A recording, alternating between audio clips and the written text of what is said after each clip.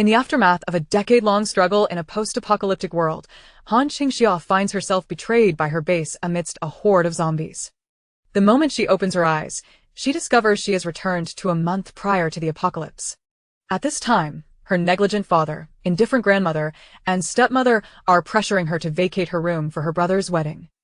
Without hesitation, Han Qingxia sells her property to them at an incredibly low price.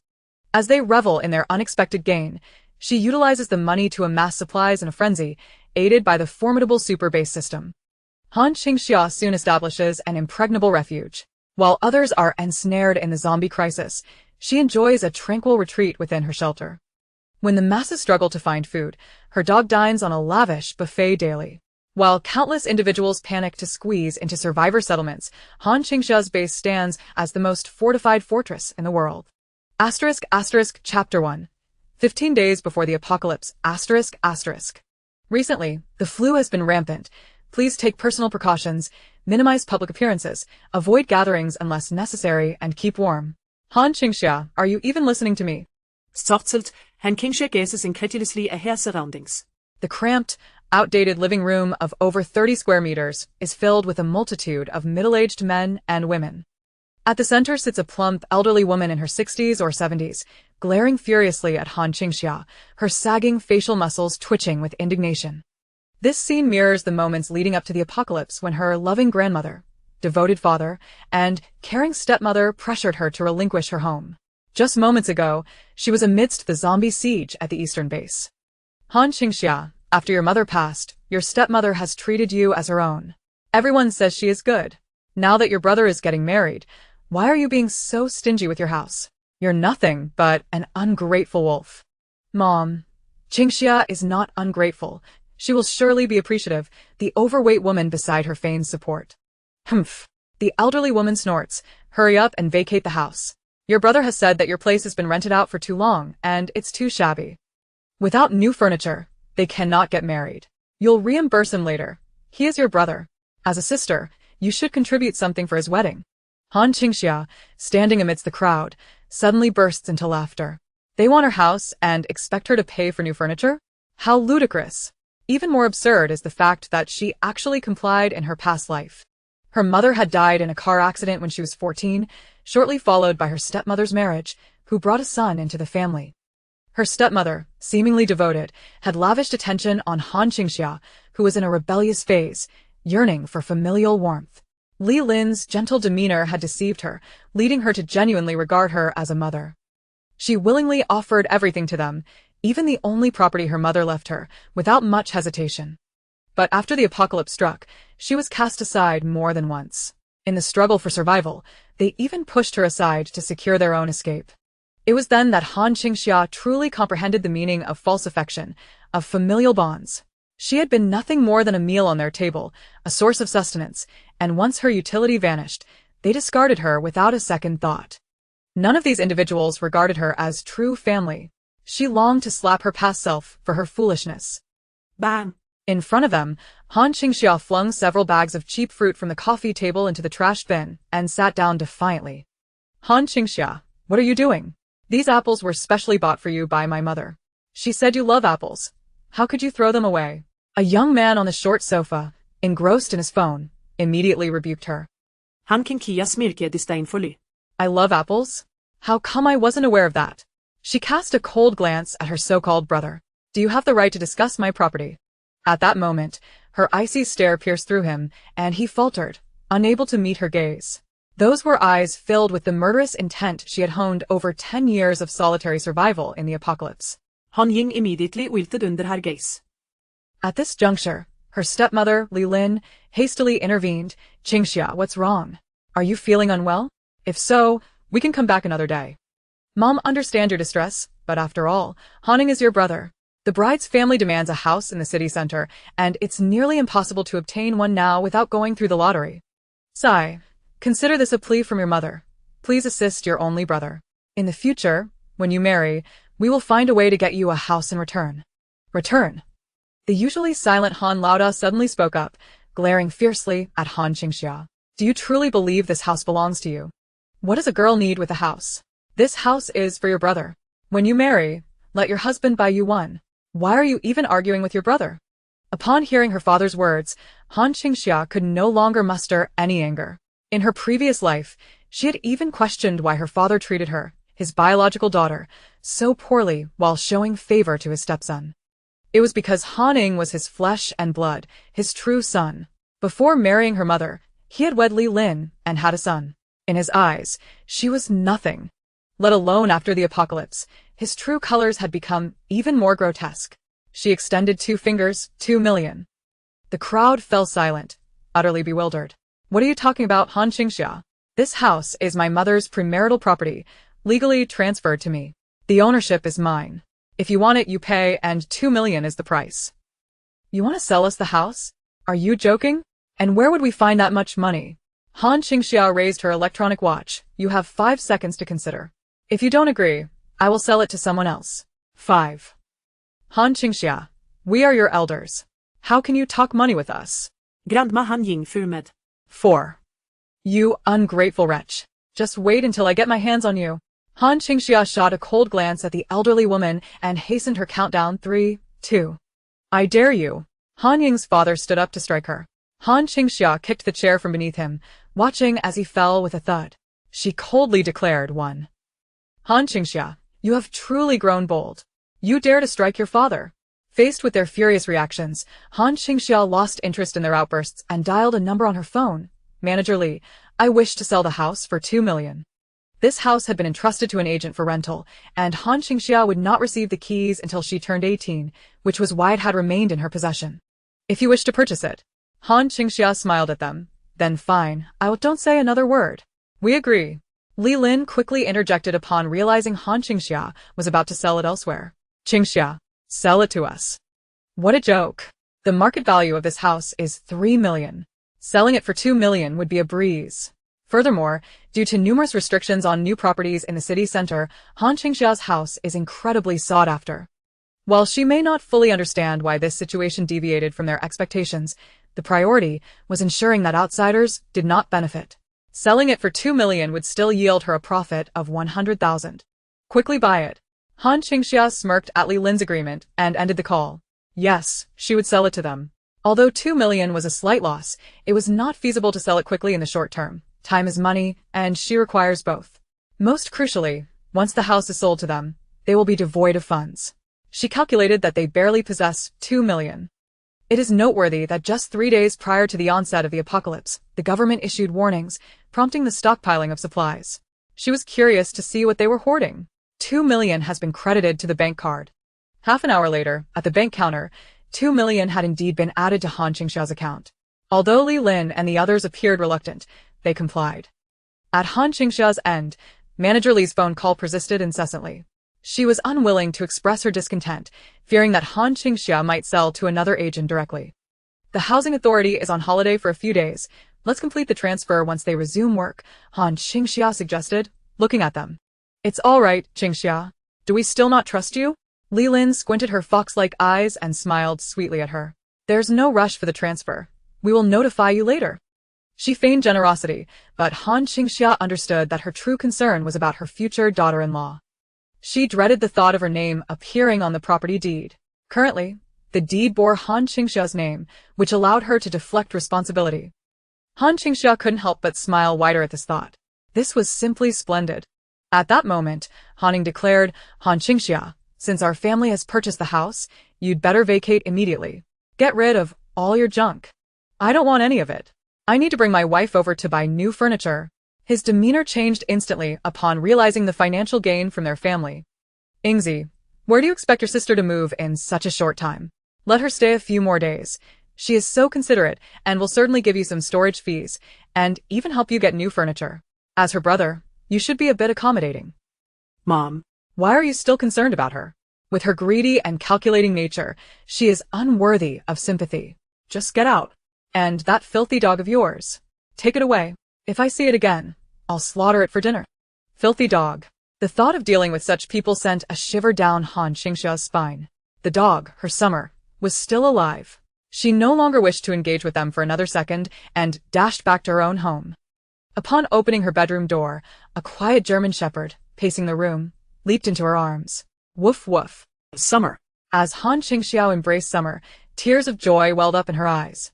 Her Summer was still alive. Summer was a retired military dog, a gift from her mother on her 10th birthday. It was incredibly perceptive, and after her mother's passing, it had been her companion through the hardest times. Her stepmother's family did not appreciate Summer.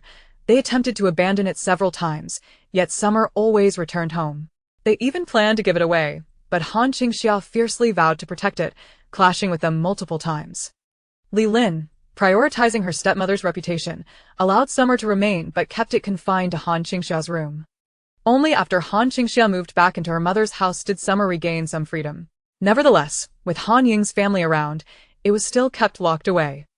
In her previous life, not long after the apocalypse began, Han Ying's family took advantage of her absence while searching for food and devoured Summer. Han Qingxia had always blamed herself for not being able to protect it. Summer. Woo woo woof. Summer licked Han Qingxia's hand. Don't worry, Summer. In this life, I will never let you be harmed again. Woof woof woof. Summer responded with a resonant bark, displaying its understanding. After ensuring Summer's comfort, Han Qingxia began preparing to pack her belongings. This apartment had been rented out for many years and had grown quite dilapidated, but the furniture was all procured by her mother during her lifetime, once quite expensive. They had lived together here when her mother was alive. Though these items were of little practical use, they were steeped in memories, and as Han Qingxia returned, her gaze lingered with nostalgia. Just then, a voice echoed in her mind. Ding. Super Lord system activated. Within 1 hour, for every item carried worth over 1,000 yuan, a reward of 1 cubic meter of space will be granted. Han Qingxia was taken aback. Her golden opportunity had arrived. Countdown begins. 59 minutes and 59 seconds. Han Qingxia could hardly believe the words resonating in her mind. She casually grabbed her phone from the table to test it. Ding. Mobile phone detected. Valued at 4,999. Reward, 4 cubic meters. In her mind, a space of 4 cubic meters appeared. Instantly, her phone vanished from her hand, materializing in that newly created void. Space. It had come. Chapter 2, Reward Space. She attempted to mentally summon the phone, and immediately, it returned to her hands. Han Qingxia was overjoyed, just as she had imagined. Having read countless novels, she recognized this as the fabled system. Han Qingxia quickly embraced this newfound power and began frantically absorbing items. She soon discerned the pricing standards within the system. It recognized items based on their original purchase prices. Even if they were worn or damaged, it didn't matter. She immediately embarked on a frenzy of packing and dismantling. Ding. Gold jewelry detected, valued at 58,000. Reward, 58 cubic meters. Ding. Water cup detected, valued at 39 yuan. Ding. Calendar detected, valued at 10 yuan. Ding. Small dust detected, valued at 369 yuan. Reward, 4 cubic meters. Ding. Rosewood table and chair set detected, valued at 25,000. Reward, 25 cubic meters. Ding. Trash can detected, valued at 15 yuan. In roughly 10 minutes, everything from shoes and hats to pots, pans, paper, pens, cups, trash cans, storage jars, collectibles, and nail clippers, anything movable, was taken by Han Qingxia. Even the rotten apples that Han Ying's family had brought over were collected and tossed in. Ding. Rotten apples, 5 kilograms, valued at 2.5 yuan. Hearing the price, Han Qingxia scoffed. Truly unfortunate. She had picked up 5-dime rotten apples, claiming they were imported, while they demanded 3 million for a house. What kind of people were they? However, she didn't despise them. A mosquito, no matter how small, is still flesh. She accepted it. Soon, everything movable in the house was cleared out, and her focus shifted to the immovable items. Ding. Toilet detected, valued at 1,999. With a determined effort, Han Qingxia removed the toilet. She had always possessed considerable strength, but compared to her previous life, where she struggled for 5 years during the apocalypse, this body felt considerably weaker. It seemed that she would need to exercise in the near future. After removing the toilet, ding. Sink detected, valued at 699. Ding. Range hood detected, valued at 2,599. Ding. Stove detected, valued at 489. Ding.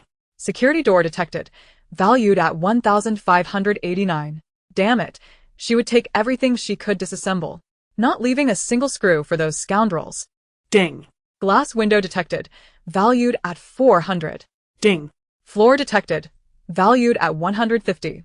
In just 1 hour, Han Qingxia had completely stripped her home. Aside from the walls, everything movable was dismantled.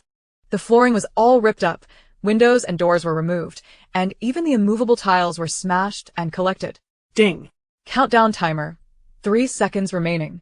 Hearing the countdown, Han Qingxia had an idea and rushed to the front door, balancing on the railing to reach a small hallway light bulb. Ding. 10-watt light bulb detected, valued at 5 yuan. Time's up. Total space acquired, 289 cubic meters. Han Qingxia, satisfied, turned to Summer and declared, "Summer, we're leaving." Shortly after she departed, Han Ying's family arrived with their newly pregnant bride at their new home. "Darling, this is our new house, centrally located, within a school district, over 100 square meters. 1 elevator, 2 households. Our neighbor's unit is still vacant, so we get to use the entire corridor. The lighting is excellent. It's the best layout in this community. And it's only 100 meters from your workplace. If you wish to move in directly, now is the time. The furniture and appliances are all included."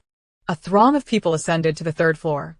Upon reaching the eastern unit, they were left utterly astounded. This. The entire residence was not merely barren. It lacked even doors and windows. To make matters worse, they had not even left a light bulb in the corridor. The new bride, Han Qingxia, turned on her heel and exclaimed, "Humph, you expect my family to undertake renovations in this mere shell of a house. I assure you, no marriage will take place unless this house is properly furnished. Moreover, my name must be included." Grandmother Han was so incensed she felt faint. She wanted to call Han Qingxia to inquire what on earth she had done. Although they had no intention of keeping the existing furnishings and planned to purchase new ones, she certainly did not expect the house to be left in such a rudimentary state. They could simply buy new furniture, as the flooring laid by Han Qingxia's mother was quite commendable. How had it come to this? Yet, they could no longer reach Han Qingxia. At that moment, Han Qingxia stood before an air raid shelter situated in a tunnel on the outskirts of An City. This shelter had been constructed within a tunnel initially intended for a mountain crossing highway, but due to insufficient funds and a government rerouting plan, the project had been abandoned. After the project cessation, the government repurposed the site as an air raid shelter. "What do you intend to do with the shelter?" inquired the agent who had accompanied her, conducting a routine check. "I am starting a business. Cultivating mushrooms," Han Qingxia replied nonchalantly. In her previous life, she had learned that there were 3 categories of air raid shelters. The first comprised the typical shelters found beneath shopping malls and residential buildings, or in underground hospitals. These locations were convenient, well-equipped, and could quickly evacuate people. However, in a zombie apocalypse, they were utterly useless. In fact, due to the high concentration of people, they were the first to fall. The second category included tunnel-style shelters and specialized national defense structures. Specialized national defense structures played a significant role in the later stages of the apocalypse, as many stable large bases were established around them. However, Han Qingxia could not rent such facilities. The tunnel-style shelters were perfect for her. They were secluded, distanced from crowds, spacious, and equipped with a sophisticated ventilation system and a heavy iron door, precisely what Han Qingxia required. Moreover, these shelters were easy to lease and remarkably affordable. The one Han Qingxia rented cost only 2,000 a year, with a minimum lease of 20 years. By paying up front for 3 years, she secured this vast shelter, equivalent to 5 basketball courts, for a mere 6,000. Upon hearing Han Qingxia's entrepreneurial aspirations, the agent looked at her as if she were an unprecedented fool, nearly bursting with laughter. It seemed there were indeed too many naive individuals. They only saw the low price without considering the remote location.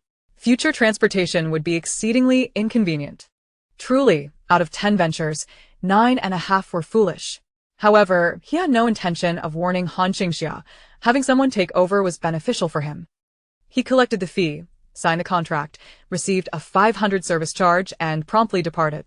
Han Qingxia silently observed the agent leave, not uttering a word. She regarded his departure with indifference, knowing she could not disclose her true intentions to him. After 10 years of survival in the apocalypse, she had learned one vital lesson: never forewarn the foolish about impending calamities, for foolish individuals themselves are the calamity. After seeing the agent off, Han Qingxia entered the shelter with Xia Tian. She conducted a thorough inspection of the premises, and aside from the original ventilation system, she was pleasantly surprised to discover that the shelter contained a well left by a previous tenant and an electrical wire. Testing the water from the well, Han Qingxia found it to be pristine mountain spring water, completely independent of the urban water supply. Once the water treatment plant became contaminated, tap water became unusable. This well would provide her with a viable water source. Moreover, regarding the electrical wire, although it was not yet connected, it indicated that a circuit had previously been laid. With the purchase of power generation equipment, she could bring this shelter to life. Chapter 3. Stockpiling supplies. At this moment, she couldn't help but recall that a considerable section of the tunnel outside was surrounded by barbed wire, much of which was dilapidated and collapsed. It seemed entirely feasible to repair that barbed wire and electrify it, thereby significantly enhancing the defensive capabilities of her shelter. This task was certainly within her capabilities. Then, a voice echoed in her mind. The Super Lord system has been activated. Please reinforce the original base. The system will reward you based on the level of reinforcement. Countdown. 15 days. Han Qingxia's eyes sparkled. As she absorbed the new mission, she heard the system announce, detection of one war dog at the base. Reward. War Dog's combat power increased 100-fold. Physical attributes enhanced 100-fold. In astonishment, Han Qingxia watched as her war dog, Xia Tian, began to transform. Its physique doubled in strength, its claws elongated and sharpened, and the signs of age that had previously marred its appearance vanished, replaced by the fierce glimmer of a predator. Woof! Woof! Han Qingxia made her way to the building materials market. She possessed a small car left behind by her mother, ensuring reliable transportation. It was time to fervently fortify her base. She located a barbed wire factory and ordered 2,000 square meters of razor wire and circular barbed wire. This type of steel wire could be wrapped around the existing barbed wire, requiring minimal effort while yielding excellent results. The cost was 7 yuan per meter, and she spent a total of 14,000 yuan. The quantity was substantial, prompting the owner to send a large truck to help deliver the materials. Han Qingxia guided them to an empty plot of land on the outskirts where they could unload. I'll call a car to pick it up later. All right. She wished to keep the location of her base concealed, and fortunately, it was now dark. After unloading the materials in the desolate area, Han Qingxia had Xia Tian keep watch while she quickly stored everything in her space, taking advantage of the secluded location. Today, her space had expanded to 289 cubic meters, and her own furniture occupied only a few cubic meters, leaving ample room for the barbed wire, which fit perfectly. Once the space was cleared, she drove back to the shelter with Xia Tian. On the way, she contemplated the necessity of renting another warehouse. Half an hour later, Han Qingxia returned to the shelter. Upon arrival, she began reinforcing a section of the dilapidated barbed wire. She meticulously wrapped and reinforced it meter by meter, with Xia Tian occasionally bringing her tools. They worked tirelessly from dusk till dawn, finally completing the reinforcement of the 2,000 meters of barbed wire. Eager to hear the rewards for her reinforcement efforts, she completed the final wrap and heard a voice in her mind. Detection of barbed wire reinforcement. Reward. Defensive effectiveness increased 100-fold. As the reward was bestowed, Han Qingxia watched in astonishment as the entire line of newly reinforced barbed wire visibly thickened, became denser, and sharpened. The razor blades she had purchased glimmered ominously, and the fine spikes had grown considerably longer. The previously flimsy wire gate had transformed into a formidable steel gate. She approached the gate and pushed with all her might, but it did not budge at all. She recalled that when she had just reinforced it, the barbed wire could effectively deter intruders, but a vehicle could still break through, or a horde of zombies could overwhelm it. Now, however, even thousands of zombies could not tear through her fortified barbed wire. Han Qingxia was thoroughly satisfied. She was eager to procure additional supplies for further fortification. However, her more immediate concern reminded her. Grr. Woof. She was hungry, and Xia Tian circled around her, clearly famished. You must be hungry too. Woof. Xia Tian whined softly. They had only eaten a little the previous day and had been busy all day without beginning their proper supply shopping. Han Qingxia then remembered that there were still some food supplies in her space. She recalled emptying the house of steamed buns yesterday, and with a thought, a steaming bag of soup dumplings appeared in her hand. Still hot?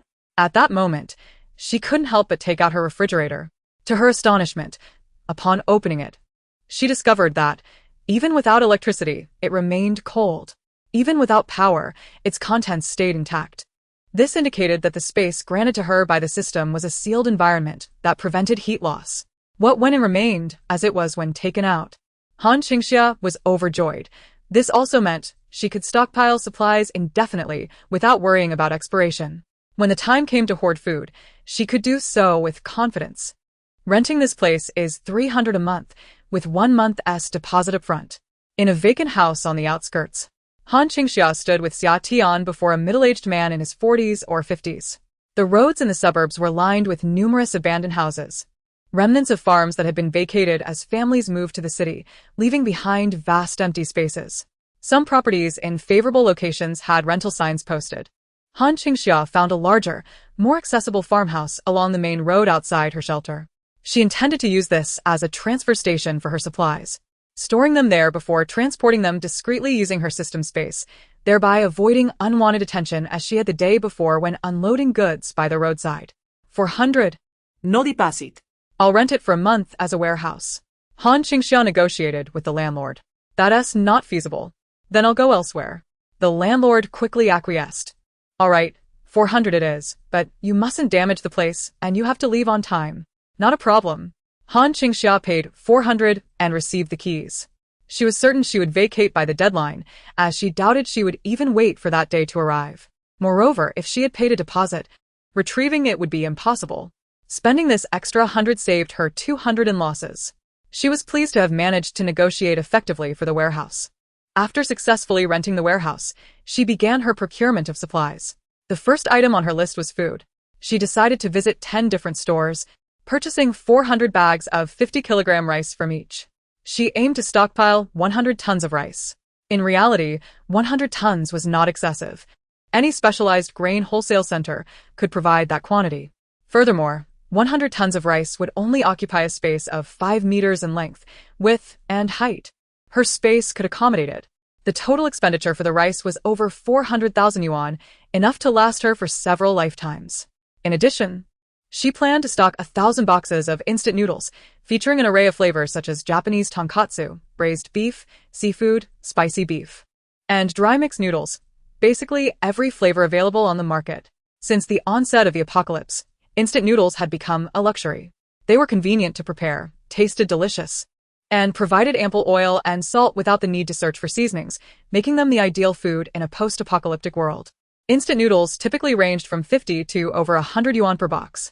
The most common box of 24 packets of braised beef noodles cost 54 yuan, while the pricier Japanese tonkatsu could reach nearly 100 yuan for 30 packets, averaging around 70 yuan per box. The total cost for 1,000 boxes of instant noodles came to 70,000 yuan. Of course, she couldn't forget to purchase some hot dogs. Han Qingxia bought 200 boxes of her favorite spicy corn sausages and placed an order for 100 boxes of pickled vegetables. These two items cost less than 30,000 yuan. After securing the most basic food supplies, her gaze shifted to self-heating meals and pre-packaged meal kits. These were extremely convenient. When she wanted to eat, all she had to do was heat them up. She visited various brand stores, purchasing 1 box of every dish they offered. 1 box of Taiwanese braised pork, 1 box of homemade tofu, 1 box of Brazilian barbecue, 1 box of sweet and sour pork tenderloin, 1 box of mushroom chicken, 1 box of minced eggplant, 1 box of kung pao chicken, and 1 box of curry chicken. The average price of these meal kits was around 7 to 8 yuan per bag. Han Qingxia bought over 20,000 bags from a dozen stores, totaling around 150,000 yuan. This quantity would allow her to have 1 bag for every meal, enough to last her a lifetime. Gathering these essential provisions would ensure that Han Qingxia would never face food scarcity again, thus granting her a modicum of security. A well-stocked granary allows for preparations beyond mere sustenance. Yet, to her astonishment, she had already expended nearly 700,000 in a single day. She possessed over 300,000 in savings, half of which stemmed from years of rental income, and having sold her property for 2 million, she now retained 170,000. Remarkably, she had yet to begin acquiring other necessities. Money dissipates swiftly. It is a relentless flow. With a contemplative gaze, Han Qingxia spread her palm, revealing a vivid red property deed before her. Calmly, she searched online for a local private lending service and placed a call. Hello. I wish to mortgage my property for a loan. Certainly. Please come to my office tomorrow at 10 for a face-to-face discussion. After hanging up, she resolved to mortgage her deed once more. A smirk graced her lips. She had scores to settle, and they would be repaid doubly. In preparation for her grand scheme, Han Qingxia exited an aging office building that afternoon, her account enriched by an additional 150,000. These small loan firms were more ravenous than vampires. She had sold her property to the Han family for 2 million, yet to the predatory lending company, she could only secure 150,000. The interest rates were exorbitant. She had signed a 7-day repayment agreement, necessitating the return of 2 million to the lending company within a week. Or they would seize her property. It was a bottomless pit, a trap designed to ensnare her. However, she remained unperturbed, for she had no intention of repaying the loan. She would no longer possess a house. The 12-day loan period aligned perfectly with impending apocalypse, allowing the lending company to confront the Han family directly. Soon, a fierce conflict would ensue between them. Both parties were formidable adversaries, yet it remained uncertain who would prevail. Regardless, within days, her property would dissolve into mere vapor. With 150,000 at her disposal, Han Qingxia scrutinized the funds deposited by the lending company. With a flicker of inspiration, she explored every lending platform available. She seized every opportunity. After a flurry of transactions, she accumulated an additional 50,000. At this juncture, her total assets reached 370,000. With her coffers brimming, she set forth to procure supplies once more. First, she visited a construction materials factory to fortify her stronghold. After purchasing 40 to 50 surveillance cameras, she sought out a vendor of generators. She required a power generation device. Generators were available in wind, hydro, thermal, and diesel variants. The first 3 were impractical, requiring intricate installations and considerable time, with limited stock requiring custom orders from specialized manufacturers. Diesel, however, proved suitable. What wattage do you require? Inquired the seller. What options do you have? 30, 50, 200 to 800, over 1,000 gets pricey. Han Qingxia gleaned the attributes of diesel generators. The smallest, 30 kilowatts, ranged in price from 10 to 20,000. Mid-range 200 kilowatts cost between 50 to 100,000. 300 kilowatts exceeded 100,000, with prices escalating exponentially for higher capacities. Generators exceeding 1,000 kilowatts began at $1 million. Opt for domestic brands. Their quality rivals that of imports, and they are often more durable and practical. Imports can be finicky with diesel. What do you intend to use it for, a restaurant? The vendor continued. Indeed. I need electricity for daily operations and lighting in my shelter. A restaurant-grade generator will suffice. Yet, she ultimately chose the most expensive and powerful option, for her system rewards would escalate with her level. I desire only the best. No compre mausis. With a lavish demeanor, Han Qingxia procured the finest generator from the store for 120,000. The vendor beamed at her extravagance. Han Qingxia requested additional items, insisting on all the small, miscellaneous items in the shop, soundproof mats, tool kits, and anything of lesser value. Without hesitation, the vendor even included the remaining 10 liters of diesel as a bonus. Upon seeing the fuel, Han Qingxia's eyes sparkled. Do you know anyone who can provide diesel at a discount? Diesel is notoriously difficult to procure, requiring identification for purchases and often limited to a few liters per transaction. Many stations refrained from selling loose fuel, catering only to vehicles. However, vendors of generators often had connections. Sure enough, after her inquiry, the vendor wore a mysterious expression and discreetly handed her a business card. If you need oil, call this number and mention my name for a discount, 2% lower than market price. Thank you. Han Qingxia accepted the card. The interconnected nature of these industries was evident. As she exited, the vendor murmured about the recent flu outbreak and its adverse effects on business. Indeed, she agreed, striding away without further comment. The flu was merely a precursor to the impending apocalypse. Within 2 weeks of the viral outbreak, infected individuals would succumb unexpectedly, and as the community grappled with their losses, the deceased would rise anew, not as they once were, but as a different breed entirely, the undead. In her previous life, Han Qingxia had been preoccupied with the marriage of Han, whose new wife had recently discovered her pregnancy. Besides financing their new furniture and renovations, she had accompanied her sister-in-law to various medical appointments. On the day the apocalypse struck, she happened to be at the hospital, waiting for test results when chaos erupted. She witnessed a patient, previously declared dead, suddenly rise and attack their loved ones. A wave of panic ensued, with those bitten transforming within minutes to join the fray. All while Han Qingxia, determined to protect her pregnant sister-in-law, bravely wielded a weapon against the encroaching zombies, guiding them to safety amidst the turmoil. Her exceptional prowess earned her the family's trust, leading to her being tasked with resource gathering and protection in subsequent crises. Yet, she would not allow herself to be a fool again. This time, she would not merely protect her family, but ensure that she was not surrounded by a pack of beasts. Han Qingxia instructed the vendor to deliver the items to her warehouse, all the while discussing the diesel arrangement over the phone. Ensuring that the delivery would arrive the next day, she instructed him to send as much as he could spare. She intended to acquire everything in stock.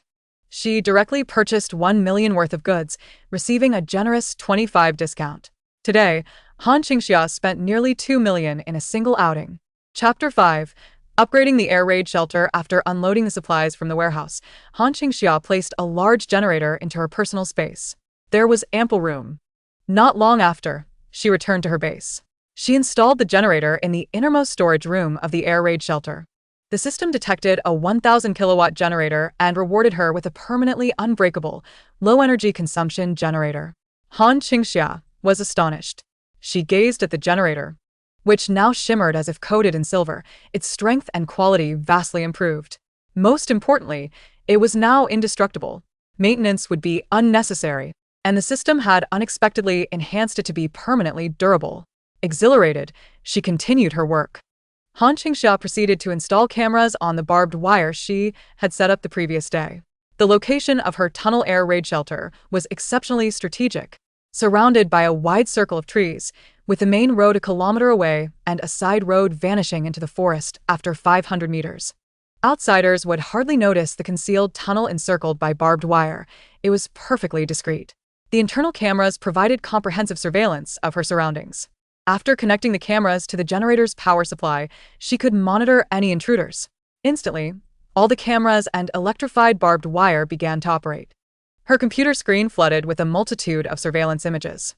Simultaneously, the system detected the monitoring and power grid systems, awarding her an upgrade. The electronic eye's surveillance range was increased tenfold, automatically detecting all living and non-living entities. The power grid system was also upgraded, capable of delivering an electric shock of up to 10,000 volts. Han Qingxia was ecstatic. The clarity of the surveillance images on her computer screen was astounding. With pixel quality improved over tenfold, she had purchased the best cameras with a 100-meter range, and now she could extend the view to 1,000 meters. She could clearly see the distant road through the gaps in the trees. At that moment, a bird attempted to land on her barbed wire. After circling for a moment, it found a perch. Suddenly, a spark flashed, and the bird fell lifelessly to the ground. Han Qingxia's eyes glimmered with satisfaction. The enhanced defenses were remarkably effective. She eagerly anticipated who might dare to intrude upon her base. Death awaited them at her doorstep. Summer, stay away from the barbed wire in the future, do you understand? Woof. With the upgrades, Summer had grown stronger and more intelligent, exhibiting a heightened awareness. Han Qingxia affectionately ruffled his fur and shared a meal with him, having retrieved food from her space. After dining, she resumed tidying her base, discovering that organizing the air raid shelter also yielded rewards, such as cleaning the well and removing weeds. The system detected the well's upgrade, rewarding her with an independent mountain spring of pure water. The reduction in weed coverage also earned her high-quality soil, increasing crop yields 100-fold and accelerating growth tenfold. Seeing this, Han Qingxia felt invigorated. A clean water source and fertile soil would ensure her base continued to strengthen and improve.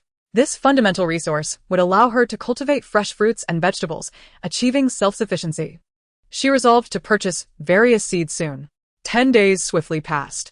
With the apocalypse looming just 3 days away, Han Qingxia had been running 10,000 meters around the air raid shelter each morning, significantly enhancing her physical condition while familiarizing herself with the terrain. She had become well acquainted with the surrounding landscape. Her tunnel air raid shelter was positioned within a mountain, encircled by a protective barrier of barbed wire built from the hillside. The point where the wire connected to the mountain was a steep cliff, making it exceedingly difficult to circumvent. Approaching from the opposite side of the mountain posed an even greater challenge. The rear terrain was significantly steeper, filled with thickets and trees, making it hard for even professional climbers to infiltrate. Her only concern was the risk of wildfires. Forest fire prevention was crucial and notoriously difficult, unless Han Qingxia cleared a significant area of trees to create a buffer zone. However, deforesting would expose her location. After careful contemplation, she began to clear away dead branches and leaves surrounding her perimeter. Trees were to remain untouched. Cutting them down would easily reveal her presence. In the apocalypse, humans posed the greatest threat. Avoiding human encounters was far more reliable than preemptively tackling potential disasters they might bring. Moreover, forest fires were not easily ignited. The dampness of the forest meant that clearing debris could effectively mitigate the risk. Centered around her base's protective barrier, Han Qingxia cleaned a designated area. Just then, a voice echoed in her mind. The fire hazard has been reduced. Reward, an area that will never ignite. Han Qingxia was elated. The safety of her air raid shelter had been significantly enhanced. With her greatest concern alleviated, she devoted her energy to other tasks. For every inch she cleared, she received rewards. Every reinforcement to her base's defenses resulted in heightened security. Her base was rapidly fortifying. In the following days, her deliveries arrived in succession. After completing her daily tasks in the air raid shelter, she would visit the warehouse at night to retrieve her items. She instructed the delivery personnel to place everything in her warehouse, where she had installed a large surveillance camera at the entrance, with Summer on watch inside. In this peaceful era, even without supervision, people were unlikely to act maliciously, especially with a fierce dog guarding the premises. The delivery personnel would unload their cargo one truckload at a time before leaving. At night, Han Qingxia would collect the items using her space, transporting them back to her base. The system detected that the warehouse was now full. Her inventory included 100 tons of rice, 1,000 boxes of instant noodles, 200 boxes of sausages, 100 boxes of pickled vegetables, and over 20,000 cooking kits, all neatly stacked in the innermost large storage room of her air raid shelter. Reward: Super Warehouse. Food storage is permanently sealed for freshness. In an instant, the large warehouse door transformed into a robust bank vault door, impervious even to professional demolition tools. Only Han Qingxia's iris recognition could unlock it. Upon opening the door, she found the items meticulously categorized and organized, with the most crucial feature being its ability to maintain eternal freshness. Chapter 6. Stocking fruits, trees, fish, and meat. Additionally, a batch of seeds Han Qingxia had ordered arrived. She had purchased a variety of common crop seeds and saplings. Almost all vegetable seeds were ready for planting, while sweet potatoes required seedlings. The seeds were remarkably affordable, especially the sweet potato seedlings. After placing a substantial order at the largest seed store, she inquired with the owner, who graciously gifted her several seedlings. For fruit trees, it was best to buy mature saplings with a longer age. Cultivating fruit trees from seedlings was labor-intensive and time-consuming, while purchasing 10-year-old saplings was quite economical. A top-quality 10-year-old Fuji apple sapling cost only 70 to 80 yuan. Han Qingxia bought a large quantity of 10-year-old saplings in one go. What an array of fruit saplings! Apple, fig, jujube, pear, mulberry, cherry, orange, plum, yuami, walnut, chestnut, hazelnut, peach, pomegranate, and persimmon, 3 of each. This diverse selection ensures a continuous harvest throughout the seasons while guaranteeing their survival. She purchased over 100 saplings for merely 6,000 yuan, occupying an area of less than half an acre, specifically the vacant space to the right of her air raid shelter. To the left, she constructed a state-of-the-art plastic greenhouse, where she sowed various vegetable seeds: bok choy, cucumber, eggplant, carrot, tomato, cabbage, scallion, kale, and green beans. While many vegetable varieties can be conveniently cultivated from seedlings, considering that buying seedlings leads to only one harvest, she decided to start from seeds herself. Potatoes, of course, can simply be grown from tubers. Fortunately, her land is of exceptional quality, ensuring robust growth with minimal effort on her part. In just 10 days, her air raid shelter underwent a remarkable transformation, appearing revitalized both inside and out. As time progressed, only 3 days remained until the apocalypse. After planting the last tree, she pondered what else she might require for her self-sufficient, secluded life, perhaps some chickens, ducks, and fish. Despite having an abundance of meal kits, nothing compares to fresh food. After days of consuming meal kits, she felt a longing for something more. Raising her own poultry and fish would allow her to indulge in fresh meat whenever she desired. With this thought, she promptly drove to the farmer's market. As usual, she left summer items in her warehouse for the supplies to be delivered later. Having not ventured into the city for several days, she immediately sensed an unusual atmosphere upon her return. Everyone wore masks, their faces reflecting anxiety. "Young lady, please hurry. I need to close up soon." She heard at a stall selling live chickens and ducks. Glancing at the dozen or so birds, both male and female, they appeared to be well kept. "Can you give me a discount? I'll take them all." Upon hearing this, the vendor's eyes sparkled. "You want them all? Well, I'll sell them to you at 10 yuan per jean. Normally my chickens are 15 and ducks 11. There were a total of 26 chickens and ducks, averaging 6 to 7 jean each, costing her over 1,900 yuan. After arranging for the vendor to deliver the poultry to her warehouse, she continued her shopping. As she wandered through the market, she spotted an abundance of fresh fish. Inspired, she realized that the air raid shelter had a water source, allowing her to dig a small pond. She purchased over 30 fish, including carp, crucian carp, silver carp, and grass carp, as well as over 40 jean of fresh shrimp. She particularly adored shrimp, relishing dishes like fried shrimp in oil, sweet and sour shrimp balls, and shrimp scrambled with eggs. To facilitate the transport of her fish and shrimp, she paid extra for a large plastic tank and oxygen generator, providing the warehouse address for delivery. The total expenditure for her aquatic purchases amounted to over 3,000 yuan. Continuing her shopping spree, while live pigs and cattle were unavailable, she had the advantage of a refrigerated warehouse. She placed an order for 1,000 jean of pork and 500 jean of beef at a meat stall, a considerable quantity. After urging the vendor to expedite the order, he decided to make a trip to the slaughterhouse, ensuring delivery to her warehouse the same day.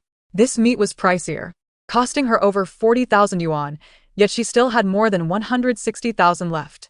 After circling the farmer's market, hoping to acquire more fresh items, she found many stalls closing down.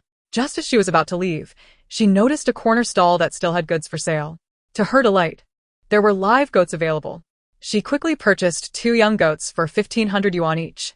The seller had previously raised them for goat milk, but due to poor market conditions, was selling off the remaining stock, and fortunately for her, she acquired the last 2. "Young lady, hurry home with your purchases. There's an outbreak of flu. It's best to stay indoors," the vendor advised after receiving her payment. She nodded in acknowledgement, well aware of the situation, as she always wore a professional-grade mask when venturing out. However, the flu was not the source of the zombie virus. It merely weakened human immunity, allowing the virus to infect the vulnerable. After a decade of surviving the apocalypse, she had gradually learned these truths, though the origins of the zombie virus remained a mystery to her. Some claimed it was a divine game, as the virus brought about significant changes in humanity. Not lingering longer at the market, she arranged for the goats to be taken to her warehouse and decided against further delays. With less than 3 days until the viral outbreak, she planned to remain indoors. However, before returning, she was determined to spend every last yuan. She found a secluded spot without surveillance to store the 2 goat kids in her space, then drove away from the market. Along the way, she stopped at a farm supply store and acquired a complete set of essential tools, purchasing 20 shovels. Many are unaware that shovels possess formidable combat capabilities among farming tools. In wartime, families without weapons would resort to their own shovels. In rural disputes, wielding a shovel is no trivial matter. Modern military-grade shovels are directly evolved from the humble shovel. Especially in an apocalypse, cold weapons often prove more effective than firearms. Stocking up on shovels provided her with adequate weaponry for the time being. Additionally, she acquired baseball bats, which also possess considerable striking power. Chapter 7. Raiding the shopping mall. Han Qingxia entered a sporting goods store, purchasing several of the sturdiest baseball bats available while also acquiring an array of adventure gear, flashlights, helmets, armor, protective gear, tents, protective suits, and tactical clothing. This shopping spree totaled over 20,000 yuan. Moreover, the store offered emergency kit supplies, such as tweezers, pliers, bandages, thermometers, etc., reminding her to visit a pharmacy. After leaving the outdoor equipment store, she stocked up on common medications, cold medicine, hemostatic agents, fever reducers, vitamins, bandages, alcohol, and iodine. She had no interest in prescription medications, as they were unnecessary for her. Emerging from the pharmacy, it was already early evening, around 5 or 6 o'clock. The city was aglow with dazzling neon lights. By now, Han Qingxia had successfully gathered all essentials: food, drink, shelter, and supplies, ensuring her basic needs were met. All that remained was to replenish her stock of everyday necessities. With 157,000 yuan still in her possession, she decided to indulge herself. She would enjoy a lavish feast in this bustling world before the apocalypse struck. Han Qingxia first treated herself to a meal at a Michelin-starred restaurant, a luxury she had never before afforded.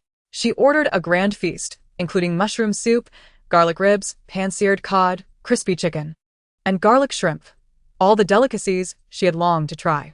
Han Qingxia relished a delectable garlic shrimp fillet steak and promptly requested the kitchen to prepare 10 portions for her to take away, intending to share some with Xia Tian. After checking into a suite at the hotel, she ventured downstairs to the bustling shopping mall. The mall was a treasure trove of diverse merchandise, with an array of enticing food options. Accustomed to hardship, Han Qingxia first explored the food court, where the tantalizing aromas of egg waffles, takoyaki, Hong Kong-style cakes, meat floss pastries, fried skewers, fried chicken, pork chops, oden, ice cream, milk tea, and Cantonese desserts beckoned her. Faced with such an abundance, she felt overwhelmed by the desire to purchase everything. However, both time and funds were limited, rendering many of these luxuries extraneous. Yet, at this moment, she could indulge freely.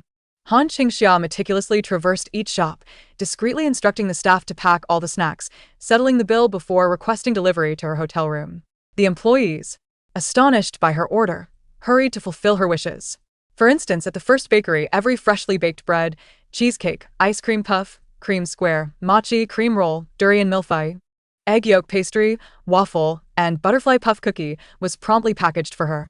At the Korean fried chicken outlet, she ordered an assortment of flavors including sweet and spicy, amber sauce, garlic soy, and honey mustard, requesting everything from boneless chicken pieces to whole chickens. At the milk tea shop, she sampled every flavor available, from milk tea to fruit tea, ice cream tea, milk cap tea, and slushes. After settling the payment and providing her address, she departed without drawing attention. In this shopping spree, she spent over 200,000. Each shop stock typically amounted to around 10,000, while those she deemed unnecessary, like the cold noodle and egg waffle shops, required only a modest sum. With her substantial expenditure, she had thoroughly swept through the snack shops on the second and third floors of the mall. Following her culinary exploration, she descended to the supermarket, a must-visit destination. Maneuvering 2 large shopping carts, she navigated the expansive warehouse-style supermarket. At checkout, her carts brimmed with a variety of items, each selected singularly: a bag of chips for every flavor, 1 packet of cookies and candies, and a bottle of each beverage, alongside a selection of ready-to-eat meals such as grilled sausages, roasted chicken, grilled fish, sushi, and rice balls. She also acquired marinated chicken, pork chops, and fish fillets for hot pot, as well as essential daily necessities like toiletries, face cream, and even feminine hygiene products, not to mention a washing machine, robotic vacuum, and refrigerator, all deemed necessary investments. Previously, such considerations would have been unthinkable, but now that she possessed wealth, she felt compelled to spend. After pushing her 2 full carts to the checkout, Han Qingxia approached the manager, requesting all the inventory of the items in her carts, excluding the appliances. However, she underestimated the stock and pricing. Before she could finalize her order, her funds were depleted, 1,300,000, and she had only acquired a third of her intended purchases. Frustrated, she reflected on how previously basic food supplies had been inexpensive, yet these processed items were priced exorbitantly. Observing her dwindling account balance, she resolved to settle for what she had, planning to create her culinary delights from scratch in the future. She provided her address to the manager and inquired if the goods could be delivered today. The manager assured her it was entirely feasible.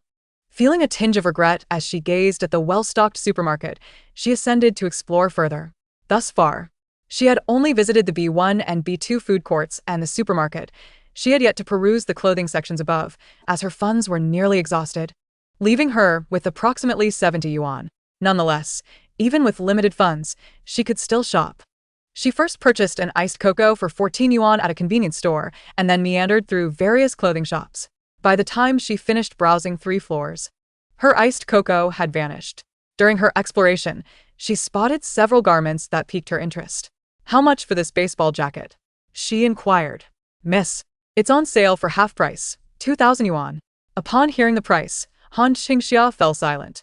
2,000 yuan, even at half price, was exorbitant for her.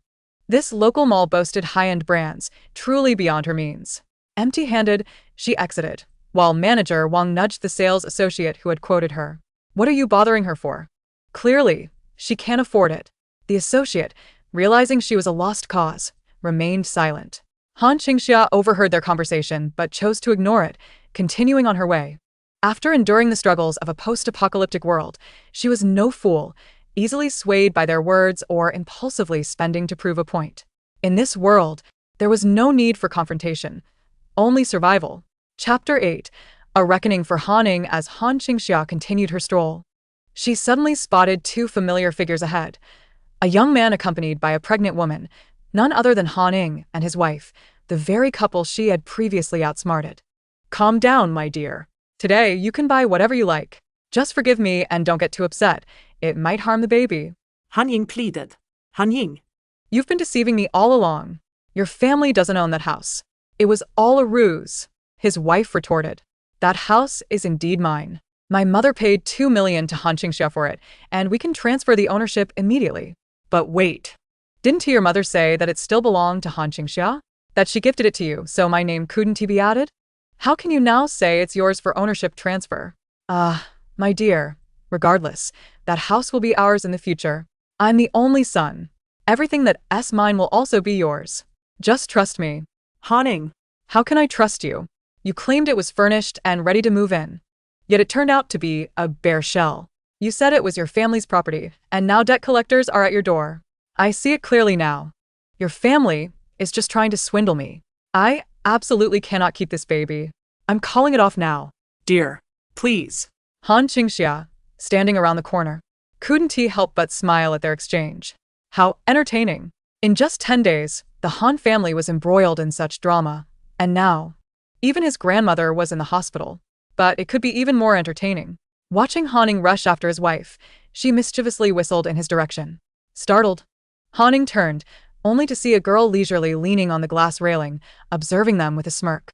It was none other than Han Qingxia. Instantly recognizing her, Han halted, torn between pursuing her or chasing after his wife, who had already descended to the next floor. Dear, wait. Caught between his wife, who was intent on terminating her pregnancy, and Han Qingxia, Han felt an overwhelming urge to split himself in two.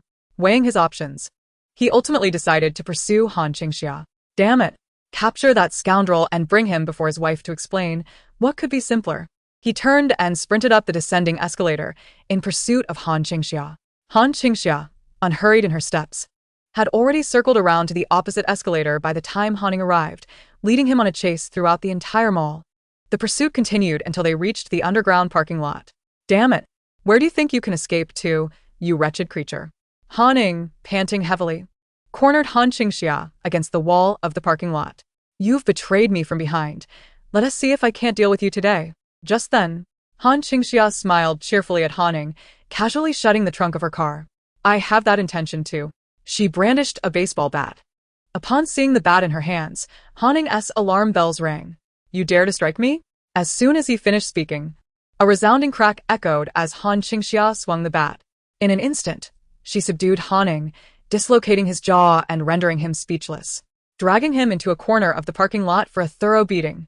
After 10 years of survival in the apocalypse, she had mastered various combat techniques. She could send a grown man to his end in just 3 moves. However, she showed remarkable mercy towards Han. She dragged him to the corner and pummeled him for half an hour, breaking his arms and legs, striking only the most painful areas without taking his life. Half an hour later, Han lay on the ground, barely conscious. Han Qingxia leaned against the car door, kicked his lifeless form, and bent down to retrieve his phone from his pocket, stepping on his head to call for an ambulance. Look how kind I am, even calling for help for you. You should thank me. Han nearly spat blood upon hearing this. Damn it. If only she would remove her foot from his head for a moment. He might have accepted her kindness. I'll be damned. Feske, such ingratitude. You might as well take care of yourself in the hospital.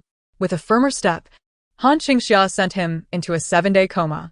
She quickly tidied up the scene, extracting all of Han Ying's identification information. This was to ensure that the hospital could not identify him when they called the authorities. She also transferred all the money from his WeChat and Alipay accounts to her phone, utilizing his fingerprint for the transactions. After completing these tasks, she transported him to the bar street outside the parking lot. The location from which she called for help was also on the bar street. It wasn't too long before the ambulance arrived, and she blended in with the crowd as they carried Han away. Calmly, she stood under a lamppost and sent a message to his parents using his phone, informing them that he had been attacked and urging them to go to the hospital. After this, Han Qingxia sold his phone to a nearby mobile shop. Even if they reported him missing, it would be at least 3 days before they could trace it back to her. And by the time they connected Han's whereabouts to her, it would be too late. After confronting Han Qingxia found herself $3,000 richer. With this money, she replenished her supplies, emptying several shelves at a convenience store outside the mall and loading her items into her cart. Just as she was about to leave, the door of her car burst open, and a man collapsed onto it. Han Qingxia's gaze darkened as a group of stylishly dressed men and women approached, lifting the incapacitated man. "Apologies, miss, my friend is drunk." One of the tattooed men waved at Han Qingxia, offering an explanation. After propping the unconscious man up, the group departed, laughing and joking. "Damn it. Lao San went down after just 2 drinks. He claims he can drink 1,000 without getting drunk. I remember he used to hold his liquor well. Maybe he has weakened after marrying." Ha ha. The laughter echoed around. Han Qingxia leaned against her car window, observing the group as they left. Her gaze falling upon the young man, being supported in the center. His head hung low, his body rigid, and his companions held his limp, pale hands. However, it wasn't too long before the young man regained consciousness. What just happened to me? "What's the matter? You got drunk. You're pathetic. How much did you even drink?" "Must be the stress from work. I need to head back." "Head back to what?" Keep drinking. "We're not leaving until we're all drunk." The group continued their banter as they walked away, while Han Qingxia's expression grew increasingly profound. She glanced at her phone to check the time. Today is the 9th. The outbreak of the zombie virus in my previous life occurred on the 11th. The apocalypse was upon us. Returning to her hotel room, she found it already cluttered with supplies. She had previously informed the front desk to send up her items, and upon opening the door, she was greeted by the sight of a room filled with goods, including warm fried chicken.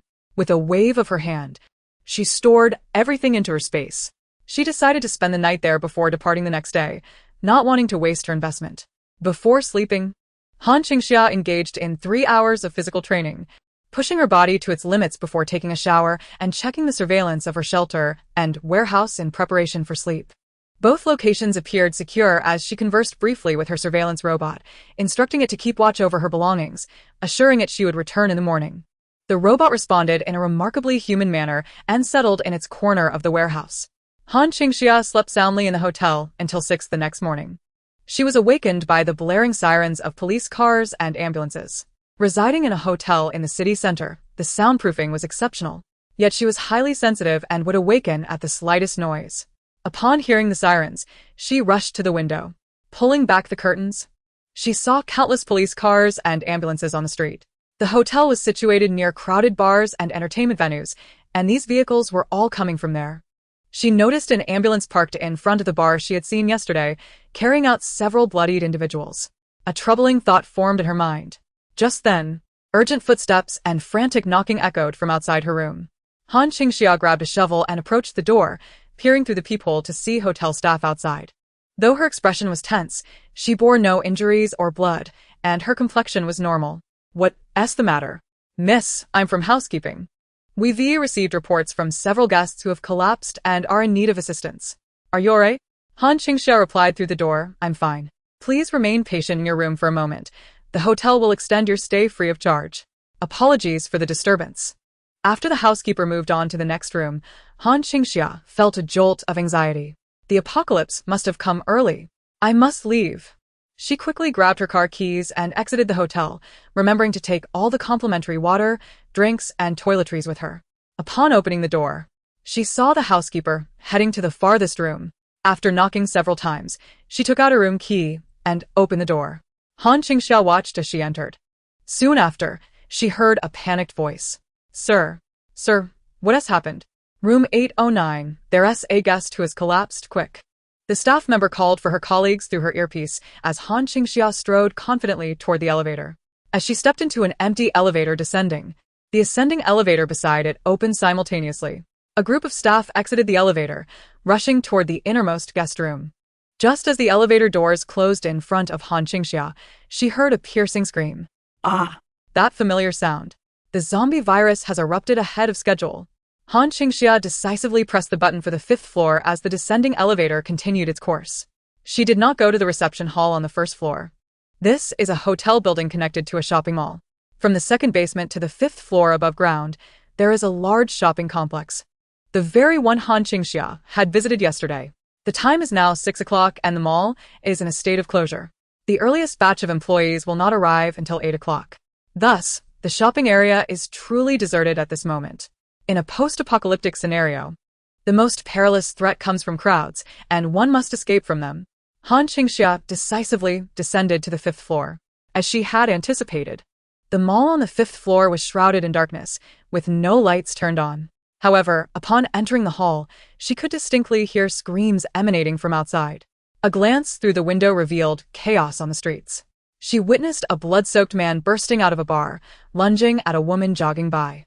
He attacked her abdomen and, once down, viciously tore into her belly. The woman cried out in agony, unable to defend herself against his savage assault. Her insides laid bare as he feasted upon her heart and lungs. As dawn broke at 7 o'clock, the city was sparsely populated, with only police cars and ambulances in action. One police vehicle, upon witnessing the incident, immediately halted to restrain the man. Meanwhile, the woman, saved but lying in a pool of blood, began to convulse unnoticed. After several spasms, she suddenly lay still. Miss, are you still?" The woman abruptly opened her lifeless, murky eyes and lunged at her would-be rescuer. The scene erupted into chaos. Han Qingxia observed this from the 5th floor window. This was the apocalypse, the end of days she was most familiar with. It had indeed arrived, a full day earlier than expected. Welcome to the era of desolation. Han Qingxia turned and raced towards the 5th floor, aiming to descend to the B2 parking lot via the escalator, avoiding all elevators. As she sprinted through the deserted mall, her attention was captured by the array of goods before her. Supplies. How could she leave empty-handed after stumbling upon this treasure trove? She intended to seize as much as she could. Suddenly, a voice echoed in her mind. Ding. Superlord system activated. Time limit, 2 hours. For every 10,000 yuan worth of supplies collected, gain 1 cubic meter of personal space. Clutching a baseball bat, Han Qingxia exclaimed, "What divine assistance this is!" With a shattering crash, the glass before her was smashed. Han Qingxia charged in with open arms, and everything she touched vanished into thin air, directly entering her space. At that moment, she was utterly unconcerned about surveillance cameras capturing her actions. After all, who would bother with cameras in the apocalypse? Ding. Detected 279 items of fashionable women's clothing, valued at 650,000 yuan. Reward, 65 cubic meters. Ding. Detected 144 items of fashionable men's clothing, valued at 580,000 yuan. Reward, 58 cubic meters. Ding. Detected 489 bridal gowns, valued at 1,890,000 yuan. Reward, 189 cubic meters. Whether it be men's, women's, children's clothing, undergarments, shoes, bags, or bridal dresses, Han Qingxia desired it all. This foray into resource gathering was far more exhilarating than her previous relocation. Even if her home had been meticulously cleaned out, the bounty this time was overwhelming. Each store brimmed with goods worth hundreds of thousands or even millions. She pillaged from shop to shop, leaving behind an immaculate path. Chapter 10. Zero-cost rampage in the mall. Approximately an hour later, Han Qingxia had completely ravaged the luxury boutiques across several floors. She spared nothing. From women's, men's, and children's apparel to sportswear, shoes, bags, watches, cosmetics, and even high-end jewelry and diamonds below. The latest Pineapple smartphones and computers were eagerly absorbed into her collection. In America, there is Apple. In China, there is Pineapple. She indulged in luxury skincare products like SK2, the little light bulb, and La Mer, items she could never afford before. She amassed designer bags and luxury goods that had previously required a purchase to match. The dazzling diamond rings and gemstones in the display windows were greedily absorbed. Her personal space expanded to over 10,000 cubic meters in the blink of an eye. While the prices in high-end stores were steep, with a single bag costing tens of thousands, the inventory was limited. Many luxury shops only displayed a fraction of their stock, as customers often had to order items due to the high price tags and lack of inventory. Surprisingly, there were no ultra-premium luxury items priced over $1 million in this mall. Otherwise, her space would have surged dramatically. Luxury goods truly held immense value. Han Qingxia proceeded to the underground food court. She had already raided this area yesterday, and although spending money felt wasteful, it ultimately saved her time, a precious commodity now. With the zombie virus just having erupted, everyone was in a state of confusion. She needed to complete her looting within these 2 hours and escape before the transport broke down. Had she not spent money yesterday, she would have had to hastily bypass these scattered, inexpensive shops. As she dashed through the food court, she managed to grab a few items: an oven, an ice cream machine, and a coffee maker, things she could use to create culinary delights at home. Sprinting past these areas, she soon arrived at the massive supermarket she had visited the day before. Yesterday, she had spent over $1 million here, acquiring only a fraction of its bounty. The resources within were abundant. Han Qingxia vaulted over the barricade and leaped into the supermarket, where she looted with unprecedented speed. She directly scoured the shelves, absorbing items. One shelf filled with chocolates, another with cookies, and yet another with potato chips. She charged into the kitchen area for prepared foods and sausages. In the raw and cooked sections, she dashed into their back kitchen, grabbing frozen hams and fresh roasted chickens. Everything she had not purchased yesterday was being seized in this moment of reckoning. In less than half an hour, she had completely emptied the colossal warehouse supermarket. As she continued her spree, she noticed employees on roller skates swiftly gliding through the aisles while she collected goods. After clearing the supermarket, she had 20 minutes remaining. At this point, Han Qingxia noticed the internal elevators. Such large supermarkets have their own storage facilities. She entered the staff elevator. As the doors creaked open before her, she was met with rows upon rows of box supplies, hundreds of boxes of premium rice, imported snacks, hundreds of boxes of beverages and condiments, hygiene products, and more. This was the supermarket's warehouse area. Han Qingxia now understood why she had managed to take away over $1 million worth of goods yesterday. There was indeed so much more. Gliding on her roller skates through the maze of boxes, she left behind empty aisles. As the 2-hour countdown from the system concluded, she, drenched in sweat, cracked open a cold cola and took a sip, surveying the now empty warehouse. This trip had yielded over 14,800 cubic meters of space. While this amount may seem modest, 14,800 cubic meters is roughly a cube measuring 25 meters on each side. It is also quite substantial, akin to a 10-story building's volume. Yet, the hoarded supplies only filled a mere 1%, not even enough to fill a single floor. And now, the largest mall in the city had been completely ransacked by her. All the resources lay within her personal space. Han Qingxia revealed a satisfied smile. She changed into her running shoes, discarded the empty cola bottle in the deserted warehouse, and took the internal elevator back to the supermarket, then exited through the employee stairs. Time to clock out and head home. She did not use the elevator, but ensured it was summoned to her floor before pressing the button for the B2 parking lot, descending in sync with her own rhythm. As the elevator emitted sounds both ascending and descending, one could only dread the possibility of dangers lurking in the parking lot, especially with the undead being drawn to such noises. In a swift and graceful manner, Han Qingxia descended the employee staircase. Upon reaching B2, she found the elevator she had called arriving just in time. With a chime, she observed a woman, initially intent on rushing into the employee elevator, pivot towards it, crying out for help. "Help! Help me!"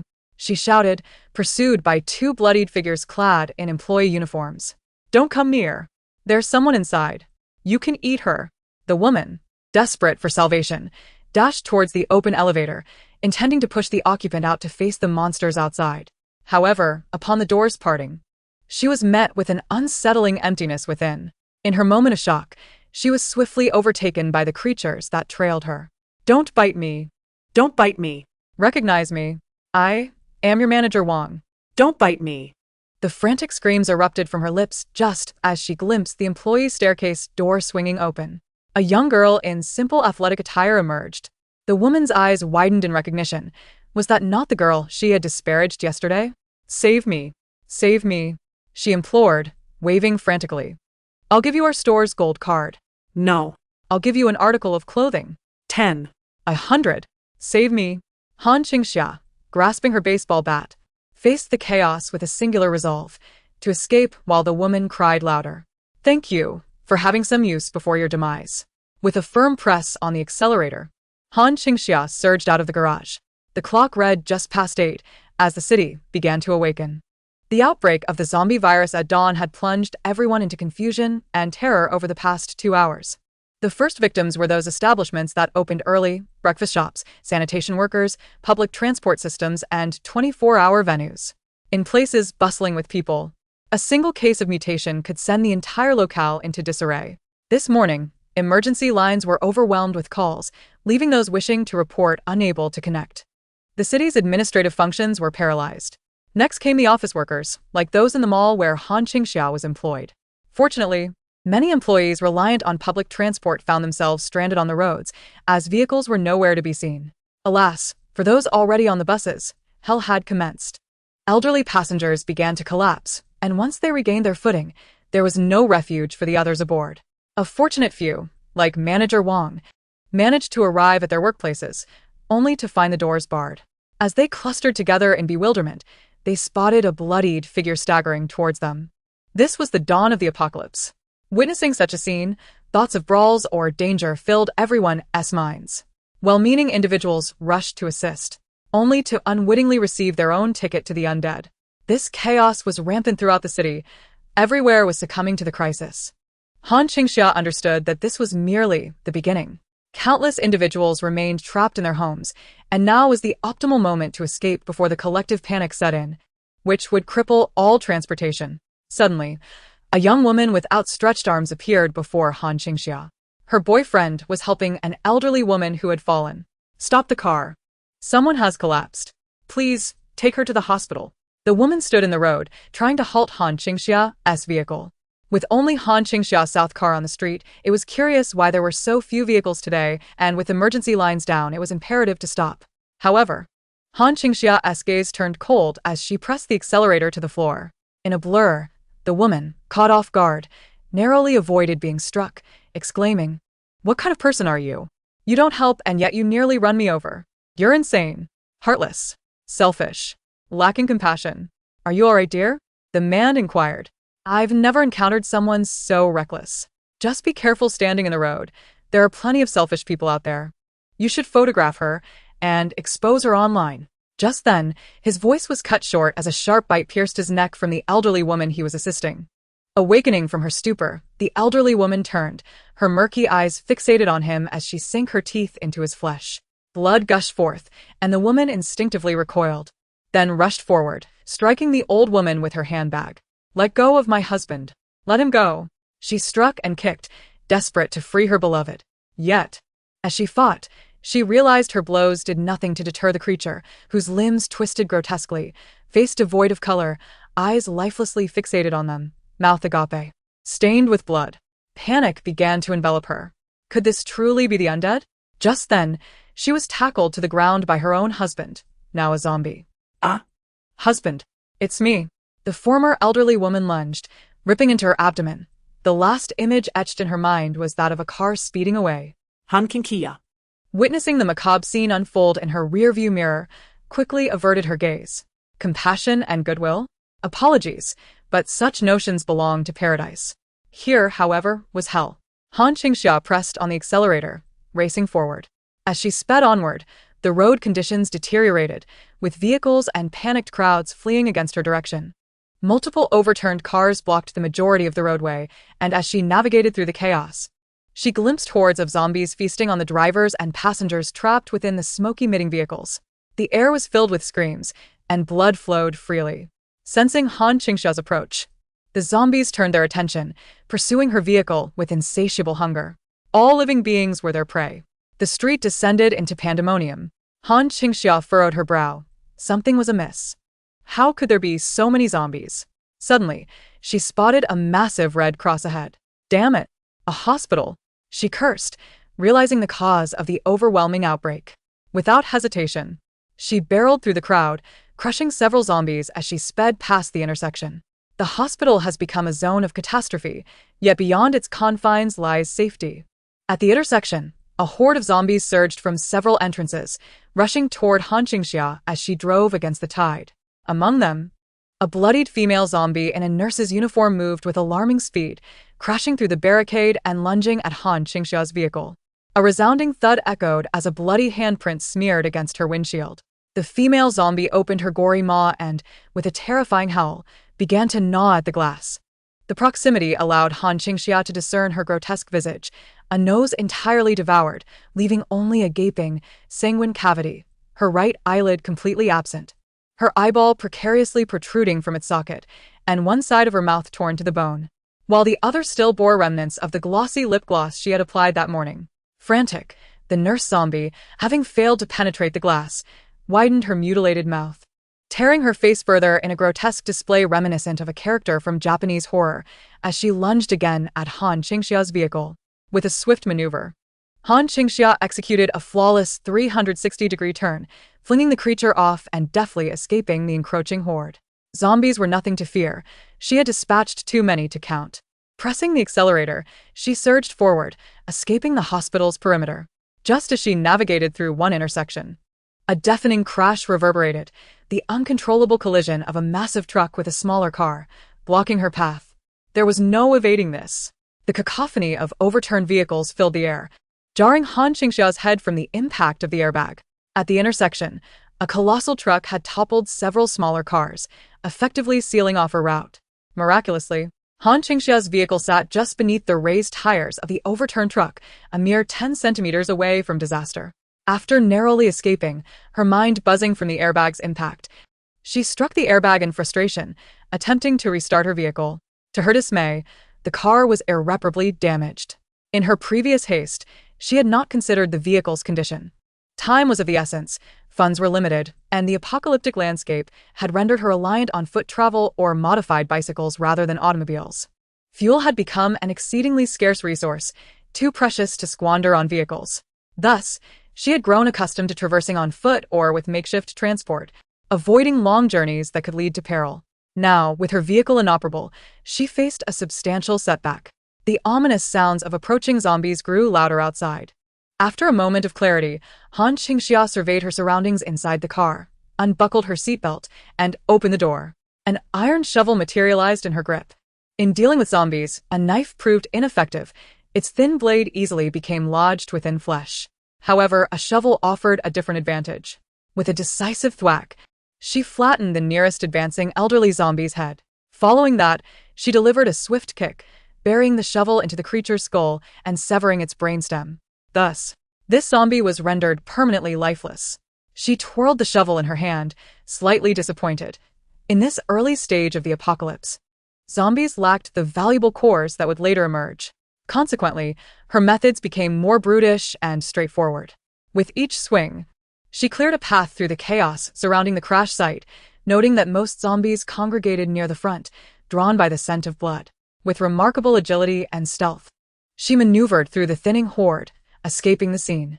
Just as she approached the edge of the intersection, she heard a terrified scream from a nearby vehicle that had also been struck but still contained living occupants. A luxury sports car. She's a killer.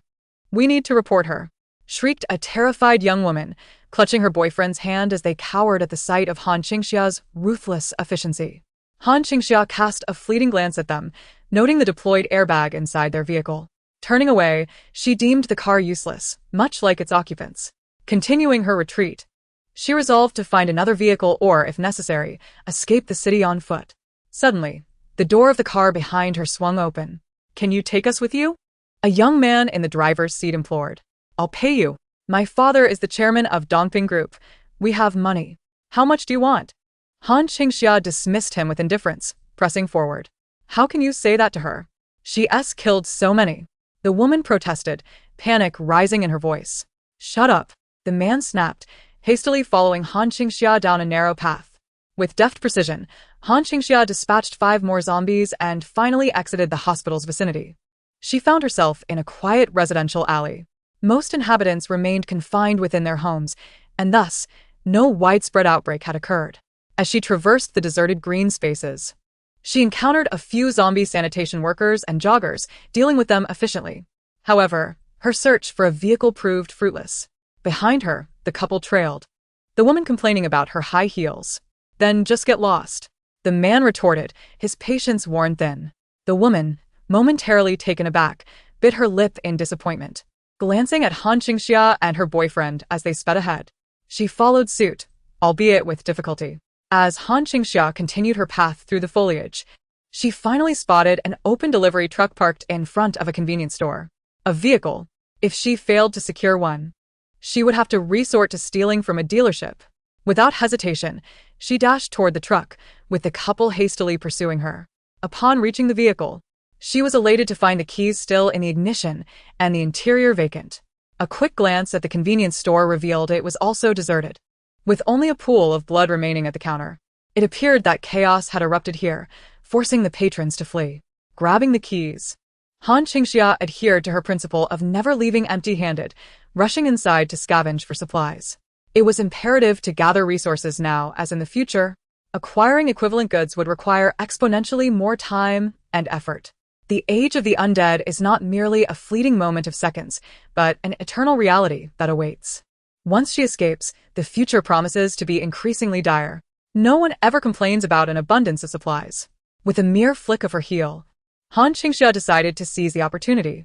By the time the two little followers trailing her rushed in, the convenience store was nearly devoid of anything but the items at the front counter.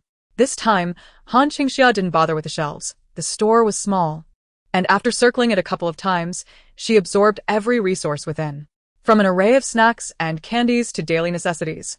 And even her beloved convenience store exclusive rice balls, sushi, boxed meals, bread, cakes, and ice cream, everything was swept into her grasp. The drinks were also mostly depleted. Is this a newly opened convenience store?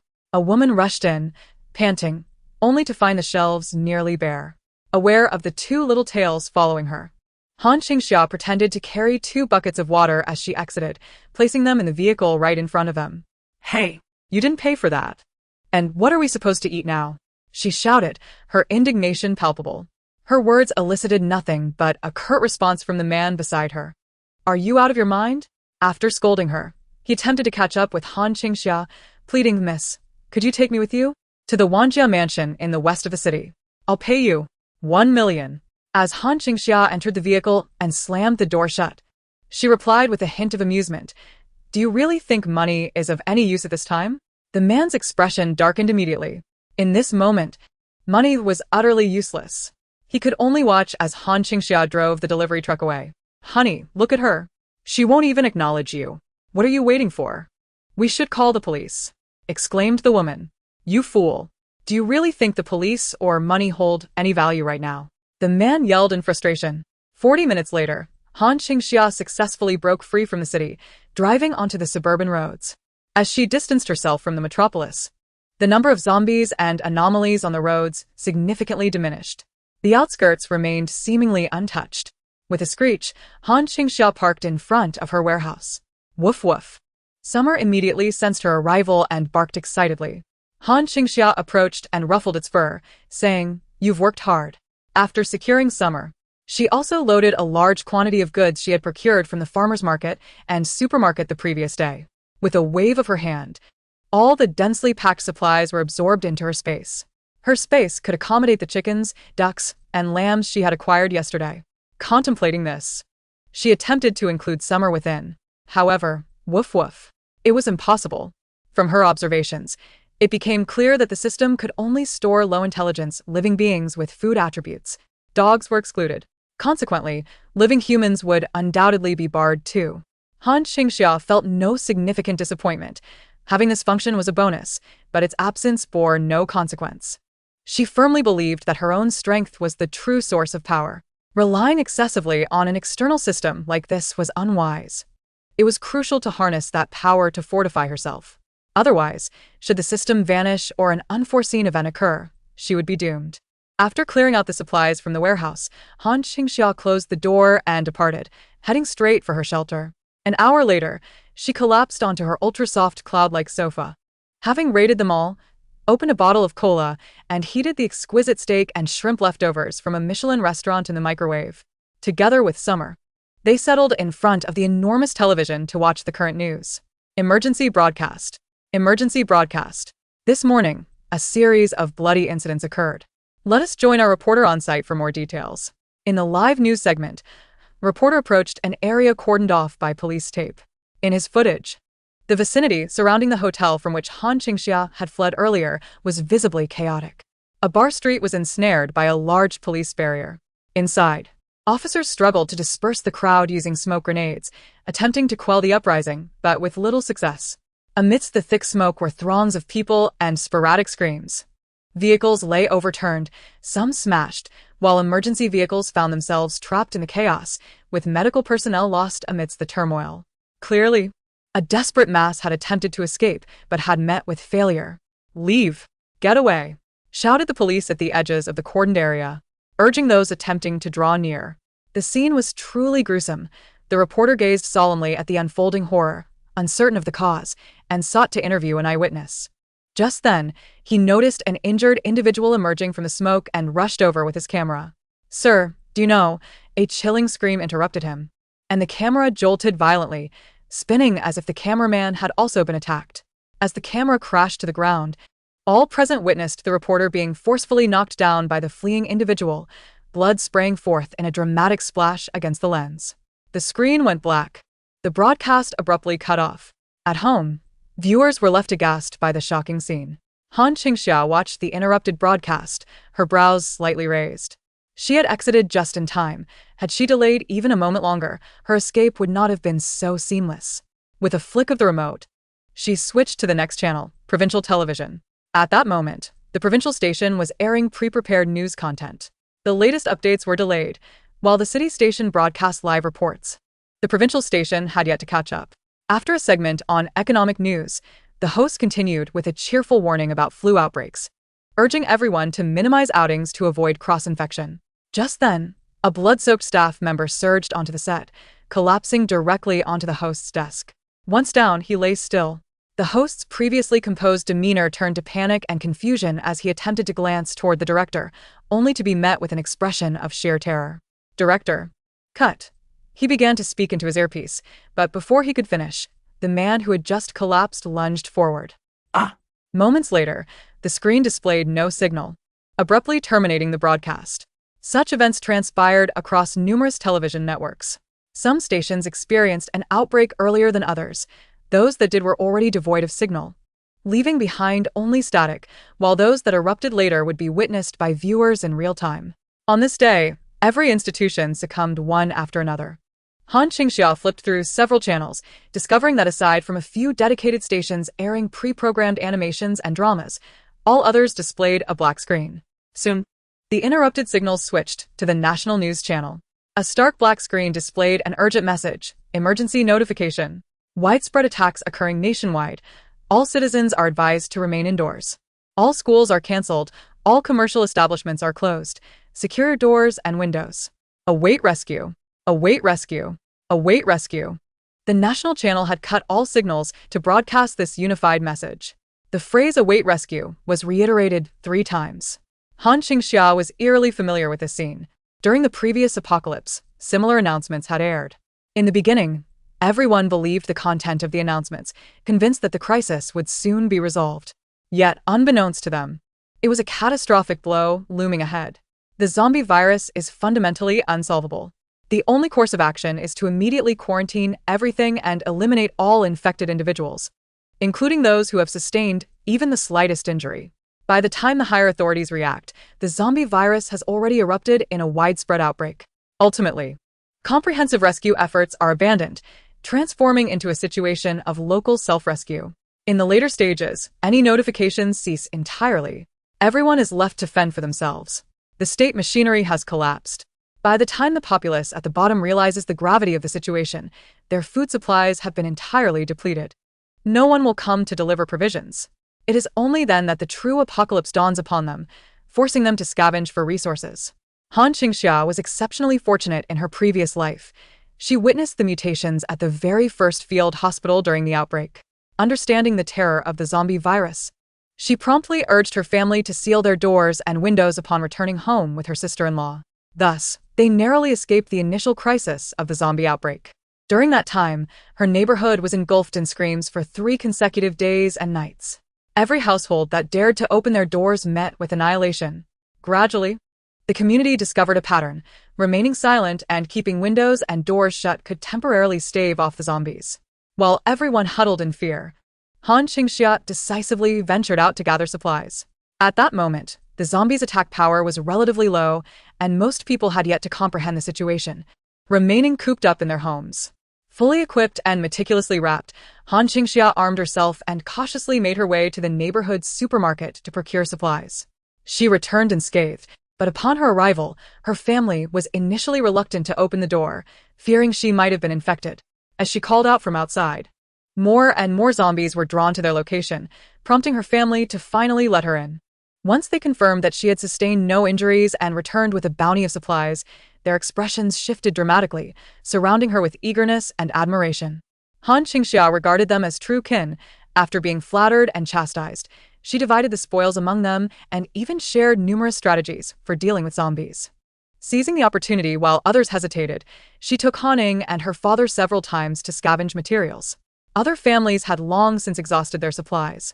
And witnessing Han Qingxia's audacity, they gradually began to follow suit, ushering in the second phase of the apocalypse, the scramble for resources. Soon, the neighborhood stores were stripped bare. Throughout this ordeal, Han Qingxia remained vigilant, fiercely repelling several groups of neighbors demanding supplies, all while guarding her family until rescue vehicles arrived. In the third phase of the apocalypse, help arrived. Han Qingxia learned from the radio that rescue vehicles were on their way and decisively led her family to the designated rescue point. Initially, her family was reluctant to leave, believing they were safe at home with her around. However, the broadcast clearly indicated that the rescue convoy would not come directly to their location. Instead, there was only one designated path for rescue. They announced several relatively safe areas for residents to gather, and the convoy would pick them up as it passed through. This realization heightened their fear, especially when the Han family discovered how far the rescue point was. What if something went wrong along the way? With the elderly and pregnant among them, their worries intensified. Nonetheless, Han Qingxia gently urged them to avoid succumbing to the temptation of temporary safety.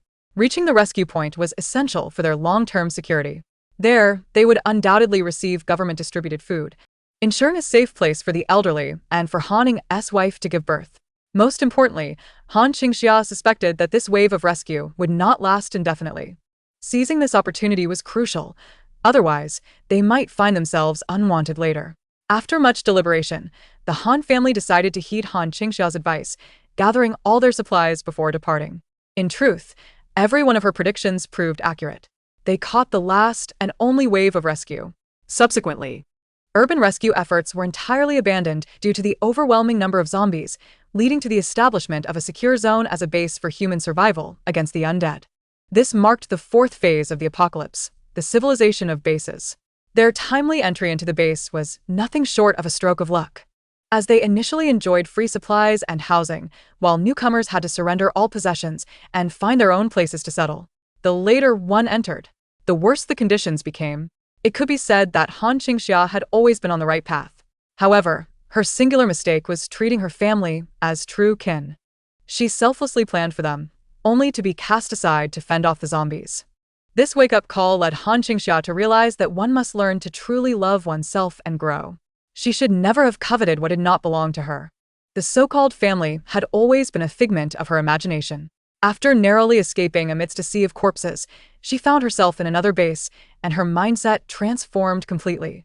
She no longer desired love or to be loved. She became utterly cold-blooded and rebellious by nature. In the fifth phase of the apocalypse, the era of supernatural abilities emerged. She became the sole captain of the self-defense team without any powers, standing firm among a sea of endowed individuals, and her squad consistently ranked first. Everyone knew that had Han Qingxia possessed even a modicum of supernatural ability, not only would she lead the self-defense team, but she could have dominated the entire base. Her strength lay within herself. However, as time passed, the conflict between humans and zombies escalated, and the factions within the bases devolved into chaos. The more populated areas bred deception and conspiracy, and Han Qingxia ultimately fell victim to a siege at her base. "I want to go to another base," she resolved, massaging her temples. She reflected on her memories from her previous life. The fragmented bases were not sanctuaries for humanity. In the early stages, there were no rules, and everything grew wildly. It was not a paradise for ordinary people, but a ruthless survival of the fittest. Truly viable bases that allowed people to live relatively peacefully were few and far between. Han Qingxia had gained notoriety within the base for her ruthlessness, allowing her to rise to a place where others dared not provoke her. One could not survive there without being fierce. "This is my base," she declared, gazing at the air-raid shelter she had constructed, her eyes gleaming with determination. She intended to fortify her base further, transforming it into a true iron fortress. After casually examining other channels and confirming that all signals had been interrupted without any useful information, she stood up to continue reinforcing her base. She remembered that the reward period for fortifying her base had not yet concluded. Having filled her belly, Han Qingxia took Xia Tian to her vegetable garden, designating an area where she constructed a simple pen for chickens and ducks using branches and dead which she had gathered recently.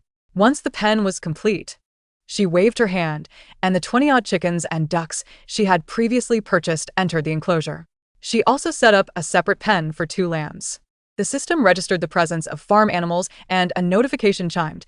Reward for farm animal reproductive health has reached maximum. Free from disease. Han Qingxia was astonished. She watched as a hen clucked and laid a warm egg right before her eyes. What a fantastic stroke of luck. Onward. Han Qingxia then sought a vacant plot near the fruit trees, primarily considering the proximity to her water source, and began digging a pond in a low-lying area close to her well. Digging a pond is a laborious task. She toiled alone for an entire day, ultimately excavating a pond of moderate dimensions, square in shape. Once the pond was hollowed out, she carved a waterway from beneath her well, and as soon as the channel was opened, water surged forth with vigor. When the pond was filled to the brim, she waved her hand decisively and released fish and shrimp into the water. To safeguard her shrimp from the predatory fish, she partitioned the pond, ensuring that the fish and shrimp were raised separately. The system detected the separation and rewarded her with an enhancement in the reproductive vitality and health of her aquatic life, rendering them free of disease. Initially, Han Qingxia harbored concerns. Cultivating fish and shrimp requires a certain level of expertise, and she feared she might not succeed. To her surprise, the system had arranged everything for her. With a robust system in place, she could forge ahead, confident that the rest would be managed seamlessly. After organizing her chickens, sheep, fish, and shrimp, Han Qingxia promptly set about reinforcing her base. In her previous life, she had served as a squad leader in the self-defense forces, possessing substantial knowledge in construction and security. Her fundamental defenses had already been established, featuring electrified barbed wire, razor blades, heavy gates, and basic air raid shelters. Now, she required some offensive structures. While acquiring larger offensive installations was beyond her reach, simple pit traps were well within her capability. She instructed Xia Tian to keep an eye on the home while she ventured 500 meters into the forest beyond the barbed wire to set up traps. Should anyone approach, falling into the traps would serve as a clear warning. They were not welcome. In one day, she excavated 10 trap pits, considering nearly all the possible paths an outsider might take, strategically placing them along routes of necessity. Upon completing her traps, a notification resonated in her mind. The system registered 10 traps and rewarded her with a 100-fold increase in trap attack power. Just as her spirits lifted, another message followed.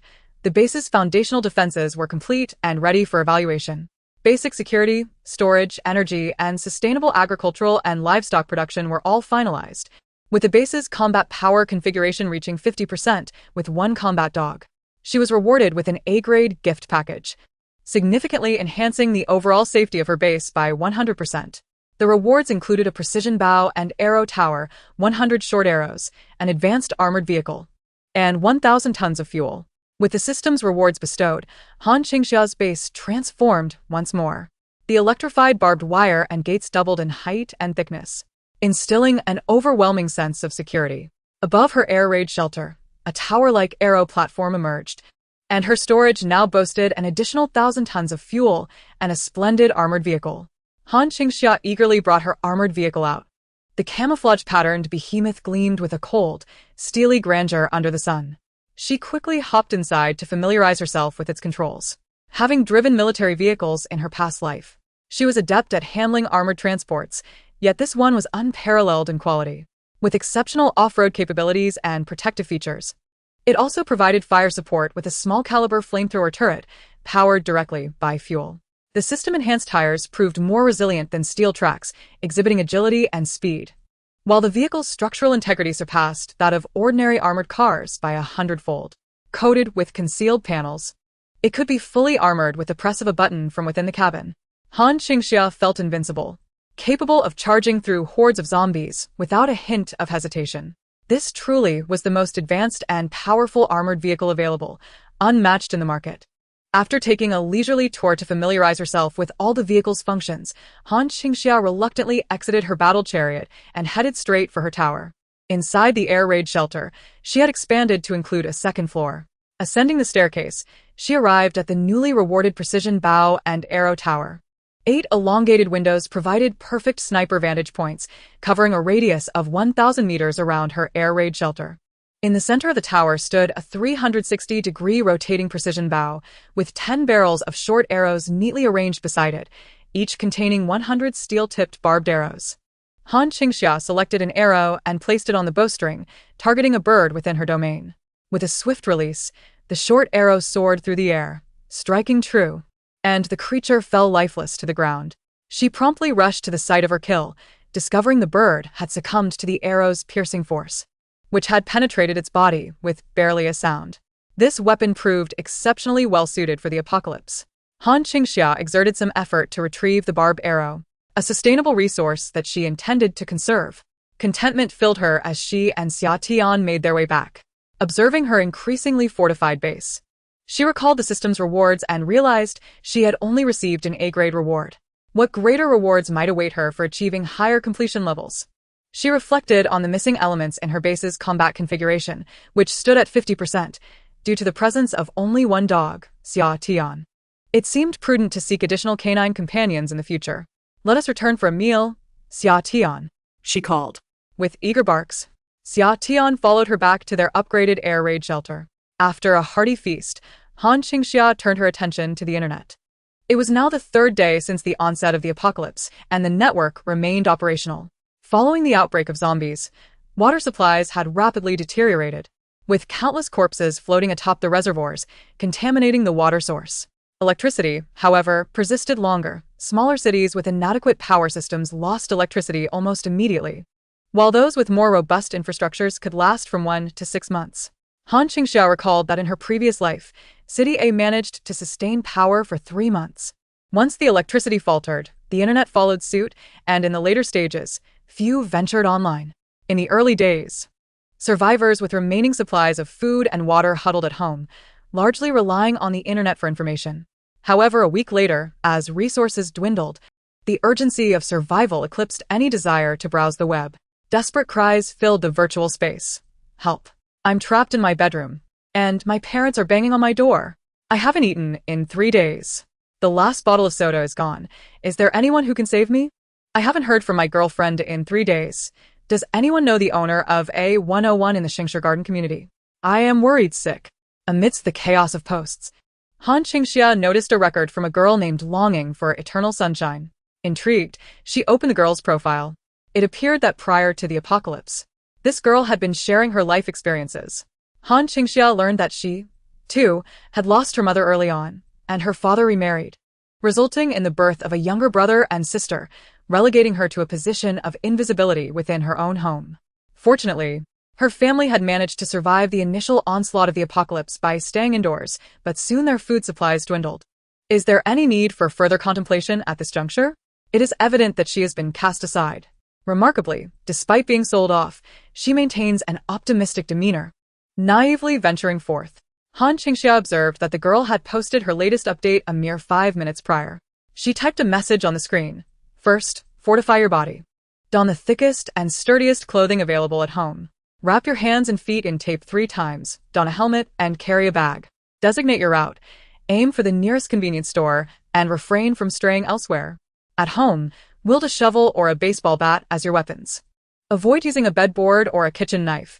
The latter is ineffective against zombies, and once embedded, it cannot be retrieved. When encountering a zombie, aim for its head. Their weakness lies there. Do not succumb to fear. This is merely the initial phase. Overcoming fear is key to vanquishing them." Upon completing her message, Han Qingxia pressed the send button. Chapter 15. Enhancing physical abilities in that young girl, Han Qingxia discerned a reflection of her former self. Generously, she imparted a wealth of experience to her. However, whether the girl would heed her advice or even perceive it was a matter of fate. After sending that message, she commenced her physical training within the base. She aimed to elevate her physical prowess to the peak it once was in the days of yore. As she began her exercises, a voice echoed in her mind. Ding. The Super Lord system has been activated. Limited time. 10 days.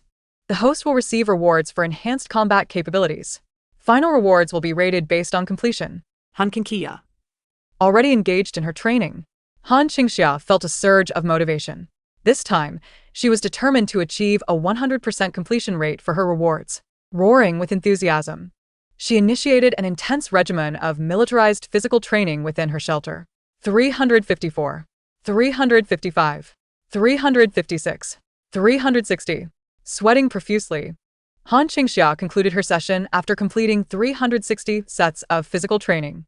Upon finishing the last plank, she felt as if her entire body might disintegrate. She was utterly drained, having exhausted every ounce of strength. Yet, amidst this depletion, she distinctly sensed her limits being repeatedly shattered. She was evolving, growing stronger. This regimen had been taught to her by her most loyal subordinate, Su Xiaoyang, during their time in the base. Once a soldier, he had come to a city for rescue efforts when the apocalypse erupted, only to be abandoned amidst the chaos. His companions had perished, leaving him as the sole survivor, who eventually sought refuge in the Earth base, where Han Qingxia had rescued him. He had always been taciturn, preferring to execute tasks over conversing, and he remained Han Qingxia's most vital asset. Numerous teams sought to recruit him, but he remained steadfast in his loyalty, a trait common among those who had served in the military. Once he pledged allegiance to Han Qingxia, betrayal was an unlikely occurrence. Ultimately, he sacrificed himself before her during a siege of zombies. After completing her physical training, Han Qingxia pondered the events of her past life. However, her trajectory had altered. The individuals and incidents from her previous existence would no longer intersect with her current path. One must learn to be content. In this life, she had the warmth of summer. Dragging her fatigued body to the shower, she utilized a rice cooker to steam a pot of rice, heated 10 self-heating meals in the microwave, and fried 5 fragrant eggs. After her shower, she layered all the dishes atop the rice, opened a bottle of cola, and settled down in front of her computer to dine. With such high energy expenditure, she needed to consume copiously. She was well-stocked, with sustainable supplies of eggs, chicken, and fish available for her culinary desires. As she opened her computer to find a film to watch, she noticed several messages had arrived in response to her earlier post. I took your advice and stealthily traversed through the least populated garden of our community.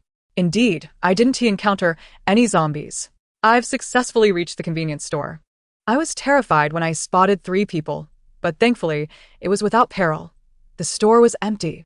I've filled my bag with supplies. Now, I'm heading back. Thank you, Brother Qingxia. Han Qingxia chuckled softly at the term Brother Qingxia. It seemed she was perceived as male. She contemplated for a moment before locating the private message section to reply succinctly, "Do not return home. Block the convenience store entrance and hide in the employee storage area. There is food and water there, and convenience stores typically occupy strategic locations." The zombie virus erupted in the early morning. The apparent abundance of zombies on the streets is misleading.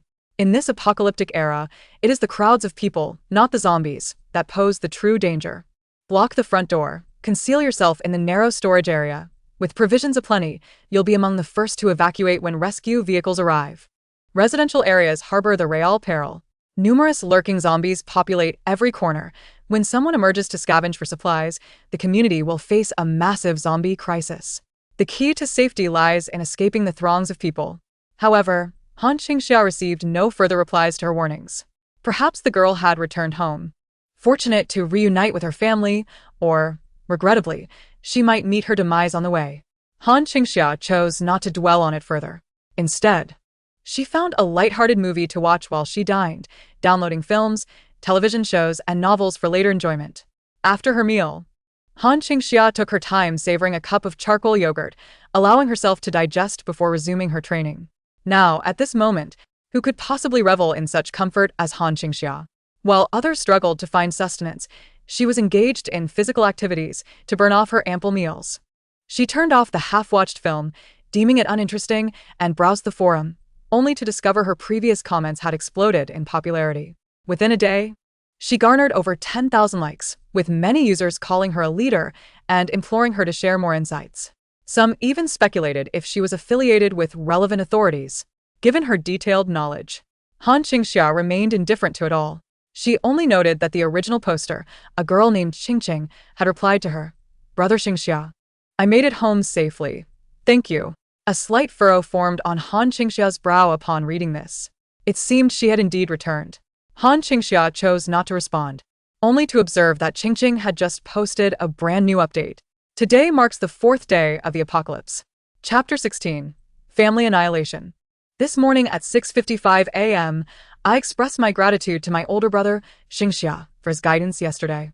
I successfully procured food from outside, bringing back a total of 20 packets of instant noodles, a 45-liter bucket of water, 10 loaves of bread, 5 packets of ham sausages, and 7 chocolate bars. My father and stepmother praised my efforts, while my younger brother boasted that if he had ventured out, he would have secured even more, including some cheaper items. At 7:30 a.m., oh no, my brother is adamant about going out now, and my father insists that I accompany him. I truly do not know what to say. The outside world is perilous, and I do not wish to venture out again. At 7:42 a.m., I am setting off once more. My father advised me to take advantage of the reduced number of people outside to gather more supplies, instructing me to bring my brother along. I am about to leave. May fortune be with me.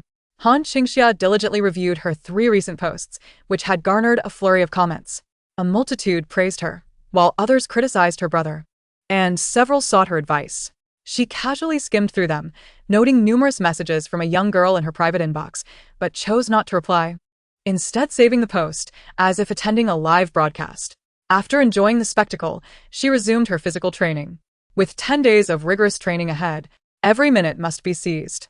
She began with a long run around the perimeter of the base, warming up while surveying her territory for any abnormalities and checking the traps for damage. Upon confirming everything was intact, she returned to the base to continue her physical conditioning, pushing herself to the limits with each movement. Within 3 minutes, she was drenched in sweat. After 5 minutes, her body was soaked, the ache in her muscles a constant reminder of her nearing limits. Breakthrough, breakthrough, breakthrough. Han Qingxia strove to endure each set for just 1 more second. Fortunately, her regimen was scientifically sound and highly effective, with appropriately timed breaks between sets to prevent overexertion. During this almost ascetic training process, her physical capacity increased remarkably. After 5 hours of training, she took a hot shower and savored a meal of rice cooked with 10 packets of ready-to-eat meals. With energy expended comes nourishment. As she consumed more, her body transformed the energy into strength. When Han Qingxia powered on her computer, she noticed a new update on the post she had saved. Posted just a minute ago. I am going insane. I returned with my brother after enduring countless perils on the way, almost losing him several times. Thankfully, there were not many zombies on that route, but upon our return, I discovered he had sustained an injury. He initially refused to speak, only admitting it was an accident after I noticed his finger was blackened from being scratched by a zombie. What should I do now? Attached was a picture showing her brother's finger, where the skin had been broken and was now discolored. Commenters quickly urged her to expel him, warning that he would mutate. Han Qingxia left a comment, "Kill him, quickly." After sending her message, she soon received a reply. "Brother Qingxia, you finally appeared. I just showed the suggestions from the commenters to my father and stepmother, and they decided to amputate his finger, claiming the area affected is small, and he will be fine." Reading this, Han Qingxia felt an overwhelming urge to curse their foolishness. They must leave immediately. After sending this message, there was no further response. For 15 minutes, she stared at the screen with her spoon in hand, until her rice had grown cold without a reply. The mutation time for a zombie ranges from 1 to 10 minutes. Those with weaker constitutions may transform in about a minute, while the stronger ones might hold on for 10 minutes. To simply amputate the bitten part is absurd. The zombie virus infiltrates the bloodstream at once, rapidly contaminating the entire body, leaving no chance for survival. Han Qingxia could foresee the girl's grim fate.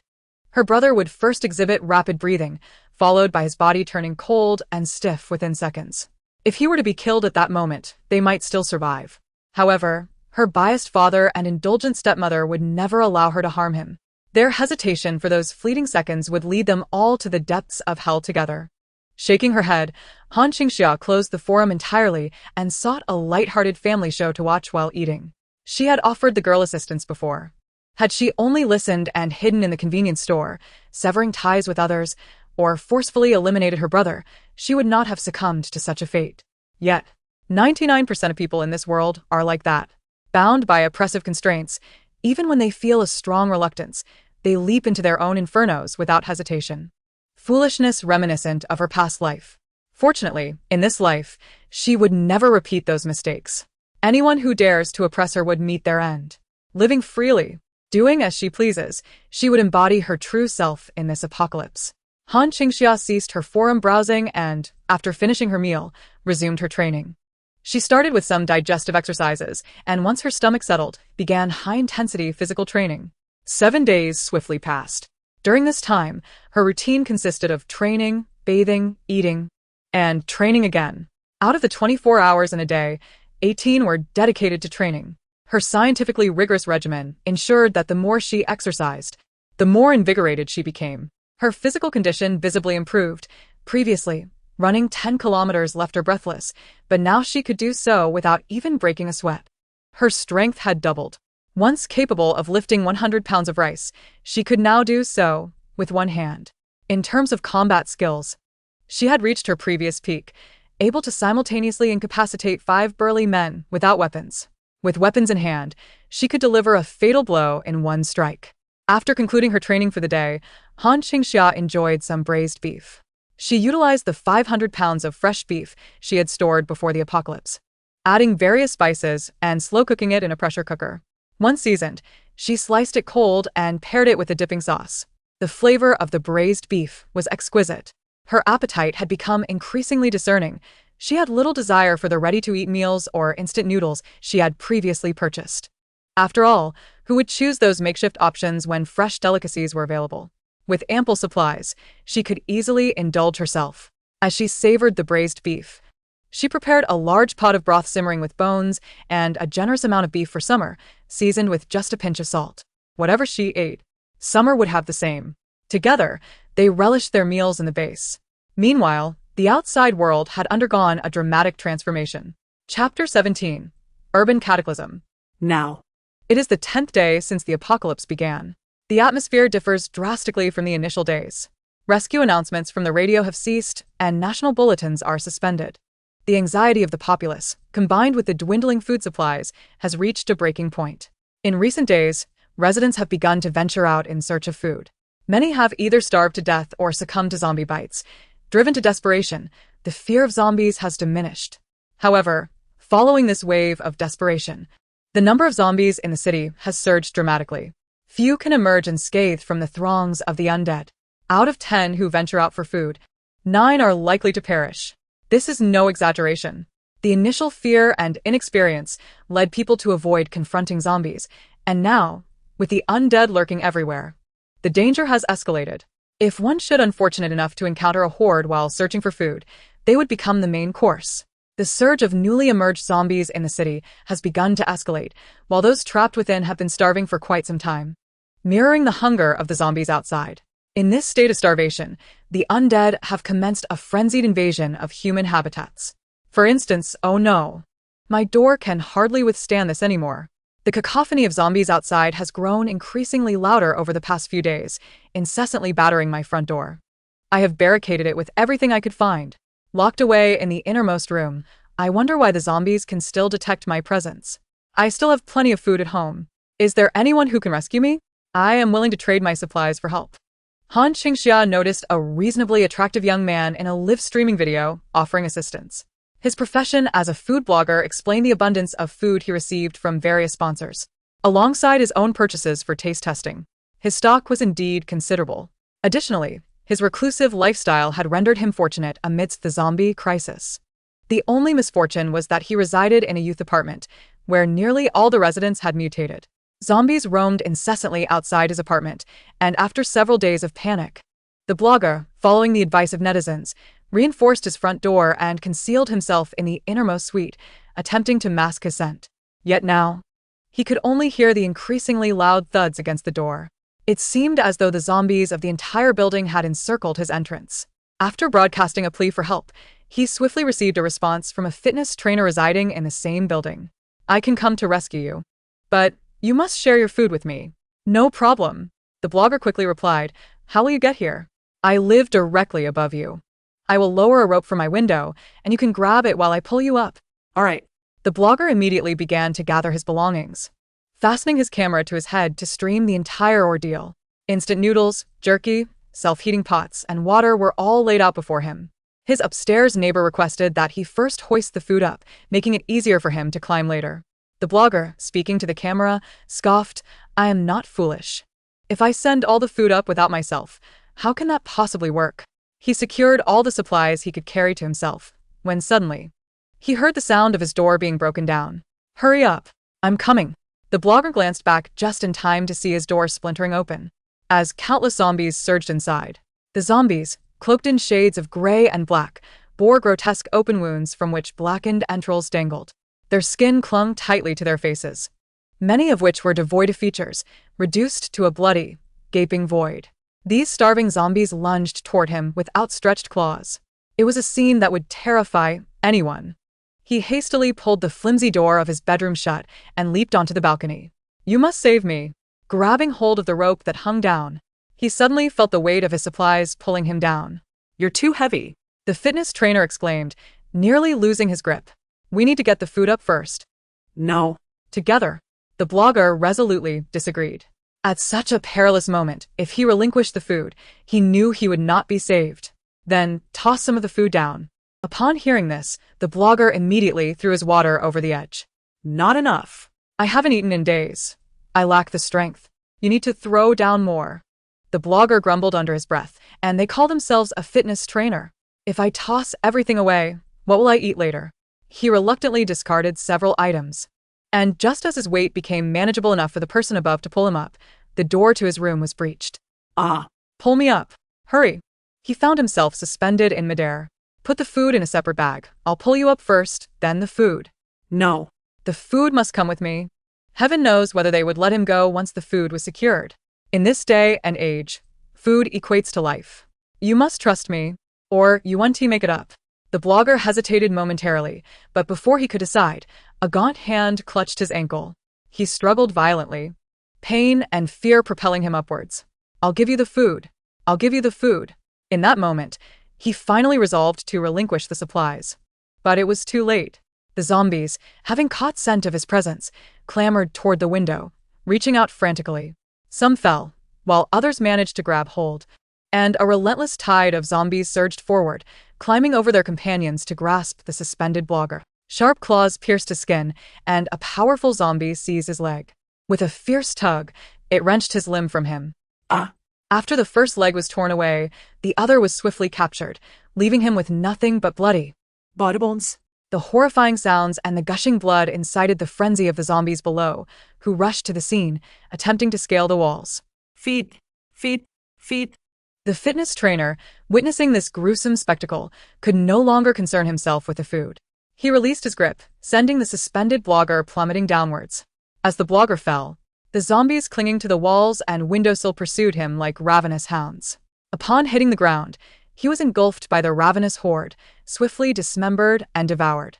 Chapter 18.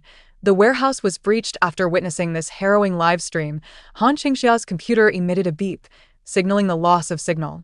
This was not due to any censorship of graphic content, but rather the collapse of the website server. The city's power remained intact, and the internet was still operational. However, the dispersed servers across the nation did not all cease at the same time. Some smaller servers located in the homes or offices of their administrators had already failed days prior to the apocalypse. Larger companies could endure for a while without management, but it was evident that this major video platform had succumbed. This signaled the gradual cessation of online revelry. For the time being, no one would be able to vent their emotions on the internet. They would have to confront the realities of the apocalypse. After closing the website, Han Qingxia opened her downloaded media library. Fortunately, she had already acquired all available resources, ensuring that her solitary existence would be bearable with her stock of films. After finishing her meal and pausing the movie midway, her surveillance monitor emitted a series of alarming beeps. Han Qingxia rushed to her control panel. where all her monitoring devices were connected to her main computer. On the multitude of screens, a small, inconspicuous one in the corner illuminated. Han Qingxia paused, momentarily taken aback. It was the surveillance feed from the warehouse she had previously rented. On the day the apocalypse began, after relocating her summer supplies from the warehouse, she had forgotten to dismantle the surveillance system. Now, the monitor displayed footage of her warehouse's entrance being invaded. The high-quality, audio-enabled camera captured the conversations outside. "This woman rented the warehouse for me over 2 weeks ago. I noticed countless delivery trucks coming in and out. She must have supplies. But you rented it to her. Isn't it illegal to enter? What does legality matter at this point? Hurry up and rob it." "Exactly. If she has supplies, she ought to share." With a loud crash, the door to Han Qingxia's former warehouse was broken open. The former landlord, accompanied by a throng of people, stormed inside with great fervor. However, upon entering, they were left utterly dumbfounded. "What on earth? How can it be so empty?" exclaimed Dave. "This is what you claimed was brimming with supplies?" The landlord stared incredulously at the desolate warehouse, devoid even of a scrap of cardboard, muttering, "This can't be right. I distinctly saw trucks coming and going during that time, and she was here several times a day. How could everything be cleared out? You must have seen wrong. Just because a truck arrives doesn't mean all the goods are for her. A few packages and boxes were taken away, that's all. What a misfortune. We took such risks to come here, and for what?" The group grumbled as they departed in disappointment. Before leaving, the furious landlord caught sight of the surveillance camera left behind by Han Qingxia and smashed it in a fit of rage. One of Han Qingxia's cameras was destroyed. Witnessing the scene, she leaned back in her chair, feeling quite pleased. She had anticipated that the influx of people would take notice of her, and had already prepared by renting a warehouse. Otherwise, in this apocalyptic world, where the darker sides of human nature had awakened, if too many people discovered her base, they would surely come knocking. It was always better to be cautious. Watching these individuals return empty-handed, she felt a sense of relief and amusement. However, she was naturally somewhat vindictive. She made a mental note of the old man who had vandalized her camera. The next day, Han Qingxia propped herself up on the ground, legs together, toes touching the earth, her abdomen tightened, her muscles tense, beads of sweat cascading down her forehead. She had maintained this plank position for nearly an hour. Her body was drenched in perspiration, as if she had been submerged in water. In just 10 days, despite consuming copious amounts of food, Han Qingxia had noticeably slimmed down, not in terms of weight, but in her physique. She had become leaner, her muscle definition sharper, body fat drastically reduced, and her abdomen now bore the beginnings of visible abs. The softness of her muscles had vanished, replaced by a palpable sense of power waiting to be unleashed. Concurrently, her mental state had transformed dramatically. Regular exercise kept her spirits high. Han Qingxia, inherently a fierce individual, possessed a pair of sharp, gleaming eyes that starkly contrasted with the fearful and demoralized expressions of ordinary people outside. Merely her gaze could intimidate a crowd. This was the difference between a predator and a flock of sheep. She gritted her teeth, enduring the final moments of her plank. Her muscles felt as heavy as lead, an excruciating pain causing her sweat to fall like rain. It hurt. The pain was so intense that her muscles began to tremble. Yet, she could not give up. Perseverance. Each additional second held the promise of a breakthrough in her physical capabilities, and more importantly, the reward time was nearing its end. Just as her jaw ached and she felt she was reaching her limits, a familiar voice echoed in her mind. Time for physical enhancement has concluded. Han Qingxia collapsed onto the yoga mat, gasping for breath. It was over. Finally, she could rest. At that moment, not a single finger on her body could move. The agony she endured had yielded its rewards. Beginning assessment. Host's physical enhancement, 100% complete. Speed enhancement, 100% complete. Stamina enhancement, 100% complete. Strength enhancement, 100% complete. Congratulations on receiving an S-class reward. Congratulations on doubling your physical capabilities. Speed doubled. Stamina doubled. Healing speed doubled after injury. Revoir. Super era combat technica. Live a long life without major injuries. Han Qingxia was ecstatic. Following the issuance of her rewards, she felt an intense transformation within her body. The fatigue that had once drained her felt as if it had been instantly replenished, her entire being brimming with boundless energy. Han Qingxia leaped from the ground, discovering that her agility had significantly increased. Approaching her prized armored vehicle outside the base, she felt an irresistible urge to lift it. In fact, she did just that.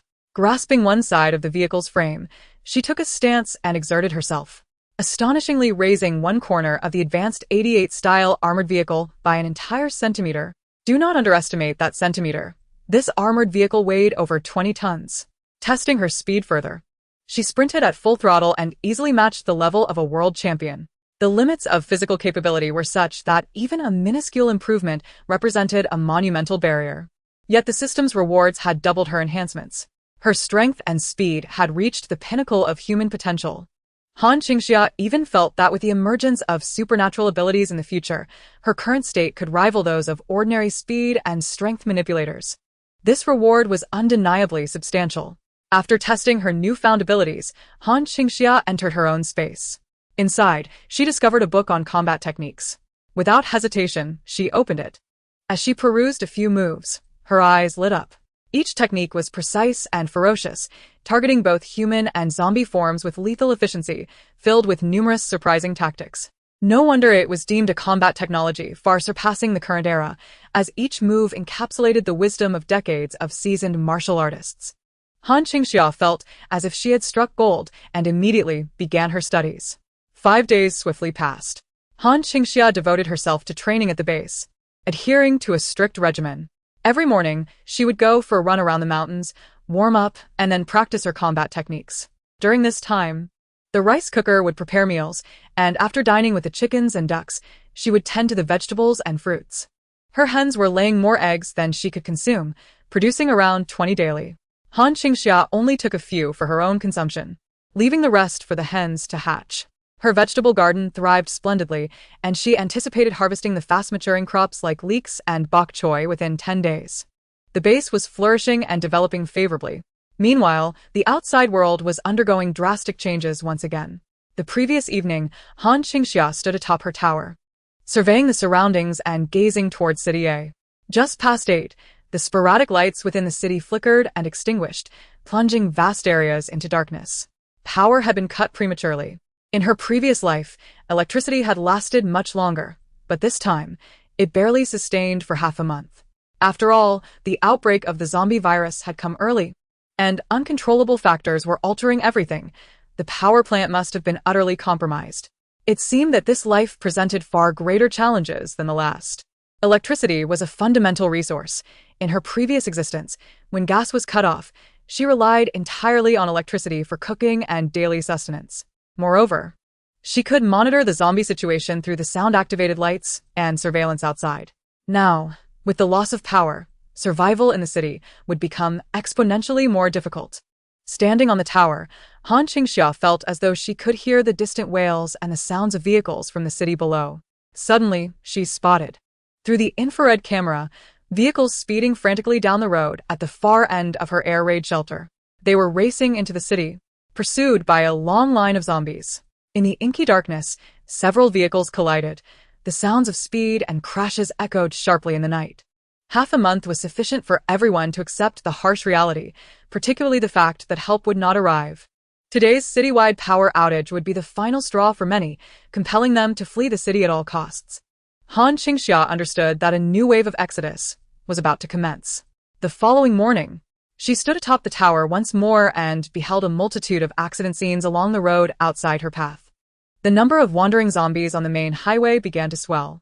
Some of them gathered near the wrecked vehicles, feasting upon the corpses, while others aimlessly roamed the vicinity. A considerable number even strayed into her territory. Han Qingxia grasped her crossbow, poised to slay a particularly foolish zombie, but then hesitated. Chapter 20. One-time spectators. Why bother with the zombies? They posed no real threat, and having them meandering around her domain served as natural sentinels, deterring any intruders. With this thought, Han Qingxia promptly abandoned her intention to shoot, peering through her binoculars, feeling somewhat regretful that there were not enough zombies at the entrance to her base. If only there were more, perhaps they could block the road entirely. Inspired by this notion, Han Qingxia soon devised a plan. Half an hour later, she drove her armored vehicle to the outskirts of her territory. Parking amidst the trees, she disembarked with Xia Tian and began to trek toward the highway. The further she ventured, the more pungent the stench of blood became. Standing atop a small ridge, she surveyed the road below. Observing the scene from this vantage point was far more exhilarating than through her binoculars, especially the stretch of road just outside the city. A multitude of vehicles fled the urban sprawl, each one pursued by a throng of relentless zombies. These creatures appeared utterly oblivious to fatigue, racing hungrily after the moving cars. The unfortunate ones, caught in accidents and unable to maintain speed, were swiftly engulfed by their ravenous horde. The zombies clung to the vehicles like leeches, battering the windows with frenzied determination. Drivers found their vision obscured, leading to collisions with other cars. Once a vehicle toppled, the zombies grew even more animated, scaling it to indulge in their grisly feast. Some fortunate vehicles, robust enough, managed to navigate the chaotic scene, weaving and sprinting away from the city in a panicked escape. The section of road beneath Han Qingxia's feet was relatively devoid of accidents and zombies. A cursory glance revealed only a few scattered wrecks and a handful of wandering zombies. These creatures traversed the roadside, and whenever a vehicle passed, they would follow suit. Observing the road conditions stabilize, Han Qingxia waited until 3 cars sped by, luring the majority of the zombies away before she descended from her perch. Xia Tian, moving with greater steadiness, followed her down. She landed near a wrecked vehicle, where a middle-aged female zombie was trapped within. Upon seeing Han Qingxia, the zombies struggled violently to escape. She appeared disheveled, her hair unwashed for ages, her face gaunt with not a shred of muscle, yet her features remained relatively intact. Her chest was gaping, and a skeletal hand adorned with a diamond ring clawed at the air, attempting to grasp Han Qingxia. However, hindered by her seatbelt, she was rendered powerless. Han Qingxia surveyed the empty interior of the vehicle, deducing that in the face of disaster, this unfortunate woman's husband had abandoned her. She was left unbuckled, only to be bitten. Time to become a dignified zombie, Han Qingxia declared, delivering a decisive blow to send her to the afterlife. After neutralizing the threat within the vehicle, she moved to the rear and seized the tow bar. With a forceful heave, she dragged the abandoned car toward the entrance of her road. As a few zombies approached, there was no need for Han Qingxia to intervene. Xia Tian lunged forth with a fierce bark, swiftly dispatching the nearest foe. One silver lining of this zombie crisis was that it only infected humans, sparing animals. It was a calamity for mankind. As a German shepherd with formidable combat prowess and system enhancements, Xia Tian made quick work of the zombies. "Don't kill them, Tian Ge. Just maim them," Han Qingxia instructed. Hearing her command, Xia Tian obliged, sparing a zombie that attempted to strike him, merely tearing off its upper half. Han Qingxia observed the remaining torso of the zombie crawling forward, a smile creeping onto her face. "Well done, Tian Ge." Together, they worked in unison. Xia Tian dealt with the zombies, while she continued to tow the vehicles, ultimately dragging all the wrecks to the entrance of her small road, effectively barricading it. With the scene of the massive accident at the intersection, any with a modicum of sense would think twice before entering. Additionally, she directed Xia Tian to gather the remaining zombies towards her, employing them as sentinels for her protection. As she executed her plan, a few passing vehicles caught sight of her actions, yet none halted to inquire. After all, this was a time of frantic escape. Everyone was focused solely on fleeing as quickly as possible, too preoccupied to concern themselves with others. Han Qingxia paid little mind to the vehicles that sped past. They were merely transient spectators. For the 99 of vehicles that ventured down this road, it was a one-way journey, with no chance of turning back. Han Qingxia showcased her extraordinary strength, but they merely observed and moved on, too pressed by their own impending crises to ask questions. Once she secured her road and allocated the remaining half-bodied zombies, she departed the scene. Upon returning to her base and enjoying a refreshing bath with Xia Tian, the alarm from her surveillance system abruptly rang out. She hastened to the tower above. Her monitoring equipment had been relocated there for easier observation and defense. At that moment, among dozens of surveillance feeds, an alert from the furthest camera catching sight of the road blared. Han Qingxia magnified the image, revealing a pickup truck brimming with cargo racing toward her barricaded road, screeching to a halt before it. The occupants, upon seeing the vehicles blocking the path, appeared momentarily flustered. After lingering for a few seconds, the half-zombies were drawn toward them, prompting the people inside to reverse slightly to avoid the approaching undead before flooring the gas. Determined to breach her defenses, At this moment, Han Qingxia's gaze turned icy. They were clearly aiming to reach her. Grasping her crossbow, she took aim at the tires of the vehicle that had just entered her territory. With a swift release, the arrow soared through the air, striking true. The tire exploded with a thunderous pop, causing the occupants to lurch forward before coming to an abrupt stop. Moments later, 4 to 5 burly men emerged from the vehicle. Among them, Han Qingxia recognized a familiar figure, the very agent who had rented her the bomb shelter. "Are you sure it's safe in there?" "Absolutely. It's a bomb shelter, and there's no one within a dozen miles. Hardly anyone knows about this place. I rented it to a girl for mushroom cultivation a month ago. We might even find mushrooms inside. Brothers, let us get to work. Clear out the zombies. Change the tire and we'll charge in." Chapter 21. The Invasion. In Han Qingxia's view, the group of men swiftly divided into 2 teams, one to eliminate the surrounding zombies and the other to lift the vehicle and replace the tire. Tiger. Why do the nearby zombies seem to have already been dealt with? Indeed. Why are they all half-bodies? Just then, one of the men crouching to change the tire exclaimed, "Wait!" "Our tire was shot out." No sooner had he spoken than another tire exploded with a loud bang. At that moment, anyone with a shred of common sense would realize that something was amiss. They have intruded into someone else's territory. Brother Hu, there are powerful figures nearby. This is their domain. What should we do now? The heavily tattooed man known as Brother Hu seized the agent and shouted, "Damn it! What have you done? Didn't you say there was no one here? I distinctly remember only one woman renting this place. Stop cursing. Do you really think a single woman could orchestrate all this?" The agent, trembling with fear, looked at Brother Hu in panic. "Get lost." Brother Hu hurled him forward. With a whoosh, a short arrow shot out again. The agent, already in a state of terror, stumbled backward and dashed away. He had barely moved an inch when another arrow flew towards him. He rolled and crawled towards Brother Hu for cover. Brother Hu and his entourage witnessed this remarkable archery, causing their scalps to tingle. The speed was astonishing, the aim precise, and it was utterly silent. They couldn't discern where it had come from. If the intent was to kill them, there would be no escape. However, simultaneously, they grasped a crucial realization. "I understand now. Her range is limited." Indeed, it could only reach the front tire of the vehicle. The group quickly deduced that otherwise, the assailant could not have merely shot out their 2 front tires, and the arrows were only fired when the agent was pushed forward. This was her maximum firing range. "Brother Hu, what do we do now? Should we leave?" Wang Hu's fierce eyes glinted with a bloodthirsty light. "Leave? How could we possibly do that? Not only is our vehicle broken and immobile, but where could we possibly go? If we don't seize this place and eliminate those inside, we will have no foothold." He flung open the rear door and pulled out 2 disheveled women with unkempt hair. "You 2, move to the front." Go. In Han Qingxia's crosshairs, 2 injured young women appeared. They were driven forward like frightened lambs, utterly bewildered and unsure of what to do. Having braved the apocalypse, Han Qingxia was all too familiar with such scenes. Women had quickly become subservient to men due to the stark physical and psychological disparities following the cataclysm. The depths of human depravity were laid bare in such dire circumstances. There were no boundaries to what one could imagine, and nothing was beyond possibility.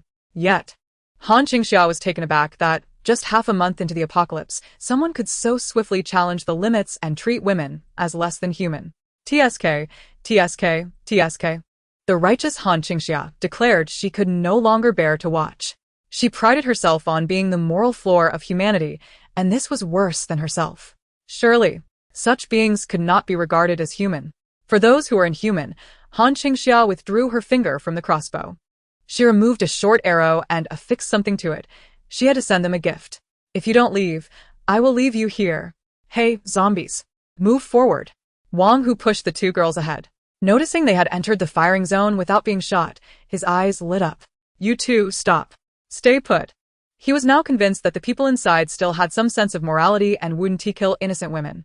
If that were the case, they could gain the upper hand over her. Brother Hu would now drag the car out, change the tire, and let them lead the way. He instructed his men to quickly tow the vehicle to a safe zone, retrieve 2 spare tires from the supplies, and then bind the 2 women to the front of his car. The message was unmistakably clear. If she dared to make a move against them, those 2 women would perish first. If she truly didn't care for their lives, they could still escape in the vehicle, but if they allowed her to succeed, they would ensure her demise. In this apocalyptic era, morality was a luxury they could no longer afford. After repairing the tires and securing the hostages on the car's roof, they swiftly climbed inside. Observing Han Qingxia had blocked the path with her vehicle, they revved the engine and charged forward. This time they barreled through successfully. To their astonishment, the enemy did not fire. As they rejoiced, a whoosh echoed. A short arrow, carrying a packet of fresh blood, struck the door of their pickup truck. The arrow pierced at an angle, embedding itself halfway into the vehicle, while the other half slammed the door shut. Inside the vehicle, the occupants were left speechless. Just as they were in shock, arrows struck both sides of the doors simultaneously. Bang! Their tires were once again punctured, causing the vehicle to spin out and come to a sudden halt. Bright red blood splattered across the entire truck, the thick scent of blood instantly making their vehicle a target for all nearby zombies. Every surviving zombie along the roadside converged toward them. They were trapped inside the car, like sardines in a can. Damn it, that woman is a schemer. She deliberately deceived us. Is there any way out now? The doors one-t open. Wang Hu, witnessing the horde of zombies rushing toward them, made a snap decision to roll down the window and crawl out. He wasn't foolishly crawling. He used one of the women as a shield and crawled behind her. Just then, a half-eaten zombie grabbed his leg from the ground. Wang Hu, quick-witted, shoved the woman aside to evade it. Whoosh! A short arrow shot toward his back. By pure instinct, he narrowly avoided it. Realizing he could not let go of the hostage, he had to stay behind her and push forward. He grasped the woman once more, using her as a shield, and sprinted toward the underground shelter. After running about 1,000 meters along a narrow path, he spotted a remarkably concealed shelter within the woods. The entrance was fortified with tall barbed wire, cameras, and an exceedingly sturdy iron door. As he leaped over the barbed wire, he could faintly see vegetables being grown and chickens and ducks being raised inside. He was awestruck by the defensive structures and the complete facilities within. Indeed. This place had been seized by a powerful figure. Someone must have anticipated the zombie disaster in advance. That was inconceivable. But just as he pondered this, the woman he was holding suddenly bit him on the chest. Chapter 22. She is the boss. They speak of Han Qingxia, peering through her crosshairs. Nearly burst into laughter at the scene unfolding before her. She had seen the woman get bitten long ago. That was why she had allowed Wang Hu to charge right to the entrance of her base. Now, watching the woman mutate before him, she savored the moment as the woman turned to bite him.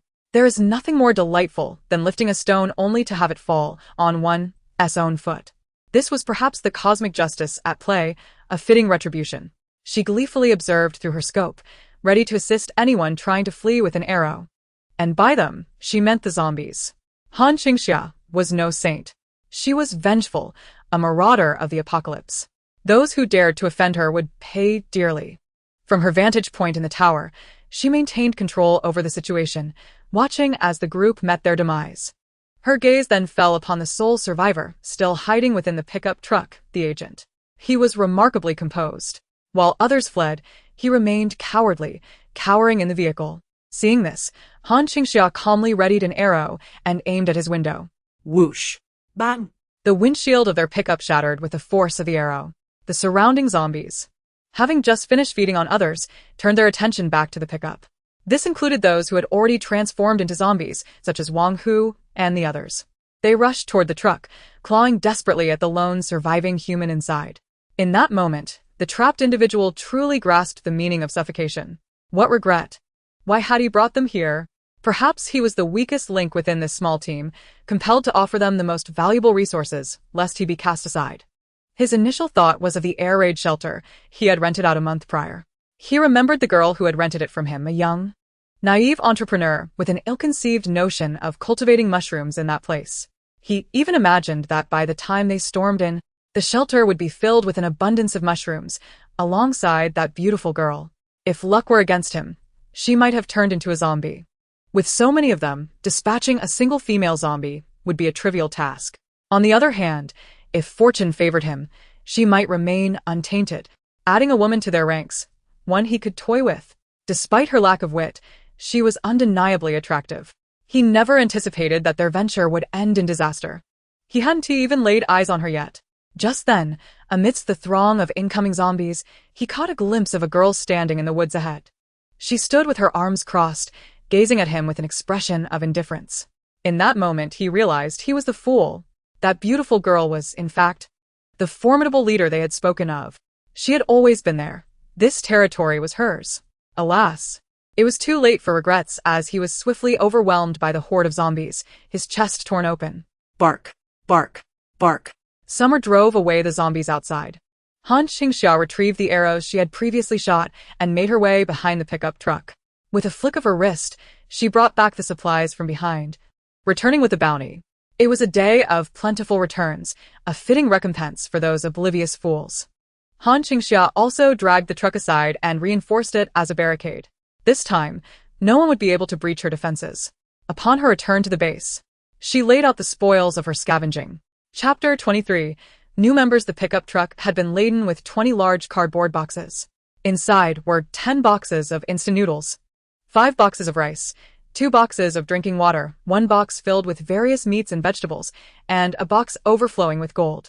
They hadn't even removed the price tags. It was evident they had specifically raided a jewelry store while passing through. Han Qingxia couldn't help but marvel at the sheer amount of gold, 3 to 4 dozen pounds, appreciating the intrinsic allure of gold that seemed to be embedded in their very essence. However, their choice to carry gold was wise. Even in the apocalypse, only gold retained its value. She categorized the supplies and stored them in her warehouse, also confiscating a police-issue handgun. Clearly, this band of thugs had plundered where they ought not to have. Han Qingxia felt a sense of moral righteousness, believing herself a benefactor to the people. After all, individuals filled with such a sense of justice were becoming increasingly rare. Who wouldn't flee from such a mob? Yet she had bravely fought back, driving off the enemy while generously providing them with a zombie meal package to prevent them from wreaking havoc on others. She could have simply scared them away, driving them from her territory, but instead, she had lured them in, ensuring their demise. A person as noble as she was becoming increasingly hard to find. She accepted her rewards as a testament to her valor. Just then, a notification from the system chimed in her mind. Detection of base defense battle 1. Successfully defeated 6 enemies, confiscated 20 boxes of supplies. Congratulations, you have earned 26 points. The system store is now open. Han Qingxia's eyes sparkled at the mention of the point store. To her astonishment, a shopping interface appeared in her mind, showcasing a plethora of resources. There were food items, medicines, firearms, and materials for base construction. Each item bore its attributes. For instance, an energy bar could restore stamina quickly, sustaining hunger for 10 hours at a cost of 5 points. Bread would restore stamina and stave off hunger for 20 hours for 8 points. Yunnan Baiao could stop bleeding and relieve pain with just a single application, priced at 20 points. Navigating to the weapons section, she found an array of firearms, each boasting additional damage and accuracy attributes. Each item was a treasure, yet the prices were steep. She currently possessed only 26 points. Han Qingxia gazed longingly at the offerings, even beginning to anticipate the prospect of an invasion of her territory. At that moment, her monitoring system emitted another alarm. Han Qingxia approached her computer and saw the dimming sky outside, where several large vehicles had parked beyond her surveillance. The infrared camera captured a group disembarking from the vehicles. They surveyed their surroundings, clearing the nearby zombies. Han Qingxia felt a surge of excitement. Could it be? Were they delivering her more prey? She scrutinized their movements through the camera, preparing to strike as soon as they breached her territory, only to see them dispatch zombies instead. They attracted nearby zombies, dispatching them before opening the rear doors and releasing a pack of dogs. At that instant, Han Qingxia could not discern their appearance or attire, relying solely on the infrared sensor to gauge their shapes. One thing was certain, they had indeed unleashed a pack of dogs. After releasing the dogs, a few individuals appeared to argue. However, they soon retreated to their vehicles, leaving the dogs behind. The dogs watched as the vehicles departed, then sprinted after them. In the infrared view, both the car and the running dogs headed towards the city, leaving her perplexed. What were they up to? The following morning, Han Qingxia rose early to warm up. Even without system rewards, her warm-up routine must persist. As she prepared to jog around the perimeter of her territory, her monitoring cameras triggered yet another alarm. This time, she connected her phone to the computer, allowing her to view all the footage on her mobile device. As she held her phone, she noticed a pack of dogs, about 14 or 15, gathered on the road outside the air raid shelter, all donned in uniforms. They arrived at the spot where she had seen the peculiar scene the day before and circled in place, as if waiting for their master to return. At that moment, her phone buzzed with a public alert. A city rescue operation commenced. Rescue vehicles have entered a city. Survivors, please gather at the designated points. Han Qingxia understood immediately. The rescue team had passed by her doorstep yesterday, accompanied by their dogs. She drove her vehicle to the outskirts of her base, where all zombies had been cleared from the main road, leaving a rare safe zone. A pack of dogs stood at the entrance, gazing intently towards the city. The dogs appeared to be in poor condition, each bearing wounds, scratches from claws or bites. One particularly injured dog had both hind legs mauled, exposing raw, bloody bone. Limping as it followed the pack, yearning for the city, Han Qingxia stepped out of her car. Recognizing the plight of these 15 dogs, they had undoubtedly chased their way into the city the night before, only to encounter a throng of zombies. But it was evident they had not found their master. They were ensnared in peril, yet did not await their master's return. After a fierce struggle, they returned to this place. It seemed they still hoped to be reunited with him. In this apocalyptic world, everyone was helpless. Upon encountering me, they might as well follow my lead. After tending to all the dogs, especially the one that bore the most severe injuries, Han Qingxia gritted her teeth and exchanged points in her system shop for Yunnan Baiyao. You must remember the kindness of your new master. I spent 20 points to procure this medicine for you. From now on, follow me obediently, do you understand? I will never abandon you. As she muttered this, she meticulously bandaged the nearly lifeless dog. The one lying on the ground seemed to comprehend her words, gazing at her with eyes imbued with human-like emotion. Chapter 24. Abandoned again after dressing their wounds, Han Qingxia presented them with fresh beef bones, a true delicacy. The dogs, upon seeing the food, excitedly pawed at the ground but hesitated to approach. Go on, it's all for you. At her encouragement, they eagerly devoured the meat, revealing their ravenous hunger. However, not all of them finished. They intentionally left a portion untouched, picking up the meat and turning towards the exit. Han Qingxia was taken aback. Woof. Summer, witnessing the dogs' intent to flee after their meal, rushed forward to scold them. Enhanced by the system, Summer was twice the size of these ordinary dogs, with claws 10 times sharper, exuding an aura as fierce as that of a king of beasts. The military dogs cowered under Summer's imposing presence, gathering together to confront him. Han Qingxia shook her head at the scene and approached Summer, advising him to let them go. Woof woof woof. Summer protested vehemently, as if to say, those ungrateful dogs devoured your food. They are not worth keeping. Ruffling Summer's head, Han Qingxia opened the door and released the group of dogs.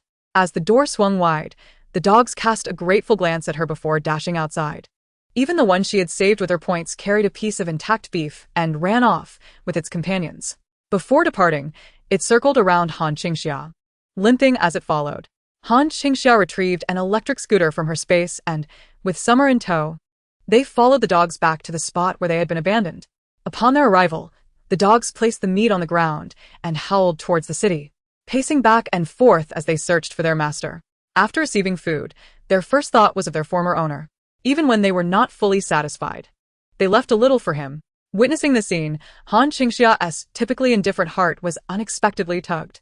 Indeed, dogs are often more loyal than humans, especially military dogs. Once they have identified their master, betrayal is inconceivable.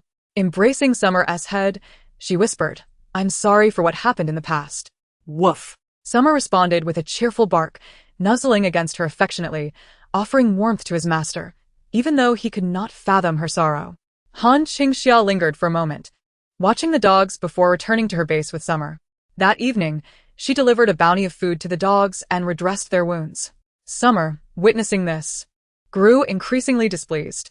Woof woof woof. He barked at them each time they met, as if to say, you ungrateful dogs, feasting on my master's generosity.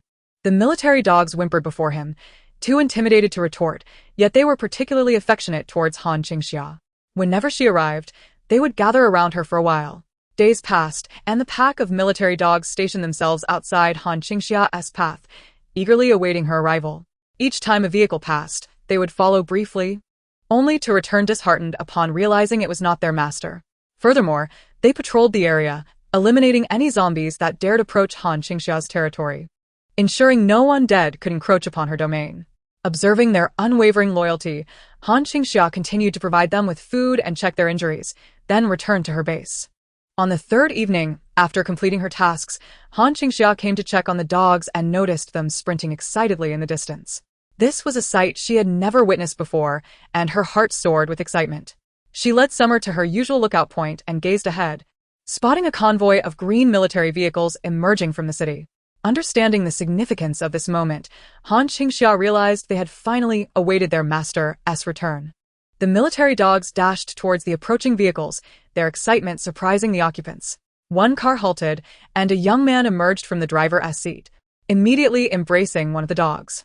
The others joyfully surrounded him, barking in delight. One of the military dogs raced back to their former base, retrieving a piece of meat for him. He was taken aback by the fresh beef, but soon released the dogs, as he himself was hungry, and returned the meat to them, turning back towards his vehicle. They had received orders from the base to conserve space for survivors, which meant abandoning the dogs. This was an order they had no choice but to execute. The military dogs, witnessing this, surged towards the green vehicle. Even from a distance, Han Qingxia could hear the panicked shouts. "Ah! There are dogs! Get away! Get away! They carry the virus! Terrifying dogs! Ah! Quickly, retreat!" The soldiers hastily reboarded their vehicles, starting the engines. The dog that had just been embraced rushed towards him with the meat, only to be met not with open arms but with the cold door of the vehicle. The convoy sped away, leaving the dogs to chase after them frantically, but alas, the distance only grew. As they returned from the end of the road, all semblance of hope had vanished from their expressions. They wandered aimlessly, having lost their master. Such is the cruelty of the apocalypse. Choices are a luxury few possess. If there is even a sliver of possibility, no one wishes to abandon them. In the struggle for survival, when faced with a choice between humans and dogs, the base had chosen humanity. "This time, surely you will follow me," Han Qingxia declared as she appeared before them. "I promise I will never abandon any of you. Grant me your trust." Han Qingxia was no savior. She sought only the dogs. The pack of defeated canines regarded the human before them in brief silence, before the one she had so meticulously bandaged stepped out from the group. It circled Han Qingxia and, with a soft whine, lay at her feet. With its acceptance, the other dogs rushed forward, surrounding Han Qingxia, as she led them back to her base. A familiar system notification echoed in her mind, detected 15 military dogs in the base. Loyalty at 100. Reward, base dog health restored to maximum.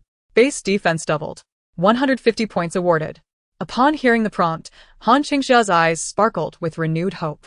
As she returned with her dogs, she noticed that the entrance to her base had been reinforced, with the barbed wire now doubled in height. The surface was adorned with sharp barbs, and her bomb shelter had undergone significant upgrades, with all doors renovated and the walls fortified 100-fold. From an external perspective, her base resembled a fortress. Chapter 25. Expanding territory. Additionally, to Han Qingxia's delight, upon receiving this batch of military dogs, she was awarded 150 points. This venture had undoubtedly yielded profitable returns. She promptly accessed the mall interface, scrutinizing the available items for exchange.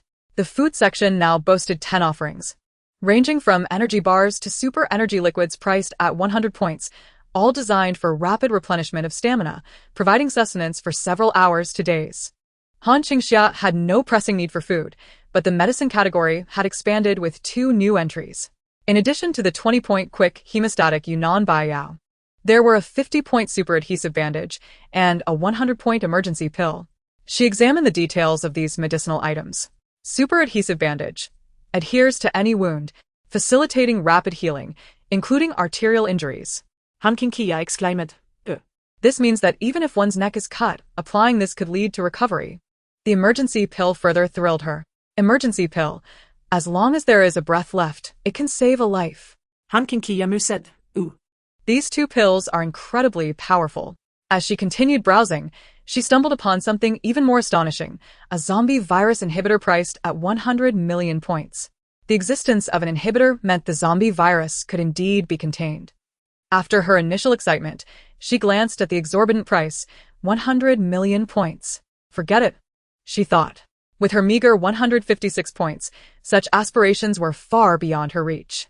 Nevertheless, Han Qingxia's eyes sparkled at the thought of such extraordinary treasures existing in her system mall. If these items were revealed, they would undoubtedly astonish the world. She rubbed her hands together eagerly.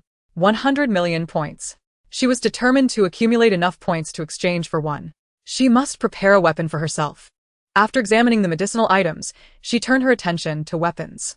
The array of arms available made her salivate. An ordinary P5 cost 500 points, a decent Glock 1000. Submachine guns and shotguns were even pricier, starting at 5,000. However, she had her sights set on an AK, priced at 8,000. The attributes of system-produced firearms surpassed those available in the outside world by an entire tier, with power and lethality significantly enhanced. Despite the steep price, It captivated Han Qingxia's heart. Silently, she added the AK to her shopping cart, knowing she needed to save more points to acquire a good weapon. There was also a locked section in the mall that required 5,000 points to unlock. She was curious about the treasures hidden behind that barrier. This system mall aligned perfectly with her preferences. She desired everything, yet lacked the points. Frustrating. Han Qingxia attempted to click on the points acquisition channels. A line of prompts appeared before her. 1. Complete system tasks to earn points. 2. Expand territory to gain points. 3. Increase territory members for points. Gazing at these three options, she recalled her previous encounters where she earned points for eliminating invaders, completing the base protection task. Today, with the acceptance of 15 dogs, she had also increased her territory members. The second option, expanding territory. She understood. Starting tomorrow, she would begin to extend her domain. The following morning, Han Qingxia did not run along the borders of her territory as before. Instead, she ventured to the back mountain. While running, she instructed her subordinates to carry ropes to mark the area. Just as ancient traditions of horse herding existed, so too did her own version of dog herding. Han Qingxia had Summer lead the way, calling out auspicious phrases from the left, while she brought forth winds from all directions on the right. This was how Han Qingxia named her newly acquired dogs.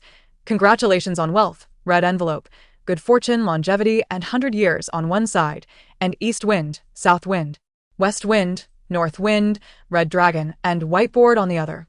They divided into two groups, encircling the back mountain with ropes. By afternoon, Han Qingxia successfully met with Summer in the middle of the back mountain. She tied the ropes together and sequentially secured all the loose ends. Working tirelessly with her pack until nightfall, she finally enclosed a section of the back mountain. The ends of the ropes were fastened to her barbed wire. Thus, she had managed to claim an area of approximately 3,000 meters in circumference. The system recorded her territory expansion as doubled. Reward: 1,000 points. What exhilaration filled Han Qingxia. It was indeed feasible. By actively claiming unoccupied land, the system acknowledged it as her territory. Just by enclosing her mountain, she had secured 1,000 points. If she were to claim several nearby peaks, the points would multiply. If she were to conquer the front city, a city, that 100 million points would no longer seem unattainable.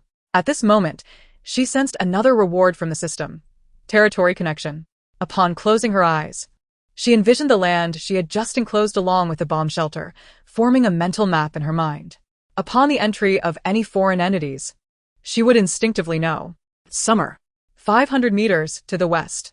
Wang. Summer dashed out upon receiving the command. Within half a minute, the sounds of combat reached her ears. When she arrived, Summer had already dispatched a zombie that had stealthily infiltrated Han Qingxia's territory. Witnessing the scene, Han Qingxia understood how to utilize her newfound abilities. Within her perception range, she detected several grades. She led her dogs to eliminate them. Congratulations on wealth, take longevity south. Good fortune and red envelope, head west, east wind, south wind, west wind, and north wind go east. The rest follow me. Han Qingxia swiftly quelled the zombies within her territory. Throughout this process, her understanding of the territory connection grew clearer and more skilled. Indeed, the appearance of gray dots indicated zombies, and even in remote locations, Han Qingxia could pinpoint their whereabouts. This meant she could sense any disturbances within her territory without relying on surveillance alarms.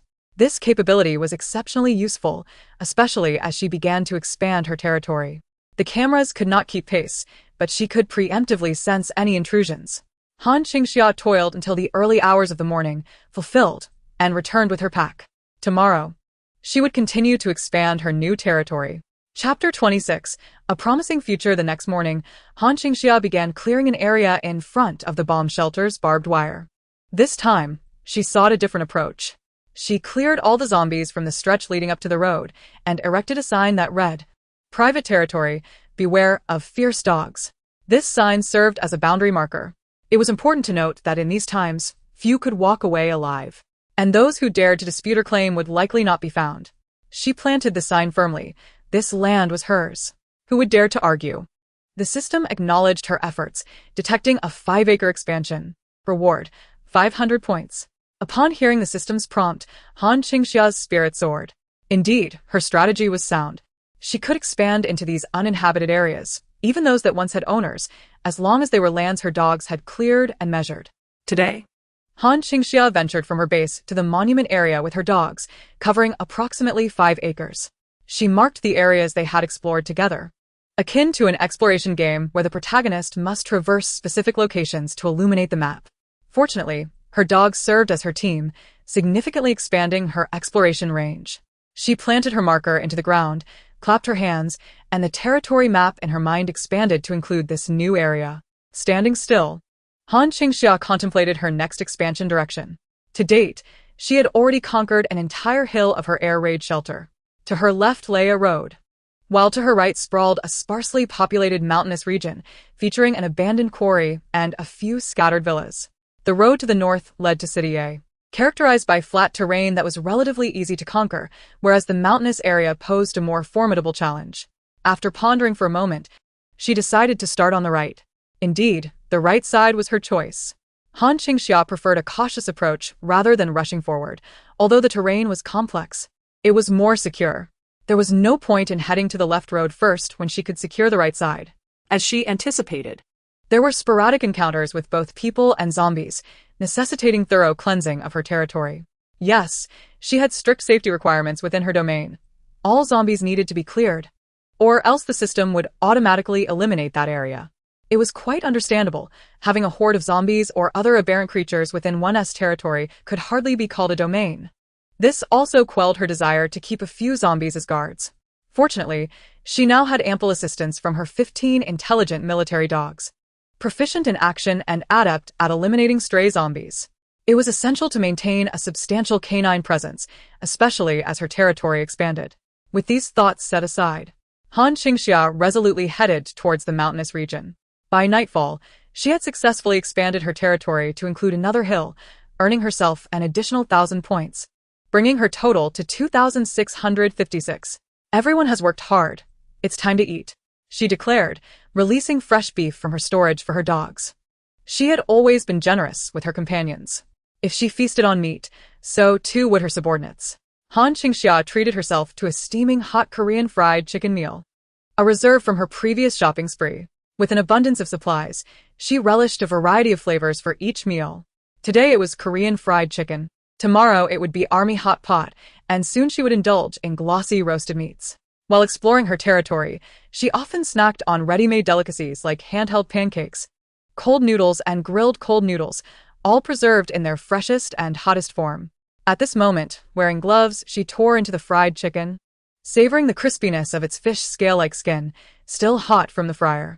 As she tore into it, succulent chicken juices burst forth, complemented by a fragrant garlic soy sauce that tantalized her senses. Accompanied by a sip of chilled cola, she felt immense satisfaction, especially during such apocalyptic times. Being able to enjoy the gourmet foods of the past was a joy to be fully savored. All fatigue from the day melted away as she devoured the fried chicken, consuming an amount fit for 3 people. The aroma drew her dogs closer, and Han Qingxia tossed them the remnants of her meal. Her dogs feasted joyfully around her. Once they had finished, she felt pleasantly full and took a moment to stretch while checking on her chickens, ducks, fish, vegetable garden, and fruit trees.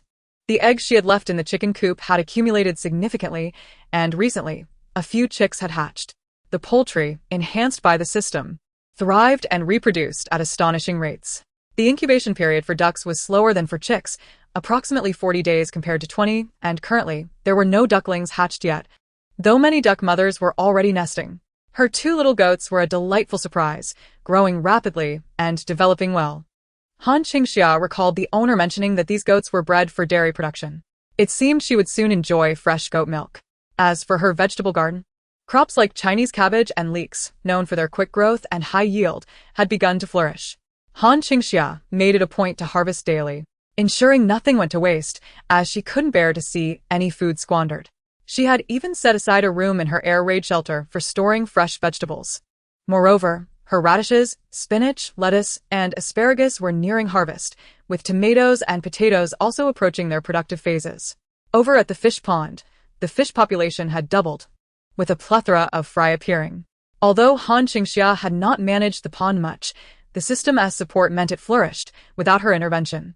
The little fish were lively and growing plump day by day. Everything at her base was progressing positively, and her territory was expanding. The future looked promising. The following day, Han Qingxia set out to expand her territory once more, this time driving her armored vehicle.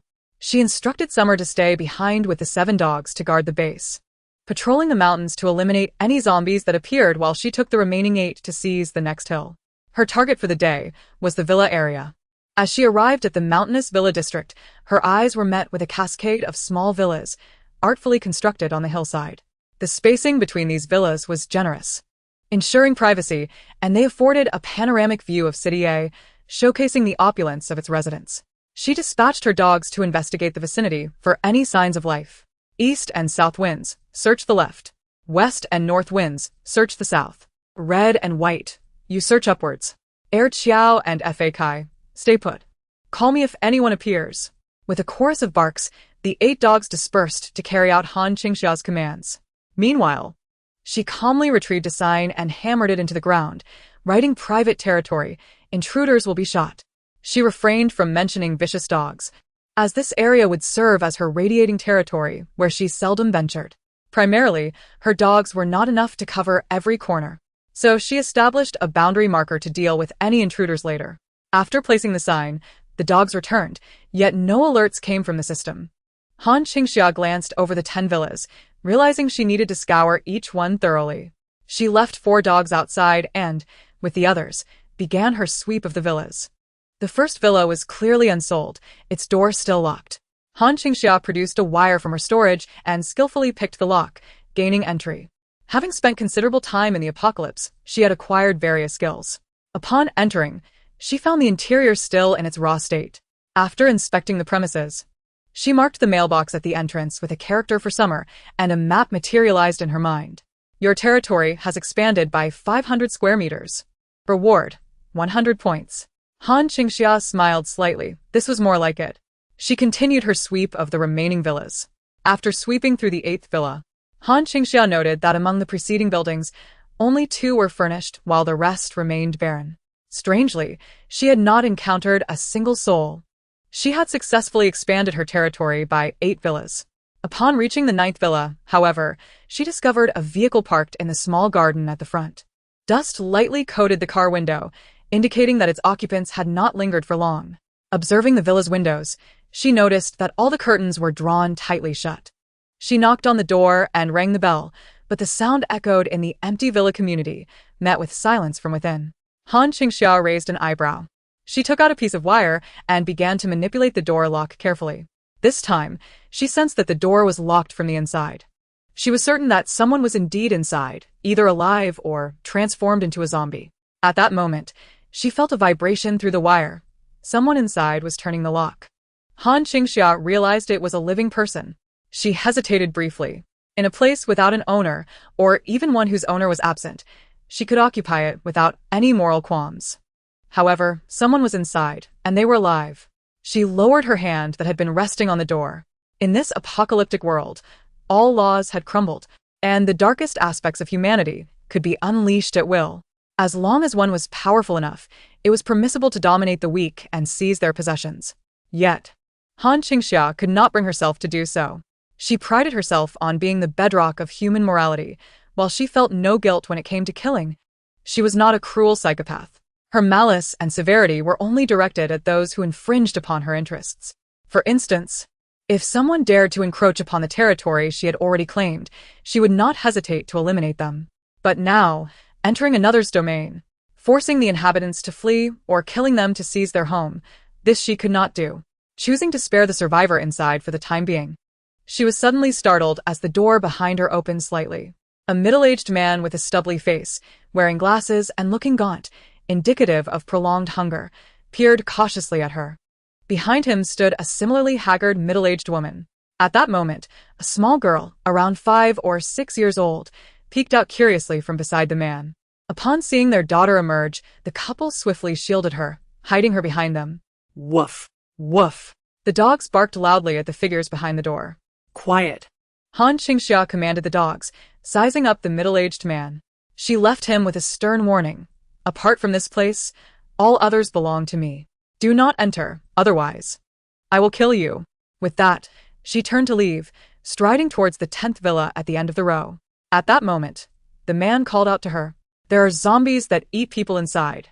Don't go. Han Qingxia paused, looking at him. How do you know? I've seen them. The man replied gravely, nodding. That day, the 10th villa was hosting a party. A group of young men and women played all night until screams erupted in the early hours. Many young people fled, bleeding, but they didn't get far before being tackled and devoured. What were you doing at that time? We were terrified, keeping the door locked and staying inside the room.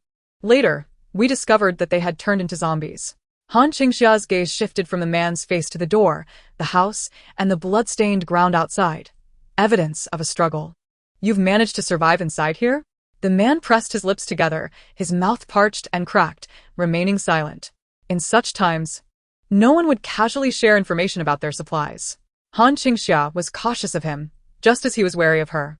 Noticing the silence, she turned and walked towards the 10th villa with her dogs. The man wished to offer a warning, but ultimately said nothing. Who is that person, dear? The man's wife inquired anxiously. I'm not sure, but she likely has supplies, he replied, recalling Han Qingxia's vibrant and healthy appearance, certain of his assessment. Even her dogs looked well-groomed. At this stage, it was implausible to maintain such a condition without sufficient resources. Can we ask her for some food later? His wife asked nervously. Daddy, I'm hungry. Their daughter clung to his leg. The man's expression deepened, and he extended his hand, revealing a soft green glow in his palm. Nearby, a branch from a potted plant seemed to come alive, flying towards him. Grasping the vine, he said solemnly, Let us wait and see. No need to rush. Han Qingxia approached the 10th villa. Indeed, the scene was chaotic. The front door was tightly shut, and blood was everywhere on the ground, on the door, and in the garden. She circled the villa, surveying the layout and internal conditions. Chapter 28. Elimination of the mutant zombie. Han Qingxia possessed extraordinary strength. With a single kick, she sent the iron security door crashing open. As the door swung wide, she and her 4 dogs quickly spread out to either side. With a roar, 3 famished zombies burst forth from within. The trio, a male and 2 females, had distinctly different appearances. One female zombie had been a stunning beauty in life. Even in death, she retained some allure, her face relatively intact, though one leg had been gnawed down to the bone. The second female zombie was less fortunate, her face ravaged, her prosthetic nose dangling grotesquely, and one eyeball bulging with maggots crawling within the exposed flesh. The male zombie, dressed in an elegant suit, had a gaping wound in his chest and lunged forward, frantically drawn by the scent of fresh flesh. As the 3 zombies charged out, Han Qingxia swiftly dispatched one with a shovel. The other 2 were quickly overwhelmed and eliminated by her dogs, who were exceptional military canines, alleviating much of her burden. With 3 swift blows, the zombies fell lifeless. Standing by the doorframe, Han Qingxia tapped lightly, continuing to lure any remaining zombies inside. However, silence reigned within. It seemed that these were the only 3 zombies. Cautiously, she ventured inside with her dogs. Even in the absence of zombies, her movements were deliberate and careful. This villa spanned 3 floors, 1 basement level and 2 above ground. Lavishly decorated, the opulence was evident in every detail. Yet, the interior was a disarray of chaos. Bottles and food containers littered the ground, and a pile of exquisitely wrapped gifts lay at the entrance. Han Qingxia picked one up, discovering it bore the words, Happy 20th birthday Lu Mengyue. A birthday party, it seemed, had been marred by the outbreak of the zombie crisis on that very day. With deft hands, she tore open the gift box, revealing a brand-name diamond bracelet inside. Adhering to her principle of never leaving empty-handed, Han Qingxia collected all the gifts for later examination. After securing the presents, she ventured into the kitchen, intent on retrieving any food items. To her dismay, the pantry was nearly bare, suggesting the resident was a pampered young lady and used to manual labor. However, she found a plethora of snacks in the refrigerator. Without hesitation, she gathered them all: imported bird's nest, beverages, snack boxes, and a treasure trove of Japanese Wagyu beef and Australian lobster from the freezer. Additionally, She confiscated pristine silk and down comforters from the bedrooms, swiftly clearing out the entire second floor, leaving 2 dogs at the entrance to keep watch. She descended into the basement. Upon entering, she sensed something was amiss. woo, woo. The red and white boards emitted a low, mournful sound, resonating with a sense of warning and dread, as if they had encountered a terrifying creature.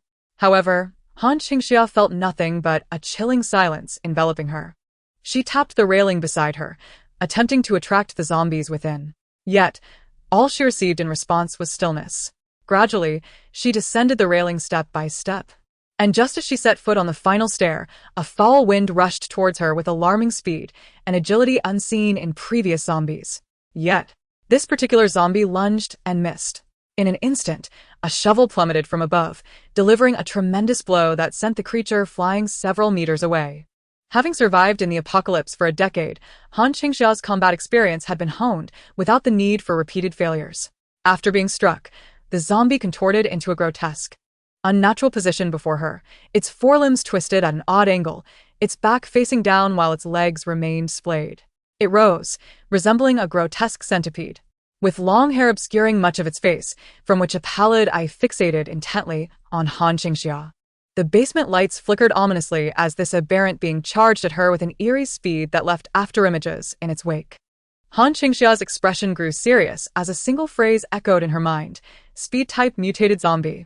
In the blink of an eye, the 4-legged zombie was upon her. The creature's face, hidden beneath its long hair, opened a gaping abyss of a mouth, revealing its lack of a tongue. Its lips had been gnawed away. Beneath the grotesque maw, uneven rows of teeth snapped at her. With a thud, it bit down on something, only to find it was a shovel. The shovel pierced through its mouth, pinning its head to the wall. The zombie struggled violently, its limbs thrashing in desperation. With a firm grip on the shovel, Han Qingxia exerted her strength. A crack resounded as she silenced it completely. The zombie's speed was remarkable, yet Han Qingxia's was even greater, coupled with astonishing strength. The shovel embedded itself an inch deep into the reinforced concrete wall, a feat most could not achieve. As she withdrew the shovel, a gleaming yellowish-white crystal appeared before her eyes. Fetching a bottle of water from her space, she cleaned its surface, revealing its radiant glow.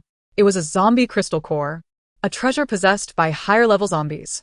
In the later stages of the apocalypse, many bases used these cores as currency, with larger bases continually acquiring them at high prices.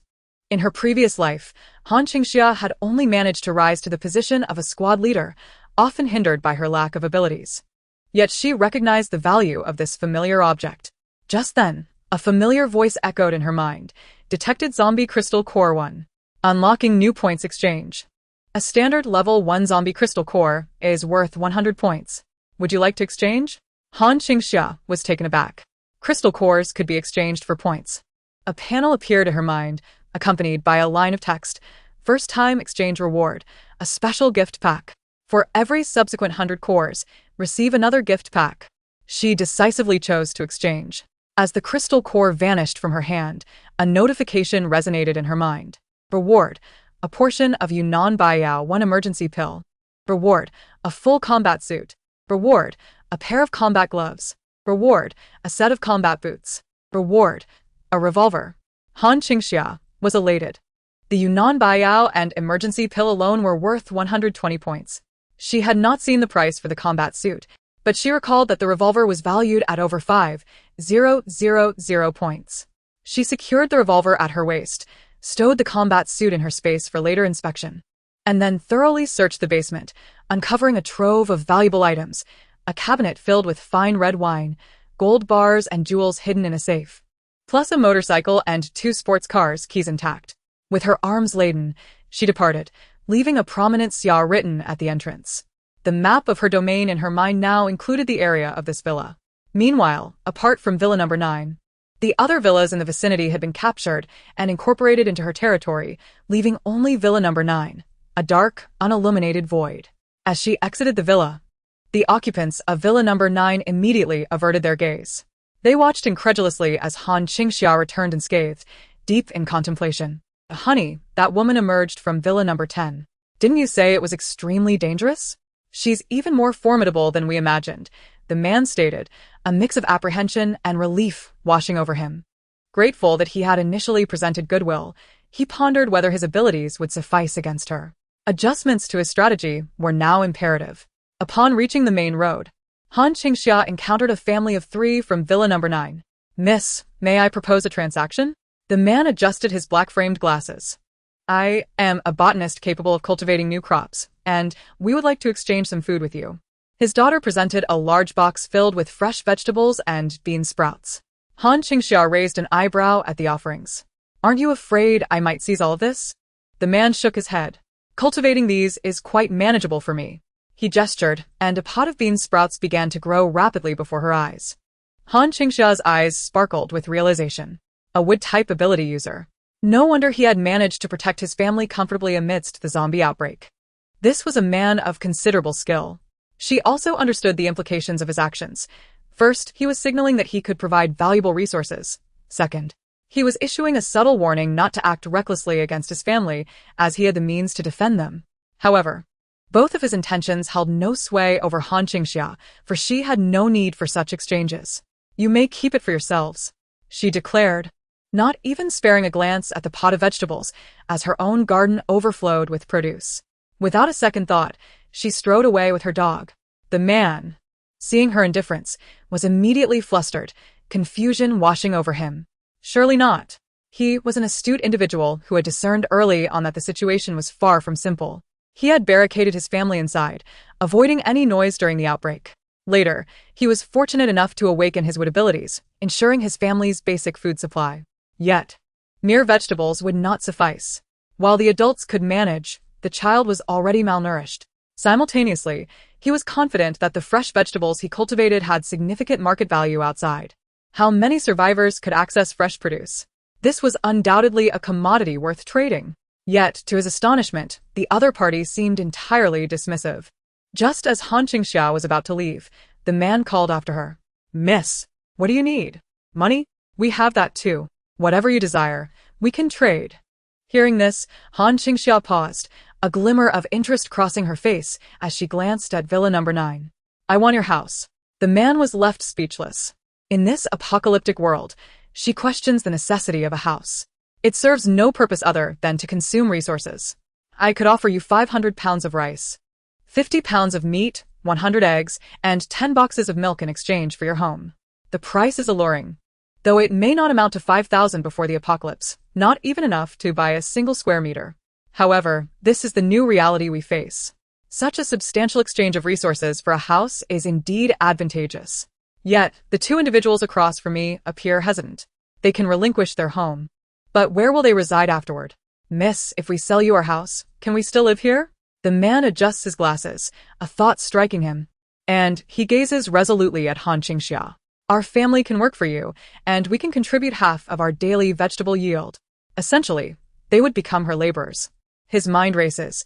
While this decision resembles the servitude of ancient peasants, it is, in fact, the most prudent choice. They avoid relocation, remain in their home, merely surrendering half of their vegetable output while gaining Han Qingxia's protection. This girl is clearly formidable. Their allegiance to her is undoubtedly the wisest option. Simultaneously, it is not a loss for Han Qingxia either. She initially intended to acquire their house to expand her territory, but had no intention of residing there. With her current manpower insufficient, the expansion leaves many areas unguarded. This family can oversee her domain while providing a daily food contribution. Furthermore, the man possesses wood-based abilities, making this transaction quite advantageous. At that moment, a notification resonated in Han Qingxia's mind. Detected allegiance from a territorial resident. Accepting this resident will yield 300 points and grant special attributes. Han Qingxia exclaimed, special attributes. I accept. As she consented to their allegiance, an invisible force linked her with the 3 individuals before her. Wang Yumin and his wife suddenly regarded Han Qingxia with a reverence akin to that of a deity. Compelled to submit before her, Simultaneously, Han Qingxia felt an extraordinary energy surging within her. She reached for the bowl of vegetables Wang Yumin had, and instantly, the box of vegetables began to flourish at a pace even swifter than Wang Yumin could manage. The couple quickly understood why Han Qingxia had looked down upon their produce. She too was a wood-based ability user, and significantly stronger at that. A unique blend of gratitude and trepidation welled up within them. How fortunate they were that she was willing to accept them. Her kindness was profound. Chapter 30. The Lord Han Qingxia finalized the purchase of Wang Yumin's home. A prominent character Xia was engraved on the mailbox at the entrance. With this acquisition, her map was now complete. From this day forth, I am your lord, she declared, instructing Wang Yumin and his wife to oversee the area, forbidding any unauthorized entry into her territory. They were to cultivate the land for her, and she would ensure their safety, offering rewards based on their contributions. The couple was elated, as this was precisely what they desired. Regardless of the circumstances, ordinary people yearn for a secure place that can provide shelter. Previously, the state had offered them protection, but now that the state apparatus had collapsed, Han Qingxia became their steadfast guardian. This lordship was tangible. Han Qingxia asked Wang Yumin's daughter, Wang Yunduo, to accompany her on a supply run. Considering the girl's age and the inability of Wang Yumin's family to store much, she only allowed her to take a modest amount. A bag of rice, a box of milk, a tray of fresh eggs, and 10 pounds of pork. They loaded the items onto the vehicle, with Hongzhong and Bai Ban escorting her back. From now on, the family's produce would be delivered daily to her. Han Qingxia's acceptance of residence resembled a base in the apocalypse, albeit distinctly different in structure. She would not permit the newcomers to enter her bomb shelter, as that was her private domain. Those under her protection could only reside within her territorial radius, gazing up at her as their guardian. The following day, Wang Yunduo arrived to deliver the daily harvest, a box of vegetables, half sprouts and half cabbage. Detected output from a territorial resident. Reward, 3 points. Upon receiving the box, Han Qingxia heard the system notification. She would earn points daily from the residents' contributions. Beyond the initial acceptance bonus, their ongoing produce would also yield rewards. The amount seemed to correlate with the population. With 3 members in Wang Yumin's family, they contributed 3 points to Han Qingxia each day. Elated, she rewarded Wang Yunduo with a bag of seeds and a lollipop when she returned with the day as supplies. Have your parents plant something else? Yes, my lord. Wang Yunduo responded sweetly. Accompanied by Hongzhong and Bai Ban, she returned home with her bounty. After she departed, Han Qingxia pulled out her map to strategize her next conquest. Advancing left towards the villa district seemed nearly sufficient. The mountainous terrain behind the villa led to another city. Intricate in layout, populated with numerous villagers, complicating management. If zombies lurked there, traversing would consume a significant amount of time. To the right lay the highway. She picked up her binoculars to survey the road. Since the rescue team had evacuated a group of civilians, the highway had witnessed a surge of activity. Survivors, emboldened by the presence of rescue vehicles, rushed out in their cars towards the base of their saviors. If she recalled correctly, that was where Han Ning and her family had initially connected with the base, located on the plains adjacent to the border of B City and A City.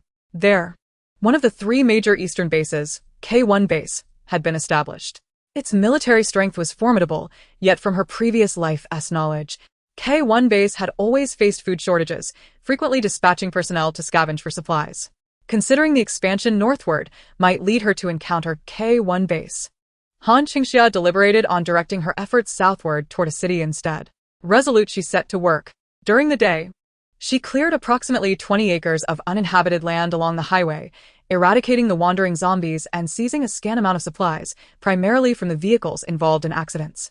The haul amounted to 4.5 bags of rice, half a bag of flour, and 5 boxes of instant noodles.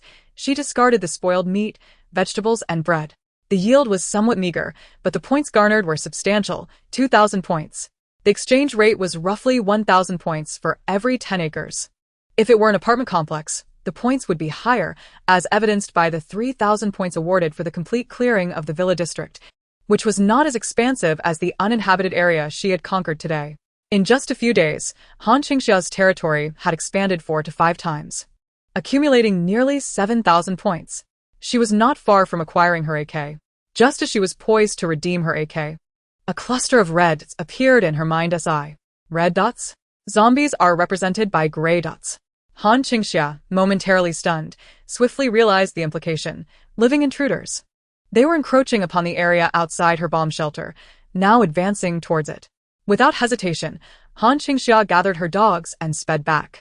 Captain, hold on a bit longer. According to the map, there should be a bomb shelter ahead. Something feels off here. A group of 7 or 8 men clad in base combat uniforms traversed the woods outside the shelter, gradually sensing the peculiarity of their surroundings. Indeed, there were no zombies along the way, as if deliberately cleared by someone. Look over here, there are fresh tire tracks of vehicles coming and going. It seems there are people inside. If there are people, that's fantastic. A group of men, nearly all bearing injuries, pressed forward, suddenly halting their conversation. Before them stood a massive sign reading private property, beware of dogs. Everyone look. One sharp-eyed individual caught a fleeting glimmer of silver. He hurried a few steps forward, pushed aside the bushes, and crossed several rows of dense trees, discovering a well-concealed base. Staring at the formidable fortification before him, he and his companions were left in awe. A towering fence of over 3 meters, topped with razor-sharp Okinawa blades, gleamed coldly beneath the sunlight, while countless hidden wire blades lurked within. At the center stood a massive steel door, 3.5 meters high, which appeared impenetrable even to a tank. Inside the barbed wire enclosure, various vegetables thrived, alongside domesticated chickens, ducks, and sheep, as well as abundant fruit trees and fish ponds. Was this a paradise? The astonishing fortifications and the immeasurable resources were reminiscent of a utopian haven described in books. There must be people here. I must seek their assistance. The man who had just spoken dashed forward. At that moment, their captain's voice rang out behind them. Be careful. Unfortunately, it was too late. Thud. The Special Forces soldier fell directly in front of them, and by the time they reacted, he had already plunged into a pitfall. Chapter 31. The appearance of Su Xiaoyang Daping. Pingzi. The other Special Forces rushed to the edge of the pit. They discovered that the cleverly concealed trap contained steel spikes and large animal traps beneath. Upon seeing these, a chill ran down their spines. This was no ordinary civilian animal trap. It was undoubtedly a professional-grade military installation. A mere misstep could be fatal. Fortunately, their comrade was a trained Special Forces soldier. Upon realizing the danger, he instinctively defended himself, and though his legs were caught, his hands were merely pierced. They carefully rescued him from the trap. Just as they pulled him up, a pack of fierce dogs burst forth from a small access door in the base. Woof, woof, woof. Led by an exceptionally ferocious black dog, 8 or 9 formidable canines surrounded them. Xia Tian glared at the group, bearing long fangs and sharp claws. In that moment, they fully understood the meaning of beware of dogs. Could these beasts not be termed vicious? At that juncture, a female voice emanated from a loudspeaker at the base. This is your only warning. Leave within 1 minute, or I will not be responsible for the consequences. Everyone present. Upon hearing Han Qingxia's warning, the group frowned, their gazes converging on the injured man at their center. His brow furrowed deeply, and though his camouflaged face concealed his features, his piercing eyes shone brightly. He directed his gaze toward the base and said in a deep, melodious voice, "We are the guards of K1 base, and are currently in distress. Could you extend us a helping hand?" 59 seconds. The only response was Han Qingxia's icy countdown. Hey. Please help us. We are truly in trouble. 58 seconds. How can you be so heartless? We are only in this predicament because we came to your aid. A younger Special Forces member exclaimed angrily. 30 seconds. Han Qingxia abruptly have the time. The young soldier nearly burst into tears at this point. Captain. She. Enough, their captain replied, his tone growing subdued. Helping is a matter of goodwill. Refusing is within their rights. We should withdraw. But you are severely injured, and we have no idea when help will arrive. We have no place to retreat. Leave. At that moment, the Special Forces members who had been carrying their captain suddenly knelt before the gate. Comrades inside, I, Su Xiaoyang, implore you. We will not enter your base. Just save our captain. Whatever you desire, I shall procure it for you. At that moment, Han Qingxia, who was driving, was stunned. In the live feed on her phone, she recognized a man she knew all too well. Su Shuang. It truly was Su Xiaoyang. Thud, thud, thud. The others followed suit, pleading with Han Qingxia. The young man on Su Xiaoyang's back felt as if his heart was being crushed by a giant hand. a sensation more painful than his physical injuries. He wished to tell them to rise, but before he could utter a word, darkness enveloped him as he succumbed to blood loss. Just then, a screech echoed. With a flurry of leaves, an advanced armored vehicle came to a sudden halt before them.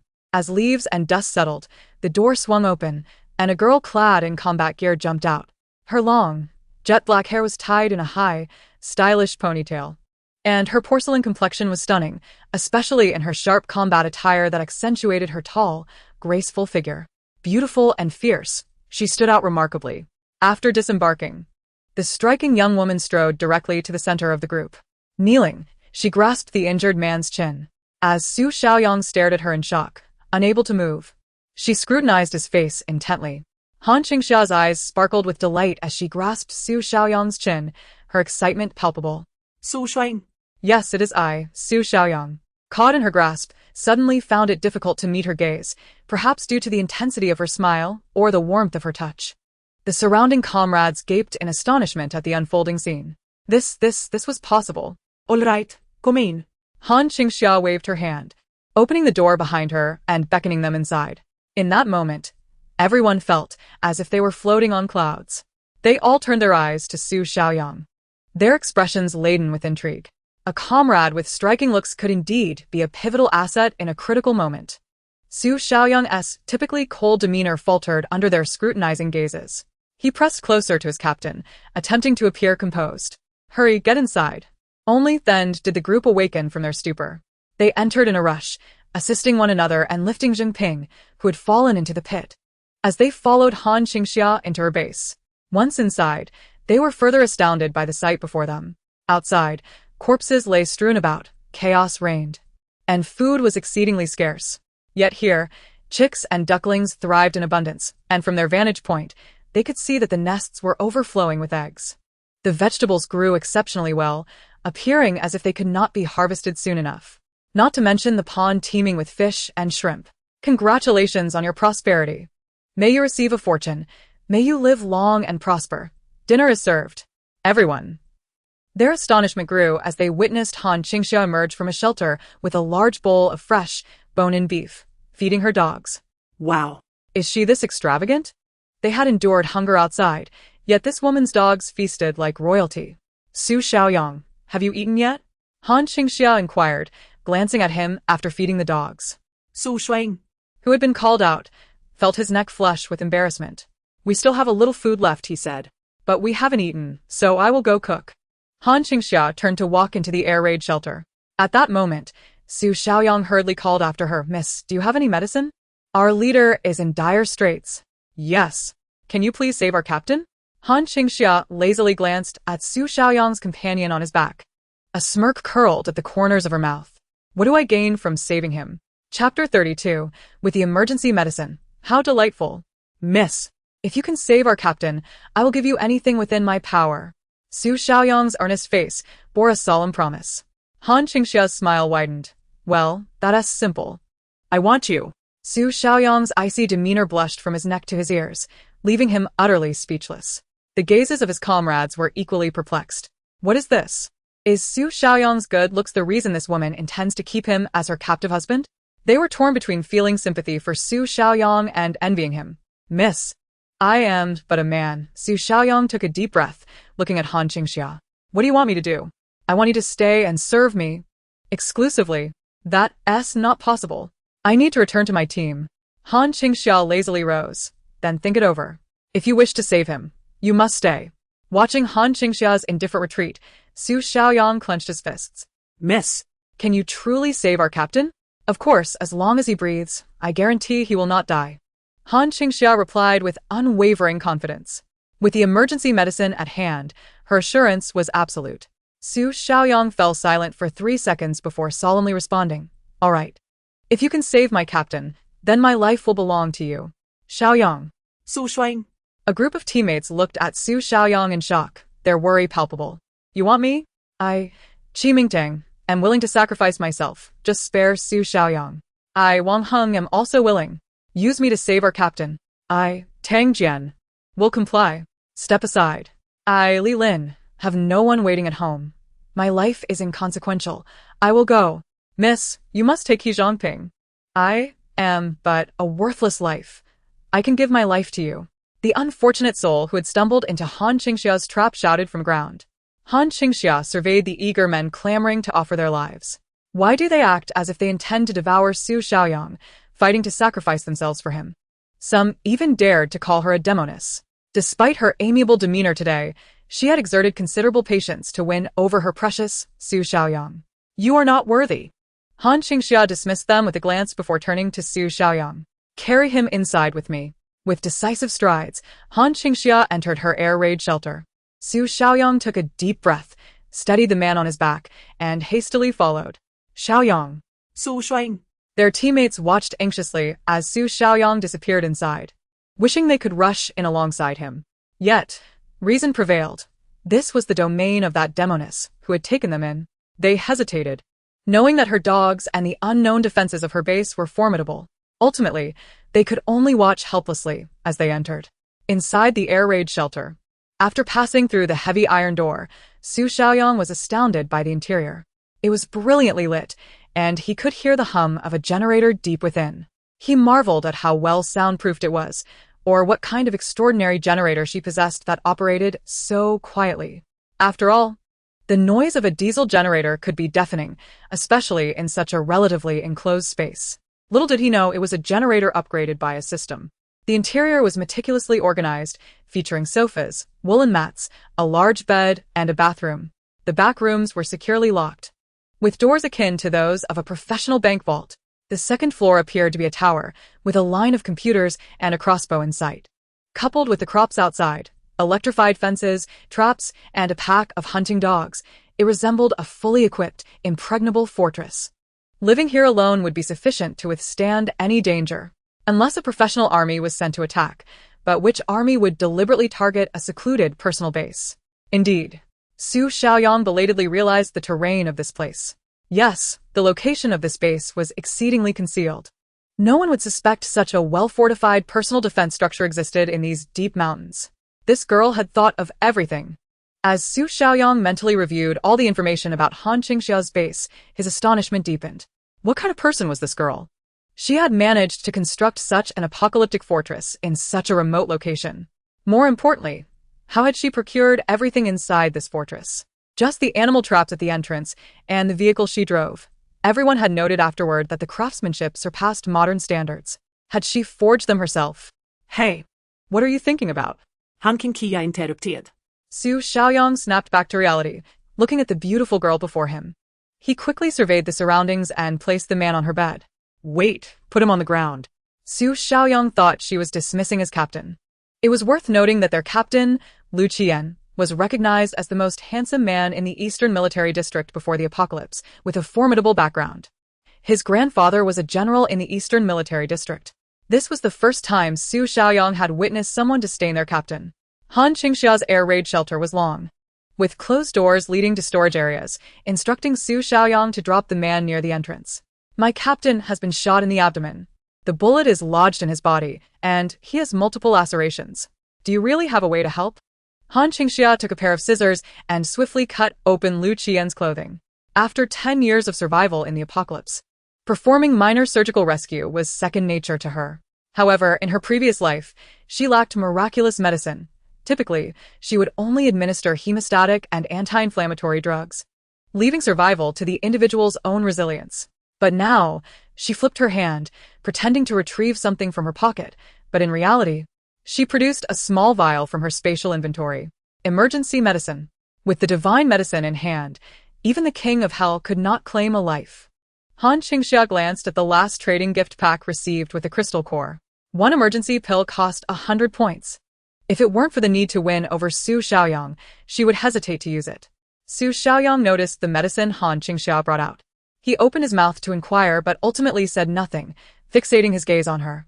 At this moment, he had no choice but to place his trust in her. Chapter 33. The marvelous Yunnan Baiyao. Su Xiaoyang anxiously stood by, watching as Han Qingxia administered the white pill to his captain before meticulously cleaning his wounds.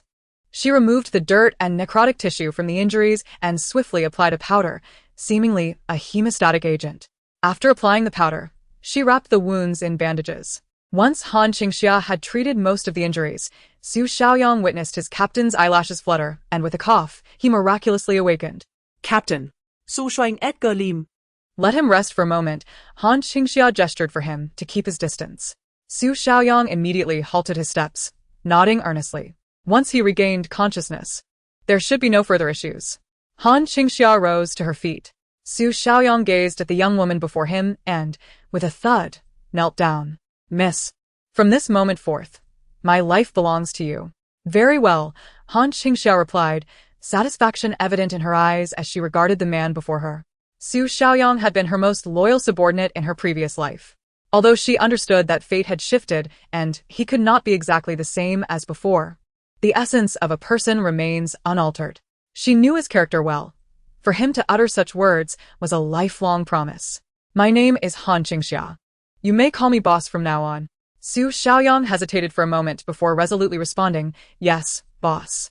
As soon as he spoke these words, a notification echoed in Han Qingxia's mind. Detected base guard 1. Reward, 1,000 points. 1 set of combat gear. Overall security of the base increased by 10%.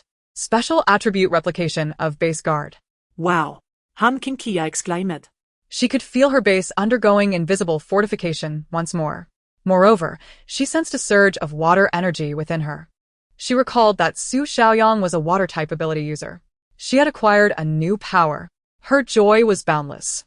She was now certain that as long as she accepted ability users into her territory, she would gain their powers. Han Qingxia gazed at Su Xiaoyang, cherishing him more with each passing moment. My Xiaoyang is truly a gem. Her eyes sparkled with intensity. Now, remove your clothing. Su Xiaoyang, meeting her fiery gaze, felt a wave of embarrassment wash over him, his face flushing from his cheeks to the nape of his neck. He felt like a helpless child at her mercy. So soon? He murmured, slowly unfastening his buttons. Come on, hurry up. Han Qingxia hurried. She turned to retrieve some gauze, alcohol, and the combat gear she had just acquired, only to find Su Xiaoyang still struggling with the second button, his movements awkward and slow. Noticing the items in her hands, Su Xiaoyang realized he had misunderstood her intentions. His ears turned crimson, and he hastened to remove his clothes. In a matter of moments, he had stripped off his outer garments. He wanted to tend to his wounds himself, but Han Qingxia had already pinned him down, tending to his injuries. They had all faced a perilous assault, narrowly escaping a horde of zombies, with injuries marring each of them. Su Xiaoyang remained silent throughout, even as she peeled away the blood-soaked fabric clinging to his flesh and removed some necrotic tissue. It was impossible not to feel pain. The agony of torn flesh and fascia would numb anyone. Yet he uttered not a sound. Tough men do not cry out in pain. He bore the discomfort. But when Han Qingxia applied a layer of white powder to his wounds, an unprecedented coolness washed over his numbed nerves. He gazed at her in disbelief as the pain dissipated almost instantly. A wave of comforting warmth enveloped his wounds, and by the time Han Qingxia had bandaged all his injuries, he felt as if he were healing rapidly. All right, stop staring at me like that. Go to the bathroom and wipe yourself down with a wet towel, avoiding the wounds, then change into these clothes. Han Qingxia tossed him a clean set of combat gear. Su Xiaoyang accepted the towel and clothing, momentarily at a loss for words. He grasped the items, paused for a second, and solemnly expressed, "Thank you, boss. Go on." Han Qingxia waved him off, dismissing him to the bathroom. When Su Xiaoyang emerged in fresh attire, he found Han Qingxia busy cooking in the kitchen. He noticed a half-full bottle of Yunnan Baiyao she had placed on the table. After a moment's hesitation, he approached her and asked, "Boss, could I have the remaining medicine?" Han Qingxia, glancing at him while cooking, nodded casually, "Take it." Su Xiaoyang felt an overwhelming sense of gratitude. He checked on his former captain in the room, confirming that he was recovering well, and then took the Yunnan Baiyao outside. Meanwhile, outside, He Zhongping lay pale against the wall of the air raid shelter, his companions treating his leg injury. He had suffered greatly from Han Qingxia's trap, exacerbating his already battered body. He knew all too well that without rescue and relying solely on the scant medical supplies they had left, it would be a waste. Save it for yourselves. My wounds cannot be healed by that medicine. Stop talking nonsense. We will not let you die, came the determined response. Just then, a voice from behind uttered, "Use this medicine." Su Xiaoyang, now dressed in his new uniform and carrying the Yunnan Baiyao, emerged from the shelter. Everyone turned to him. Xiaoyang, how's the captain? Is he all right? He's resting inside. He's no longer in critical condition. Upon hearing this, the gloom that had hung over them for days lifted significantly. Su Xiaoyang stepped forward and revealed the Yunnan Baiyao. This medicine has worked wonders for both the captain and me. He Zhongping glanced at the bottle. That witch's medicine? No way. That's my boss. Do not slander her. Su Xiaoyang asserted, firmly exposing He Zhongping's leg wound. As his comrades witnessed Su Xiaoyang defending Han Qingxia, He Zhongping's indignation boiled over, but an unprecedented coolness coursed through him, shocking him into silence. Chapter 34. This is what I regularly consume. He Zhongping's injury was deep, and the initial hemostatic medication had only intensified the pain. At that moment, as Su Xiaoyang applied the medicine to his wound, an indescribable coolness alleviated all discomfort. As the bandaging commenced, a gentle warmth enveloped the area, yet it was not hot, akin to soaking in a hot spring. His taut nerves gradually relaxed, and the pallor from his face began to fade. What kind of medicine is that witch using? It feels incredible. Still calling her a witch? Su Xiaoyang tightened the bandage around him. He Zhongping conceded. I was wrong. I'll call her big sister. Su Xiaoyang, being careful, loosened his grip and finished bandaging him. Noticing he had a little medicine left, he addressed the other comrades. There is still some. You all should use it. He distributed the remaining powder to the most severely injured among them. After applying Han Qingxia's medicine, their eyes sparkled with astonishment. Qi Mingtang exclaimed, Wow, this medicine feels amazing. Wang Heng's eyes lit up. It doesn't hurt at all after applying the medicine. Li Lin wholeheartedly agreed. I've never used such effective medicine. Tang Zian smiled. It seems that witch, despite her flaws, possesses some remarkable supplies. Tang Zian. Su Xiaoyang's previously stoic expression darkened. Indeed, just moments ago, we all pleaded with her. And she turned a blind eye to our plight. Is she not the epitome of a cold-blooded monster? Tang Jian was the young soldier who had nearly been driven to tears by Han Qingxia's demeanor. My boss saved the captain and turned a blind eye, allowing you to use the medicine. That was a trade-off for your own sake. No, I willingly follow the leader, Su Xiaoyang declared with utmost seriousness to everyone. Hearing this, Han Qingxia, who stood by the entrance of the air raid shelter, couldn't help but smile. Su Xiaoyang was still the same person she had known in her previous life. Xiaoyang, do not say such things. Did you not praise the leader? Once the leader recovers, we shall escape together. Yes, we'll sneak away. She will surely not notice. Even if she does, we have nothing to fear. There are so many of us. How could we be intimidated by just one young girl? Indeed, we are not afraid of her. You all, Han Qingxia interjected, carrying a large basin of food. Who are you not afraid of? The fervent discussion that had filled the air abruptly ceased as everyone averted their gaze, obediently closing their mouths. No one dared to look at her. Han Qingxia glanced at the group of loudmouths and called, Yangzi, come eat. Su Xiaoyang obediently stepped forward upon hearing the command. The other four rushed to stop him, urgently signaling him not to go, but none dared to speak in front of Han Qingxia. As they watched Su Xiaoyang obediently approach, they all sighed in resignation.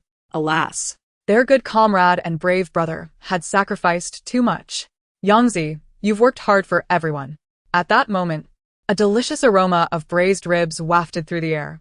Han Qingxia opened her large basin, revealing a generous serving of braised ribs. The ribs, first fried and then stewed, glistened with a golden red hue, exuding an enticing fragrance. Each bite was tender and succulent, a delightful combination of savory flavors that could make one devour 10 bowls of rice. Above, Han Qingxia had also fried 5 eggs and prepared a generous portion of stir-fried greens. The sight alone was enough to whet anyone's appetite, especially for these veterans who hadn't enjoyed a hearty meal in over 10 days. Wow, such a feast! Su Xiaoyang was taken aback by the sight of the ribs and the 2 pots of fragrant rice nearby. He felt a swell of emotion. Leader, there is no need to prepare such an extravagant meal for me. I am content with our usual fare. He understood the current scarcity of resources. Many people couldn't even afford a full meal. Han Qingxia's lavish spread was clearly prepared just for him, resembling a welcoming banquet. This is far too grand. Han Qingxia retrieved an electric rice cooker and settled under the grapevine trellis. This is what I eat daily. Su Shuang. The others behind him. From now on, whatever I eat, You shall eat too. Following your leader, I will ensure you start every day at this standard, Han Qingxia declared loudly. The 5 individuals nearby were wide-eyed in disbelief. Is she serious? This standard? This is the apocalypse. They can't even get meat at the base. Han Qingxia intended to have Su Xiaoyang eat like this. It seemed their previous assumptions about Su Xiaoyang's life as a male servant in dire straits were far from reality. Being with Han Qingxia was not a sacrifice. It was a life far superior to theirs at the base. Let us eat on our own, Tang Jian huffed. We have our own food. He pulled out some compressed biscuits and mixed them with a bit of water, munching on them dry. The others, feeling disheartened, took out their remaining biscuits from their packs. As they chewed on the tasteless biscuits that were hard to swallow, the tantalizing aroma of the braised ribs wafted over. This biscuit is becoming increasingly unappetizing. That smells so delicious. I really want to eat. Eat more. Why are you eating so slowly? Han Qingxia exclaimed. Devouring the ribs with gusto, hardly gnawing on the bones, leaving them for the summer dogs beside her. Su Xiaoyang, however, ate slowly, savoring every morsel and cleaning the bones thoroughly. The flavor of the well-cooked ribs was exquisite. He could even eat the remnants of the bones. The bones are for the dogs to chew on. You should eat more meat. You won't waste it.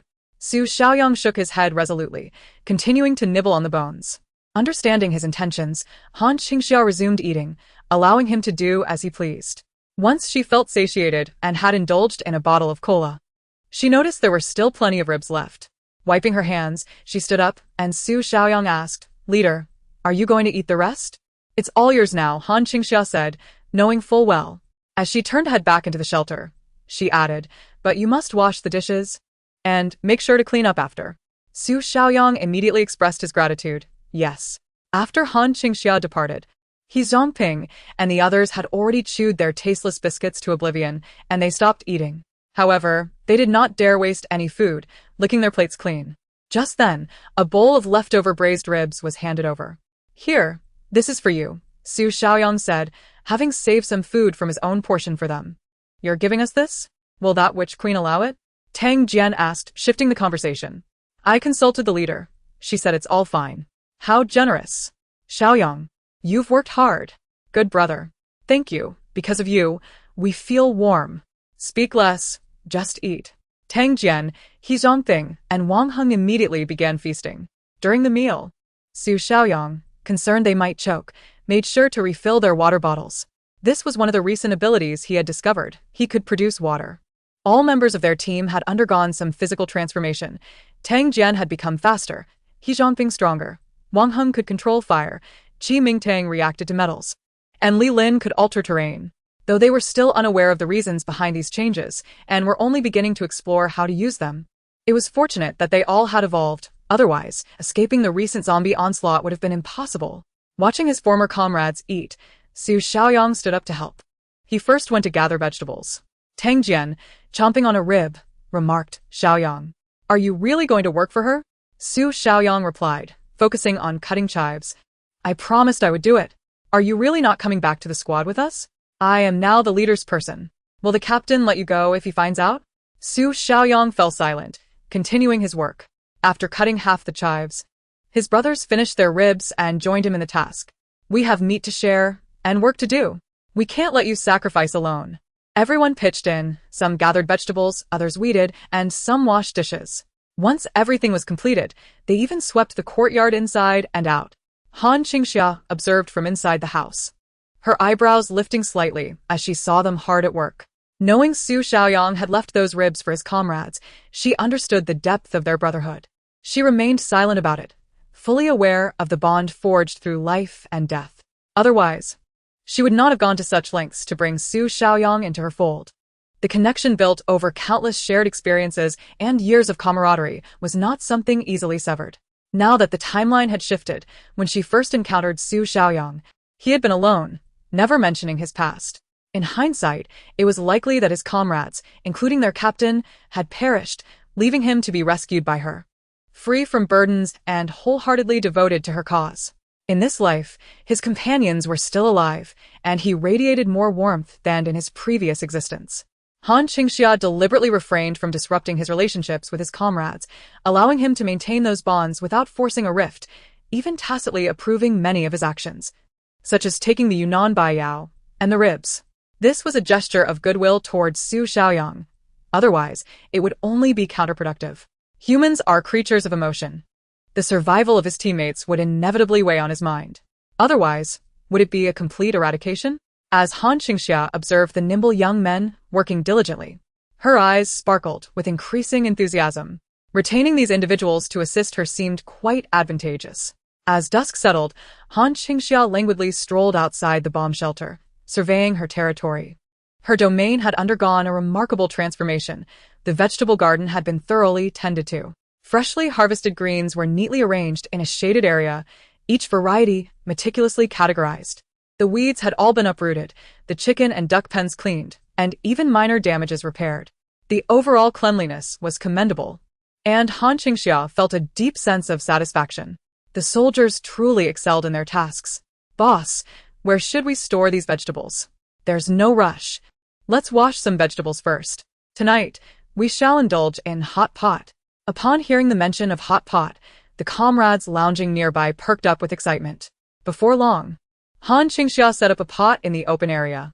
She began with fragrant beef bones and chicken legs to create a broth, followed by the addition of hot pot ingredients, half spicy and half tomato.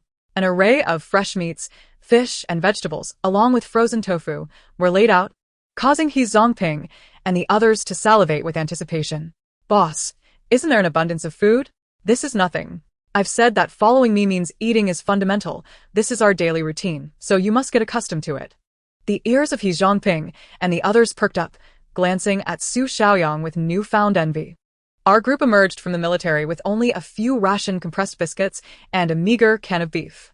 The food shortage at the base had downgraded our supplies. Our meals consisted of a single dish, rice, and soup, with the soup barely containing a trace of egg flour, less nourishing than bathwater for eggs. Yet, even this was a luxury many could not afford at the base.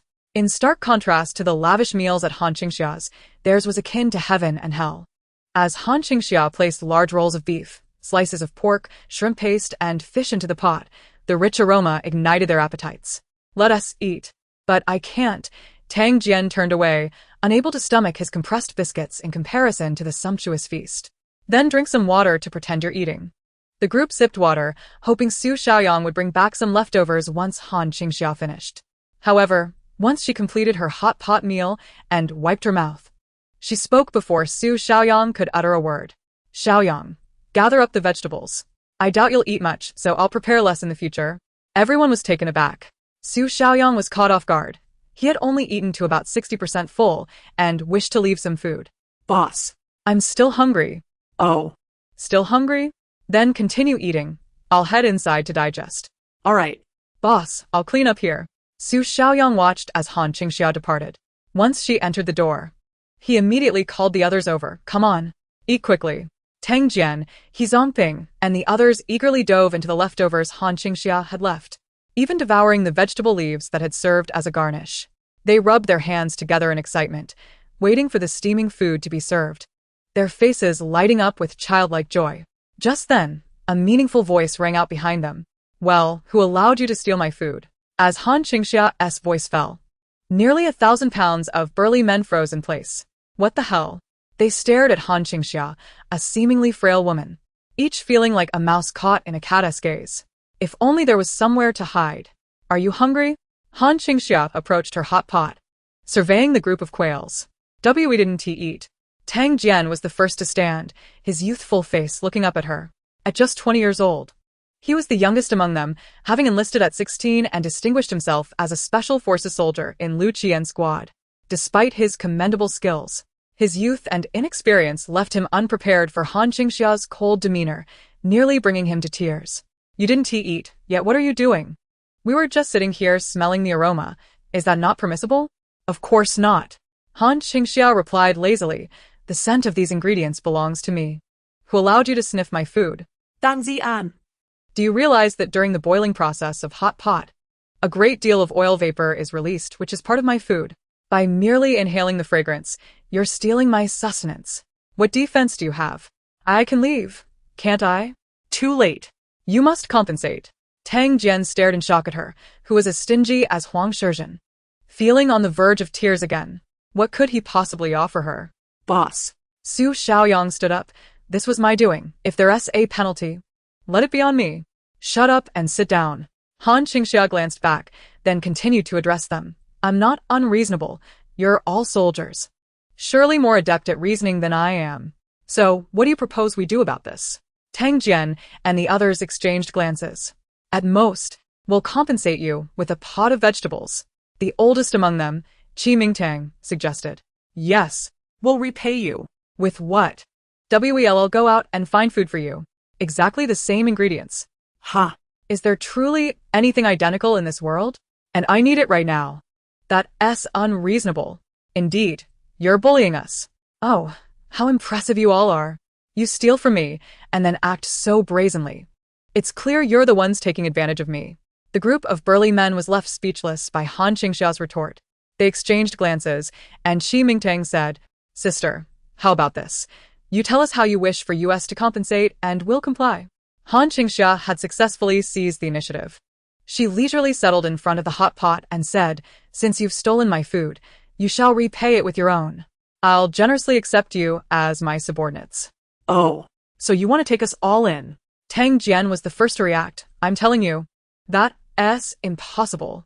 Exactly. We must return to the military. Sister, we truly cannot stay.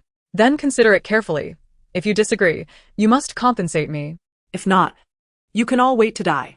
With that, Han Qingxia turned and walked away. As she left, the others could no longer remain seated. My goodness, I've never encountered someone like her. She's demanding compensation. We're in an apocalyptic world, food is scarce, and we have no familial ties to her. Why should she provide us with food? But we ate her ribs and used her medicine, Su Xiaoyang interjected, his gaze turning thoughtful. Han Qingxia's visit had made it clear that she was aware of his actions. Yet, she had never reproached him, indicating she was not excessively stingy or petty. Otherwise, she would not have tolerated him so many times. This was kindness. Han Qingxia extended her goodwill through him to them. Yet, they remained oblivious to this fact. Boss. She's quite nice. She's a good person. You all are misunderstanding her deeply. Xiaoyang, stop speaking for her. Xiaoyang, regardless of the circumstances, we cannot align with her. You may do as you wish, but once the captain awakens, we must return. My mother is still at K1 base. I need to go back. I must return. Han Qingxia gazed out at the scene before the camera in the base. She pulled the headset closer and spoke into the loudspeaker. I don't care what you all think or whether you want to comply. As long as you stay here for a day, you must work. Tonight. All of you will keep watch, or else get out. After giving her orders, she turned and headed back to her bed to rest. Step by step. There was no need to rush. However, it was crucial that anyone who ate her food would have to work for her. She made her way downstairs to her bunk and noticed Lu Qian still lying on the ground. After administering a healing potion and applying Yunnan Baiyao, his life was undoubtedly secured. He was now steadily recovering. Han Qingxia cast a glance at him before striding over him to snuggle into her bed. The following morning, when she awoke, the area outside the air raid shelter was once again orderly. Although that troublesome group did not submit to her, they had completed all their tasks. The vegetables in her fields were being harvested, and the chickens, ducks, and sheep were all fed. When she ventured out, she discovered they had even expanded her fish pond. Han Qingxia couldn't help but think that having more helpers was indeed beneficial. Where should I place these vegetables? Follow me, she instructed Su Xiaoyang, leading him into the air raid shelter to stack the vegetables at the large iron door, where she would later take them inside herself. Power and responsibility must align. Since she had not yet assigned Su Xiaoyang any critically important tasks, he was not entitled to access her warehouse. This was for both their benefits. Managing people requires gradual control. Only when one has complete command can they begin to delegate authority. Han Qingxia recorded Su Xiaoyang's fingerprint for entering and exiting the air raid shelter, instructing him to leave the vegetables at the warehouse door. And she would take care of the rest. Su Xiaoyang expressed no dissent, only absolute obedience. After handling the daily vegetables, she heard a voice from outside. I have brought vegetables for the Lord. A soft voice rang out at the door. It was Wang Yunduo, arriving as usual with supplies. However, today she noticed many unfamiliar faces. She timidly stood by the door. You've come? My lord. Chapter 37. The long-term labor of the landlord Wang Yunduo felt an innate closeness to Han Qingxia. Anyone received within Han Qingxia's territory would feel similarly. This included Su Xiaoyang, who, since agreeing to serve her, had offered her unconditional trust. He viewed her through a lens of admiration, unable to comprehend why his comrades spoke ill of her. Han Qingxia was such a kind and benevolent person. "My lord, the seeds you asked me to give to my father have been delivered. He said they will be ready in a week. Please be patient." Good. "You haven't finished your supplies, have you?" Not yet. "My father said the Lord need not provide us with supplies for now, as we cannot store more. Can we exchange for more later?" Han Qingxia nodded. Then turned to call the dogs, but instead looked at the few idle men. "You too, escort her home." 2 men stepped forward to accompany Wang Yunduo back to her home. Once they left, Han Qingxia turned to the remaining few. "Don't just stand around. Come help me with work." The others, enticed by the aroma of her hot pot, were compelled to serve her. Han Qingxia handed Su Xiaoyang a map and a stack of signs. "Take them to expand the territory." "Expand the territory?" Tang Jian looked at Han Qingxia in shock. "Why expand territory in this post-apocalyptic era? Isn't there enough empty space around?" Han Qingxia shot him a glance. "Just do as you're told. By the end of today, I want at least 10 acres of land claimed. Put up signs marking it as mine." "Yes." Su Shuang Z Ponde Day CC Han Qingxia's expression softened slightly. "Off you go. And there will be food when you return. Can we even afford your food?" Tan Zian Thi Mak Chekili. Han Qingxia kicked him playfully. "Eat if you want, but remember, You still owe me. The group departed, all feeling somewhat dejected as they went to work for her. All that remained was He Zhongping, who had sustained serious injuries and was not fit to move. However, Han Qingxia could not bear to see him idle. "You come here and work," He Zhongping thought. Have they entered the domain of some landlord or slave owner? The enticing aroma from her kitchen was overwhelming, making them feel like mere laborers in her domain. Even he, the injured one, was not spared. Little did he know that if Lu Qian had even a finger to move, she would not allow him to be idle either. Everyone had to work. He Zhongping, feeling both angry and powerless, complied and got up to prepare meals for her. Han Qingxia exhibited a humane side, considering his injury, and assigned him relatively easy tasks like washing vegetables, cutting them, and cooking large pots of rice. It was a rare occasion for her to free herself from labor, and she finally had time to run a few laps outside the shelter to warm up while restoring the previously damaged traps. During this time, she heard the system's notification. Detected territory expansion of 100 square meters. Reward, 100 points. Upon hearing the notification and realizing her territory had indeed expanded, Han Qingxia knew her strategy was correct. Sending her people out to enlarge the territory could also increase her domain. Suddenly, she pondered whether it counted as her territory if the residents within her domain migrated and occupied more space. She wanted to test this, but alas, she currently had only one household residing within her territory, and she was rather cautious about accepting more residents. She was not particularly fond of humanity. After completing her run, Han Qingxia returned to her base, feeling somewhat unaccustomed to idleness. It was not a matter of why she didn't expand her territory herself. She would not leave the air raid shelter with outsiders present. After contemplating for a while and warming up leisurely, she began practicing her combat skills in the open space. Meanwhile, He Zhongping, who was struggling to cook, heard the sounds of her training and turned to see Han Qingxia executing powerful punches and kicks. In an instant, he exclaimed, "Wow, she's incredible." Her combat skills were astonishing, even impressing a seasoned soldier like him. Each strike was precise and fierce. Just watching her made his eyes light up. What are you looking at? Want to learn? Hearing this, He Zhongping was once again overwhelmed by the fear of her presence and quickly lowered his head to continue working. Yet, as he toiled, he couldn't help but steal glances at her. So impressive, truly remarkable. She seems even stronger than our captain. By afternoon, those sent out returned, and true to Han Qingxia's promise, there was indeed food waiting for them. He Zhongping had spent the day preparing a large pot of food, stir-frying an abundance of leeks and eggs, along with yesterday's leftover hot pot stew. In this post-apocalyptic age, where resources were scarce, Han Qingxia had not discarded the previous night's uneaten food, allowing He Zhongping to reheat it for their continued consumption. The sight of hot, freshly cooked dishes moved everyone to tears. Each person proudly held their rice cooker, savoring the rich broth from the hot pot, pouring generous amounts over their rice. and relishing every bite. It had been a long time since they had enjoyed such a hearty meal in this bleak new world.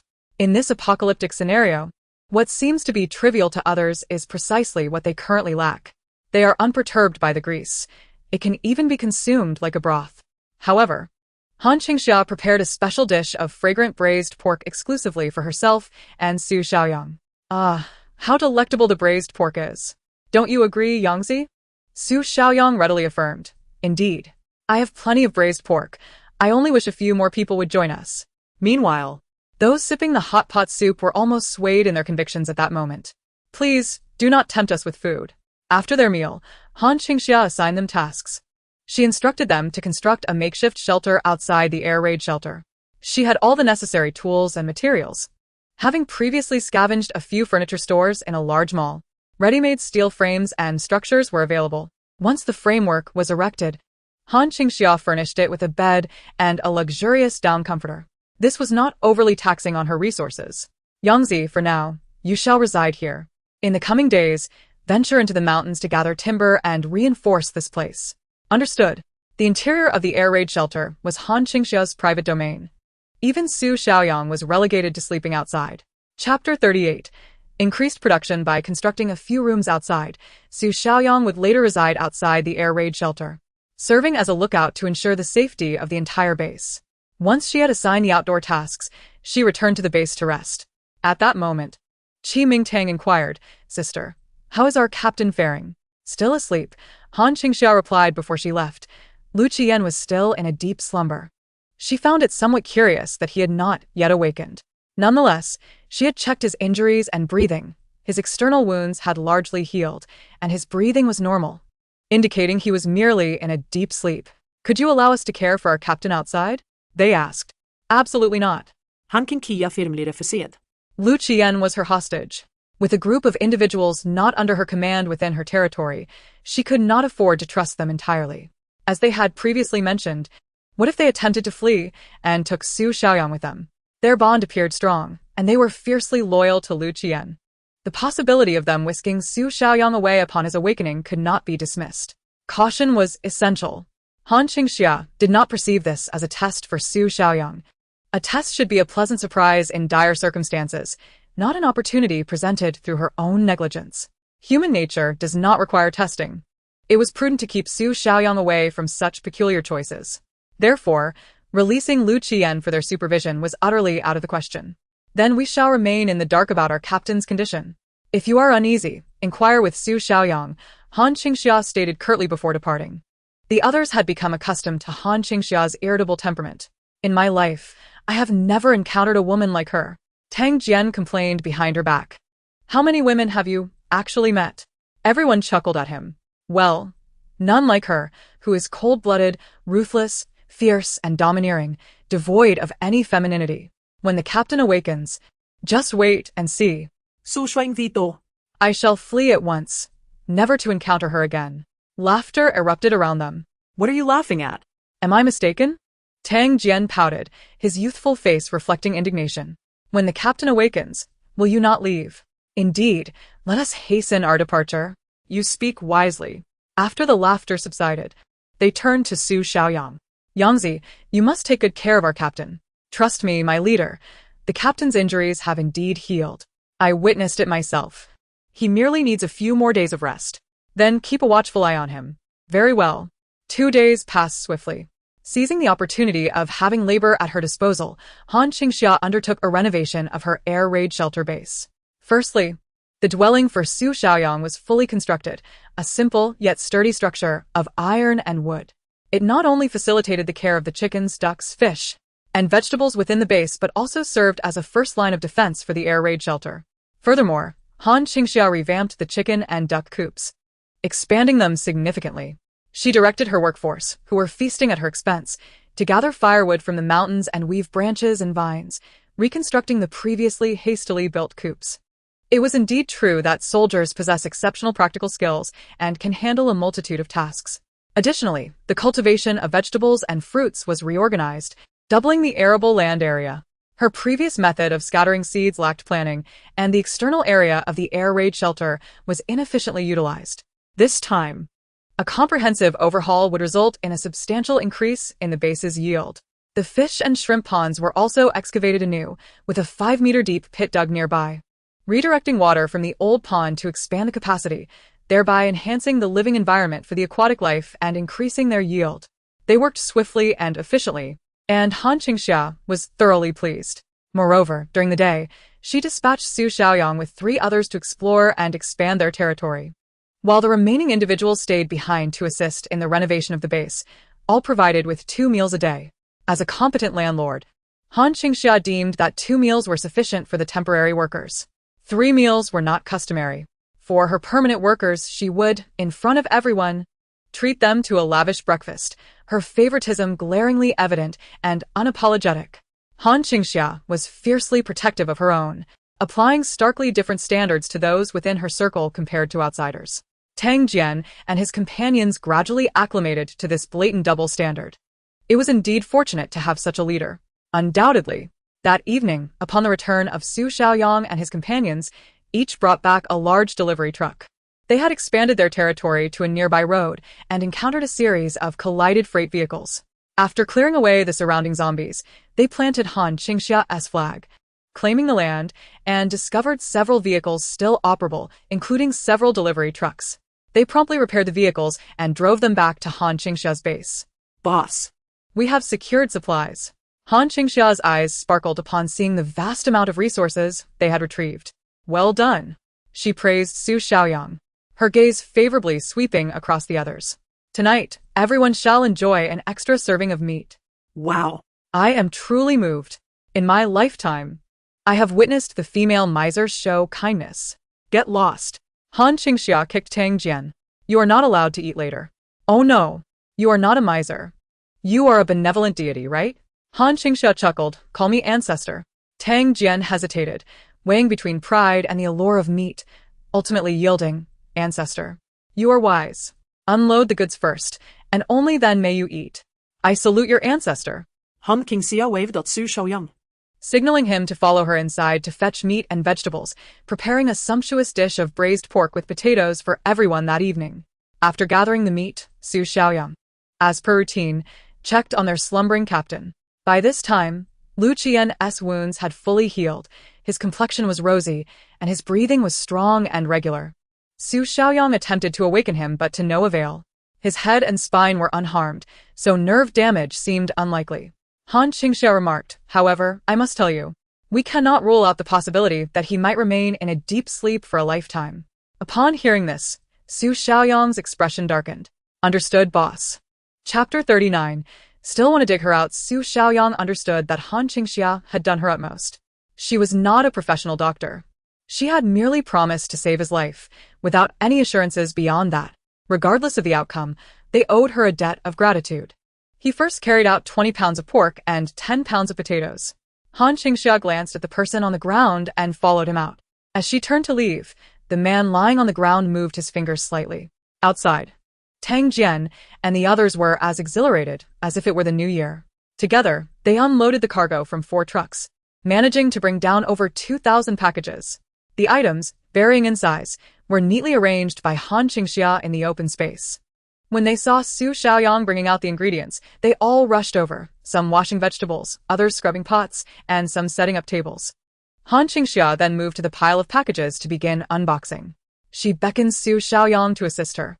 By the time the food was ready, they had nearly finished unpacking the deliveries. It was an exhilarating experience to open blind boxes, revealing over 600 items, predominantly snacks, puffed foods, biscuits, cakes, beverages, and candies. The variety was such that only Han Qingxia could imagine what was inside. She generously handed out bottles of cola and Sprite to everyone present. Of course, there were also many expired and spoiled short shelf life items, such as perishable goods that had gone bad. Those were casually discarded by Han Qingxia. Additionally, there were personal care products, daily necessities, bedding, and other indescribable items. Han Qingxia was never picky. She took anything of value that was not spoiled. There was also a significant amount of pet food, but she had never given her dogs and cats dry food. They ate whatever she had. Discovering these supplies was a pleasant surprise. There were also many clothing items, shoes, and several of the latest smartphones and computers, alongside a variety of household goods. The experience of unboxing these genuine delivery blind boxes was quite delightful. Today, Han Qingxia felt exceptionally cheerful, sitting down to join them for a meal. "What's this? My food? I can't eat it?" she exclaimed. "I thought you were going to cook a private meal with Xiaoyang. I eat however I want. Why should I care what you think?" Han Qingxia declared as she lifted her rice cooker. Everyone had their own rice cooker, thanks to Han Qingxia's earlier scavenging in the appliance store. It turned out these rice cookers were quite effective. The meal was served from each rice cooker. Han Qingxia took the first bite, ladling a generous scoop of succulent pork and tender, flavorful potatoes over her rice. The rich broth soaked into the white rice, making it incredibly appetizing. Once she began to eat, everyone rushed in to grab their share. They were especially eager for the meat, their eyes gleaming with anticipation as they fixated on the large chunks of meat. The fragrant, well-cooked pieces of meat burst with flavor in their mouths, paired with potatoes soaked in the savory juices. These were freshly harvested potatoes, and perhaps due to their long absence from such meals, they found the potatoes exceptionally sweet. Unbeknownst to them, these potatoes were cultivated in Han Qingxia's upgraded soil. They believed everything from her side was delicious. With each bite of meat and potato, complemented by the flavorful rice, they felt an overwhelming sense of satisfaction. "Boss, are you not getting enough? I can share mine," Han Qingxia offered after devouring half a pot of rice. Watching the frenzy of others, she had grown disinterested in fighting for her share. Feeling that there was too much saliva involved, she decided to eat on her own in the future. At that moment, a large plate of braised pork and potatoes was pushed in front of her. "This half hasn't been touched," Su Xiaoyang remarked. He was meticulous about his meals, even when hungry, carefully portioning his food and eating slowly. This was the first dish he had prepared, and he had been savoring it gradually. When Han Qingxia saw the dish he offered, she declined, saying, "No thanks, you eat it. I'm full." Upon her declaration of fullness, everyone turned to her. "Sister, are you really full? don't be shy. This is how we eat here. We all fight for our food. Otherwise, it will all go to you," Qi Mingtang said, offering her the remaining bits of potatoes and meat. "Fine then. If you're not eating, can we help with your leftover rice?" Tan Zian có tia thili in quýt. Eyeing her half pot of rice, it seemed her dog must have looked at her with the same pleading eyes when asking for leftovers. "Here, it's yours," Han Qingxia said, handing over her pot. They poured her rice into the dish, mixing it with the remaining meat and broth, and everyone eagerly devoured it. Watching them like this, Han Qingxia opened a drink and remarked, "Is this really necessary? Of course. We haven't had such good food in nearly a month." Tan Zian zip lít. "Aren't you from the military? Isn't the food there decent?" He Zhang said, waving his hand. "Not anymore. Our Eastern Military District established a base, and all supplies are prioritized for that base. The food for us soldiers has drastically decreased in quality. When we leave the base, we can only have one dish, one soup and rice every day." Han Qingxia softly remarked. "Kau no base?" "Yes. You know about our base." Qi Mingtang's eyes lit up.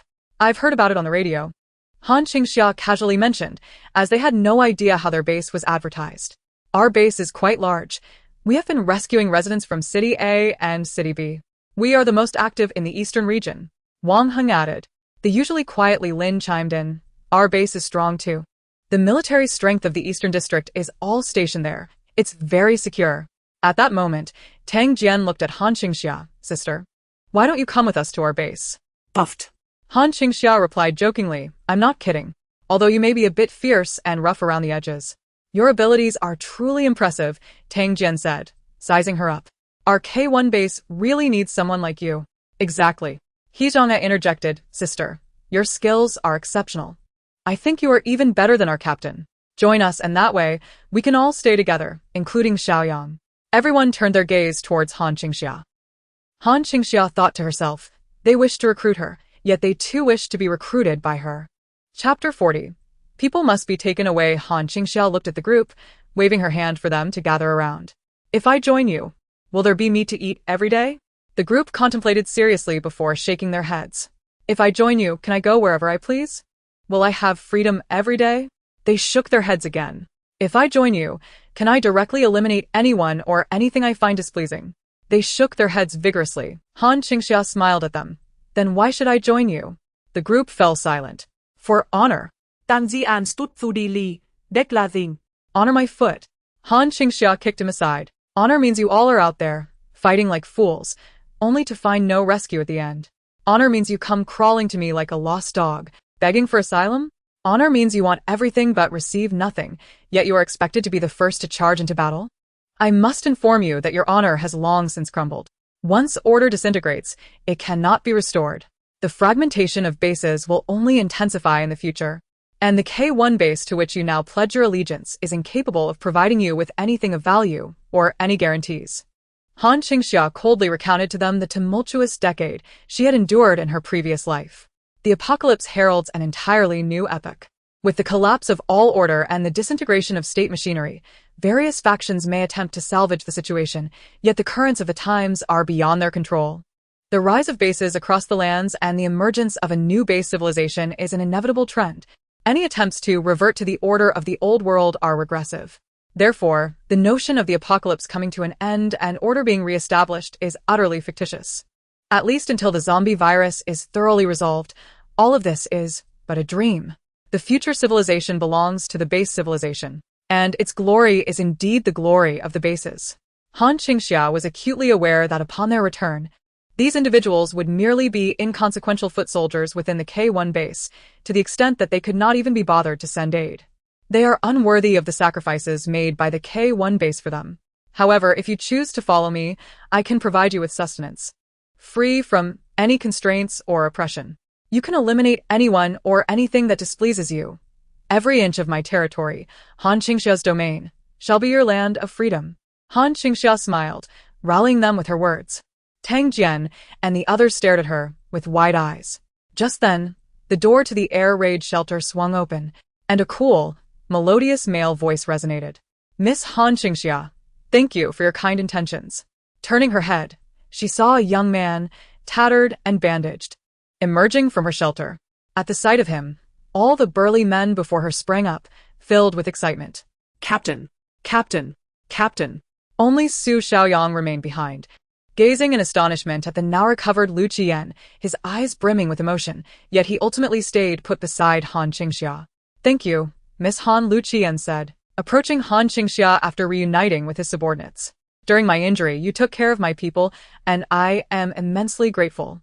Han Qingxia lazily rose to her feet. Don't just spout empty words. Show your gratitude with something tangible. You and your men have been here for 4 days and nights, eating and drinking. Bring something in return. Everyone gasped. Captain, don't listen to her. We have worked tirelessly for her day and night. We earned our food and drink through our labor. We haven't taken anything for free. Coughing heavily, Han Qingxia shot a glance at the group of ingrates. How can you all dare to speak? Do you even realize the circumstances? If I hadn't taken you in, you would have worked yourselves to death without anyone to feed you. The crowd murmured.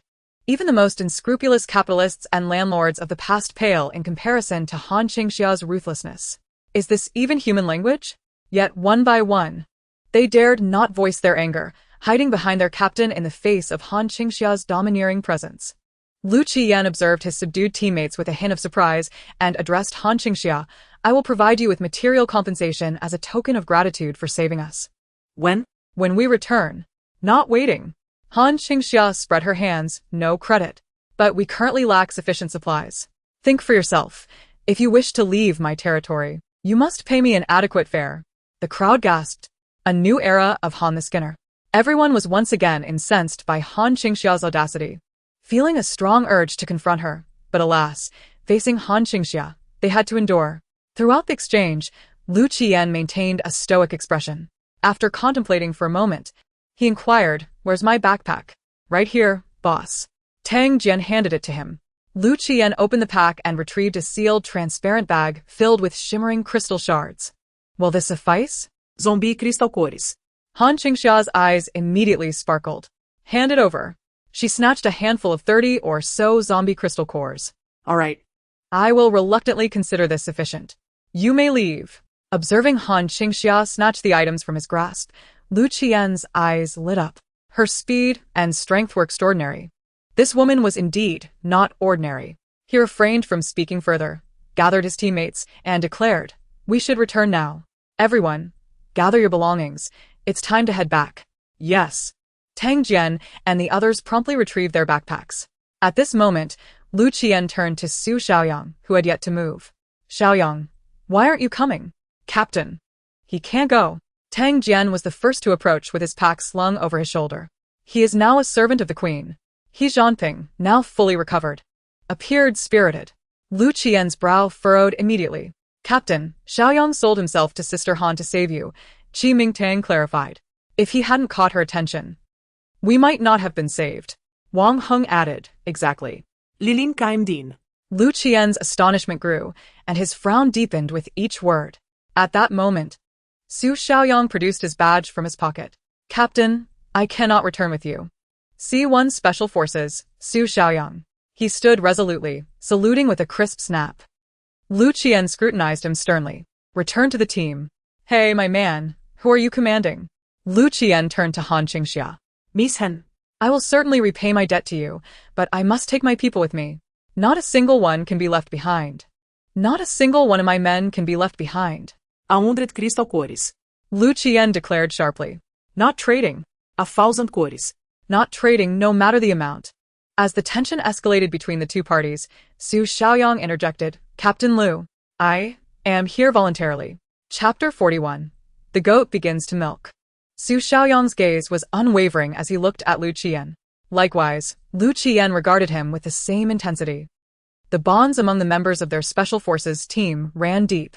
Before the apocalypse struck, they had consistently been the elite team in the war zone, undertaking the most challenging special operations, border defense battles, overseas rescue missions, and guerrilla warfare. Lu Qian, as their captain, had led them through countless life and death scenarios, safeguarding their homeland and guiding them to the pinnacle of glory. All of them regarded Lu Qian as the most trustworthy pillar, offering him unwavering support and loyalty, and he, in turn, would never abandon any member, regardless of the circumstances. Yet now, have you truly made up your mind? After a moment of confrontation, Lu Qian asked. Yes. Captain Lu. Lu Qian ceased further discussion, accepting Su Xiaoyang's badge from his palm. I will temporarily keep it safe. Should you wish to return, you are welcome anytime. Su Xiaoyang's eyes glimmered with emotion, yet he remained resolute. Take care, Captain Lu. Han Qingxia observed the farewells of these individuals, her lips curling in disdain as she languidly opened the door to let them pass. As they departed, each embraced Su Xiaoyang, as if parting for a lifetime. In truth, such a possibility was quite real. In this apocalypse, no one could predict what tomorrow would bring. A separation could well be permanent. As Tang Jian reached the door, he turned to Han Qingxia, greeting her. Sister, I'm leaving. Don't bully Xiaoyang. I'll feast on him daily from now on. I can't finish it all. Tang Zian the Mak. Pretending he hadn't said anything, He Zhanping approached. Queen, this may be our last meeting. Get lost quickly. If you're late, I'll make you stay as a labor. He Zhanping replied. Qi Mingtang, Wang Heng, and Li Lin exchanged nods with Han Qingxia but took the time to bid farewell to the dogs. Over the past few days, they had tended to the dogs, bathing them, feeding them, and cleaning up after them, forming an unexpected bond. Goodbye, we're leaving. Woof, woof, woof, woof. In the summer, a multitude of dogs encircled their owner, seemingly perplexed about the destination of this group of people. Were they not new companions? Where could they possibly be headed? Summer dashed out, pursuing the dogs, calling out for them to return. To her delight, they obediently complied. As the sun dipped below the horizon, the group descended the mountain. Without hesitation, Han Qingxia closed the door and returned to her meal. Each person has their own aspirations. There is no need to impose. The following day, Han Qingxia awoke. After the departure of the Special Forces team, her life resumed its normal rhythm. With the addition of a new member, she now had a formidable ally in Su Xiaoyang, who rose 2 hours earlier than her each day to tidy the area outside the air raid shelter. Finally, she was relieved of her chores. A piece of good news arrived as well. Her goats had matured, and after recent observations, it appeared that 2 of them had successfully mated, promising fresh goat milk in the near future. Each morning, Wang Yunduo would visit to deliver the daily produce from the residence, and Han Qingxia's supplies steadily increased. In recognition of Su Xiaoyang's loyalty, she granted him additional privileges, allowing him access to a warehouse where he could store the daily supplies. Now, Han Qingxia possessed 3 fully stocked warehouses and an extensive system space. Most of her food remained in her system space, while the air raid shelter held the output materials and a modest inventory. Lord, Here are the seeds you entrusted to me last time. My father has cultivated strawberries. Han Qingxia's eyes sparkled upon seeing a small box of vibrant red strawberries among the food Wang Yunduo had brought today. The last time, she had gifted Wang Yumin a packet of strawberry seeds, and, to her delight, they had flourished. Satisfied, she presented Wang Yunduo with a packet of wheat seeds and an additional reward of sugar, urging her to take it back to her father and encourage further cultivation, promising rewards for successful yields. Yes. Thank you, Lord. During this time, Wang Yunduo had enjoyed meat and milk, her complexion vastly improved from the initial days, and the young child had blossomed. As she prepared to leave with the items Han Qingxia had given her, she suddenly recalled something. Lord. My father asked if you have any edible salt. We would like to exchange some. Upon hearing this, Han Qingxia turned back to retrieve a bag of salt along with a list detailing various common items such as oil, salt, vinegar, shampoo, soap, eggs, chicken, and more, each marked with exchange prices in points. For instance, a 500g bag of salt equated to 1 point, a 5L jug of oil to 10 points, a bottle of shampoo to 10 points, and an egg to 1 point. Points could be earned by trading food. She encouraged Wang Yumin to cultivate more and achieve greater output, noting that 1 pound of produced grain would yield 1 point. Han Qingxia also specified that rare food items or goods could be exchanged at a higher rate. Her point system was exceptionally motivating. Upon seeing this, Wang Yumin dedicated himself to maximizing production, expanding his farmland with his wife to cultivate for Han Qingxia in exchange for supplies. After ensuring the well-being of her only resident, Han Qingxia instructed Summer to remain at the base with a few dogs. She, along with Su Xiaoyang and several dogs, set out once more to expand their territory and gather resources. Boss, on the highway we returned from yesterday, there is still a considerable amount of supplies. It seems a significant accident has blocked all vehicles. Great. Let's head there and expand our territory further. Han Qingxia climbed into her armored vehicle, instructing Su Xiaoyang to drive them to the area they had explored the previous day. An hour and a half later, Han Qingxia beheld a highway. Indeed. There lay an abundance of supplies. Chapter 42. The highway before Han Qingxia stood an 8-lane toll booth on an elevated highway, completely sealed off by a devastating car accident, with vehicles jammed in both directions. Particularly on the elevated roadway ahead, a long line of vehicles sat abandoned, stretching infinitely in the distance, a sight both awe-inspiring and tragic. A cursory glance revealed a substantial line of delivery trucks trapped on the overpass, numbering at least 40 or 50. Red, green, and white delivery container trucks were ensnared in the chaos. Refrigerated trucks, container vehicles, open cargo trucks, and semi-trailers laden with sports cars were all evident, clearly en route to Supply City A on the fateful day of the incident. Yet, before they could exit the highway, they became ensnared in the blockage. Su Xiaoyang had retrieved only a few small delivery trucks the day before, leaving countless supplies still to be discovered. Xiaoyang, you stay here to clear the accident. I'll go up to assess the situation. Understood. Han Qingxia leapt from the armored vehicle, assigning Su Xiaoyang his task. To acquire the supplies above, they would need to clear a path.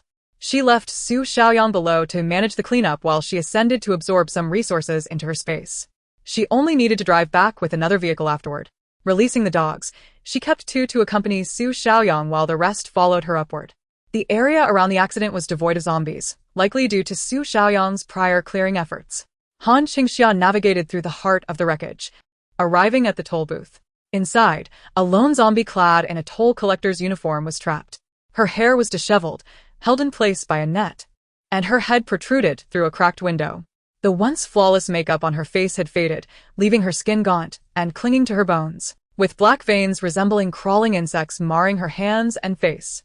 Her gray, murky eyes greedily fixated on Han Qingxia as she extended a hand, reduced to a mere bone, through the window to grasp at her. With a swift motion, Han Qingxia thrust a long shovel through the window's gap, executing a clean slice before withdrawing it. A thumb-sized shining crystal emerged, and the toll collector zombie collapsed, lifeless. Satisfaction coursed through Han Qingxia as she donned gloves to retrieve the crystal, placing it into a plastic bag while casting a glance at the skeletal hand dangling from the toll booth. Tossing a 1 yuan game coin into her palm, she quipped, "Don't say I never paid the toll." Su Xiaoyang, witnessing this from behind as he cleared the roadway, was momentarily awestruck by Han Qingxia's prowess. Her efficiency in dispatching zombies was astounding, as though she had vanquished at least 10,000 of them. Each movement was fluid, devoid of unnecessary gestures, precise, ruthless, and lethal.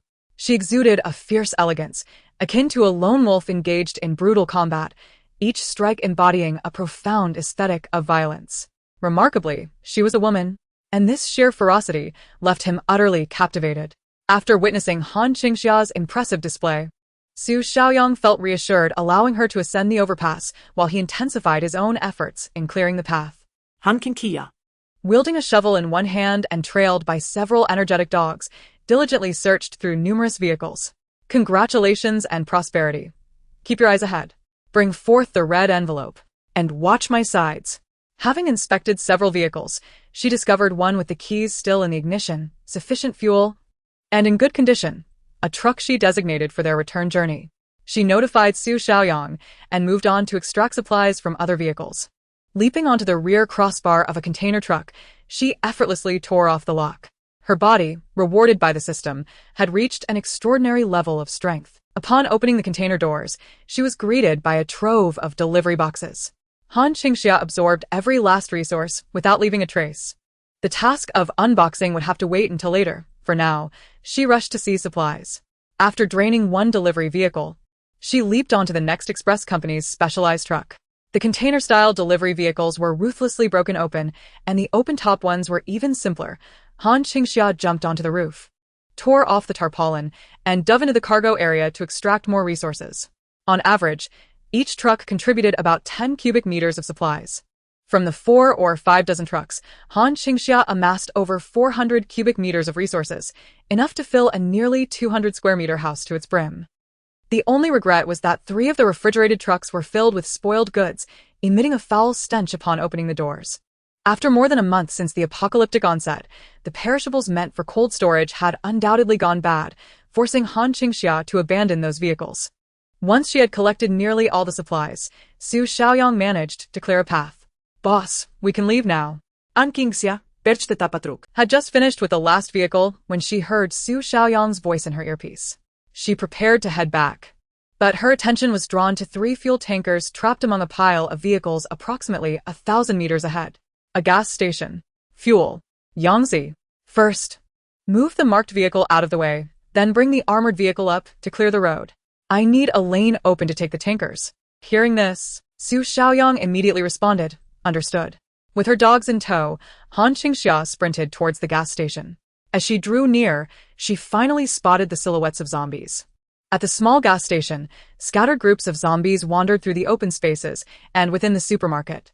It was evident that when all vehicles were stuck on the highway, many had fled here seeking refuge and supplies, but none had escaped. They had all turned into zombies. Given that this location was the largest gathering point along the route, many zombies had already chased down fleeing individuals, leaving a significant number behind. At that moment, as they roamed near the gas station, the arrival of Han Qingxia, a living human, awakened their senses. Their movements transformed from sluggish and mechanical to frenzied and chaotic. howl, bark. The lead dog, Fa Kai, charged forward, knocking a zombie down. With a swift paw strike, it sent the creature's head flying. Soon, the rest of Han Qingxia's dogs joined in. Chapter 43, Level 2 Zombie. Summer remained at the base as a guard, yet those brought along were equally formidable. These were the finest military dogs from the beginning.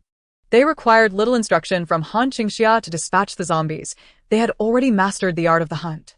Han Qingxia equipped each dog with armor to protect their vulnerable abdomens, significantly enhancing their defensive capabilities. The dogs swiftly dispatched the approaching horde of zombies with their teeth. Han Qingxia also moved through, eliminating the remaining zombies with speed and ferocity, leaving behind dismembered corpses. Each head bore a gaping wound, some containing crystal cores, though most did not. By the time they reached the gas station, Han Qingxia had collected a dozen crystal cores, and the zombies were nearly all cleared away. She didn't even bother entering the small supermarket, prioritizing the fuel instead. She glanced at Su Xiaoyang and, while he drove the storage vehicle out, she quickly stored 2 fully loaded tankers in her space, leaving one partially filled for him to drive later. As for the fuel in the gas pumps, Han Qingxia attempted to partition her space, since she lacked containers for the fuel. To her surprise, as soon as the thought crossed her mind, Her mental energy began to manipulate the space, and it actually started to divide. Overjoyed, Han Qingxia recalled that her space reward had been in cubic increments, which meant it could indeed be segmented. Her space split into several smaller cubes, allowing her to seize the fuel with fervor. When Su Xiaoyang arrived in the armored vehicle to clear the road, nearly all the fuel had been siphoned by Han Qingxia, amounting to about 60 cubic meters, equivalent to filling nearly 1,000 vehicles. This would sustain her for a considerable time. Boss. I'm here to help, Su Xiaoyang called out as he disembarked from the vehicle. Just then, they felt the ground trembling beneath them. Several oil barrels nearby swayed ominously. The vibration resembled that of a giant S footsteps, shaking the entire surface with each step. Su Xiaoyang, puzzled by the force, wondered if it was an earthquake. Let us move, Han Qingxia said seriously. Everyone, get in the vehicle. She grabbed 2 barrels of oil and rushed towards the armored vehicle, with her dogs sprinting alongside her.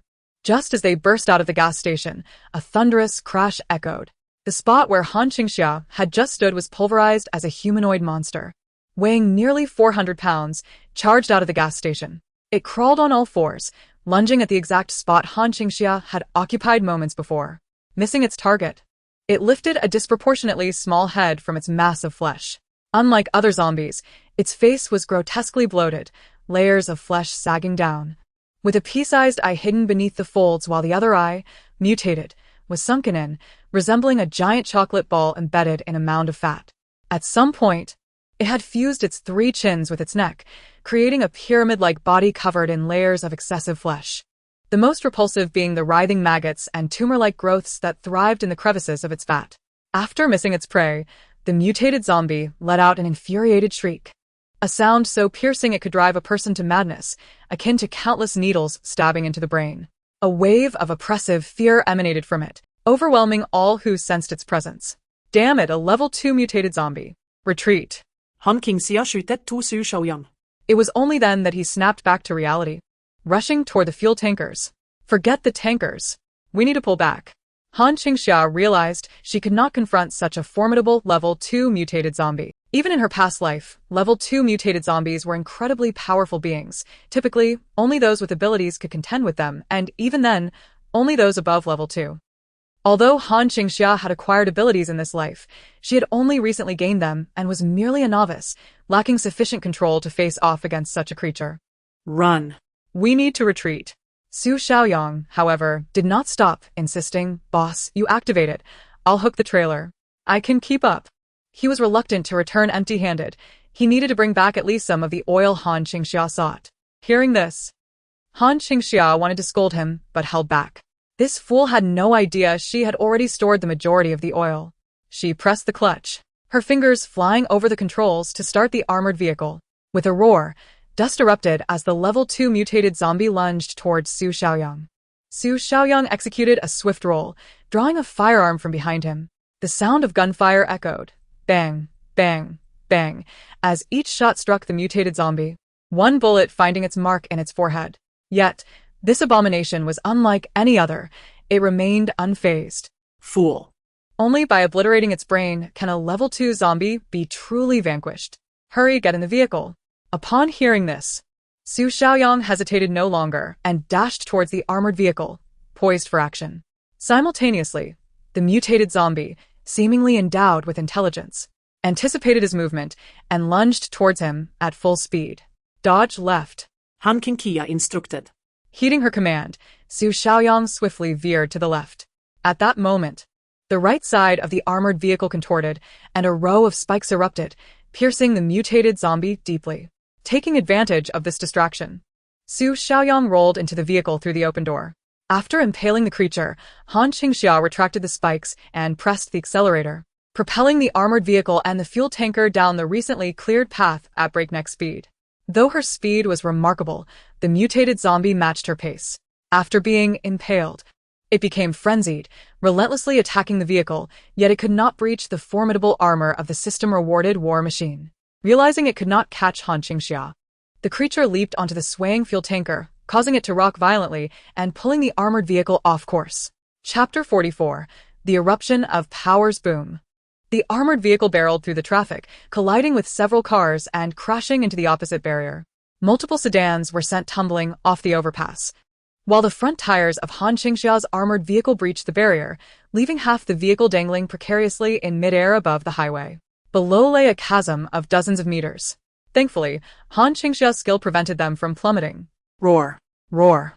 Roar. Suddenly, the armored vehicle trembled as the massive level 2 zombie pursued them, its decaying flesh quivering with every step.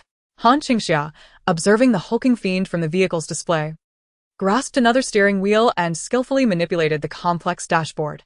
With a crack, a fiery serpent shot forth, striking the level 2 zombie directly.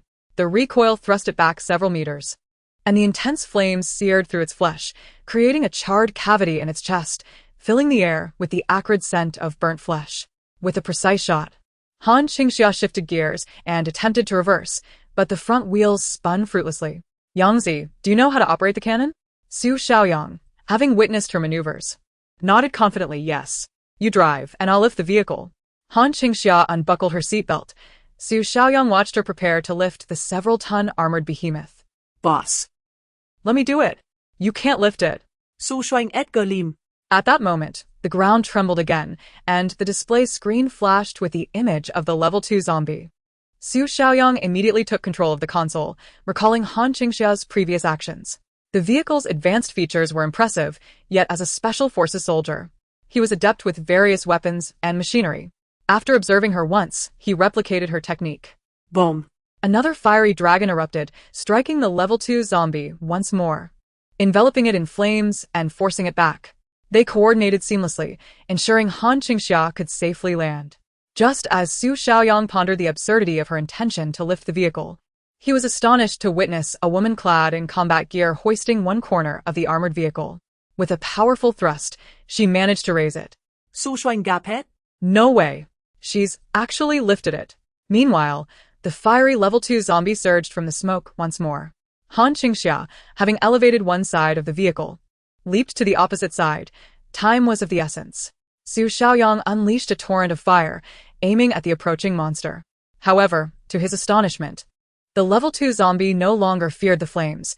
The fire only momentarily slowed it down as it barreled towards them. In the blink of an eye, it closed in on Han Qingxia. At that moment, she had just grasped the tire on the other side. Instead of retreating, she stood on the edge, arms outstretched like a matador, inviting its charge. Su Xiaoyang, witnessing this audacious move, was struck with dread. He understood her intention, to lure it off the overpass. While this strategy could succeed, it also placed her in grave danger. His heart raced as he thought, why would she risk herself so? She could have left this perilous task to me. Without a moment's hesitation, he rolled down the window. As he did, a wave of heat and smoke engulfed him, a massive fireball charging forth, incinerating everything in its path. Su Xiaoyang's heart sank. Despite their brief acquaintance, he realized she would sacrifice herself for him. Just then, a slender figure leaped from beneath the overpass, and Su Xiaoyang caught sight of the woman shimmering in the light. In that instant, it felt as though his heartbeat had returned. Roar! Behind Han Qingxia, a massive inferno erupted anew. A torrent of uncontrollable flames surged from Su Xiaoyang's palms, striking the level 2 zombie's head and obliterating its brain. As Han Qingxia landed, the monstrous creature was sent crashing down, truly defeated this time. Han Qingxia turned to gaze at the fallen level 2 zombie, droplets of water cascading from the air. She marveled at Su Xiaoyang's mastery over water abilities, impressed by his newfound power. Impressive. How long has it been since your powers awakened, yet you wield such force? Initially, she had planned to deliver a few finishing blows herself, but was astonished to find Su Xiaoyang had already resolved the threat. Well done, she praised, clapping him on the shoulder. Su Xiaoyang felt the weight of her hand and, seeing her return unscathed, a faint smile graced his typically stoic face. Together, they lifted the vehicle. Though it was evident that Han Qingxia exerted the majority of the effort, he realized she was indeed stronger than him. Through this battle, they had forged a bond that deepened with every shared experience, solidifying their trust in one another. Han Qingxia has always held unwavering trust in Su Xiaoyang, yet the journey of rediscovery necessitates traversing familiar paths anew. Following their recent encounter, Su Xiaoyang has displayed a notably increased closeness to her. Boss, I am at a loss as to what is happening. 10 days ago, I noticed I could sense a minuscule amount of water. Typically, I only provide drinking water for the special operations team, and I cannot comprehend how this has occurred. Su Xiaoyang recounted his previous experiences, sharing the minutiae of his transformations with Han Qingxia. This is a supernatural ability, she mused while maneuvering the vehicle down from the elevated highway, towing a fuel tanker behind. The term supernatural ability caused Su Xiaoyang's brow to furrow slightly. Chapter 45. Evolution. Liquid extractor supernatural abilities are primarily categorized into the most common enhancement types, such as speed and strength mutations, as well as elemental abilities encompassing the 5 elements: metal, wood, water, fire, and earth, along with the exceedingly rare variant abilities. These variants include lightning, ice, healing, and psychic abilities, with some being obscure and only revealed through experience. Han Qingxia generously enlightened Su Xiaoyang, leaving no stone unturned. What was there to hold back? He was not a stranger, but an integral part of her world. By educating Su Xiaoyang now, she aimed to facilitate his future advancements. Initially, supernatural abilities are rudimentary. However, as one deepens their understanding and practice, they develop into hierarchies. Regardless of the classification, there exists a suppression within the realm of abilities. Variant abilities generally possess greater potential than standard elemental types or enhancement abilities. In her past life, Han Qingxia was an ordinary person, never having awakened any supernatural powers. During the early stages, the effects of abilities were not pronounced, allowing her to carve out a niche for herself despite lacking such powers. Yet, as time progressed, the disparity between ability wielders and ordinary individuals widened, relegating her to the position of a mere squad leader in a small base. Had she possessed even a single supernatural ability, she could have ascended to higher echelons within the base. Consequently, she remained oblivious to many aspects concerning supernatural powers. These abilities can indeed be enhanced, but her ignorance of the process left her without avenues for development. The only inkling she had was that it might be related to crystal cores.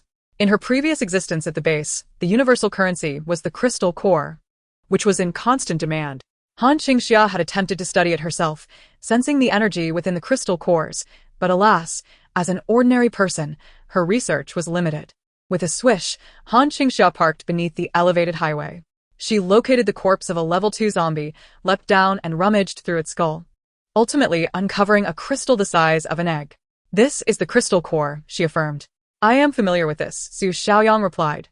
"During my time with the special operations team, we were tasked with collecting these." Han Qingxia's eyes brightened at this revelation. "So you were specifically sent to gather these?" Su Shuang note that. Their mission was not a standard rescue operation but a zombie hunting endeavor, targeting the core areas for mass extermination while simultaneously assisting the rescue teams. Even after the rescue teams departed, they continued to engage in combat, as their superiors had yet to permit their withdrawal. The true intentions of their higher-ups remained shrouded in mystery. Eventually, they encountered peril, narrowly escaping and seeking refuge with Han Qingxia. Contemplating Su Xiaoyang's words, Han Qingxia furrowed her brow in thought. Had the military discovered the crystal cores at such an early stage?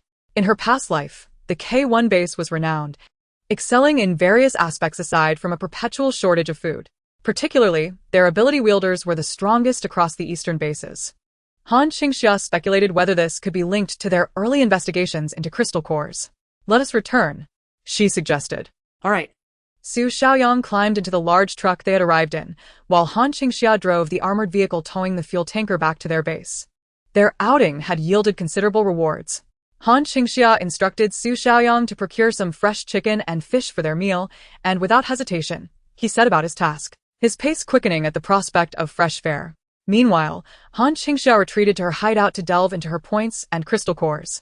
She first accessed the system's marketplace, exchanging all the crystal cores she had gathered that day, totaling 16, excluding the one from the level 2 zombie. In addition to the 44 cores she had previously obtained from Lu Qian, she now possessed 60 crystal cores. With just 40 more, she could unlock the next grand prize. Han Qingxia hesitated but ultimately decided against redeeming her level 2 zombie crystal core. Although it would yield a higher point value, the quantity would not significantly increase.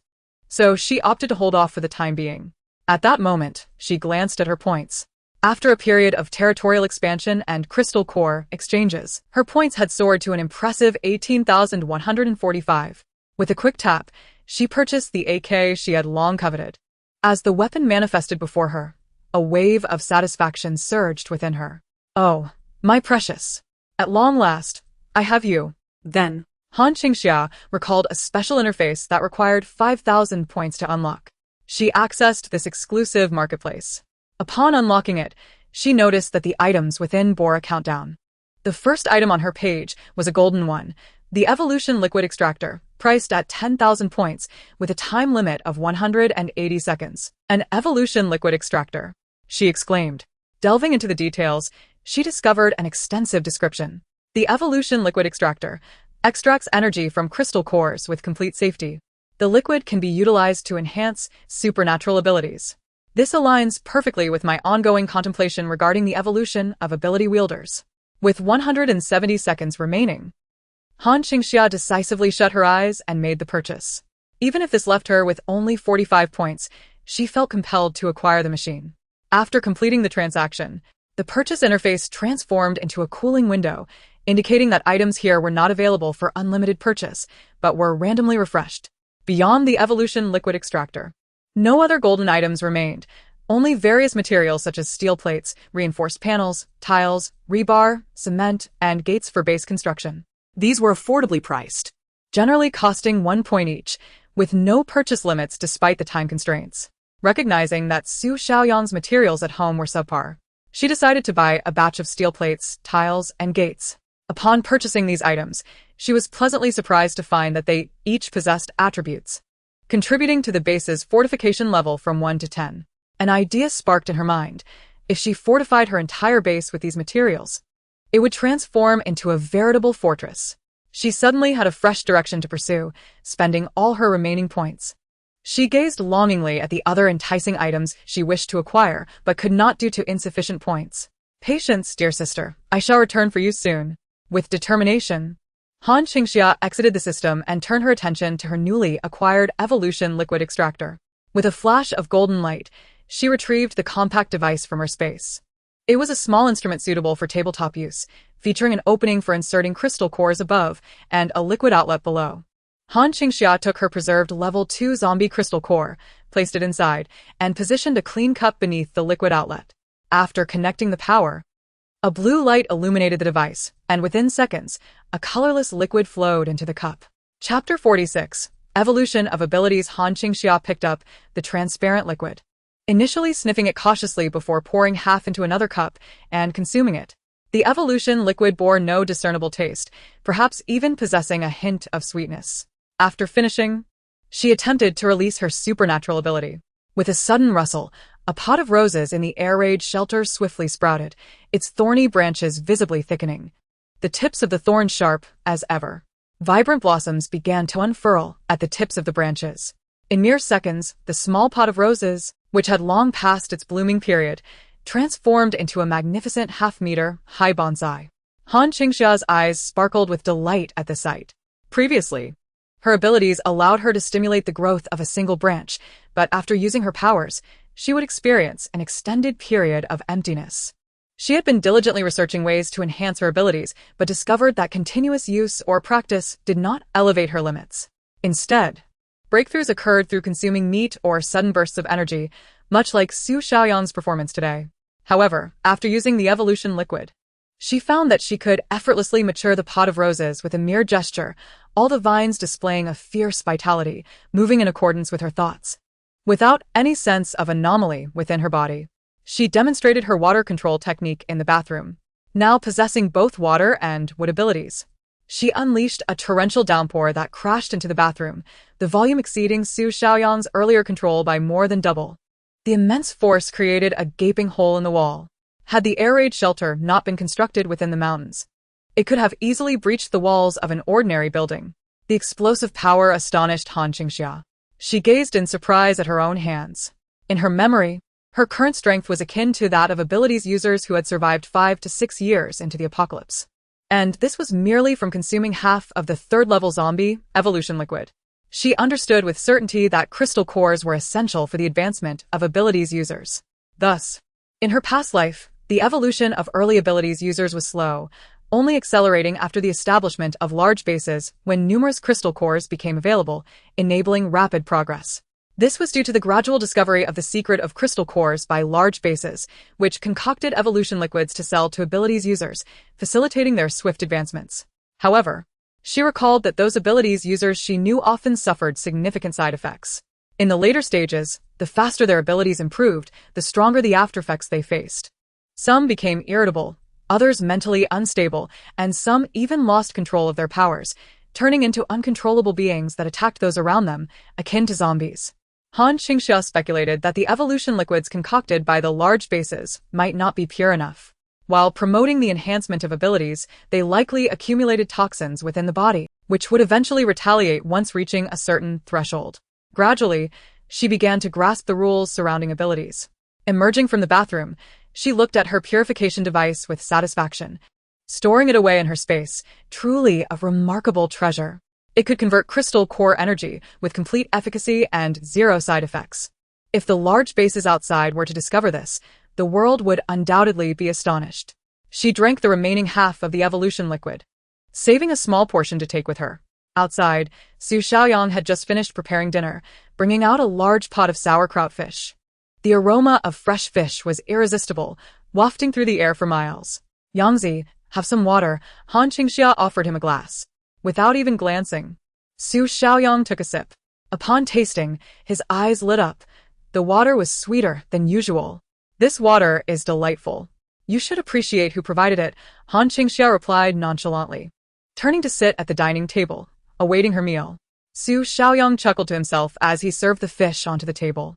The square table already featured a large plate of roasted chicken, complemented by a fragrant pot of boiled fish, nutritious and delicious.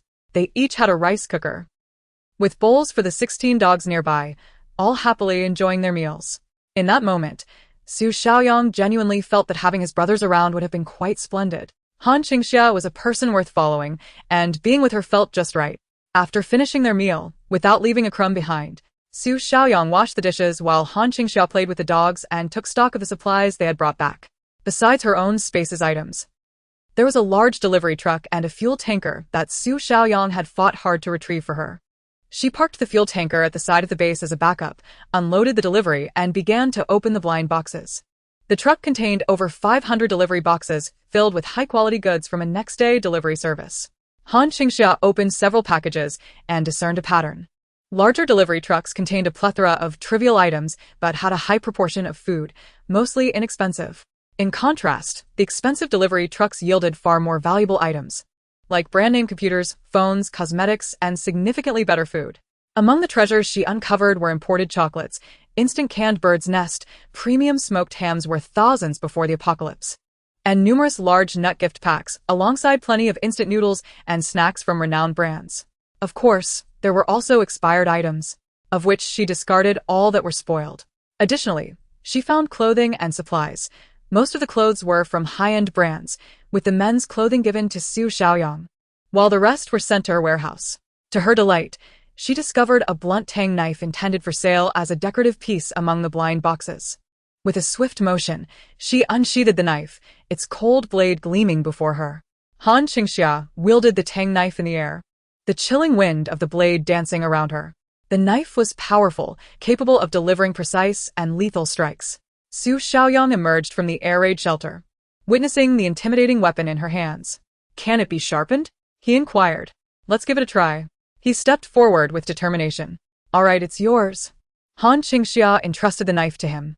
Having nearly finished with the delivery, she noted that there was still time left in the evening, prompting her to join Su Xiaoyang in reinforcing his house. Using steel plates and construction materials exchanged from her system, they fortified his small dwelling, even expanding it slightly. Consequently, the overall defensive capabilities of her base began to escalate. Han Qingxia felt immense satisfaction, as her primary focus would now be on acquiring materials to enhance the base. Chapter 47. Integrated Reconnaissance Drone System. The next morning, Han Qingxia awoke early and opened the door of the air raid shelter, spotting Su Xiaoyang sharpening the knife. With swift strokes against the sharpening stone, the tang knife glided back and forth, each pass accompanied by a splash of water to cleanse the blade, sharpening it incrementally. This water was a manifestation of Su Xiaoyang's own abilities, requiring no special preparation. As he completed the final stroke, a stream of water cascaded down the blade, instantly exuding a chilling aura. The fine blade emerged from the sharpening process.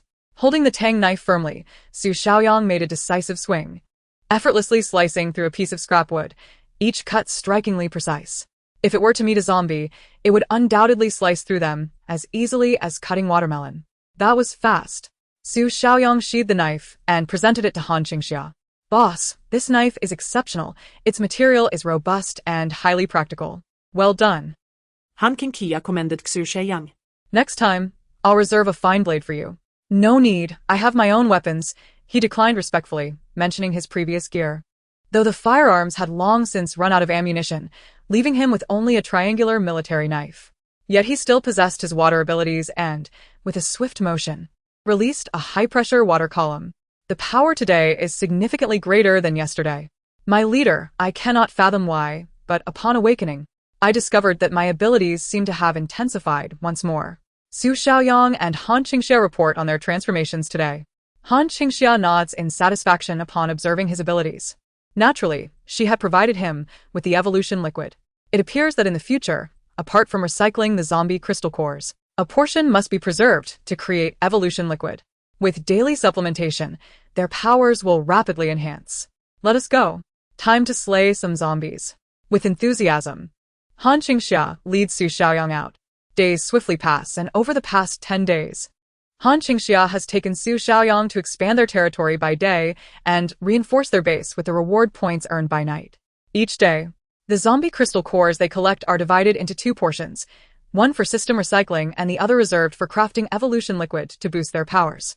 During this time, they have not encountered any high-level zombies, and the number of zombies in the outskirts is remarkably sparse, with even fewer capable of producing crystal cores. Han Qingxia swiftly eradicates all zombies in the suburban area, ultimately acquiring over 30 crystal cores. Though few, the transformation into evolution liquid is visibly enhancing both her and Su Xiaoyang's powers. Moreover, her air raid shelter base has been fortified inside and out with system materials, resulting in a monumental transformation. The overall defense has increased tenfold. Now, even a barrage from tanks and artillery would be unable to breach her base. Han Qingxia also discovered an abundance of base equipment in the system's special marketplace. Among them, she was thrilled to find protective gear for war dogs. Without hesitation, she purchased a suit for each of her 16 dogs, each costing 100 points. Furthermore, there are defensive systems, radar systems, and integrated reconnaissance strike drone systems available. The radar system is self-explanatory, while the reconnaissance strike drone system consists of a comprehensive suite designed for surveillance and engagement. This system can control multiple drones patrolling the territory, automatically alerting Han Qingxia upon detecting intruders, who can then decide with a single command whether to engage. With an 8-hour patrol schedule and multiple drone rotations, it ensures continuous monitoring of the area. It is undoubtedly a treasure essential for the base. However, this system is exorbitantly priced, costing 100,000 points. Han Qingxia has only accumulated 30,000 points over the past 10 days and can only gaze longingly at it for now. The next small goal is to acquire this reconnaissance strike drone system. Han Qingxia notes that this system is available for purchase for a limited time of 10 days.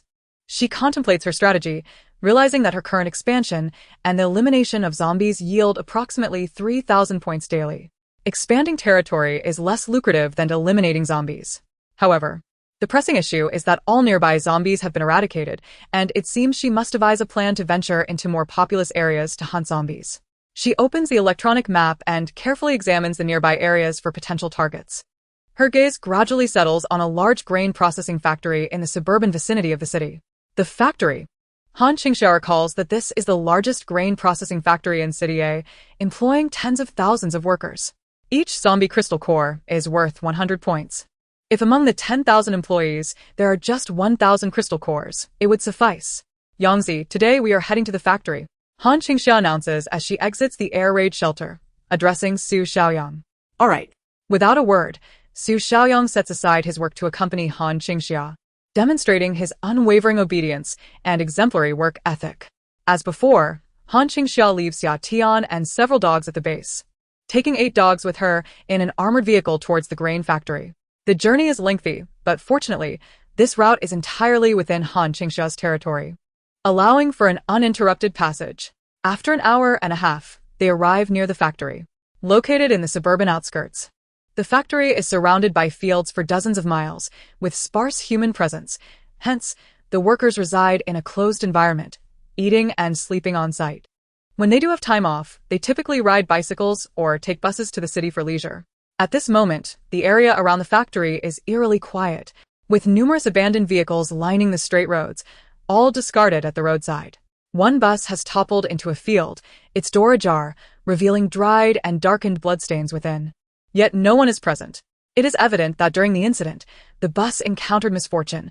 Someone transformed on board, and the driver, in a desperate attempt to escape, pressed the door button.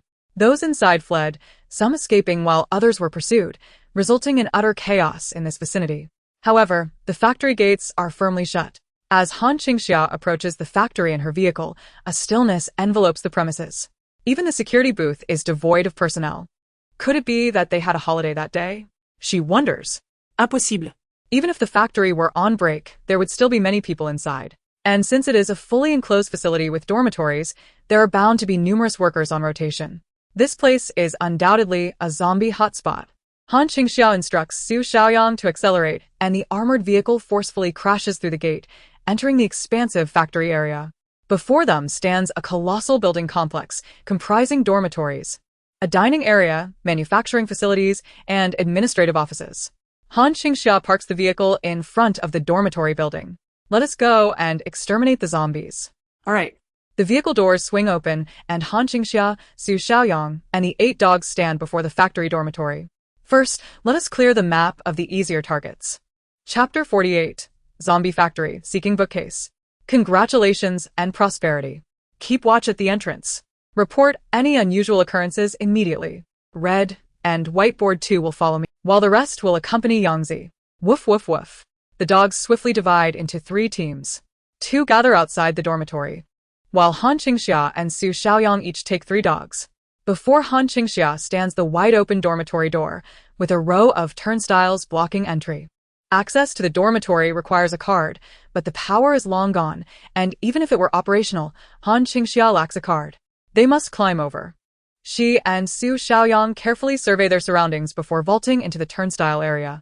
Inside the turnstile, a profound silence envelopes the long corridor, with all room doors on the first floor firmly shut. Han Qingxia tosses a heavy object forward.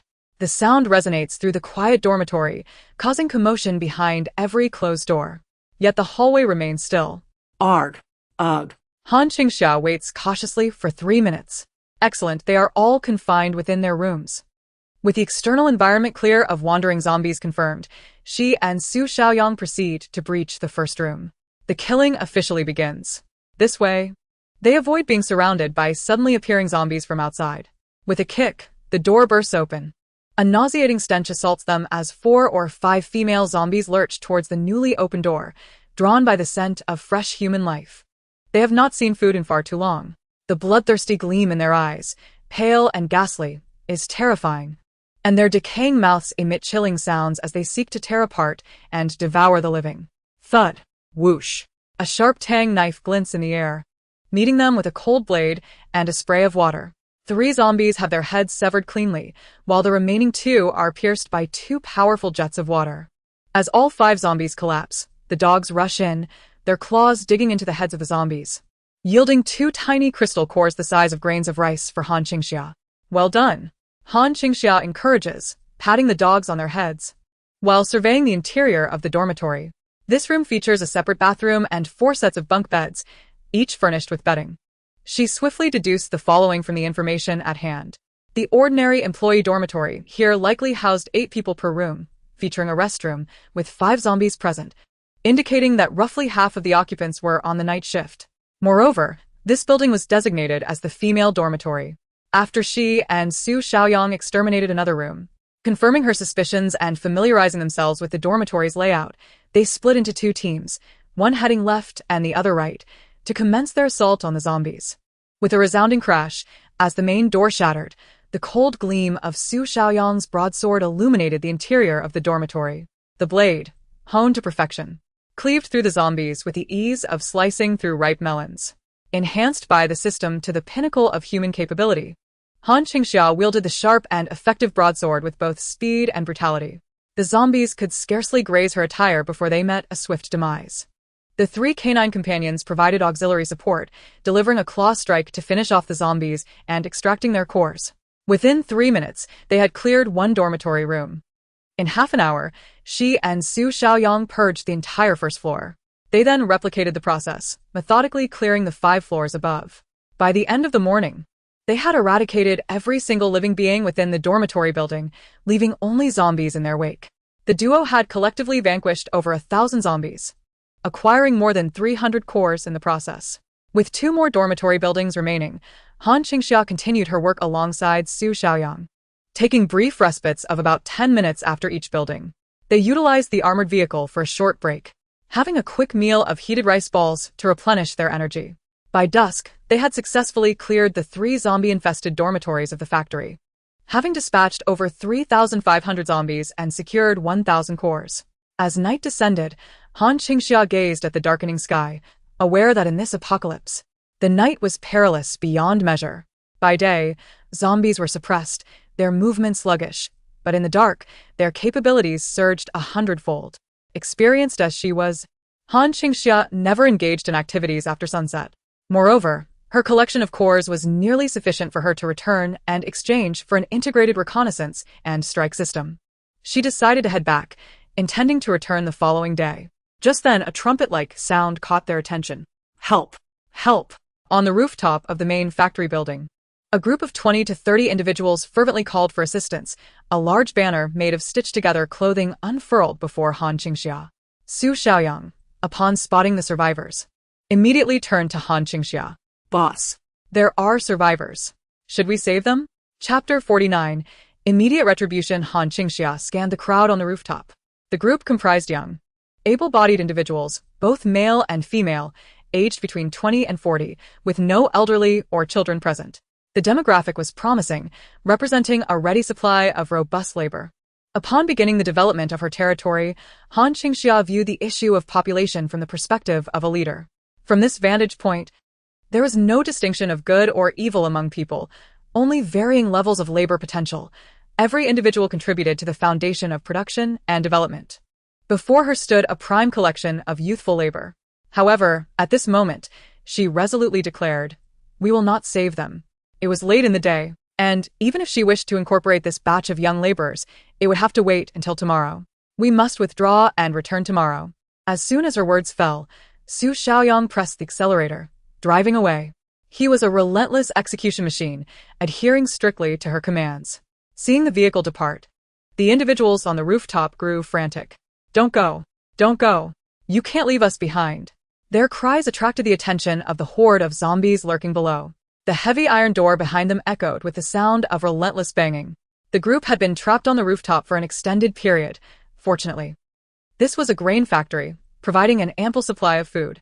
When they had fled to the rooftop, they had brought a significant amount of supplies, allowing them to survive until now. However, behind the great iron door lay hundreds of zombies, their hunger intensified after being trapped for over a month. And the door was on the brink of collapse. Previously, these individuals had remained silent, hiding in the corners of the rooftop to minimize their presence. Yet, upon realizing that the factory had visitors, their eyes lit up, and they immediately called for aid when they saw Han Qingxia and her companion preparing to leave. To their dismay, they were met with refusal. "What do we do, Captain Ding?" asked a woman who had just called for help, glancing at the stout man beside her. The stout man, Ding Yi, had originally been a minor security team leader at the factory. After the apocalypse began, he and a group of survivors had fled to the rooftop. Leveraging his physical prowess and security background, he quickly became the de facto leader among the group, especially after awakening his abilities, which made him increasingly tyrannical. Everyone was compelled to obey him. Ding Yi had initially hesitated to seek help. Were it not for their dwindling food supply, he would not have called upon Han Qingxia. However, with their pleas now made, he felt enraged that they would dare to refuse assistance. From his pocket, he produced a button, his small eyes glinting with malice as he pressed the activation key. "Captain Ding, you can't do that. If you release the zombies, we won't escape either." A slender man attempted to intervene. With a swift motion, Dingy sent him sprawling, seizing his collar and lifting him off the ground. "If I can't live, then no one will," he bellowed. "Am I right?" The others immediately echoed, "Yes. If they won't save us, they deserve to die. If we can't survive, they must perish too." Satisfied, Dingy discarded the man he had lifted and pressed the button. instantly opening all the doors of the factory. In that moment, a cacophony erupted. The man who had been cast aside fell at the entrance of the factory, immediately surrounded by the swarm of zombies that poured out as the doors opened. Starved for too long, the zombies viewed him merely as food. Before he could transform into one of their kind, he was devoured, reduced to a pile of bones. Hungry. So hungry. Must eat. The screams were swiftly silenced. The remaining individuals on the rooftop watched in horror, yet their thoughts echoed, "Well done." Just like that. After unleashing the zombies, Ding Yi turned his gaze toward Han Qingxia's vehicle, crouching down with his hands pressed against the rooftop surface, his small eyes fixated on the direction of her departure. With a sudden burst of strength, he resolved, "You won't escape." With a rumble, the armored vehicle beneath Han Qingxia jolted violently, lifting her vehicle from the center. An alarm blared as the system warned her that the vehicle had become lodged on a raised mound of earth. The earth manipulation ability was not highly advanced, merely capable of creating a small mound, yet it was positioned perfectly to trap their vehicle. Soon, Han Qingxia witnessed a relentless tide of zombies pouring from every corner of the expansive factory, emerging from the cafeteria, various functional buildings, and even the office block. Most of these zombies wore factory uniforms, their appearances reminiscent of their former working selves, creating a chaotic scene akin to the bustling atmosphere of a factory before the apocalypse. Of course, this was all overshadowed by their grotesque, decomposed faces swarming with flies. This factory has utterly devolved into a zombie-infested nightmare. Ha ha ha.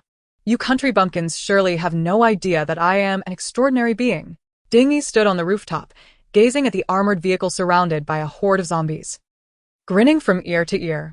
You dared to abandon them and flee alone. This is your fate. To perish. Indeed. Let them forsake us. Damned be it. The eyes of others glimmered with malice. They have no hope. Others shall not live either. The crowd watched eagerly as the two individuals were encircled by the zombie tide. Their vehicle reduced to rubble, when suddenly there was a deafening roar. A cannon barrel emerged atop the besieged armored vehicle. Boom. Flames erupted from the cannon, incinerating the zombies atop the vehicle in an instant. A multitude of zombies attempted to climb higher, and sharp spikes erupted from the armored exterior. The thunderous noise echoed as the armored vehicle roared to life once more, its ultra-modern undercarriage elevating automatically, rendering the small mound beneath it insignificant. Han Qingxia pressed down on the accelerator, and the armored vehicle burst forth from the horde of zombies. This time, her direction was not away from the factory, but toward the building itself. In the eyes of the powerful, humanity is devoid of good and evil. Likewise, in their eyes, people are inconsequential. Han Qingxia's intent to rescue them bore no semblance of noble pride. To eliminate them would evoke no guilt. If they patiently awaited her aid, she would welcome them as obedient residents in her base. However, those who dared to plot against her, who engaged in such devious schemes, deserved to meet their demise. With a thunderous roar, Han Qingxia accelerated the armored vehicle to the base of the factory building. She retracted the cannon, allowing the zombies to climb onto her armored vehicle while simultaneously deploying a staircase from the top. The onlookers on the rooftop, once amused by the spectacle, could no longer muster a smile. Moments ago, they had relished the sight of their aggressors being beset by the undead, but now they felt only dread. How dare these two individuals refuse to assist them? Let them die. Let them perish before their very eyes. However, now, the zombies they had unleashed were crawling up towards them from Han Qingxia's vehicle. A profound sense of terror, as though they had provoked a demon, enveloped them. Han Qingxia, known for repaying her grievances, would not let this transgression go unpunished. She must return the favor. Soon, the zombies ascended the staircase Han Qingxia had constructed to the rooftop. The first to reach the top lunged at them. They attempted to fend off the first zombie, but a multitude followed closely behind. Panic-stricken, they scurried away, yet there was no escape. Behind them lay the iron gates filled with zombies, and before them, an abyss. There was no retreat. The rooftop was quickly overrun. Ding Yi, witnessing the relentless tide of zombies, hastily gathered a few individuals as a support. He dashed to the edge of the rooftop, activating his powers to elevate the ground. Though his abilities were limited, in a crisis, he could muster a surge of strength. A small mound rose from the surface, and Ding Yi felt he could leap from it. At that moment, Han Qingxia, observing his actions through the monitor, remarked lazily, "Yangzi." In an instant, a powerful water jet, exponentially more potent than his abilities, obliterated the makeshift slope he had created. Ding Yi, already airborne. Han Qingxia maneuvered her armored vehicle, retreating from the horde. As the sun dipped below the horizon, the aggression of the zombies intensified. She withdrew from the zombie-infested factory and caught sight of a group of survivors atop an adjacent building. Chapter 50. Redemption of a reconnaissance drone. This group of survivors had been observing them for some time. They huddled together like frightened lambs on the rooftop, trembling as they witnessed the recent events unfold. Han Qingxia averted her gaze, gesturing for Su Xiaoyang to leave the factory. Once they departed, the group on the rooftop surged to the edge. They're gone. They have all left. At the forefront stood a middle-aged man, shaken from his earlier astonishment. They too possessed powers, and far stronger than Ding Yi's. They were formidable. The crowd resonated with his sentiment. They were not a mere group of rescuers bound by duty, who would risk their lives to save them, nor were they entities to be trifled with. They were immensely powerful, equipped with professional gear and superior abilities, capable of dominating in a factory swarming with zombies. They were beings that all could only look up to in awe. Fortunately, they hadn't recklessly called for help, nor had they resorted to destruction like Ding Yi's group, ultimately leading to their demise. Now. They watched as Ding Yi unleashed the factory's zombies in a futile attempt to thwart Han Qingxia. As the sun set, the factory corners teemed with wandering undead. With the night deepening, the zombies quickened their movements, sensing the presence of the living within the building, and they surged towards the factory with guttural cries.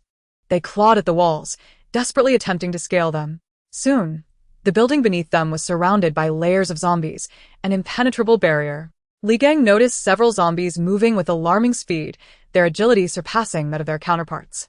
They trampled their fellow undead, reaching the apex, and began to climb frantically towards the survivors on the rooftop.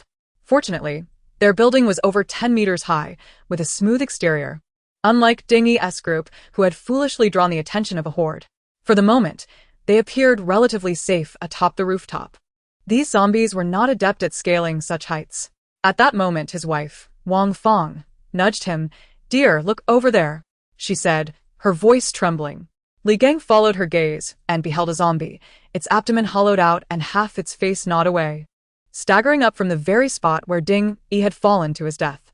After plummeting from the high rooftop, Ding Yi had not died immediately. He was swiftly surrounded and devoured by the ravenous zombies. Thanks to his robust physique, he transformed into a zombie before they could entirely dismember him. Roaring, the transformed Ding Yi surveyed his surroundings, locking eyes with the survivors on the adjacent building. He charged towards them, barreling through the horde of zombies, clearing a path with a powerful roar. Instantly, a mound of earth rose beneath him, towering over 3 meters. The zombies, seizing the opportunity, began to climb the makeshift hill he had created. The undead finally had a foothold, making their ascent feasible. The survivors on the rooftop were left in a state of shock. What shall we do? Han Qingxia and Su Xiaoyang, along with their loyal dogs, successfully returned to their base. As they exited the factory, numerous zombies pursued their vehicle, but they were quickly outpaced after a few hundred meters. Han Qingxia maintained her speed, even as she crushed zombies beneath her wheels, not bothering to check for crystal cores. Time was of the essence. The factory was a 1.5-hour drive from the base, and by the time they arrived, night had fully descended.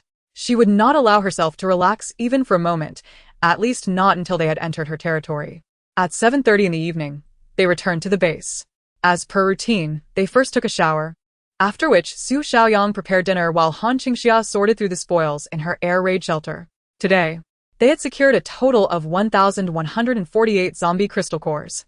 These cores were all of the first tier. Zombie crystal cores are categorized by levels. The first level represents the most ordinary existence. Among 3 zombies, it is likely that one will form a crystal core within its mind. The combat capability of a level 1 zombie is not particularly high, merely superior to that of the most mundane zombies, as exemplified by the mutated level 1 zombie that Han Qingxia initially defeated in the villa. Their agility and speed are significantly greater than those of ordinary zombies, yet they can still be dispatched. An average individual with even a modicum of combat skills can prevail against them. However, once we ascend to level 2 zombies, the disparity becomes markedly pronounced. Their strength and speed far exceed that of a robust adult, often requiring several ordinary individuals to collaborate in order to bring one down. The size of the crystal core is roughly that of a quail egg. As for level 3 zombies, they are essentially beyond the capability of an average person to defeat, becoming the adversaries of those with special abilities. The size of their crystal cores can reach that of a goose egg. The formation of level 2 and 3 zombies necessitates certain factors, one being the consumption of their kind. The level 2 zombie that Han Qingxia defeated on the highway likely devoured its peers. At that time, the entire highway, save for the gas station, was nearly devoid of zombies. It is highly probable that this level 3 zombie lured others to that location for consumption. The second factor involves the evolution of special abilities. Zombies can indeed evolve to possess extraordinary powers. Once such abilities manifest, their level escalates dramatically. Han Qingxia had previously heard of the most formidable zombie king in the entire eastern region, a level 8 zombie endowed with multiple abilities. It was said that it resided at the intersection of cities A, B, and C. Of course, she had only heard of it. She had never laid eyes on it. She deemed herself unworthy. In her previous life, as an ordinary person, Han Qingxia was not destined for such elevated battlegrounds. She meticulously executed only those tasks in which she had complete confidence. She would not engage in missions that posed even slightly greater risks. This was also the reason why, despite the strength of other extraordinary beings, they ultimately could not surpass Han Qingxia. She remained as steadfast as a seasoned dog, never trifling with her own life. Returning to the matter at hand, the zombies at this stage predominantly consist of level 1 zombies. High-level variants are exceedingly rare. The level 3 zombie that Han Qingxia recently vanquished is a rare find indeed. She gazed at the collection of over 1,000 zombie crystal cores in her possession, exchanging 1,000 of them for points, while retaining the remaining 100 to extract evolution fluid. Each level 1 crystal core is worth 100 points, and she also accounted for the quantity of crystal core gift packs. Congratulations! You have obtained a total of 100,000 and 4,000 points. Adding the previous 30,000 points, she was nearing a total of 140,000. Han Qingxia rubbed her excited little hands together. She had sufficient funds. Without delay, she approached the limited time window for the reconnaissance drone system. Exchange. Congratulations. You have obtained a reconnaissance drone system. Before Han Qingxia, an incredibly advanced piece of military equipment materialized. Subsequently, changes were detected within Han Qingxia's base. Chapter 51. The master of his domain at this moment. The area of the tower on the second floor of Han Qingxia's base expanded once again, pushing into the mountainside to create a bomb shelter of considerable size. Above, there was a large skylight that could be opened or closed. A massive control device was situated in the center of the second floor tower, behind Han Qingxia's crossbow. 24 small military drones were neatly parked in the central open space. These drones, while compact, were far from the toy-like drones available on the market. Their capabilities were formidable. These were standard military reconnaissance drones, boasting astonishing ground control and capable of obliterating main battle tanks.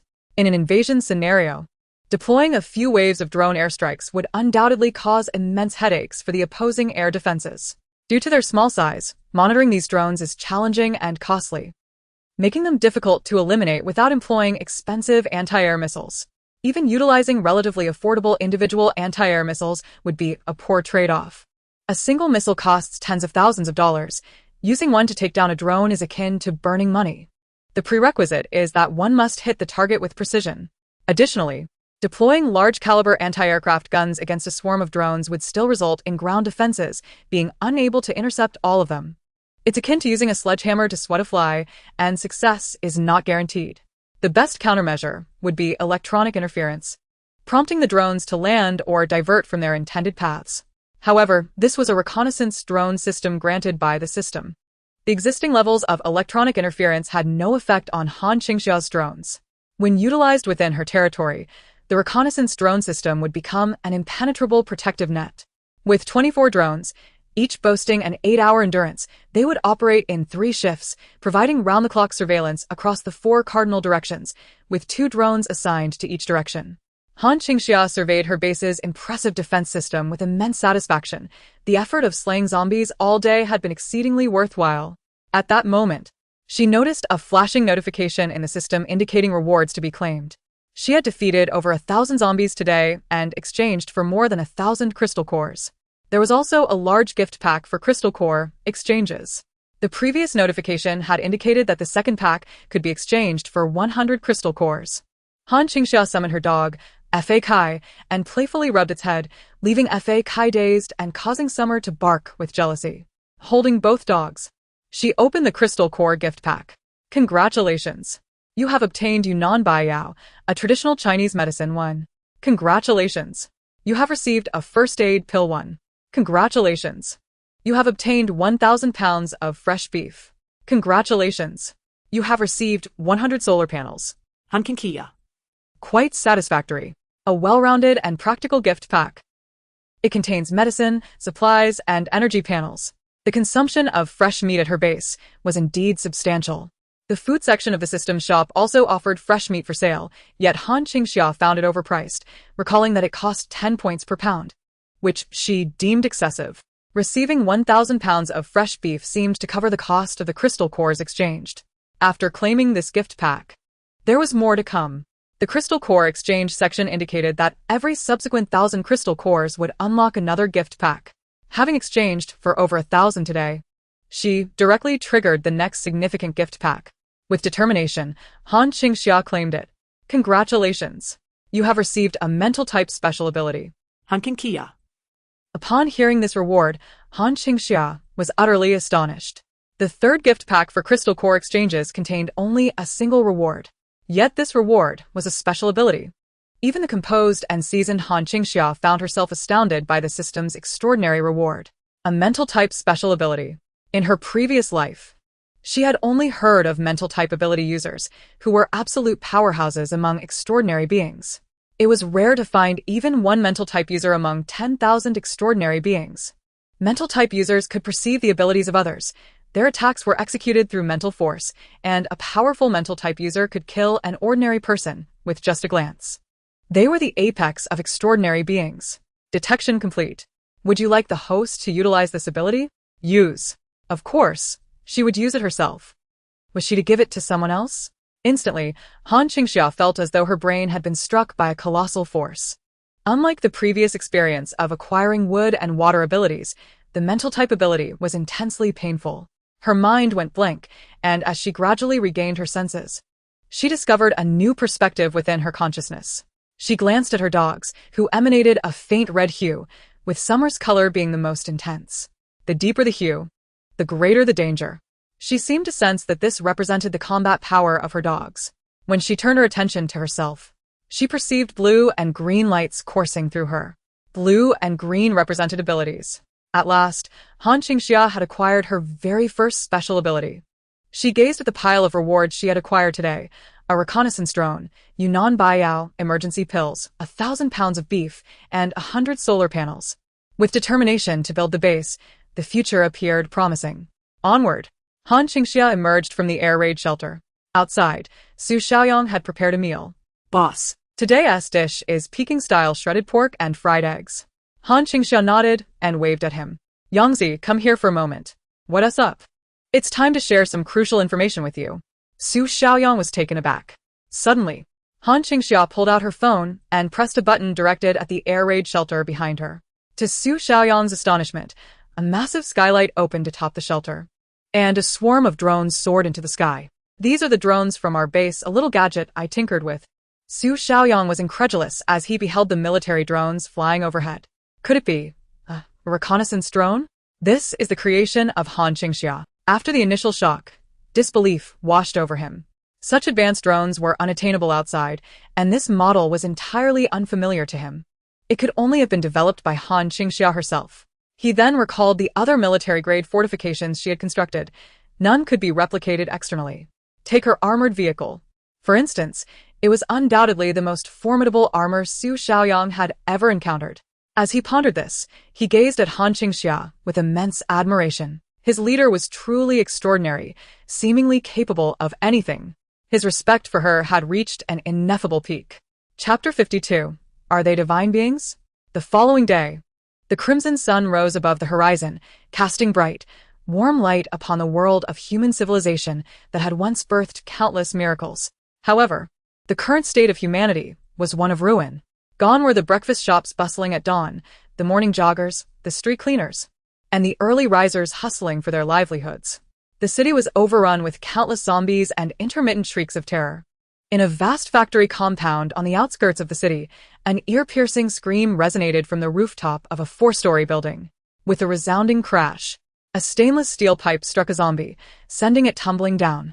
Yet, the defenses were crumbling. A horde of zombies was climbing a mound of earth, stepping over one another, and finally reaching the rooftop. The first zombie to emerge was swiftly knocked down, but behind it, countless others clawed desperately at the rooftop's edge. Their withered, sharp claws gripped the ledge as grotesque and bloodied zombie heads emerged one after another. They had been starved for too long, their gray, murky eyes filled with a ravenous crimson hue. They craved flesh. They were starving. With a chilling roar, 2 zombies leaped up simultaneously. 8 or 9 men stood at the forefront, swinging steel pipes with all their might to fend off the advancing zombies. Behind them, 11 or 12 women wielded weapons, attempting to bat away the zombie hands reaching for the rooftop. There was no retreat. They were cornered on the rooftop. The fire escape behind them was already blocked, packed with zombies. Time passed agonizingly slowly, and the defenders grew weary as the zombies multiplied and surged higher. They were merely a group of people, long deprived of sustenance, while the zombies below were relentless, like perpetual engines of destruction. Suddenly, a piercing scream erupted as a male zombie charged through their defenses. One foot clad in the latest AJ sneakers, the other foot bare and mangled, it limped forward with alarming speed. It lunged at the nearest woman, knocking her down just as it opened its toothless maw to bite her. A steel pipe flew through the air, striking its head with tremendous force, obliterating it. Wife. Li Gang yanked the woman back. Husband. Wang Fong trembled in his embrace. More and more zombies were climbing up. Their rooftop had been completely overrun. Stop fighting. Climb to the top of the generator. Li Gang urged, pulling his wife toward the highest point on the rooftop, the massive generator. Everyone followed suit, abandoning the fight to ascend. By the time they reached the generator, the rooftop was utterly lost. Zombies swarmed up from below, converging on their last refuge, pouring in from every breach. The generator stood only 2 meters high, its surface too narrow, leaving them huddled together like helpless sheep, surrounded by a mass of zombies with no escape. The generator shook perilously as zombies pushed against it. They were doomed. Just as despair settled in, a thunderous roar echoed through the silent factory. A formidable armored vehicle reappeared before them, capturing everyone's attention. The armored vehicle barreled through the scattered zombies, heading straight for their building. With a deafening crash, it plowed through the horde, obliterating both the zombies and the makeshift mound beneath them. In an instant, the zombie staircase was shattered, and those still clinging on were sent tumbling down like rain. Following this, a powerful jet of water erupted from the armored vehicle-S turret. A man stood at the aiming port, channeling an immense high-pressure water stream toward the remaining zombies. Wherever the jet passed, it cleared a wide swath through the horde. The zombies, suspended in midair, were all swept away. Then, explosions erupted from the armored vehicle-S top.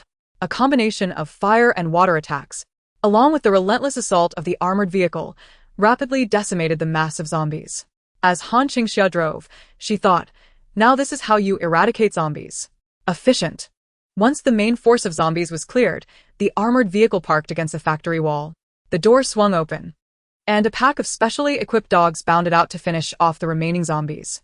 Clad in combat gear, the dogs charged fearlessly, taking down the remaining zombies one by one. The armored vehicle-S hatch fully opened, and a high-rise platform extended from within. To the astonishment of Li Gang and Wang Fong, 2 figures, a man and a woman, leapt up to their rooftop. They were here to rescue them. The man unleashed a continuous stream of water, while the woman brandished a tang knife. Wherever she went, zombies fell, severed and defeated, as Han Qingxia's blade cleaved through them with deadly precision.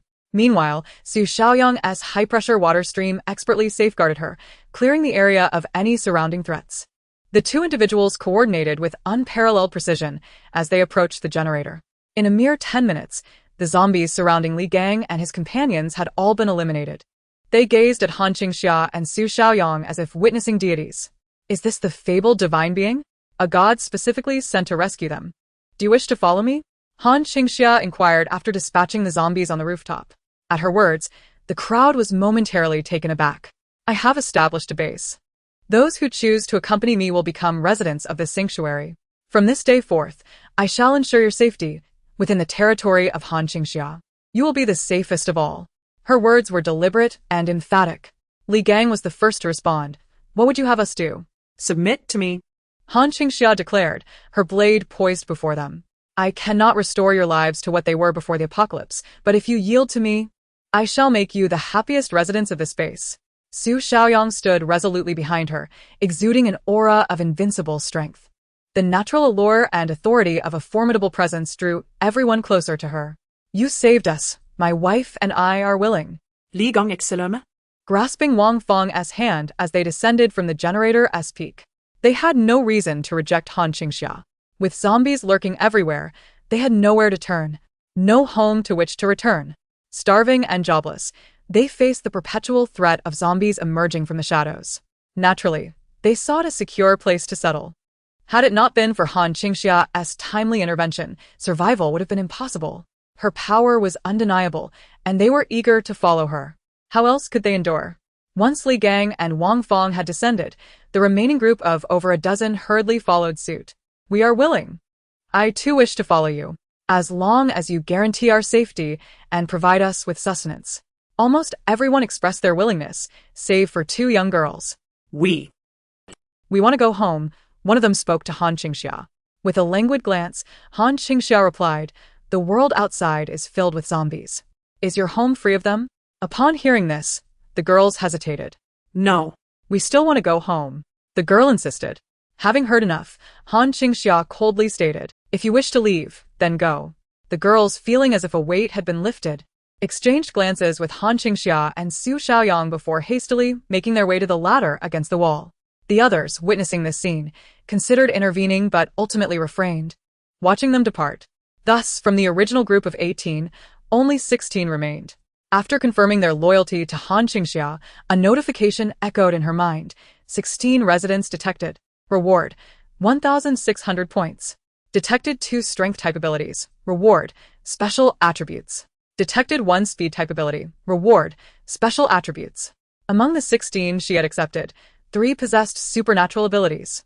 Once she welcomed them, their special attributes would be replicated within Han Qingxia. She felt an immediate transformation within her body, sensing an inexhaustible reservoir of strength. To her delight, the system confirmed that duplicated abilities would stack, effectively doubling her existing powers.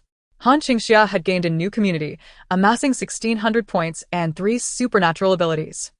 She regarded her new residents with satisfaction. As the system validated their status, the admiration and affection in their gazes towards Han Qingxia intensified. From now on, you may address me as your lord. Yes, my lord. The group responded warmly. Han Qingxia surveyed the remaining zombies, commanding, clear the zombies' brains and retrieve what lies within.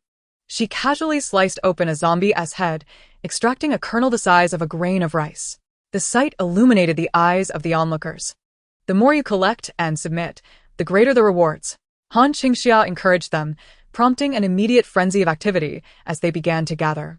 After allocating the task of collecting the crystals, Han Qingxia turned to Su Xiaoyang, instructing him to clear out the remaining zombies in the factory. Understood. She led Su Xiaoyang to the entrance of the rooftop passage. The heavy iron door, bound by thick chains, failed to contain the horde of zombies packed inside like sardines. They howled excitedly as Han Qingxia and Su Xiaoyang approached. With a swift strike of her blade, the chains fell away, unleashing the zombies in a frenzied rush toward them. Yet, they were met with the force of a high-pressure water jet.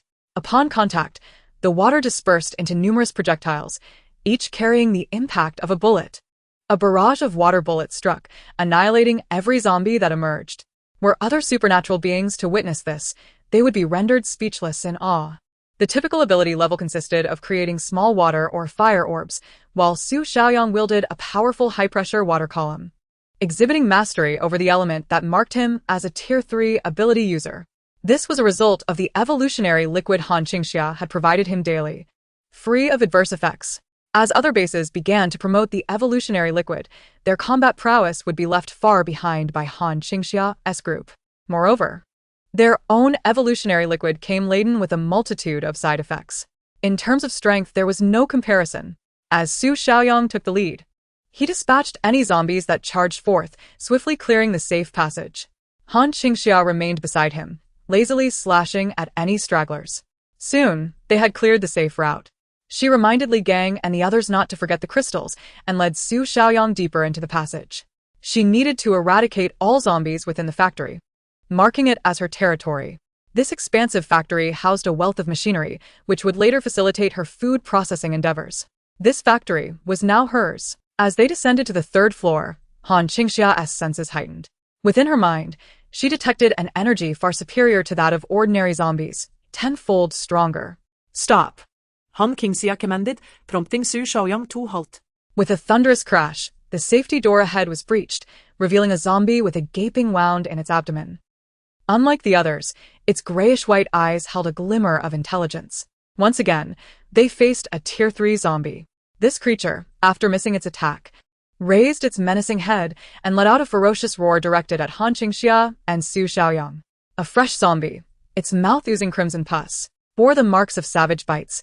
Its face was grotesquely deformed, as if it had been mercilessly smashed. The white matter and dark red secretions mingled across his face, dripping down in heavy drops. He opened his gaping maw, his decaying zombie head appearing as if it might fall apart at any moment, grotesque as if straight out of a horror film, not to mention his abdomen was completely hollowed out. Having seen ugliness before, nothing could compare to this. Han Qingxia felt her stomach churn at the sight of the zombie. It was utterly barbaric. What kind of inhumane treatment must one have endured in life to end up like this? Upon closer inspection, she gasped. Wasn't this the Earth-based ability user who had caused them trouble yesterday, only to be dealt with in return? Boss. It's the Earth-based ability user who has turned into a zombie, Su Xiaoyang remarked. The zombie Ding glared fiercely at Han Qingxia and Su Xiaoyang, a flicker of hatred appearing in his gray-white, unseeing eyes, as if a fragment of his former self lingered, glaring at his enemies. It lunged toward them. Boom! A powerful jet of water shot toward its head. To Su Xiaoyang's surprise, the wall beside him collapsed with a resounding crash, blocking the path of the zombie Ding. The high-pressure water jet struck the wall instead. Immediately after, a shadow darted toward him. Su Xiaoyang dodged backward, and, with a forceful kick, sent the shadow tumbling down the stairwell. His elite soldier reflexes allowed him to react faster than his mind could process, ensuring even the zombie Ding could not approach him. However, at that moment, the stairway beneath Su Xiaoyang suddenly began to crumble. Dirt and debris disintegrated, and he found himself teetering on the edge, about to fall. Fortunately, Han Qingxia grabbed his shoulder, pulling him back with great strength. Yet, the calamity was not over. The staircase continued to collapse, and with no time to set Su Xiaoyang down, she hoisted him and ran upward. With each step they took, the staircase behind them crumbled further. Thunderous clumps of concrete fell, and in Su Xiaoyang's line of sight, the entire stairway seemed to collapse layer by layer. Through the fissures in the concrete, he glimpsed a figure at the very bottom. Boss. The Earth-based ability user retains his powers even as a zombie, and they seem amplified. I know, Han Qingxia replied, sprinting toward the rooftop with Su Xiaoyang on her back. Just then, the last layer of stairs collapsed entirely. Han Qingxia stepped into thin air, and in a split second, she dashed against the wall, while Su Xiaoyang managed to grab hold of the door leading to the third floor. This time, it was Su Xiaoyang who clung tightly to Han Qingxia. He grasped the securely closed door of the safety passage with one hand, his legs wrapped around her waist. As the staircase crumbled beneath them, they found themselves suspended precariously at the narrow gap of the third-floor door. Below them lay a gaping chasm of more than 10 meters. A slight movement could send them plunging into the abyss. To make matters worse, zombies were lurking behind the locked safety door. A horde of zombies, sensing their presence, slammed against the safety door. The grotesque faces of the zombies were mere inches away from Han Qingxia, pressed against the glass window, creating a thrilling yet terrifying sensation. Boss. The ability zombie has hidden itself. Su Xiaoyang sensed the presence of the zombie, but the Earth-based Ding could easily conceal himself amidst the rubble, rendering him invisible. At that moment, he felt utterly powerless, realizing his water-based abilities were ineffective in this situation. The enemy was not only concealed but was also in their territory, leaving them in a perilous predicament. Ahead lay the abyss, while behind them were the zombies. There seemed to be no way out. In that moment, Han Qingxia closed her eyes. As they shut, her mind quickly constructed a vivid image of the land surrounding her. Her formidable mental power radiated outward, akin to a radar, scanning the area. In her mental domain, the people around her appeared in deep blue, while behind her loomed 17 or 18 grayish-white beings. The blue represented Su Xiaoyang, and the grayish-white denoted the zombies. She extended her mental prowess downward, expanding her perception. Instantly, a larger picture unfolded before her. Beneath them, there remained 15 or 16 wandering grayish-white zombies, with one distinct yellowish zombie immediately capturing her attention. Yangzi, at 12 o'clock, prepare. Su Xiaoyang suddenly heard Han Qingxia's command. Boom! Without hesitation, he unleashed a powerful jet of water toward the designated spot. In an instant, the force of the water shattered the pillar, causing a cascade of debris as the ceiling collapsed, striking the mutated Earth-based zombie with devastating force. Right in the center, Han Qingxia commanded coldly. Su Xiaoyang directed another high-pressure water jet toward the center, clearing away rubble and striking the zombie's head. Within Han Qingxia's mental domain, the yellowish hue vanished, replaced by a small, bright yellow crystal fragment. A level 3 crystal core had emerged. All right, Han Qingxia opened her eyes. She observed the thoroughly defeated zombie Ding Yi and began to descend from the 3rd floor, skillfully scaling the walls using the exposed steel bars and concrete. She moved with remarkable agility, akin to a nimble gecko, and made her way directly to Ding Yi's location to pry the crystal core from him. Su Xiaoyang followed her lead, descending through the stairwell devoid of steps, feeling an overwhelming admiration for his boss. How did she manage to pinpoint the zombie's location so effortlessly? Moreover, she was truly impressive, precise and swift in her actions, never faltering. How could there be such a remarkable woman in the world? Working alongside her was an absolute pleasure. Today was yet another day of deepening his admiration for Han Qingxia. She was truly extraordinary. Chapter 55, A Bountiful Harvest. After vanquishing the level 3 mutated zombie, Han Qingxia and Su Xiaoyang proceeded to eliminate the remaining scattered zombies throughout the factory. Li Gang and the others gathered the zombie crystal cores, bringing them back in abundance. Han Qingxia was unconcerned about them hoarding any for themselves. First, they were unaware of their true value, and second, and most importantly, she possessed mental abilities. She could sense the colors of the crystal cores. With a mere glance, she could tell if anyone was hiding anything. Lord, here are the items you requested.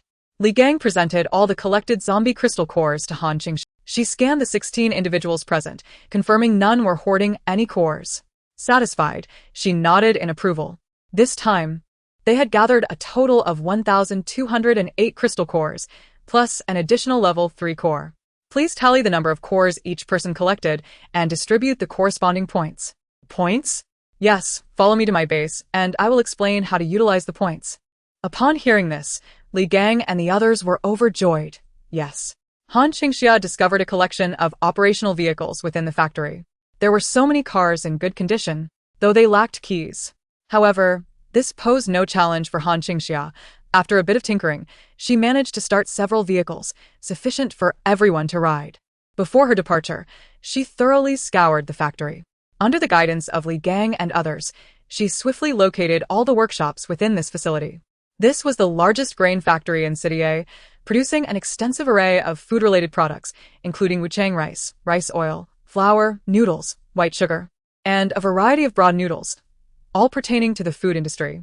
In total, the quantity exceeded a staggering 100,000 tons. Han Qingxia instructed Su Xiaoyang to have the factory's main gate repaired, erecting a sign bearing her name and hanging a flag to signify that this factory was now her domain. Meanwhile, she quickly collected the food stored in the factory's warehouse, gathering all the packaged food into her space. By the time she had absorbed all the factory's products, her space was filled to 3/4 of its capacity. Akin to a 10-story building, with every corner brimming with supplies, nearly overflowing. The vast quantities of grain would suffice for her alone, or even sustain 7,000 or 8,000 individuals for a lifetime. Han Qingxia was immensely pleased with her haul. She chose not to tamper with the machines and production lines for now.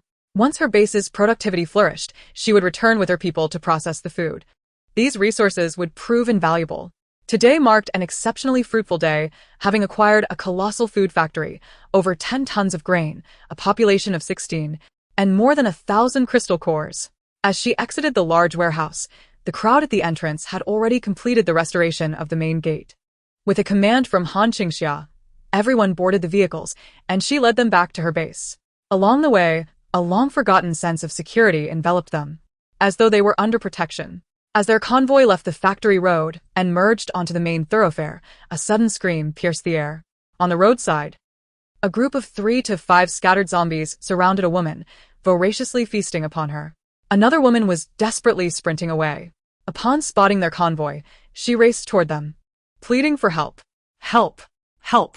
Yet, mere steps into her frantic dash, she was overwhelmed by zombies lurking on either side of the road, one sinking its teeth into her artery. Wang Feng instantly recognized the screaming woman as Lu Ling and Su Wenwen. Everyone in the vehicle watched the two, encircled by zombies and devoured before their eyes, rushing to the windows, unable to look away. They were the very individuals Han Qingxia had previously asked if they wished to follow her, but chose to leave instead. Their homes were close to the factory. Despite Han Qingxia's warnings about the zombies in their area, they had stubbornly insisted on going back. It was evident they had rushed home, only to discover the presence of zombies and hurriedly attempted to return. But how could they escape the hordes of ravenous zombies? The moment they appeared, they were targeted by the famished creatures, with no escape in sight. Before their eyes, the two were consumed by the zombies, and subsequently, their bodies began to convulse and mutate. Everyone was left in a state of shock. Suddenly, the leading armored vehicle accelerated, crushing the 2 piles of zombies, clearing a path and paving a safe route for them. All vehicles followed the path Han Qingxia had forged. Once they had safely distanced themselves from the clusters of zombies, a profound sense of safety and immense relief surged within them. They felt grateful for their resolute decision to follow Han Qingxia. Unlike those 2 foolish individuals who had attempted to return home. Outside, zombies lurked everywhere, with no safe haven in sight. There could be no room for complacency. Han Qingxia assured them that as long as they remained within her territory, they would be able to live safely. The group quickly made their way to the outskirts, where their convoy halted amidst a cluster of villas. The moment Han Qingxia arrived, the residents of Villa Number 9 rushed out. "My lord, you have arrived." Han Qingxia spotted Wang Yumin along with his wife and child, nodding in acknowledgement. She waved her hand, signaling the individuals from the 5 or 6 accompanying vehicles to disembark. "From now on, you shall all reside here." Turning to Wang Yumin, she instructed, "You will lead them in cultivating grain and overseeing production. Production is the foundation of everything. Only with stable grain output can we consider expanding other types of production. We must proceed step by step." Upon hearing this, Wang Yumin promptly nodded. "Understood. Everyone gather around. I will explain the rules of the base." Dubai, who had a fondness for zombie-themed movies and TV shows, especially Train to Busan and The Walking Dead, had watched Train to Busan countless times, relishing the thrill of being pursued by zombies. This book will be written from Dubai's perspective, unencumbered by any guidance. Except for the base construction, which will feature a protagonist with extraordinary capabilities, dominating the landscape while navigating a realistic zombie world devoid of fantastical elements. The narrative aims to evoke a visceral sense of bloody pursuit and survival. If you share this enthusiasm, be sure to add this to your reading list. Charge forward into the zombie world. Chapter 56. Summer Base. All residents joining my base will operate under an point system. Points can be exchanged for food, water, daily necessities, and various tools. Han Qingxia retrieved the list she had previously given to Wang Yumin and instructed him to post it on the bulletin board of the villa community. It contained detailed ratios for food exchanges. 1 pound of rice equals 1 point. 1 bag of salt equals 1 point. 1 egg equals 1 point. 1 pound of pork equals 10 points. 1 live chicken equals 50 points. There are also ways to earn points, with the recovery ratios being identical. All crops you produce can be exchanged for points, and additionally, killing zombies and obtaining crystal cores will yield rewards. Han Qingxia displayed the crystal cores she held to everyone. "Li Gang, I just instructed you to record the crystal cores they unearthed. Each one is worth 1 point, and I will credit you with the base points. In the future, for every crystal core you find through your own hunting, it will be worth 10 points. Li Gang and the others were taken aback. They quickly grasped that within Han Qingxia's base, points would serve as currency, and each of them had just collected between 50 to 80 crystal cores. Their base points would thus range from 50 to 80. If exchanged entirely for food, each person could secure at least 5 to 600 pounds. Furthermore, every day, you will be required to pay me 10 points as a resident tax. Han Qingxia established the framework for the base regulations. This tax will cover your use of all land and housing within my territory. A delay of 1 day will incur a 10% late fee. If overdue for 10 days, resident rights will be revoked, all property confiscated, and the individual expelled from the base. Everyone is encouraged to monitor one another. Any tax evaders reported will result in a reward for the informant, who will receive half of the evader's confiscated assets. A sense of tension washed over the group. However, correspondingly, as long as you are residents within my territory, you will receive my protection. I will provide you with the safest environment. Within my domain, you can produce freely, enjoying a sense of security akin to that before the apocalypse, and periodically benefits will be distributed. Throughout history, governing the populace has relied on 5 techniques: foolish citizens, weak citizens, fatigued citizens, humiliated citizens, and impoverished citizens. Foolish citizens are those whose thoughts are unified, recognizing only one center. Han Qingxia aims to unify their thoughts, ensuring that all residents living under her leadership align with her vision as they collectively develop the base, thus achieving the goal of instilling folly. Weak citizens refer to the necessity of a powerful base while ensuring the individual strength of residents remains subservient, preventing any organization capable of challenging the authority of the base. For instance, the group Han Qingxia encountered yesterday, led by Ding Yi. They were led by Ding Yi, huddled together, each harboring their own thoughts like rebellious spirits. And Han Qingxia would certainly not accept them. Otherwise, bringing such a group of troublemakers into her base would imply she desired chaos, inviting turmoil into her peaceful domain. Weakening the populace meant diminishing the influence of her subordinates, fracturing their unity, allowing them to function independently while still forming a part of her territory. The citizens Han Qingxia had recently brought under her wing were merely a loose collection of individuals, temporarily banding together without a true leader. Even Li Gang, who held the most sway, lacked significant charisma. Upon her acceptance, they were more inclined to trust her. Such a community could be nurtured by undermining the residents' power. She could control everyone without jeopardizing the base. This was the essence of weak governance. In contrast, weary citizens were those engaged in daily tasks, driven by a common goal that kept them industrious. For instance, Han Qingxia had instituted a point system requiring each individual to contribute 10 points daily as a cost of living within the base. Failure to meet this requirement would incur interest, and continued failure would lead to expulsion. This system would compel everyone to produce, with points guiding their efforts. This was the principle of laboring citizens. The notion of humiliated citizens stemmed from Han Qingxia's implementation of a reporting and oversight system, fostering mutual surveillance among the populace, ensuring her punitive measures were effectively enforced, compelling everyone to be diligent and adhere to the rules. Lastly, impoverished citizens were those deprived of any surplus beyond mere subsistence, reminiscent of the era before the apocalypse when many struggled to save any personal wealth. Their earnings barely sufficient for survival, with few pathways to earn more. This was the plight of the impoverished, condemned to a life of relentless toil with little opportunity for anything else. Of course, for someone like Han Qingxia, at the helm of a fledgling base, all were in dire straits, rendering the state of impoverishment unnecessary. What was required now was development, robust expansion, and the establishment of the base. The 10 points she mandated daily were ample for labor, and with a bit of diligence, accumulating personal wealth would not be insurmountable. As the leader of the base, she was responsible for ensuring the safety of all residents and providing comprehensive support and benefits under any circumstance. Under her stewardship, as long as the residents worked diligently, she could offer them the finest treatment available in the entire base. In the initial phase, she would supply them with seeds, tools, and everything they needed at no cost. She instructed Wang Yumin's family to begin planting and raising livestock, temporarily waiving taxes for a month. After 1 month, everyone would be required to contribute points to her. Han Qingxia addressed everyone present. Upon hearing this, they looked at her with a mixture of fear and gratitude. She was offering them safety and a territory to restore their lives to a semblance of normalcy, granting them a month of grace. In a month's time, they could harvest early season vegetables, enough to transition back into a productive lifestyle, not to mention they already possessed a basic sum of points, sufficient for a comfortable living during this period. Han Qingxia's incentivizing structure invigorated them all. It is said that if a dragon could solely provide favorable weather for humanity, they would regard it with indifference, relegating it to mere servitude. Yet, if the dragon possessed the capacity for wrath and destruction, humanity would venerate it as a deity. The art of governance lies in the balance of benevolence and authority. To these people, Han Qingxia was akin to a divine being. By the way, my lord, we should name our base. What shall we call it? Wang Yumin inquired.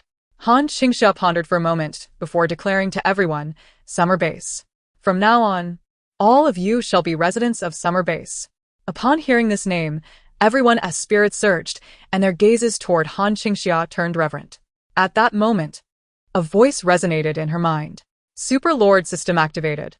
Territory named successfully. Prosperity level initiated. Current prosperity level, 60. Reward. Resident loyalty increased by 10%. Chapter 57. The Greatest Leader. Base productivity increased by 10%. Han Qingxia was astounded. The consecutive rewards were both practical and powerful. The system was remarkable. Han Qingxia observed the newly unlocked attributes, with her base's prosperity level noted alongside her points and crystal cores. Opening the prosperity interface revealed detailed attributes. Current residents of the base, 19 individuals. Base guards, 1. Base war dogs, 16. Area covered, approximately 41 square kilometers. Cultivated area, 30 acres. Current prosperity value, 60. Rural village. Han Qingxia mused. The title rural village a bit disparaging? Prosperity was derived from various metrics. Upgrading the title would unlock a grand reward. Han Qingxia glanced at her next level. Prosperity, 500. Urban-rural fringe. Excellent. She was determined to strive for that urban-rural fringe status. Everything for the glory of Summer Base. Han Qingxia departed from the residential area. She instructed all residents to seek their own housing within her territory. Given the current technological limitations, she temporarily recorded their points via a registration system, maintaining 2 copies for accountability.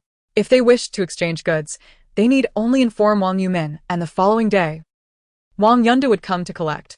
Due to constraints, many resources were still in the exploratory phase, and with insufficient manpower, this was the best she could manage for now. To facilitate this, she provided Wang Yumin's family with 100 points as a subsidy, with future rents deducted at 10 points, eliminating the need for daily produce delivery. Once everyone was settled and seeds were distributed for Wang Yumin to plant, Han Qingxia took her leave. On the road, Su Xiaoyang frequently glanced at her. What are you staring at? Su Xiaoyang, driving, remarked earnestly, I believe the boss is an exceptional leader. Han Qingxia, taken aback by the unexpected flattery, contemplated for 3 seconds before resolutely deciding, all right, since you work with me the most, I'll grant you a salary of 100 points each month. If you need anything, come to me for exchanges. Su xoanh chúc cờ lai ti. Isnd that a bit insufficient? 100 points is quite generous. That translates to 100 pounds of food. Han Qingxia immediately countered, don't forget, you're bound to me. I provide your meals and shelter. How else should I treat you?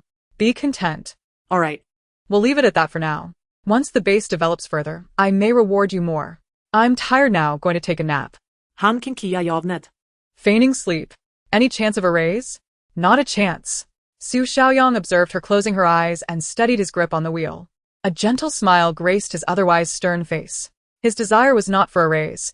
He genuinely admired Han Qingxia. The more time he spent with her, the more he felt this way. She seemed fierce and ruthless to outsiders, yet within, she was remarkably kind. Once she deemed someone part of her inner circle, she would go to great lengths to protect them, providing the best life possible. Han Qingxia's excellence stemmed not from her appearance, but from her inherent strength. Being alongside someone like her would undoubtedly lead to a prosperous life. Their base would surely grow strong. Su Xiaoyang quietly drove, ensuring a steady return to the base. Upon her return to the air raid shelter, Han Qingxia began counting today as spoils. As usual, she exchanged 1 first-level crystal core for 1,000 points. After the exchange, and following her territorial expansion, having taken over a factory, her points surged to a staggering 150,000, along with a crystal core gift package.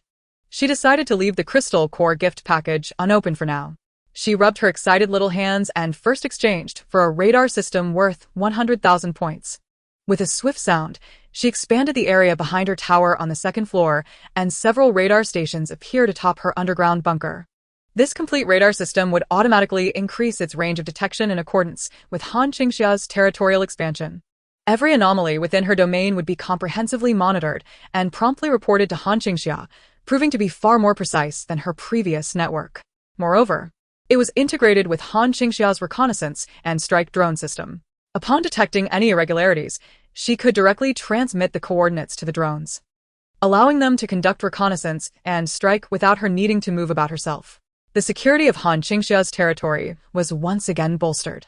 Additionally, while browsing the displayed goods, she was pleasantly surprised to discover an electronic statistical system akin to the cafeteria meal card or water card systems.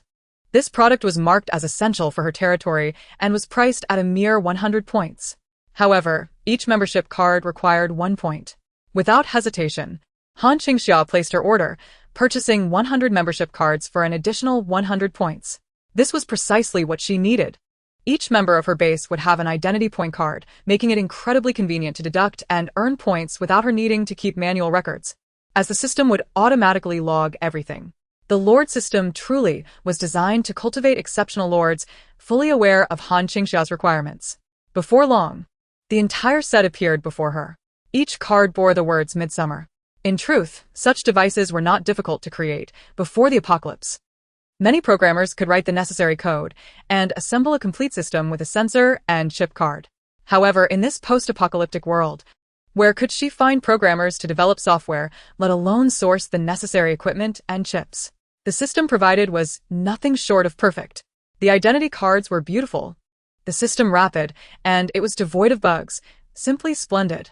After acquiring this point system, Han Qingxia promptly entered the information of her existing 19 members, noting their respective points, and planned to have Wang Yunduo distribute them the following day. Thus, the foundation of her midsummer base was successfully established. Once the residence points were organized, Han Qingxia utilized the evolution liquid machine to extract evolution liquid from the third-level crystal nuclei. She drank the evolution liquid from the third-level crystal and prepared a vial of first-level zombie crystal evolution liquid for Su Xiaoyang. Observing the evolution liquid, she thought, "What a remarkable boss I am. There is no one else like me in the world." As for any requests for a raise, that was out of the question.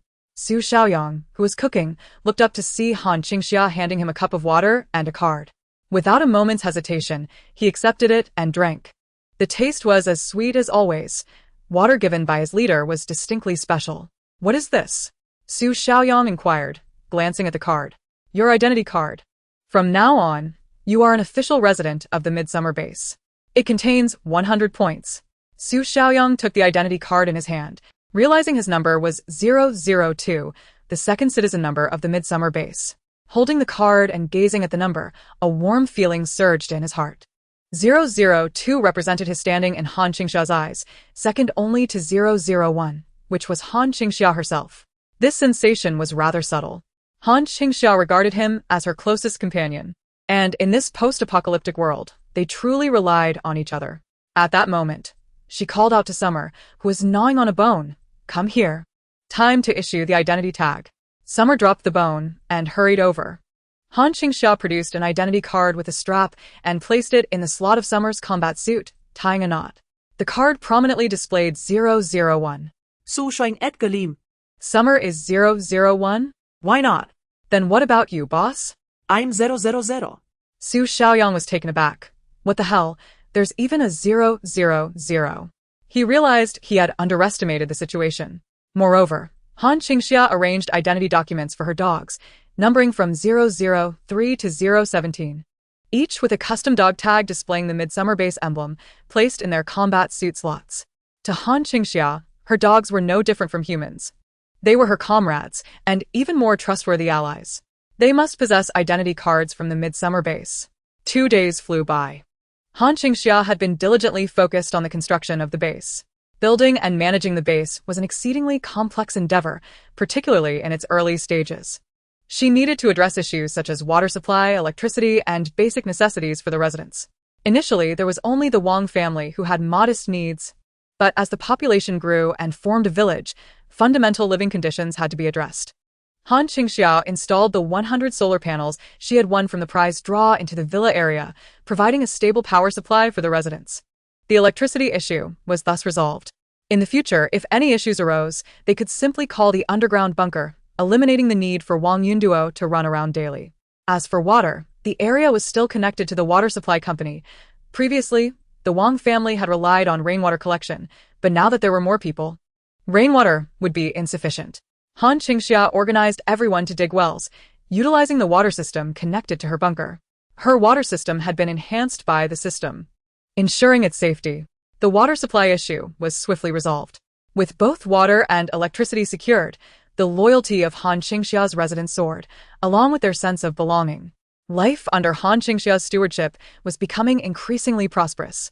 In terms of resource exchange, Han Qingxia found herself short-handed.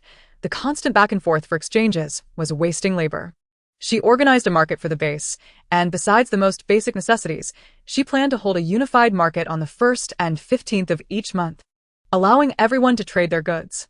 For scarce resources, they could contact Wang Yunduo to exchange them at the bunker.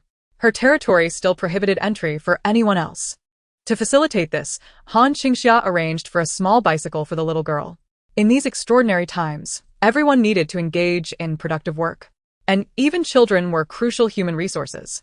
Han Qingxia also exempted Wang Yunduo from taxes as a form of salary. This was not exploiting a child. In a time of resource scarcity, everyone had to be useful, unlike the small base where Han Qingxia had previously been. Where children were treated like adults and adults like slaves, there was no concept of protecting the young and the elderly.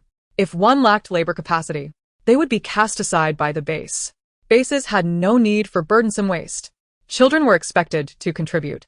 However, if outsiders from other bases were to witness the industriousness of her midsummer base, they would surely clamor to join. Other bases were plagued by chaos. With a surge of refugees and rampant food shortages, many were simply seeking a means to survive. Here, her children had tasks to complete and points to earn, truly a paradise on earth. Under her guidance, the land around the villa area was cultivated, and high-yield, quick-growing crops such as potatoes and sweet potatoes were planted. Everyone truly began to engage in production labor, and her base was firmly on the right track. The prosperity of Han Qingxia's base surged by 30 points. The rural village was taking shape. Once the crops were harvested and resources accumulated, the base's prosperity would only continue to rise. After 2 days of management and construction, Han Qingxia finally found a moment to breathe. Yet she simultaneously sensed a critical deficiency in her current circumstances: manpower. Her resources were alarmingly scarce, with only Su Xiaoyang to assist her, which was far from sufficient. Su Xiaoyang was already overwhelmed with the task of maintaining the air raid shelter. Each day, he had to rise an hour earlier to tidy up both the interior and exterior of the shelter. As the vegetable garden was reaching harvest time and many fruit trees began to bear fruit, Su Xiaoyang was also responsible for cooking, cleaning, and attending to the various needs of the shelter, in addition to being summoned by Han Qingxia to the residential area from time to time. Not even the donkeys in the production team could match his workload. This was all with the aid of the radar and drone systems. Any wandering zombies threatening their territory were dispatched by drones. Otherwise, it would have been impossible for just the two of them to cope. At this moment, a voice suddenly reverberated in Han Qingxia's mind. Ding. The Super Lord system has activated. Occupy the R&D facility of United Pharmaceuticals in the western district of a city. Reward for the host, an electronic butler. Han Qingxia exclaimed internally, what a delightful surprise. The strongest support comes from the system. The system rarely issued tasks, but when it did, they were always immensely beneficial. Yangzi, let us head out. Yes. Su Xiaoyang, who was washing dishes, immediately rinsed the bowl, stood up without hesitation, grabbed his gear, and stepped outside. Han Qingxia's command was absolute. Execution was all that mattered. Han Qingxia uploaded the map into her armored vehicle, brought along 8 dogs, and left Xia Tian and 7 dogs to guard the air raid shelter. Their destination was the United Pharmaceuticals R&D facility located at the boundary between a city and B city. After 2.5 hours of travel, they arrived at the pharmaceutical plant by noon. The facility was remarkably isolated, with only a solitary 6-story building surrounded by several kilometers of emptiness. The exterior was pristine white, and the security measures at the entrance were exceptionally advanced. However, it was evident that no one remained inside. Upon their arrival, Han Qingxia felt a strange familiarity with the place. United Pharmaceuticals R&D department, she felt she had heard of it somewhere before. Boss, is this the place? Su Xiaoyang stopped in front of the open entrance of the pharmaceutical facility, which was surprisingly ajar, as if someone had entered recently. Han Qingxia forøvet her delicate brows. Desperately trying to recall where she had heard of this place. One thing she was certain of was that in her 2 lifetimes as a human, she had never set foot here. United Pharmaceuticals. Well, let us go inside. Su Xiaoyang's vehicle slowly drove through the entrance. Han Qingxia remained vigilant. Once inside, she instructed Su Xiaoyang to circle the building in the vehicle to assess the layout, identify the number of entrances and exits, and determine possible escape routes in case of danger. She would not recklessly charge in. No matter how strong she was, one must never underestimate the potential risks. After completing a full circuit of the building, she gathered the following information. The facility had only one entrance, the main door. While it appeared to consist of only 6 above-ground levels, Han Qingxia noticed a sign indicating access to an underground parking garage. As a seasoned survivor in this post-apocalyptic world, Han Qingxia decided against entering the garage. The reasons were twofold. First, underground parking garages are typically cramped and poorly lit, posing a significant danger. Second, exploration should always progress from simple to complex. She needed to secure areas she could easily conquer before venturing into more perilous territories. Charging into the underground garage without caution could lead to unforeseen dangers, thus digging her own grave. After completing 2 circuits, she parked the armored vehicle at the main entrance. She confirmed that the exterior was free of zombies and decided to inspect the inside before descending to the basement. Once she thoroughly scouted the premises, she could plant her territory flag here at the RD facility of United Pharmaceuticals. Let us go. Yes. Han Qingxia and Su Xiaoyang cautiously stepped inside, leaving 2 dogs to guard the vehicle while the remaining 6 accompanied them. They ventured deeper, only to discover that all the doors of the pharmaceutical research facility stood wide open. The security doors were numerous, each requiring a specialized identity card to unlock, akin to bank-level security. Normally, encountering such a place would be quite challenging. Yet, as if favored by fate, they faced no obstacles. Not only did they encounter no resistance, but there also wasn't a single zombie in the entire 6-story building. Han Qingxia felt as though she had stumbled upon a hidden treasure, as if the system was bestowing upon her an unexpected boon. Throughout their exploration, Han Qingxia and Su Xiaoyang traversed the safety corridors, inspecting every room from the 1st to the 6th floor. They confirmed that the facility was indeed devoid of both humans and zombies. All the doors to the hallways and rooms stood ajar, and each room contained equipment that lay under a layer of dust, indicating it had been unused for some time. Boss, there are no signs of anyone or any zombies. It seems as though the occupants evacuated in advance. Su Xiaoyang, with his special forces background, quickly relayed his findings to Han Qingxia. She nodded. Could it truly be this simple? Upon entering an office on the top floor, which appeared to serve administrative purposes, Han Qingxia noted that the lower levels were primarily laboratories filled with specialized equipment. Here, she discovered an electric kettle still plugged in, warming water. This kettle was equipped with a temperature sensor that automatically heated the water when it cooled.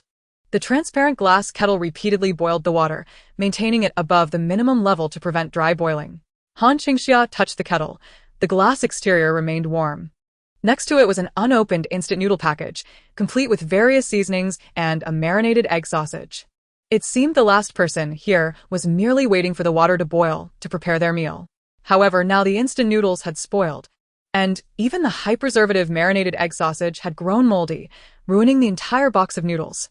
The individual who intended to enjoy that bowl of noodles never got the chance. Han Qingxia found this scenario quite peculiar, as if the people here had suddenly evaporated into thin air.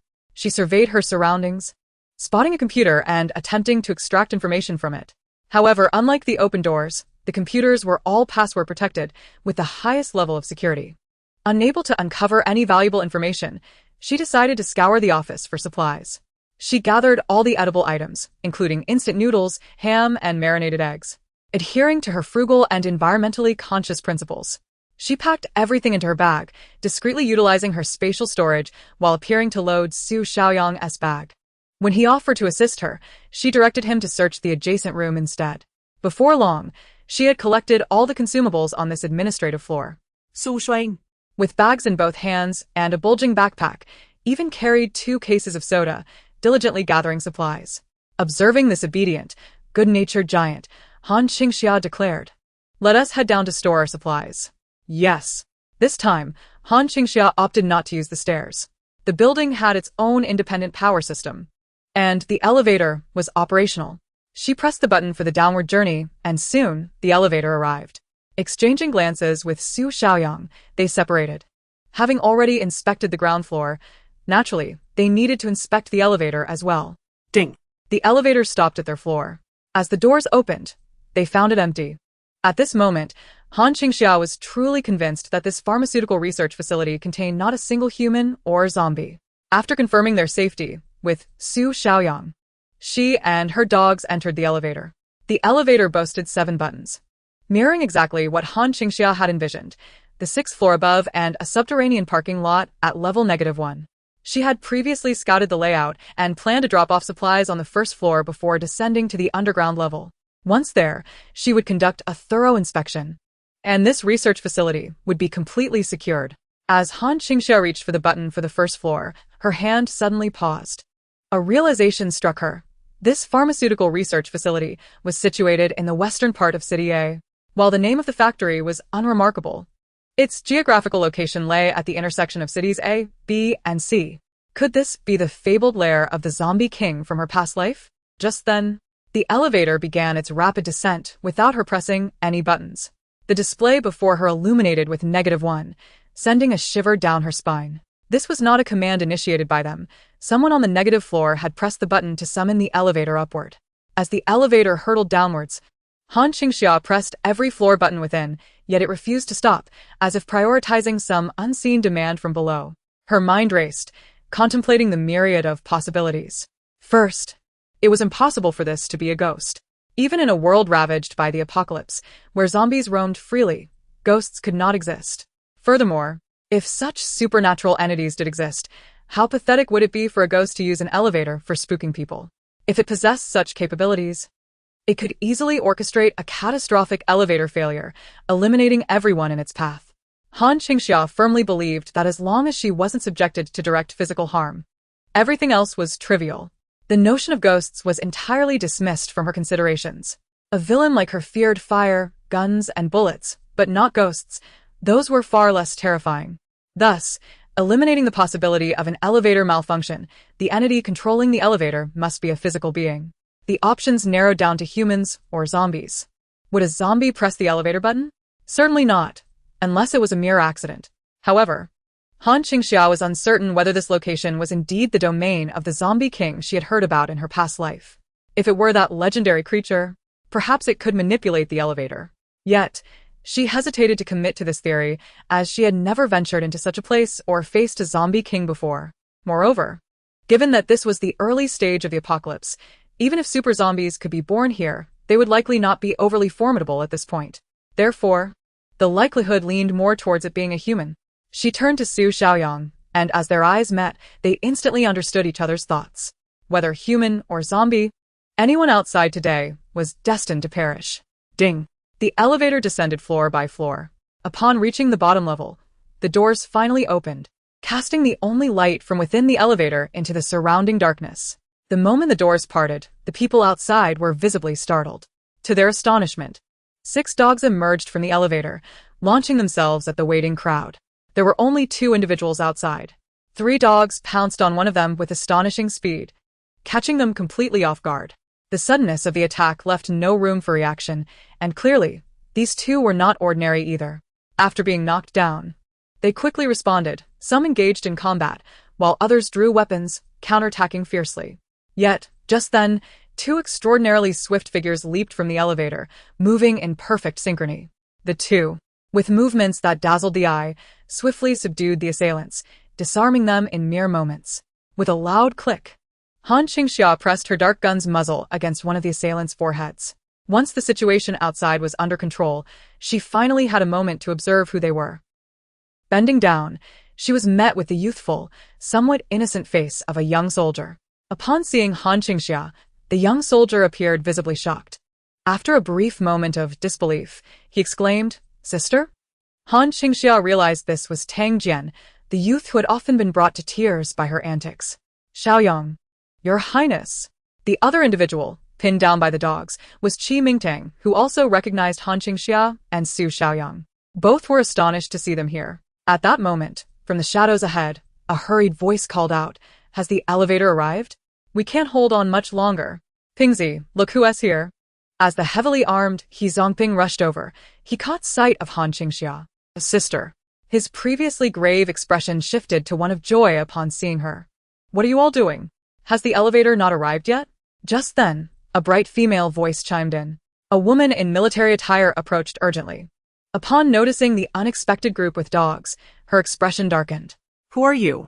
"Captain Wang, they are our friends," He Zhongping quickly replied. "Friends?" A hint of skepticism crossed the woman's face, especially as she observed the dogs subduing her team and the gun pointed at one of her special forces soldiers. This hardly resembled a friendly encounter. Yet, there was no time for further inquiry. Horrifying screams echoed from the darkness behind them, a sound reminiscent of both human and beast. A primal cry that sent chills down the spine. Boom! The sound of heavy artillery erupted, illuminating the darkness before Han Qingxia's eyes. What she witnessed next sent a shiver down her spine. An onslaught of zombies surged from the hallway's end, some clad in white protective suits, others in green hospital garb, all resembling demons emerging from the depths of hell, clawing toward the soldiers positioned at the front line. Despite an unrelenting barrage of gunfire, the bullets proved ineffectual. Their damage was minimal unless a direct shot to the head was achieved. These zombies possessed an attack power far superior to those outside. A single claw from a zombie could pierce through a fully armored soldier's protective gear, ripping out their still-beating heart to devour their flesh. They could not hold. These soldiers were doomed. Run! Han Qingxia acted swiftly, ushering her dogs into the elevator. "Quick, get in the elevator. Retreat." Simultaneously, a familiar male voice echoed from ahead. In unison with Han Qingxia's command, Tang Jian and the others rushed into the elevator, providing cover fire for their comrades behind them. Within moments, Han Qingxia recognized several familiar faces, Wang Heng, Li Lin, and, of course, Lu Qian. Indeed, it was Lu Qian's team. Accompanied by 4 or 5 soldiers she did not recognize. As they rushed into the elevator and spotted Han Qingxia, surprise flickered across their faces. But there was no time for questions. Everyone was focused on a hasty escape. Behind them surged a horde of mutated zombies. Charge! Retreat! Just as everyone stepped into the elevator, and before they could catch their breath, the alarm blared. Beep! Beep! Overload. Chapter 61, Overload. This was a large elevator, with a capacity of 20 people and a maximum weight limit of 16 tons. Han Qingxia had 6 dogs and 2 companions with her. Her dogs were exceptionally well fed, each weighing around 70 to 80 pounds. Alongside them were 12 individuals with Lu Qian. They were right at the brink of exceeding the weight limit. Upon hearing the alarm, Wang Mengwei immediately ordered Han Qingxia, who was at the back, to quickly get her dogs out. Han Qingxia's eyes flared with fury at this command. "Overload, is it?" Within the cramped elevator, she kicked Wang Mengwei. "Get the hell out." Wang Mengwei was kicked out of the elevator, but fortunately, a group of soldiers stationed at the edge managed to grab her and pull her back in. Meanwhile, at the very edge of the elevator, Lu Qian, shouldering a single soldier missile, resolutely commanded them to discard their weapons. The zombies were now less than 10 meters away. As his order echoed, he hurled the missile, blocking the path of the approaching undead and momentarily halting their advance. Seeing this, the other soldiers, though reluctant, also tossed their weapons aside. The zombies struck by the falling weapons let out a roar, only to be swiftly trampled by the relentless tide of their comrades. It was like a piece of wood dropped into a torrent of rats, only briefly slowing their momentum before they scurried over it, continuing their relentless assault. Fortunately, Lu Qian's decision proved wise. By discarding their weapons, the elevator was no longer overloaded. The doors began to close as Wang Mengwei frantically pressed the button. Just as the doors were about to shut, a female zombie in a white coat lunged at them in an exaggerated manner. Han Qingxia's eyes turned icy at the sight. She prepared to unleash her powers, but suddenly, a bolt of lightning surged forth. With a crackle, a flurry of fireballs, metallic blades, vines, and water spheres erupted from within the elevator. Almost everyone inside unleashed their abilities. While these powers were of low intensity, nearly all participants possessed them. Immediately, the leading female zombie was bombarded with a barrage of attacks. What astonished Han Qingxia was not that nearly everyone in the elevator had powers, but that Lu Qian, the first to unleash a lightning ability, possessed a rare talent in this domain, and his lightning was markedly more potent than the others. With a final thud, the elevator door sealed shut. At that moment, a wave of relief washed over everyone inside, having narrowly escaped a harrowing fate. Wang Mengwei, regaining her composure, turned to Han Qingxia with an accusatory glare, demanding to know what she had just done. Her voice sent shivers down the spines of those present, especially Tang Jian and the others, who felt a tightening sense of dread. Please, do not provoke Han Qingxia. She is not to be trifled with. And wasn't it you who ordered her dogs to be thrown out? They watched as Han Qingxia's dark, captivating eyes sparkled with mischief at the question, a smile curling at her lips. Tang Jian and the others felt a chill run down their spines. They were doomed. Wang Mengwei had truly crossed a line. Just then, a deep, cold voice interrupted the tension. Captain Wang. Lu Qian, sensing the fraught atmosphere in the cramped elevator, spoke with an ice-cold tone, markedly different from his usual politeness. Captain Wang. Wang Mengwei, hearing his voice, immediately turned to him, attempting to reason. You saw that woman. She tried to kick me out. She wants to kill me and endanger us all. We need to ascend. Come, swipe your card. Lu Qian tapped the elevator panel. They were currently stuck on the basement level, and the elevator required a card to operate. Han Qingxia realized why her earlier attempt to descend had failed. After selecting a floor, a card swipe was necessary. No. To the second basement. Wang Mengwei exclaimed loudly. Lu Qian's brows furrowed in annoyance. Captain Wang. We have sustained significant losses today. We were ill-prepared. Let us leave and return another time. Fatigue lined Lu Qian's face, for several comrades had perished today. Not from his squad, but it weighed heavily on him. Their mission had been reckless and ill-prepared, and now they had lost their weapons. He did not wish to take further risks, especially with Han Qingxia and her companions present. No. Wang Mengwei pressed her way to the control panel, swiping her card, and the buttons illuminated before her. The second basement is where the supplies are. It is safe. We simply misjudged the floor. Wang Mengwei insisted, and don't forget, you are here to assist us. She shot a glance at Han Qingxia and then turned earnestly back to Lu Qian. We must retrieve the supplies. If we don't take them now, we cannot predict what dangers lie ahead. Captain Lu, hurry and swipe your card. Lu Qian pursed his lips, his gaze icy as he met the woman's eyes. After a tense 2 seconds, he finally retrieved another card from his pocket. Beep. The two cards were swiped together. The elevator panel before Han Qingxia lit up with a button for the second basement. Her brow lifted in surprise. There was indeed another level? This pharmaceutical research facility concealed secrets. It required 2 administrator cards to access this hidden elevator. Her eyes deepened with contemplation, sensing the significance of this place. At that moment, their eyes met.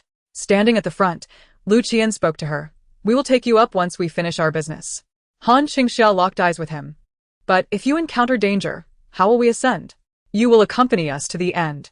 Wang Mengwei remarked, amusement in her tone. Who invited you into this mess? At that moment, Han Qingxia could no longer hold her temper. She intended to send this woman to meet her fate. Just then, a long finger extended over the crowd, offering her a card. My access card for you. Chapter 62, The Vanguard Cannon Fodder. If we do not return, you must go up on your own. Lu Qian stated. Han Qingxia accepted it without hesitation. Wang Mengwei was alarmed. How could you? Her words were cut off by Lu Qian's icy interruption. Captain Wang. Your only responsibility is to manage your duties. At that moment, the elevator chimed, signaling the arrival at their destination.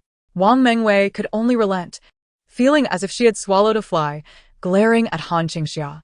Han Qingxia, undeterred, waved the access card Lu Qian had given her, inciting a fury within Wang Mengwei. Her father was the current head of the K1 base. No one had dared to treat her this way in her entire life. That wretched woman had just kicked her out of the elevator. Once her mission was complete, she would ensure Han Qingxia paid dearly. Ding! The elevator doors slowly opened. In the elevator, everyone instantly became vigilant.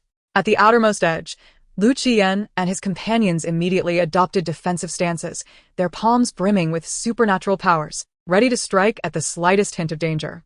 Ding! The elevator doors swung wide open. Silence. An eerie quiet enveloped the space. Not only that, but this level was also illuminated, bright as day, revealing the vast underground area before them. The eye was met with a pristine expanse of white. Gleaming white porcelain tiles extended from directly in front of the elevator, leading into a spacious interior. An enormous glass security door stood at the corridor's end, through which numerous offices could be seen, all devoid of occupants. This is the place. Wang Mengwei exclaimed in delight upon entering the hall. Lu Qian exchanged cautious glances with his teammates, carefully stepping out of the elevator. The professional special forces team operated with remarkable precision. Only after thoroughly checking for any threats outside the elevator did they allow everyone to disembark. Han Qingxia also exited, instructing her 2 dogs to remain near the elevator while she leisurely followed Lu Qian's squad, accompanied by Su Xiaoyang and the dogs. As they approached the door, Lu Qian promptly inquired, "What brings you here?" "Just taking a stroll, having a look around," came the casual response. The others were incredulous. Here they were, executing a critical mission, while these 2 inconsequential individuals were merely tagging along for a leisurely jaunt. Was this appropriate? It was utterly fitting. Han Qingxia had come to seize control of the research facility, and now she had a group of expendables to scout the terrain for her. Why not take advantage of their knowledge to navigate the facility? It was evident that this group was well acquainted with the premises, thus accompanying them would save her considerable effort. "You need not concern yourselves with us. We will not interfere with your duties," Han Qingxia said politely to the leader of the expendables, Lu Qian. After all, if trouble arose, she could always retreat and abandon the mission. She was known for her rationality and kindness. "Who permitted you to follow us?" Wang Mengwei interjected, her patience wearing thin. "Take your dogs and leave immediately. No one is allowed here." Suddenly, Wang Mengwei's voice faltered as a swift shadow cut through the crowd, materializing before her. In an instant, she found herself lifted off the ground by her neck, the sensation of suffocation overwhelming her. Under the immense force, she squirmed helplessly. Her eyes filled with panic as she beheld the woman confronting her.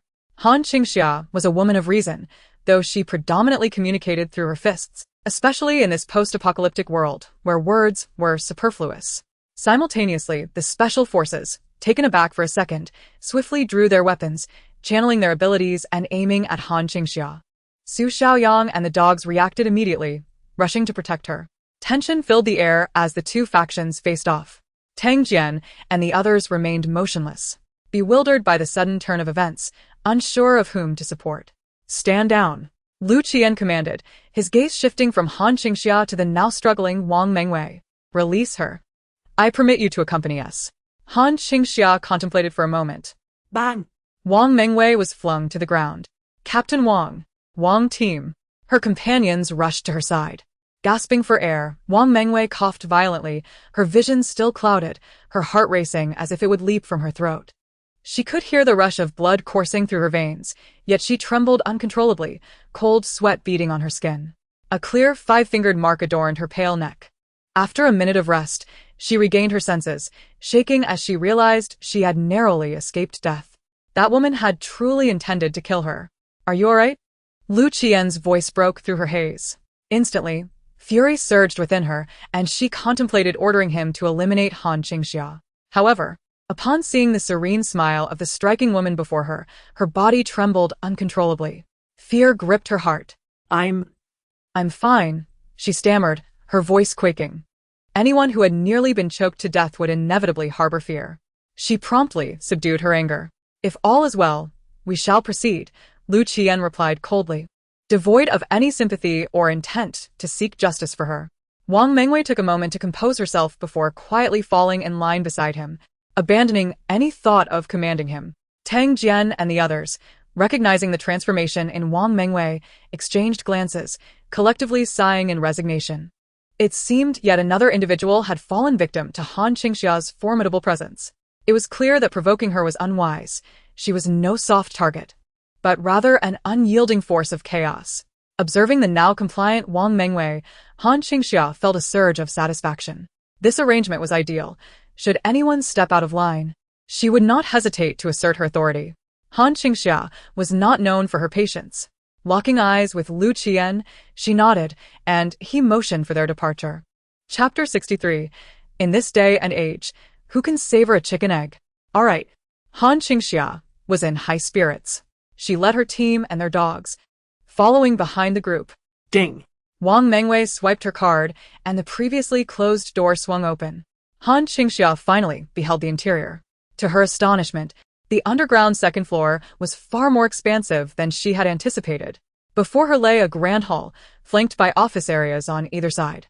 Each sector consisted of neatly arranged glass offices. The entire underground level boasted at least 100 offices, dwarfing the area of any single floor above. This appeared to be the true heart of the pharmaceutical research facility. Once again, Han Qingxia affirmed her judgment. She had to stay close to Lu Qian and his team. Left or right? Lu Qian inquired, glancing at Wang Mengwei. Her face remained pale, still reeling from her earlier encounter with Han Qingxia. The fire within her had dimmed. Her tone softened. I don't know. The information only indicates this location. We should search room by room. Lu Qian felt as though he was burdened with a less than competent ally. How could she have prepared so poorly, yet still dared to enter? He glanced back at Han Qingxia, who was surveying the area behind them. Had she been in charge, she would never have acted so recklessly. Form pairs and split up. Begin searching to the left. Yes. The others quickly organized themselves into pairs, expertly dividing into 6 groups. With 12 members in total, Wang Mengwei partnered with Lu Qian. As he awaited Han Qingxia's decision to join them, he noticed her gravitate towards Tang Jian and He Zhongping's group. Captain Lu, let's go, Wang Mengwei said, relieved that Han Qingxia was not following them. Lu Qian redirected his focus, leading Wang Mengwei to begin their search in the first row. Big sister, Yangzi, Tang Jian, and He Zhongping felt a surge of excitement as they noticed the two following them. How are you doing? Su Shuang inquired. Not too bad, and you? Tang Jian glanced at Han Qingxia beside Su Xiaoyang, who replied, very well. The tone of his voice made Tang Jian and He Zhongping aware that he was indeed thriving in Han Qingxia's company, which stirred a slight envy within them. Being with Han Qingxia seemed quite pleasant. What brings you here? Han Qingxia asked, walking in the last row of the office area, flanked by tightly locked office doors. Through the glass walls, various sophisticated instruments could be seen inside. Sorry, the mission is classified. Tang Jian replied. Han Qingxia responded, well, you do have quite the professional integrity. At that moment, Tang Jian approached her and whispered, but sister, let me tell you secretly, make sure to follow us closely when we retreat. Don't linger here. It's dangerous and they might initiate the destruction protocol. Han Qingxia raised an eyebrow, puzzled. When she turned back, she saw Tang Jian had resumed his serious demeanor. Amused, she smirked and playfully ruffled his helmeted head. All right, I'll remember that. Tang Jian thought, how could she mess up my hair? Doesn't she know boys' heads shouldn't be ruffled? He slowed his pace momentarily before quickening his steps to catch up with Han Qingxia and the others. After about an hour of searching, they completed the inspection of the left section with no success. The only consolation was that there were indeed no zombies on the second underground level. Lu Qian glanced at his watch, declaring, let us take a half-hour break. They had set out from the base at 3 in the morning, and after sustaining considerable losses on the second underground level, a brief respite was necessary to regain their strength. Following his command, the group quickly divided into 2 teams to rest. Tang Jian, along with Han Qingxia, was joined by Wang Heng, Li Lin, and Qi Mingding. Big sister. Queen. Your Majesty. They greeted Han Qingxia enthusiastically. How was your time back? Han Qingxia inquired. Smiling at them. At her words, a hint of embarrassment crossed their faces. After all, it was true. Upon returning to the base, they were met not with the honors of their former glory, but with significant changes. Once proud soldiers of the nation, they found themselves amidst the reorganization of the K1 base, where the military hierarchy had been dismantled and reformed into base guards, no longer serving in the military districts. Had it not been for their captain, Lu Qian, they would have been assigned to various posts. Han Qingxia had previously mentioned that the future belonged to base civilization, and their glorious era had indeed passed. She was not mistaken. Without Lu Qian, they would have been uncertain of whom they currently served. Furthermore, the living conditions at the base had drastically declined compared to the meals at Han Qingxia's home. Come over for food, they heard Lu Qian's command. He stood beside Wang Mengwei, who was empty-handed. With a gesture, she produced a bounty of supplies. Han Qingxia then realized that Wang Mengwei was a spatial ability user. After displaying the supplies, Wang Mengwei provocatively glanced toward Han Qingxia. Han Qingxia met her gaze with a subtle smile, causing Wang Mengwei to quickly turn away, intimidated. Before long, Tang Jian and his group brought their supplies over. 5 steaming boxes of meals prepared by the K1 base before their departure. Sister, we used to eat your food. Today, you eat ours. Let's all share. Yes, let us eat together. They placed the 5 boxes in the center, revealing steaming cabbage stew and 2 coarse buns, with a few meager slices of pork within the dish. Regardless, they offered it all to Han Qingxia and Su Xiaoyang. Just then, a voice from above interrupted. "I'm not hungry. You can have my portion." Lu Qian had approached unnoticed, offering his meal, which included an extra egg. In such times, this gesture was heartwarming. Although he claimed not to be hungry, he was considerate of his subordinates. Sharing their food among 7 people would never suffice, especially with the inclusion of a precious egg. All eyes turned to see if Han Qingxia would be dazzled by the egg and hastily gobble it down. However, she languidly addressed Su Xiaoyang, "Yangzi, bring out our food." "Yes." Su Xiaoyang promptly unzipped his backpack, revealing a portable army cooker with alcohol heating. Soon, several metal boxes emerged, one filled with marinated cold-cut beef, another with enticingly golden and crispy ribs coated in rich cheese, and the largest box, weighing 10 pounds, brimmed with fresh raw bones. The onlookers, including Wang Mengwei, were utterly astonished. Whoa, meat. All of it is high-quality beef and ribs, without even a leaf of vegetable. They suddenly felt their faces flush with embarrassment, recalling their earlier assumptions that Han Qingxia would be envious of the egg. Yet here they were, witnessing a stark contrast in their meals. Before they could process their embarrassment, their jaws dropped as they saw Han Qingxia push the raw bones toward her dogs. "You all eat first, and when you're done, call them in to switch places." The dogs eagerly began devouring the bounty, a balanced meal of dog food topped with raw bones. Wang Mengwei and the others were left speechless. "Are you kidding? Giving food to dogs? How many people can even afford a meal, let alone meat?" Han Qingxia is giving away high-quality raw bones to dogs. They were thoroughly dumbfounded. Meanwhile, Tang Jian and the others were left in awe of Han Qingxia's extravagant standards. "Sister, you truly are magnificent. Yangzi, bring down more instant noodles we collected upstairs, and give them a bowl too," Han Qingxia generously suggested. Su Xiaoyang quickly complied, recalling their earlier scavenging of food. Soon, he was boiling 10 packs of instant noodles and 10 marinated eggs in the self-heating pot. Tang Jian and the others were salivating. "Captain, come join us. We'll share a bowl with you," Han Qingxia invited. "Yes, Captain, come. Sit here." Without hesitation, Tang Jian and the others eagerly pulled their captain over to partake in the feast, relishing the chance to enjoy the splendid meals from Han Qingxia's home. Lu Qian gazed at the steaming military stew and his subordinates, deciding against joining them. "You all may enjoy your meal here," he said, reclaiming his bland lunchbox. After all, he held a position of authority at base K1 and needed to consider the others there. He instructed everyone to dine with Han Qingxia while he turned back. Han Qingxia did not attempt to retain him with a word. She was indifferent to his departure. She instructed Su Xiaoyang to lift the pot's lid, and in an instant, the rich aroma of the stew enveloped the entire space. The melted cheese atop the ribs coated the golden noodles, complemented by perfectly marinated cold cuts of beef and braised eggs with ham. The scent was simply irresistible. Wow. "It smells so good." Each person received a generous bowl of steaming beef and rib noodles. Delicious. Delicious. Tang Jian was moved to tears, realizing that following Han Qingxia meant enjoying meat. "Sister, you are amazing."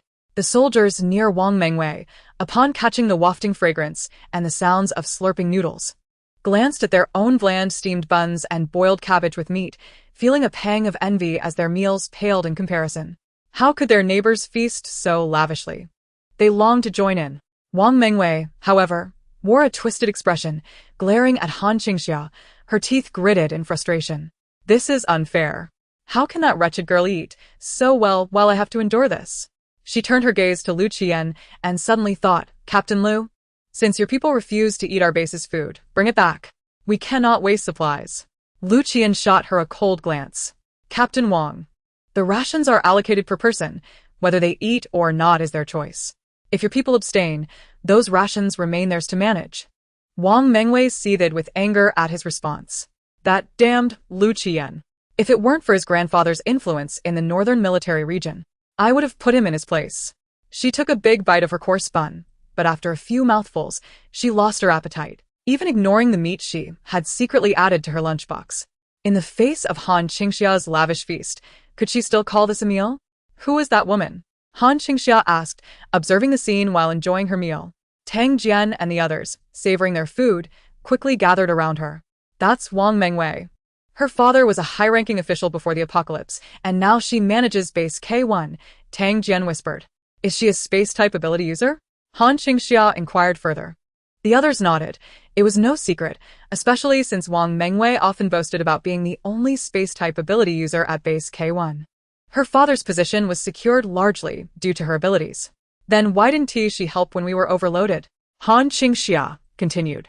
Her space is quite limited. He Zhongping remarked, it can only store 1 cubic meter of supplies.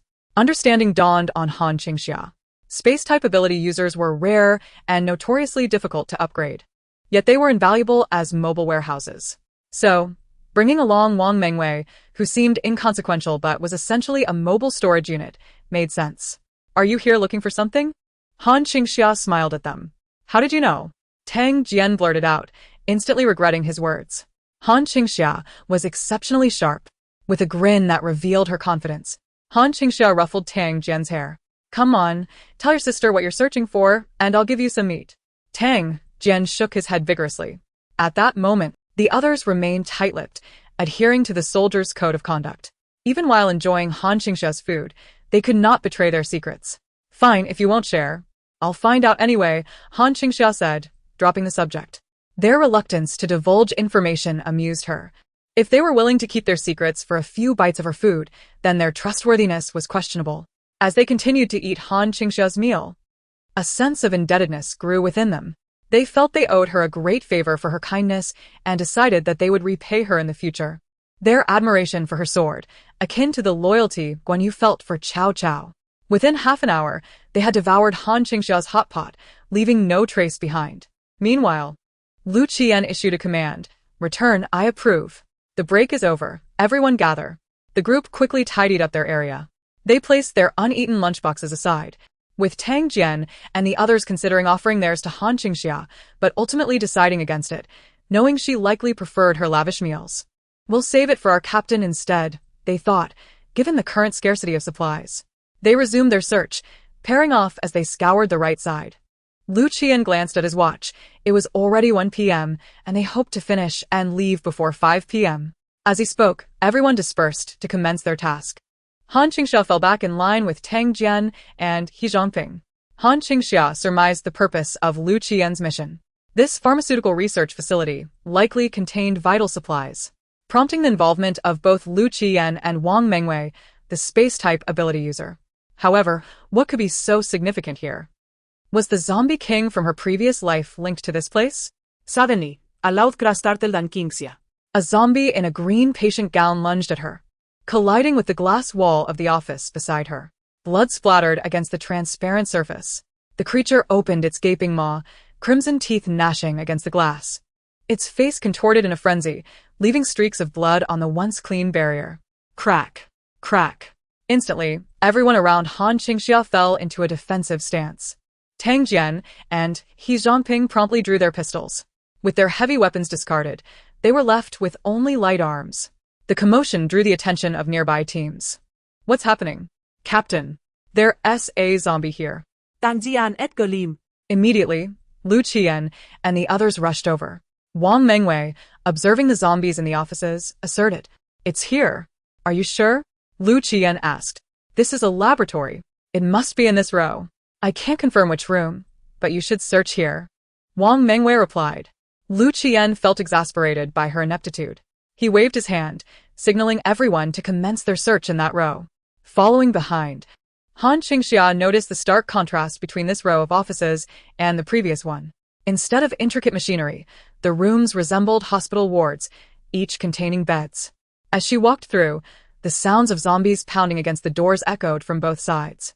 Each room housed at least one zombie, with some containing 4 or 5. Responding to the sounds of living beings nearby, they all lunged forward, clawing and gnashing against the glass, eager for a meal. The sensation is utterly peculiar. Merely a glass barrier separates them from the encroaching horde of zombies. If even a single pane were to shatter, the situation would become quite intriguing. Following the lead of the initial scout, Han Qingxia observes intently while her mind races.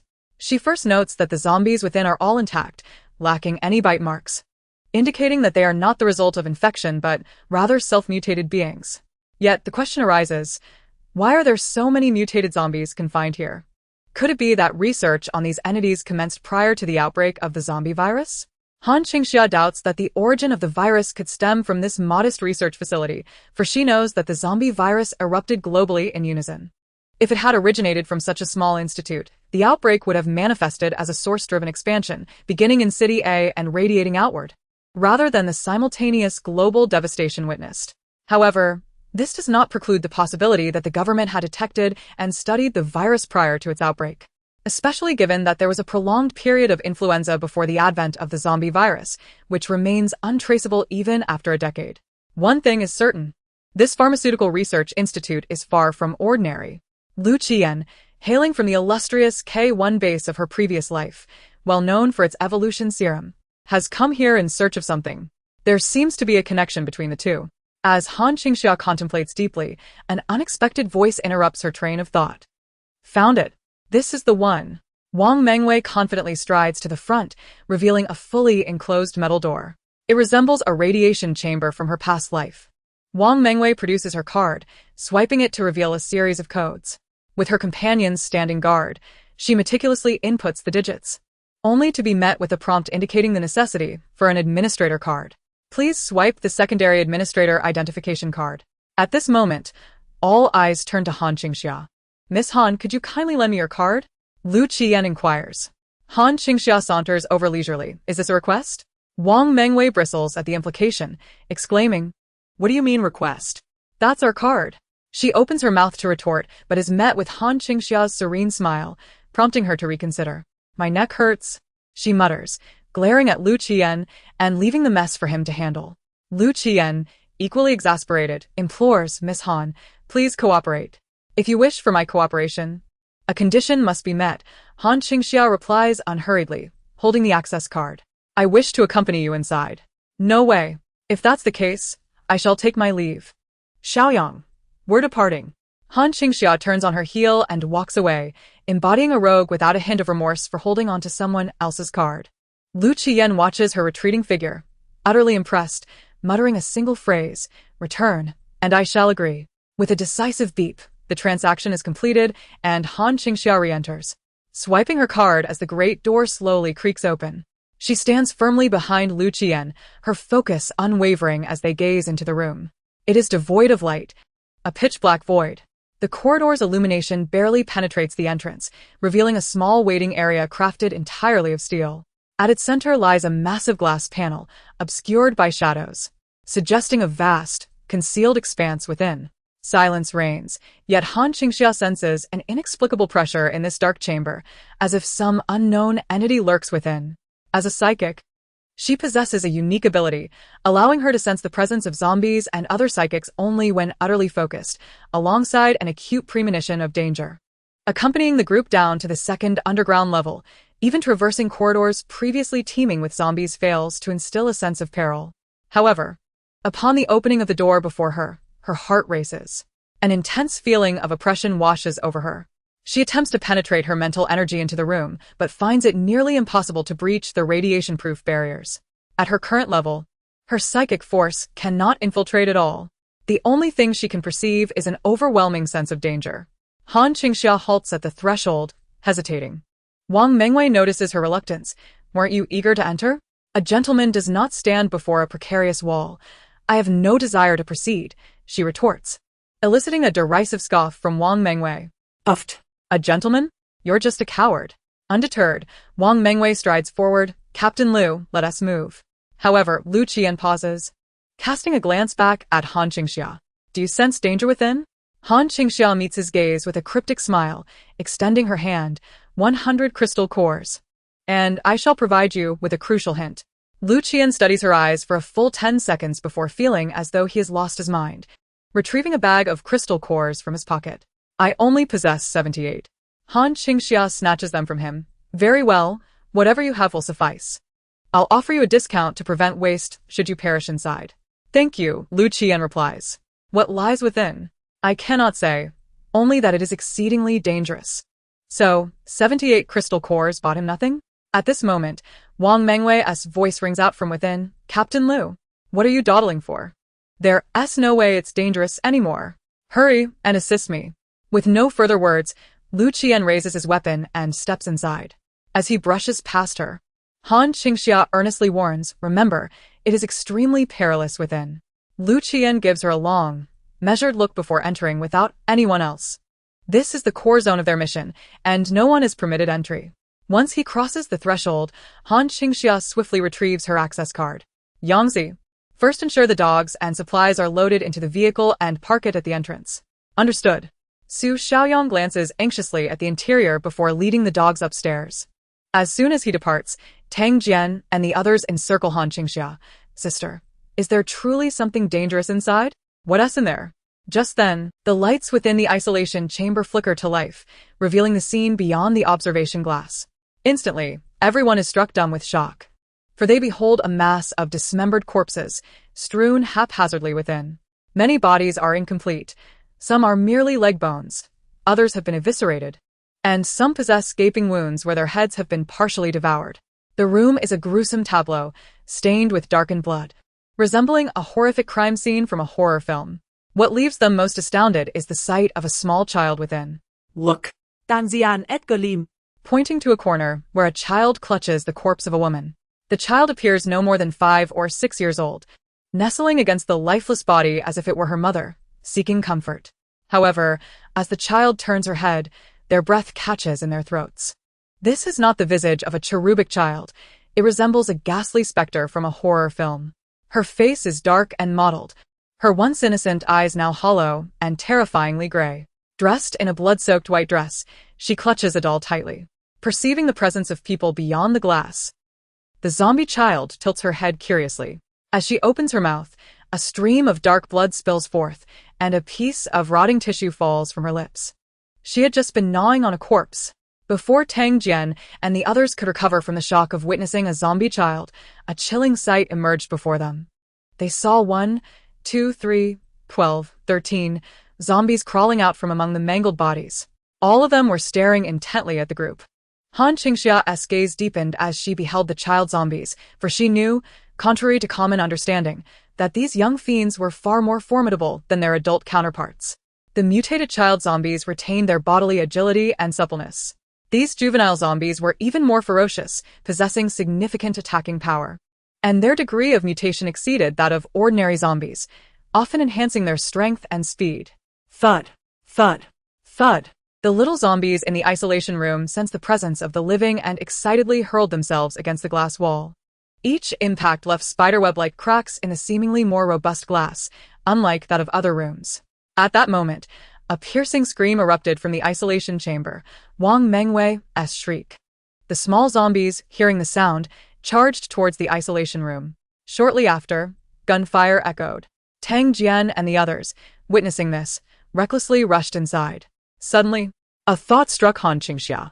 It seemed reminiscent of a time in her past life when she stumbled upon Su Xiaoyang at the edge of City A. He had been in a state of utter disarray, akin to a lost dog, collapsed by the roadside, devoid of life. Had she not intervened, he would not have survived the night. Upon rescuing him, he remained tight-lipped until a life-threatening mission forced him to speak, ultimately saving her life. Su Xiaoyang revealed that he was a soldier from the military district, but divulged little else. Occasionally, he mentioned having had teammates, yet he never sought them out. Could it be that this was the final mission of his past life? And that all these individuals perished in this endeavor? Chapter 67. The unleashing of zombies. At that moment, Han Qingxia noticed that everyone rushing forward was now retreating. They wielded their remaining firearms and small ability spheres, escorting Lu Qian and Wang Mengwei as they emerged. Through the crowd, Lu Qian, who had escaped, looked at Han Qingxia with gratitude shining in his eyes, as if thanking her for the warning. They had all made it out alive. Lu Qian was genuinely grateful to Han Qingxia. Without her, he might not have survived this day. He had been tasked with the highest-level SSS operation at K1 base, seeking data, reports, and instruments from the pharmaceutical research facility that predated the zombie virus outbreak. Among them lay the potential to unlock the secrets of energy extraction from zombie cores. Prior to the outbreak, the government had discovered this new latent virus in several locations. Initially perceived as merely a strain of influenza, researchers later determined it to be an unprecedented virus in human history. They were thrilled to find that this virus harbored the potential to detach cells from their normal ecological state, transforming them into a form of immortal energy. If deciphered, it would mark a significant milestone in human history. Unfortunately, before substantial progress could be made, disaster struck. This longevity virus transformed humans into zombies. Even with prior preparations, the nation could not withstand the catastrophic impact of the zombie virus on a global scale, an uncontrollable force. In an instant, the entire world succumbed. Fortunately, there was some foundational work done prior. This research facility had been designated by Wang Mengwei's father as a center for virus research, amassing a wealth of data. With this data, Lu Qian was able to secure a position as a manager at the military-controlled K1 base. This time, he was personally tasked with escorting Wang Mengwei to gather data and instruments.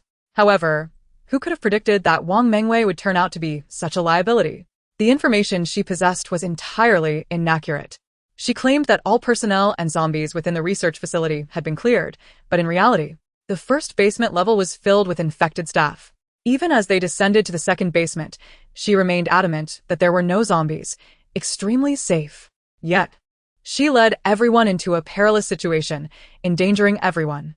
Not even Lu Qian could manage such a reckless teammate. Fortunately, he had encountered Han Qingxia today. Had she not provided him with a warning before entering, he would have faced dire consequences in the isolation room.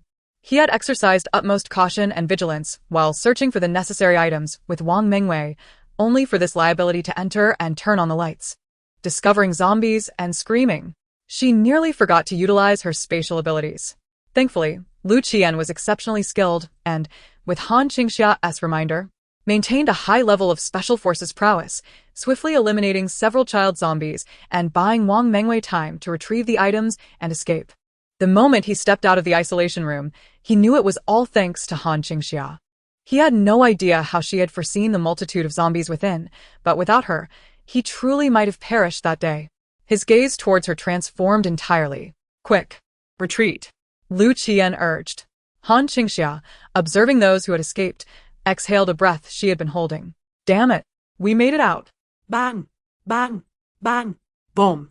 Behind them, everyone was firing at the child zombies. At this moment, Wang Mengwei turned to the isolation room's door. Close it. Activate the destruction protocol. She dashed to the control panel at the entrance, frantically pressing the door close button before the others could fully exit. Han Qingxia could no longer tolerate this foolishness. She kicked the girl aside, exclaiming, "You fool!" 3 seconds. Standing by the door, she controlled its closing speed and addressed everyone inside. 3. A horde of small zombies surged from within, while many others slammed against the glass barrier. 2. Crash. Spiderweb-like cracks rapidly spread across the glass. The juvenile zombies banged their heads against the barrier, each impact crushing their skulls slightly. Their faces twisted grotesquely. 1. Clatter. Glass shards scattered across the ground. At that moment, the last Special Forces soldier dashed out. Boom. The isolation room door slammed shut. Thank you. Lu Qian panted heavily, gazing at the woman who had closed the door for them. A hint of warmth appeared on his otherwise cold face. The others looked at Han Qingxia with excitement. Sister. We owe you everything. What was that destruction protocol you mentioned? Han Qingxia inquired. The pharmaceutical research facility has a destruction mechanism. Once we leave, it will eliminate everything within. Lu Qian replied, just as they heard the sound of the glass door ahead clicking open. Shortly thereafter, the lights on the second basement floor flickered, plunging everyone into darkness. Save for the faint illumination from the elevator shaft. A woman, clutching her stomach, looked at Han Qingxia and the others with malicious glee. My father said, if possible, let all of you die. Perfect. You're in there too. You'll accompany them to the grave. Ha ha ha. Perhaps some individuals' liability traits were intentional. Otherwise, how could she have repeatedly allowed Han Qingxia to follow her? With a forceful swipe of her card across the door control, alarms blared throughout the second basement. After a countdown of 30 seconds, the self-destruct mechanism was activated. At that moment, all the doors on the underground second floor swung open, revealing the rooms that had previously been sealed off to contain the zombies. Wang Mengwei gleefully watched everyone, then closed the doors to the second underground level, rushing towards the elevator. With a final glance, she provocatively raised her middle finger at Han Qingxia, daring her to challenge her. Let her face her demise. Filled with pride and satisfaction, she turned to leave, but suddenly found herself confronted by a figure in front of the elevator. Yangzi. Kill her. Han Qingxia commanded coldly. Inside the underground level, the atmosphere was tense.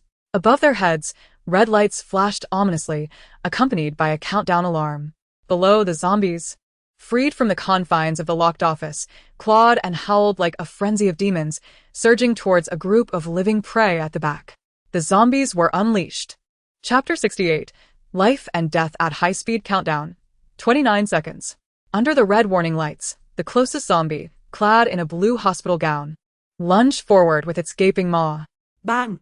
In the split second before the zombie pounced, a bullet pierced its forehead, leaving a small charred hole the size of a peanut, while the back of its head exploded into a gory cavity the size of a bowl. Dark red blood, mixed with white brain matter, gushed from the wound, splattering like a bowl of tofu curd crushed by chopsticks, bursting apart under the force.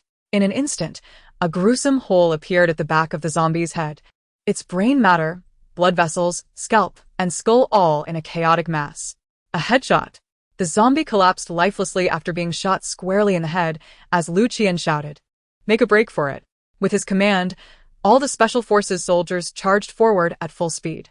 Gunfidu, bang, bang, bang. The air was filled with the sound of bullets as they fought desperately, creating a safe zone amidst the encroaching horde of zombies. Han Qingxia found herself at the center, instinctively protected by those around her. Tang Jian and He Zhongping stood guard on either side, while others who had shared a meal with her took it upon themselves to shield her, clearing the way as they charged forward. In that moment, none remembered her prowess. They only recognized her as the sole non-military person among them, unarmed and never having demonstrated any special abilities. Thus, they regarded her as a civilian in need of protection. Protecting civilians was a soldier's duty. Even as times changed, the spirit of a soldier could not be easily extinguished, especially for someone who had once fed them. This instinct to protect left Han Qingxia at a disadvantage, unable to charge forward herself. However, she could still utilize her Desert Eagle. Bang, bang, bang. As Tang Jian and He Zhongping forcefully cleared the zombies from the sides, the sheer volume of the undead was overwhelming. Han Qingxia remained calm amidst the chaos. Using her allies as a makeshift wall, she eliminated the straggling zombies that dared to approach. Everyone pressed forward toward the exit, driven by the urgency of the countdown. But soon enough, the countdown reached 21 seconds. 20 seconds. In just 10 seconds, their ammunition was nearly exhausted. They had already expended a significant amount of firepower on the negative first floor, and it was nowhere near enough. 100 meters lay ahead, with only 20 seconds remaining. Zombies. They were everywhere. In an instant of dwindling firepower, a Special Forces soldier ahead, previously aligned with Wang Mengwei, was ambushed by two zombies. He struggled as a board struck his leg. One zombie lunged from the side, sinking its teeth into his helmet. At that moment, a blinding flash of lightning illuminated the scene. Ji. A bolt of lightning struck the zombie before the soldier, and Lu Qian swiftly rescued him. The soldier's helmet now marked with a distinct bite imprint. "Captain Liu, I'm not your soldier. Let me down. You all should run. Those who follow me are my people," Lu Qian replied coldly. At that moment, Han Qingxia understood why Tang Jian and the others were reluctant to leave Lu Qian behind. He was cold yet undeniably compassionate. Zhi. As lightning crackled in the air, the other team members discarded their weapons, opting to use their special abilities. Bang, bang, bang. The air was filled with flying water balls, fireballs, and metallic blades. Their abilities were weak, but they were determined to use whatever they had left. Those without elemental powers were speed and strength mutants, wielding military knives and charging forward with enhanced physical prowess. Blood was shed as they fought through the horde. Countdown. 15 seconds. 70 meters to go. Countdown. 12 seconds. 50 meters remaining. Countdown. 10 seconds. 40 meters left. As they neared the exit, the leading soldiers faltered. Their abilities began to wane, and as they attempted to unleash them, they found themselves unable to summon any power. Their abilities were depleted, and the relentless zombies pressed in. Han Qingxia watched as Tang Jian's fireball dissipated midair, allowing a zombie to seize the opportunity and pounce. There was no escape. Bang. Han Qingxia yanked Tang Jian aside and kicked the zombie away. But before Tang Jian could express his gratitude, He Zhongping was similarly ensnared by 3 or 4 zombies. Wang Heng tried to help him, but was also overwhelmed. The group surrounding Han Qingxia began to tire, one by one succumbing to the onslaught. "Sister, you must run," Tang Jian urged, shoving Han Qingxia away and charging back into the fray to rescue his comrades. We can only get you this far. Hurry. They could go no further. Those who could escape would escape. Tang Jian would stay behind. At that moment, a surge of electricity struck down, toppling the zombies around Tang Jian and the others. A man stood firm, his eyes now gleaming silver. Lu Qian locked his gaze on Han Qingxia, electricity crackling around him. Han Qingxia, take as many as you can. I'll hold them back. To Han Qingxia's astonishment, Lu Qian unleashed a powerful surge of energy, not only lightning but also ice and light abilities. In a moment of realization, Han Qingxia gasped, "We all need to run. Run, everyone!" Lu Qian shouted, drawing all the zombies toward him. Captain! Captain! As the horde surged toward Lu Qian, a massive water wall appeared before the group, far stronger than anything they had encountered. Chapter 69. His leader is also an ability user. Why are you still hesitating? Run! A languid female voice reverberated through the air like a thunderclap. All eyes were fixed in astonishment on Han Qingxia, who unleashed a formidable water-based ability from her palm. Han Qingxia was also an ability user, and her strength was astonishing. Even Su Xiaoyang, who was locked outside and anxiously waiting, was taken aback. Could it be that his superior was also an ability user? How many identities did she possess? Bang! Crash! Instantly, the water wall shattered, and in mere moments, all the surrounding zombies were dispersed by the high-pressure water jets. Countdown, 7 seconds. They had to run without delay. Tang Jian and the others snapped back to reality, their astonishment overshadowed by urgency. They quickly supported one another, sprinting in the final seconds of the countdown. Countdown, 5 seconds. Countdown, 4 seconds. Countdown, 3 seconds. Han Qingxia, inherently faster than them, wielded her ability to fend off the zombies while dashing toward the entrance. She swiped her card. To enter, 2 cards were required, but only one was needed to exit. Countdown, 2 seconds. Beep. Countdown, 1 second. At the last moment, the door swung open, and everyone, utterly exhausted, rushed through just in time. Beep. The countdown concluded. Self-destruction sequence initiated. The door behind Han Qingxia slammed shut once more. This time, even with a card, it could not be opened. Thud, thud, thud. The pursuing zombies slammed against the glass door, many of them recently drenched by the water wall, now grotesquely pounding against the glass, their visages terrifying. At that moment, a thick white mist erupted from above their heads. "We must evacuate immediately," Lu Qian gasped. "The entire underground levels 1 and 2 are about to self-destruct." Upon hearing this, everyone summoned their remaining strength, their limbs trembling, and pressed on. At that moment, they noticed a woman lying in the corner. Her neck was grotesquely bent at a 180-degree angle, her body sprawled on the ground. Around her, numerous supplies were strewn about. Upon seeing Wang Mengwei's corpse, Lu Qian's gaze darkened. Was she truly dead? "Captain Liu, I killed her," Su Xiaoyang admitted. Han Qingxia's eyes turned cold. "You aren't trying to settle that account with us now, are you?" Lu Qian met Han Qingxia's gaze, his lips curling into a stern expression. "Thank you." At that moment, Han Qingxia noticed a change in his demeanor. Lu Qian glanced at the supplies scattered around Wang Mengwei. Besides 2 machines, there was an abundance of food and a pile of gold bars.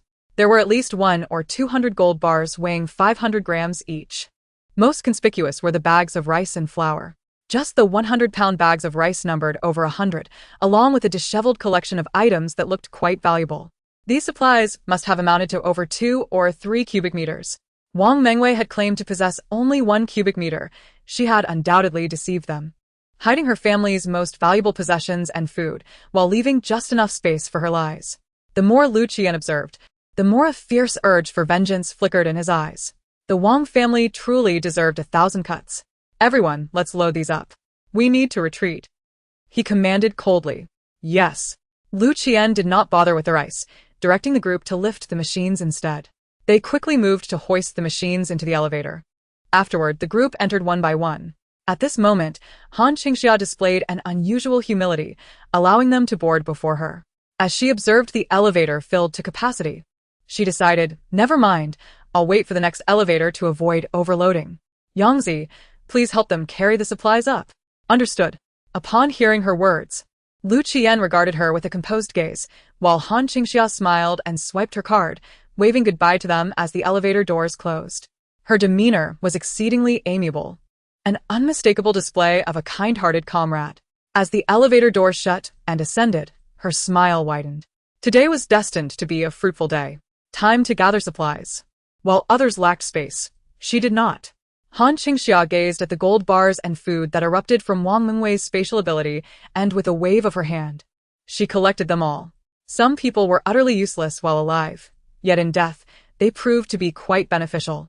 Looking at Wang Mingwei's lifeless body, Han Qingxia pulled out an AK and fired 2 shots, ensuring she was utterly deceased. At last, her anger was quelled. It was said that one should never offend Han Qingxia, otherwise, even in death, they would be subjected to humiliation. Han Qingxia was never one to forgive easily. She believed in retribution, often returning it 100-fold. After dispatching her, she leisurely strolled to the elevator, pressed the button for descent, and soon the doors opened. To her surprise, Lu Qian was also inside, having followed her down. "Why are you still here?" she inquired. "I cannot leave you behind. The underground levels are about to be destroyed, and we must evacuate quickly." Oh. Han Qingxia swiped her card and closed the elevator doors. "What do you mean by destruction? Can it eliminate all the zombies?" Lu Qian nodded, explaining that once the destruction mechanism was activated, the underground levels would collapse and seal off. Han Qingxia fell into contemplation, especially as she regarded Lu Qian before her. She couldn't help but wonder, did he possess 3 types of abilities? Yes, Lu Qian confessed candidly. As Han Qingxia observed the man before her, she pondered, could it be that she had inadvertently saved the zombie king from her previous life? The more she thought about it, the more plausible it seemed. Firstly, she had encountered Su Xiaoyang during this very time frame, and all his companions had perished. If Lu Qian had survived, he would certainly seek them out, knowing from where they originated. Moreover, Lu Qian, a Trinity ability user, was reminiscent of the zombie king from her previous life, who was also a tri-ability zombie. "Thank you. I owe you 2 favors," Lu Qian's voice broke through her thoughts. Instantly, Han Qingxia's face lit up with joy. "Be sure to repay me, especially with crystal cores. You still owe me 22. Regardless of the circumstances, such a favor must be secured." Crystal cores were even more essential. All right. Lu Qian noticed her beaming smile, his cold eyes momentarily flickering before he averted his gaze. Just as the elevator doors were about to close, he caught sight of Wang Mingwei's corpse and the empty space surrounding her. What happened to Wang Mingwei's supplies? Beep. The elevator ascended to the first floor. Just after they reached the top, a resounding collapse echoed from outside.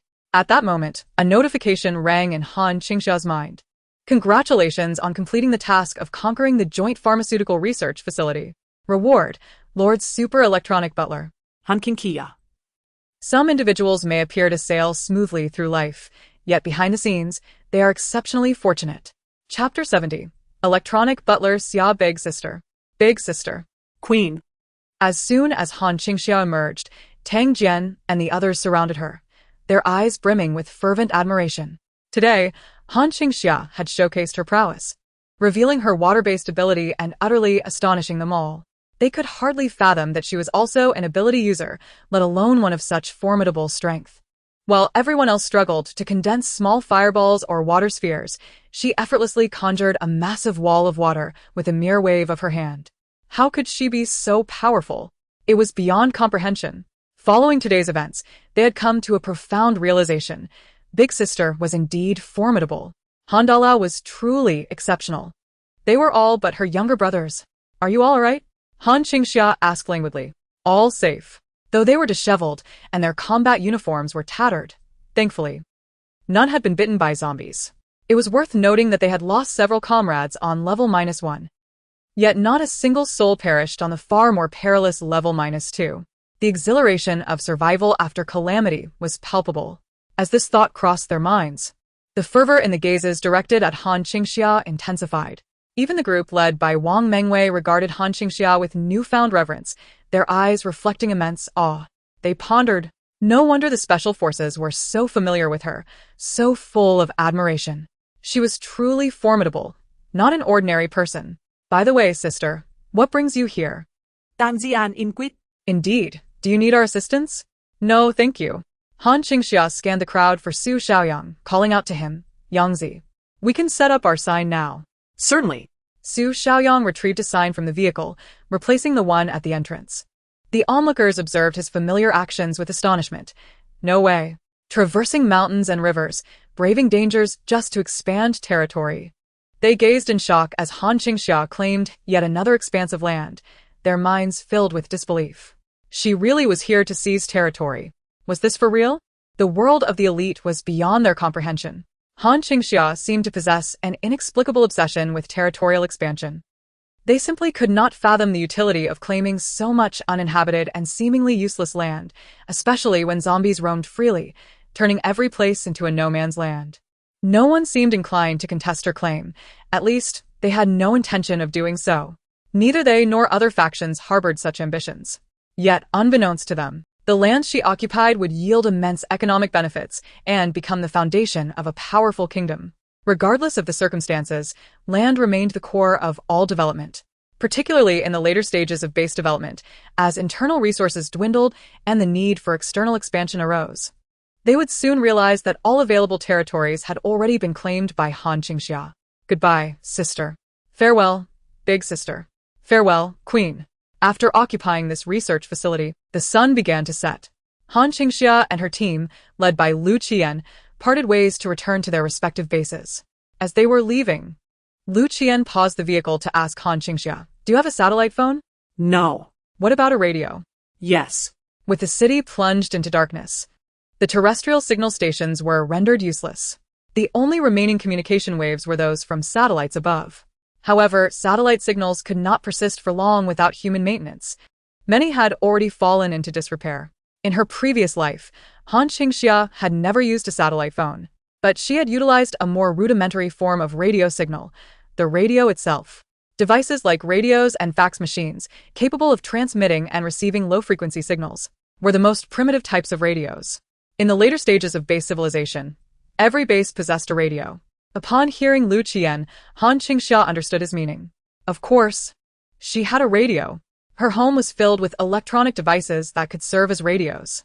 It was just that she had no one to contact. "Give me your radio frequency. Let's meet at 6:30 in the evening." As night fell, Han Qingxia returned successfully. Upon her arrival at her base, she headed straight for the air raid shelter, delegating the tasks of cooking and feeding the dogs and chickens to Su Xiaoyang. She had a significant matter at hand. Rubbing her excited hands together, Han Qingxia approached to claim her monumental reward for the day. The system detected the main base and inquired whether to unlock the electronic butler. Yes, it must be unlocked. As her words fell, a holographic supercomputer materialized in the air raid shelter's second floor. She stepped forward and pressed the power button. A burst of light illuminated the space as a miniature holographic version of herself appeared before her. The image of the electronic butler sharpened, and after 3 seconds, it opened its eyes, gazing at her.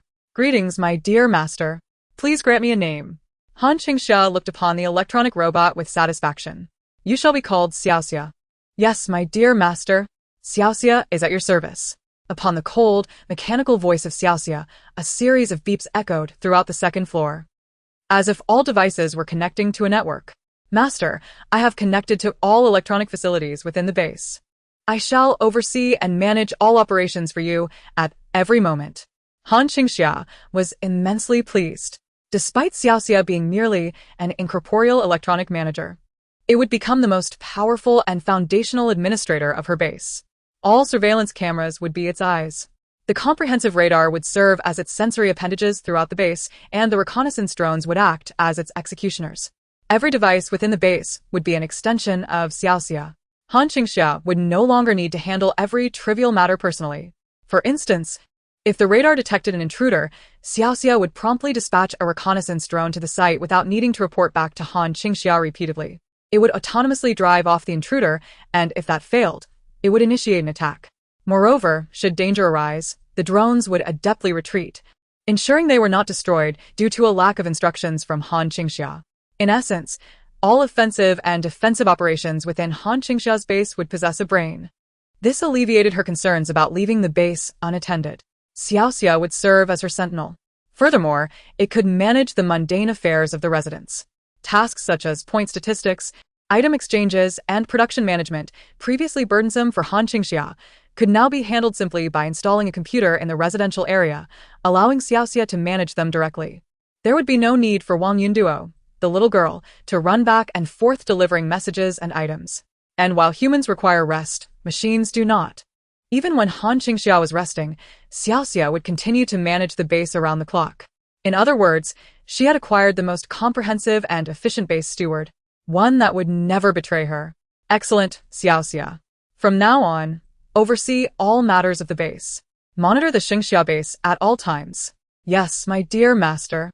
Xiaoxia twirled before disappearing from the holographic screen. Han Qingxia began to contemplate expanding Xiaoxia's responsibilities. The following day, Han Qingxia, accompanied by Su Xiaoyang, transported a truckload of supplies to the residential area. The residents, engaged in their tasks, greeted her warmly. My lord, you've come. Han Qingxia and her 19 residents exchanged pleasantries and stopped at an unoccupied villa. Just then, Wang Yunduo bounced over. My lord, you're here. I was just about to look for you. What do you need me for? I want to exchange supplies with you. Look at all this. Wang Yunduo cheerfully produced a densely packed list. By the way, my lord, when will you hold another market? The last one was so much fun. I can't wait to visit your market again to buy delicious food. Han Qingxia chuckled, playfully tugging at the girl's pigtail. From now on, whenever you wish to buy something, you can do so at any time. With a wave of her hand, Su Xiaoyang descended from a delivery truck, the same one Han Qingxia had commandeered from the highway previously. Once Su Xiaoyang began unloading, the nearby residents immediately rushed over to assist. My lord, what is this? What is this? This is our Qingxia base's direct-operated store. The crowd gasped in astonishment. Half an hour later, a supermarket reminiscent of those from the pre-apocalyptic era emerged before all eyes. As they beheld the array of goods, they felt as though they had stepped into another world. They could still shop as they had in the days before the apocalypse. In the center of the store stands an enormous electronic screen, displaying the prices of all available goods along with a virtual assistant named Han Qingxia. This is the direct-operated supermarket of our summer base, where she serves as the steward. Henceforth, all of you may purchase items here without the need for card swipes. Qingxia will utilize facial recognition to access your accounts, and the cost of any items taken will be automatically deducted. Should you wish to exchange goods, simply place them on the shelf to the right, where an electronic scale is available. After weighing, Qingxia will automatically update your balance. For those who prefer reassurance, a card machine is located at the entrance, allowing you to check your balance before exiting. Wow. I want to give it a try, exclaimed Wang Yunduo excitedly. Go ahead, Han Qingxia replied with a knowing glance.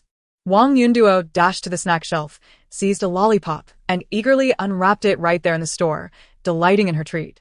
Observing this, Wang Yumin and his wife retrieved Wang Yunduo's card to check her balance. With a beep, the screen illuminated, revealing a total of 995 points.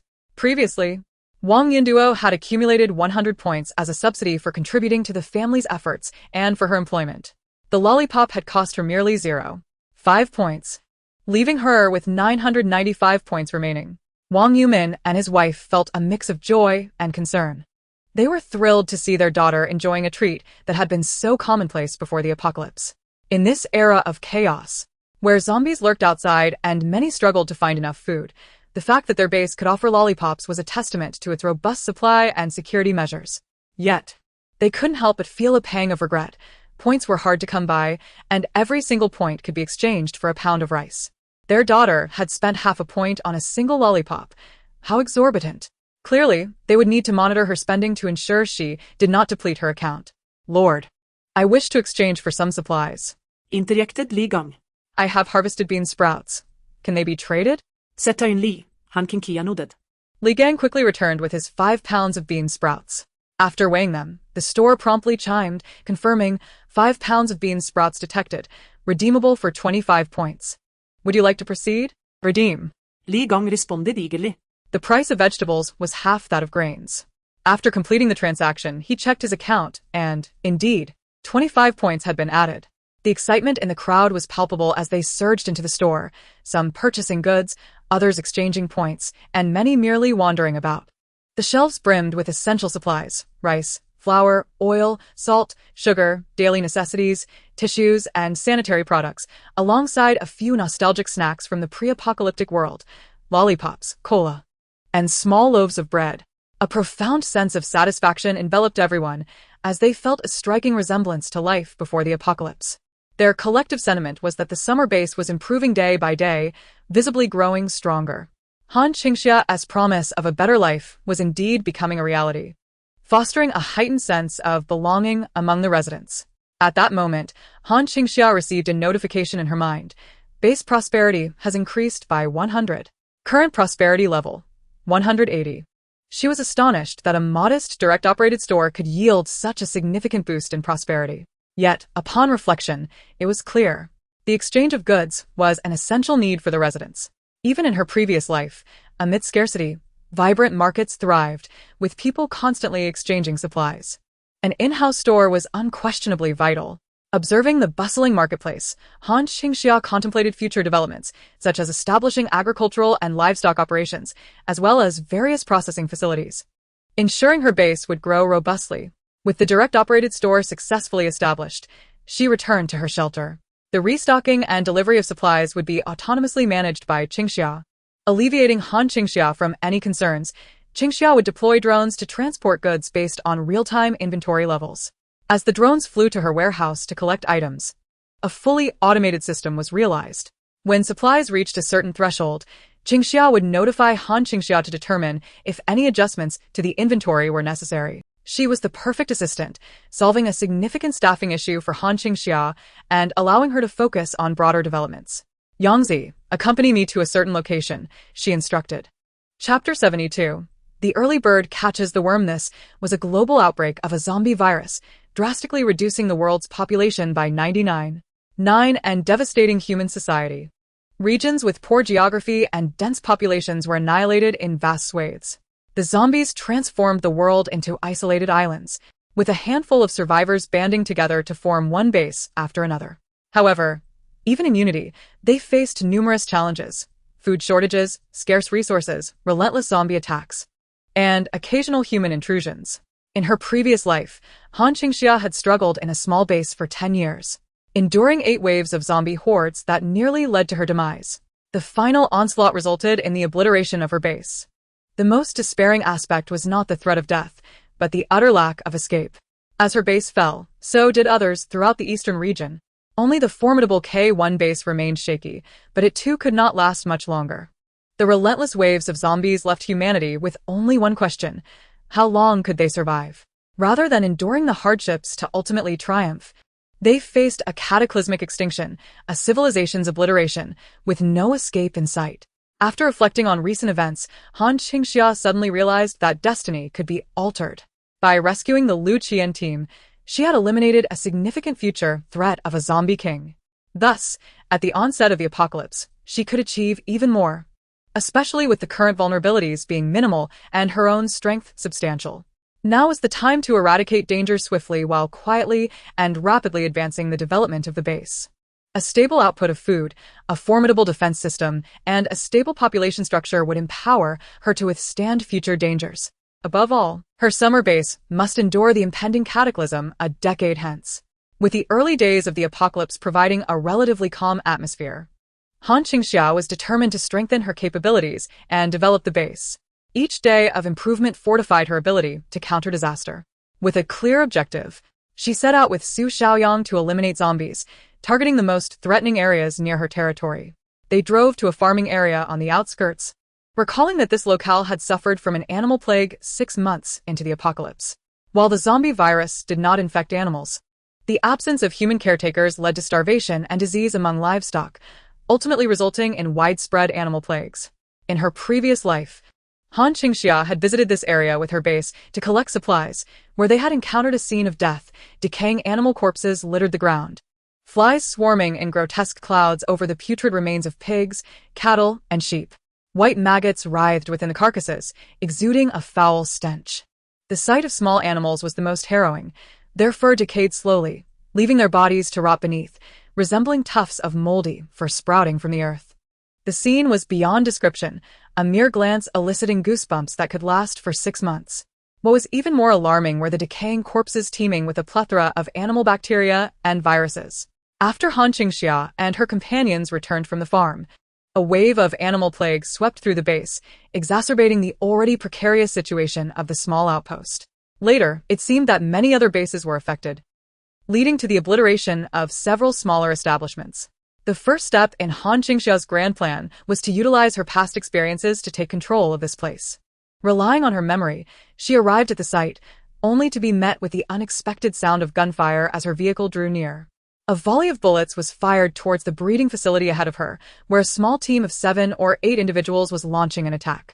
Clearly, they had arrived first, but they appeared rather inept, armed with only 2 handguns, their aim woefully inaccurate. After several shots, not a single hit was scored. Focusing her mental acuity, Han Qingxia assessed the situation. The group consisted of 5 men and 2 women, featuring 1 fire-type supernatural ability user and 2 strength-type users.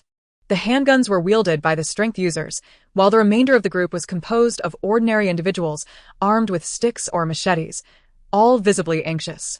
However, Han Qingxia noticed the last man in their lineup, wearing a baseball cap. He emitted no supernatural energy. Yet she sensed a faint energy that distinguished him from the ordinary people. He was neither a typical human nor a supernatural being. After a few unsuccessful shots, the group seemed to realize the challenge before them and then noticed Han Qingxia's armored vehicle approaching. "Brother Feng, look over there. A vehicle is coming. It's an armored car. There must be people." The leader of the group fixed his gaze on Han Qingxia's vehicle, instructing his subordinates to hold their positions while he approached. Striding towards her, he waved his hand in a gesture of goodwill, removing the magazine from his gun in a show of sincerity when he was 10 meters away from her. Han Qingxia signaled Su Xiaoyang to blink the headlights, prompting the man to approach them confidently. In this apocalyptic world, there were rules to follow. Proximity to others demanded vigilance, as any stranger could pose a threat. Zhang Feng, the leader of the opposing group, was the first to extend a friendly greeting. He knocked on Han Qingxia's window, and she opened the armored vehicle a quarter of the way, its height providing her with a defensive advantage. If the man intended to cause trouble, he would find it exceedingly difficult to act against her. "Friend, you two have come to gather supplies?" Zhang Feng inquired. "Indeed," she replied. "How about we join forces? We have been waiting here for 3 days and know this place well. Once we secure it, we can split the spoils evenly." He produced a cigarette from his pocket, cherishing it as a rare commodity in these times when food was scarce, let alone tobacco. However, the response from within was a firm rejection. "No, you may proceed. We will wait for you to finish." Zhang Feng's smile faltered at her words. "How can you refuse my offer of a cigarette? In these perilous times, having more allies is beneficial. Wouldn't you agree?" "We wish you well, and may God protect you," Zhang Feng replied. Throughout this apocalypse, he had encountered all manner of individuals, and it was uncommon for someone to refuse a cooperative spirit after accepting a gift. Yet, Han Qingxia was resolute. She refused to share any resources, even a mere fraction. Zhang Feng, feeling utterly powerless in the face of her unwavering stance, returned to his team, his earlier bravado diminished. "What did they say?" his companions inquired anxiously. "They are unwilling to collaborate," he replied, glancing back at the imposing armored vehicle. "Then what shall we do now?" Zhang Feng contemplated the breeding facility ahead. "Let us make one final attempt," he resolved. 5 minutes later, Han Qingxia observed the retreating figures of those who had abandoned the breeding facility, waving her hand. "Drive." With a thunderous roar, her armored vehicle surged forward into the breeding grounds. In the face of overwhelming strength, mere force was all that was required. Those 200 meters away watched in awe as she decisively seized control of the breeding facility, a place they had struggled to breach. Zhang Feng felt a pang of bitterness. They were clearly unworthy of cooperation, for she possessed strength beyond their reach. At that moment, the gates she had burst through began to yield scattered remnants of zombies, drawn by the scent of the living. "Run. Retreat." Zhang Feng and his team cried. Aware that they lacked Han Qingxia's formidable power, facing more than 3 zombies necessitated a strategy of evasion. As Han Qingxia's vehicle forcefully entered the breeding facility, she began to clear out the remaining zombie workers. Upon disembarking, she stumbled upon a book titled Postpartum Care of Sows. Crouching down, she picked it up. It was a valuable resource, and she intended to keep it. This was a small-scale black pig breeding facility, part of a franchise. In her city, Pig farming had undergone reform years ago, prohibiting the free-range farming of pigs. All livestock were to be raised in qualified facilities under strict regulations. They were only required to rear the animals until maturity, as the company provided piglets and technical guidance, stipulating the weight at entry and exit, along with the price at which the meat would be purchased. This system ensured a secure meat supply chain, with traceability from start to finish. Looking at the book she had collected, Han Qingxia pondered whether the farm had intended to secretly breed some pigs of their own. With that thought, she tucked the book away and, along with Su Xiaoyang, ventured deeper into the pigsty. The employees at the breeding facility were few in number, all gathered at the entrance. A recent intrusion had resulted in the death of several pigs, with a few managing to escape, while those that were pursued by the dogs met a grim fate. Now, within the vast confines of the breeding ground, scarcely a single zombie could be seen. As Han Qingxia strode into the pigsty area, a foul stench assaulted her senses. Fortunately, she arrived just in time. Although the pigs were emaciated, around 70% were still alive. Yangzi, keep watch outside, she commanded. Understood. Su Shuang Diplit, promptly exiting. Han Qingxia surveyed the expansive pig pen, methodically capturing the surviving pigs one by one into her space. The stench was unbearable, truly a task that only the hardiest could endure. Just as she approached the third pen, she sensed a piercing gaze from behind. Instinctively, her formidable mental energy locked onto the source, and simultaneously, a high-pressure water blast shot forth. Thud! In the far corner of the pigsty, a man wearing a baseball cap nimbly dodged and rolled out from within. Upon emerging, he immediately flashed a grin at Han Qingxia.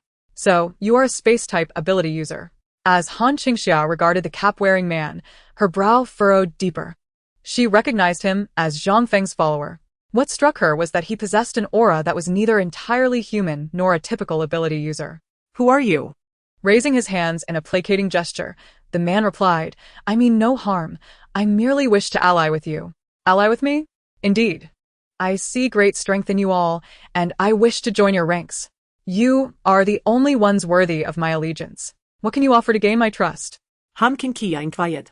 At her words, the man removed his cap, revealing an eye covered by an eye patch. Instantly, Han Qingxia's attention was captured. Soon after, he removed the eye patch, unveiling a grayish-white zombie eye. How do you know my name? He asked, his brow arching at the mention of his name. At that moment, Han Qingxia's heart surged with tumultuous waves. Having survived for 10 years in this apocalyptic world, she was well aware of some notorious figures that had emerged. Over the decades since the apocalypse began, 10 prominent figures had risen in the eastern region, each a formidable leader in their respective bases. Among them was the half-zombie, Qingke. He was the only human who had contracted the zombie virus without succumbing to transformation. With his unique condition, he navigated the chaotic world of the apocalypse, evading danger and thriving amidst the undead. However, what made Qingke most infamous were not his extraordinary abilities, but rather his duplicitous deeds. Cunning and avaricious, he was known for betrayal, exploiting his unique power to maneuver between various bases. He seldom lingered long at any base. Once he gauged their strengths, he would either sell information to the stronger factions or return to incite conflict among the weaker ones. It had been noted that besides the threat posed by zombies, human invasions were a significant danger. This instigator, Qingke, had single-handedly dismantled several small settlements and a medium-sized base, claiming half of their resources for himself before moving on to the next target. One might wonder why he did not indulge in the city's overrun with zombies, scavenging at will. The answer lay in his unrefined tastes. Unlike others who shunned vice, he sought after gambling and women, unable to endure solitude. Han Qingxia's base had once caught his eye, but due to its remote location, he had not been able to exploit them. Initially, she had no impression of him until long after he departed, when tales of his escapades reached her through the base's broadcast station. By then, the truth of his nature had dawned upon them. Subsequently, in her base's tavern, she would occasionally hear of his reckless adventures. Yet, his fate was not a fortunate one. During the 8th year of the apocalypse, he had ventured to a large base, Hope Base, intending to instigate conflict with K1 Base, only to be captured. Rumor had it that he was taken to their laboratory for experimentation, seeking to unravel the mystery of his blood and the serum. After that, no further news of him emerged. Han Qingxia had not anticipated encountering such a legendary figure as Qingke in her lifetime. Miss, I will disclose one truth. I have been infected with the zombie virus, yet I have not mutated. I can traverse among zombies without being attacked. What do you think? Can someone like me join your ranks? Qin Ke's half-human, half-zombie black eyes gleamed with sincerity. His earnestness could easily sway anyone unseasoned in the ways of the world. But Han Qingxia, with her decade of experience, was not so easily deceived. How could she refuse such talent? Yet, she was acutely aware of his nature. Weighing her options, Han Qingxia grappled with a dilemma: to kill or to spare. This man was undoubtedly untrustworthy, a potential landmine waiting to explode. Yet, his unique talents were something she could not overlook. Very well, I accept your application to join me. Wait. Qin Keskiviikko interjected. I haven't finished speaking. If I join you, what privileges do I receive? Han Qingxia forced a smile. Rest assured, you shall receive the finest treatment. You will have meat for every meal. Does your base have women? Oh, I mean, how many people are there in your base?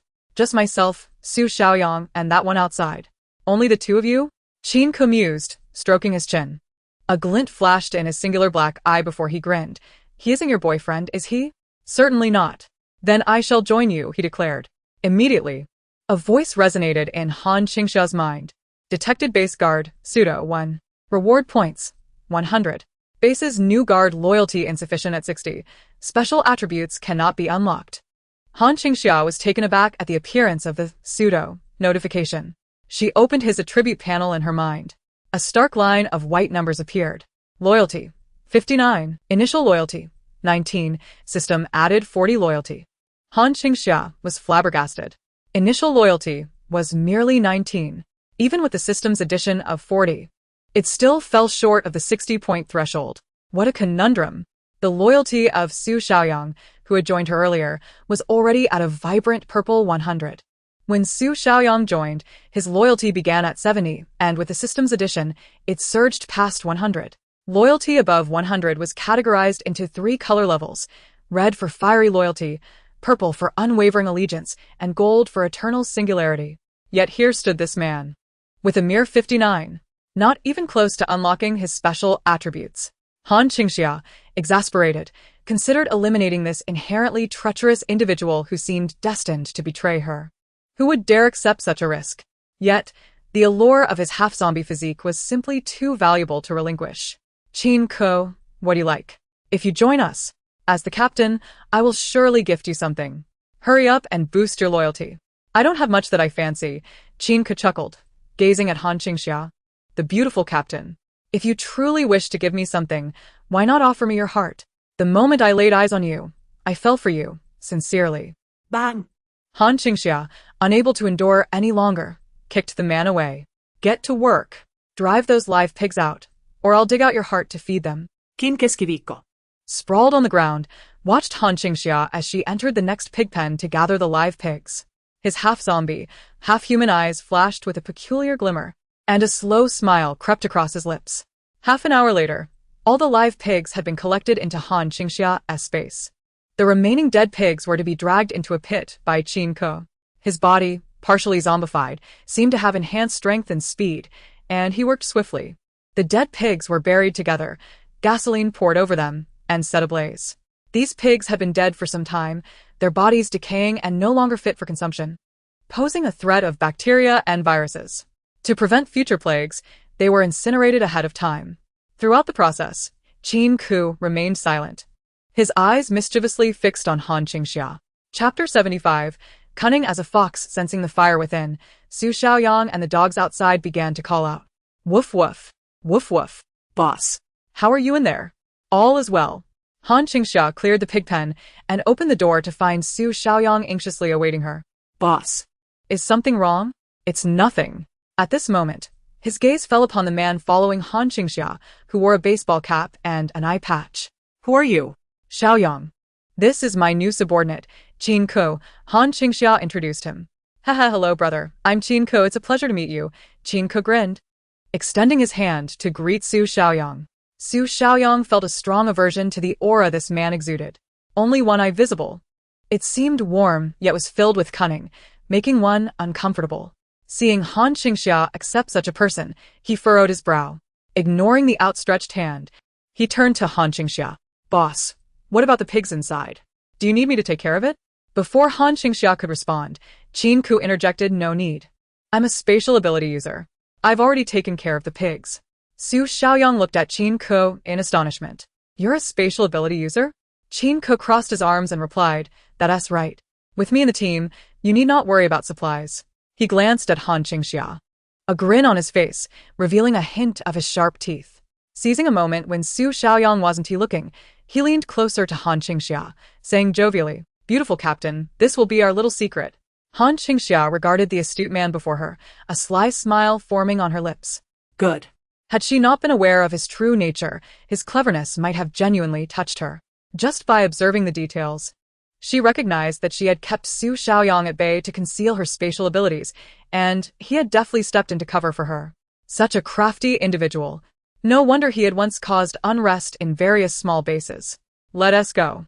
All right, my beautiful captain. Qin Ku crossed his arms, following closely behind Han Qingxia, his eye gleaming with excitement. Han Qingxia had cleared the pig farm, but the nearby chicken farm was beyond salvage, as all the chicks had perished. Fortunately, Han Qingxia had stockpiled chickens and ducks previously, so she instructed Qin Ku and Su Xiaoyang to handle the chicken farm, setting it ablaze to eradicate any remaining risks. This extensive breeding area was now thoroughly cleansed of potential hazards. The looming animal plague threatening various bases was extinguished in advance by Han Qingxia. On the journey back, Qin Ku sat inside the armored vehicle, exhilarated by the sight of Han Qingxia's car and its interior. Beautiful captain, where did you acquire this treasure?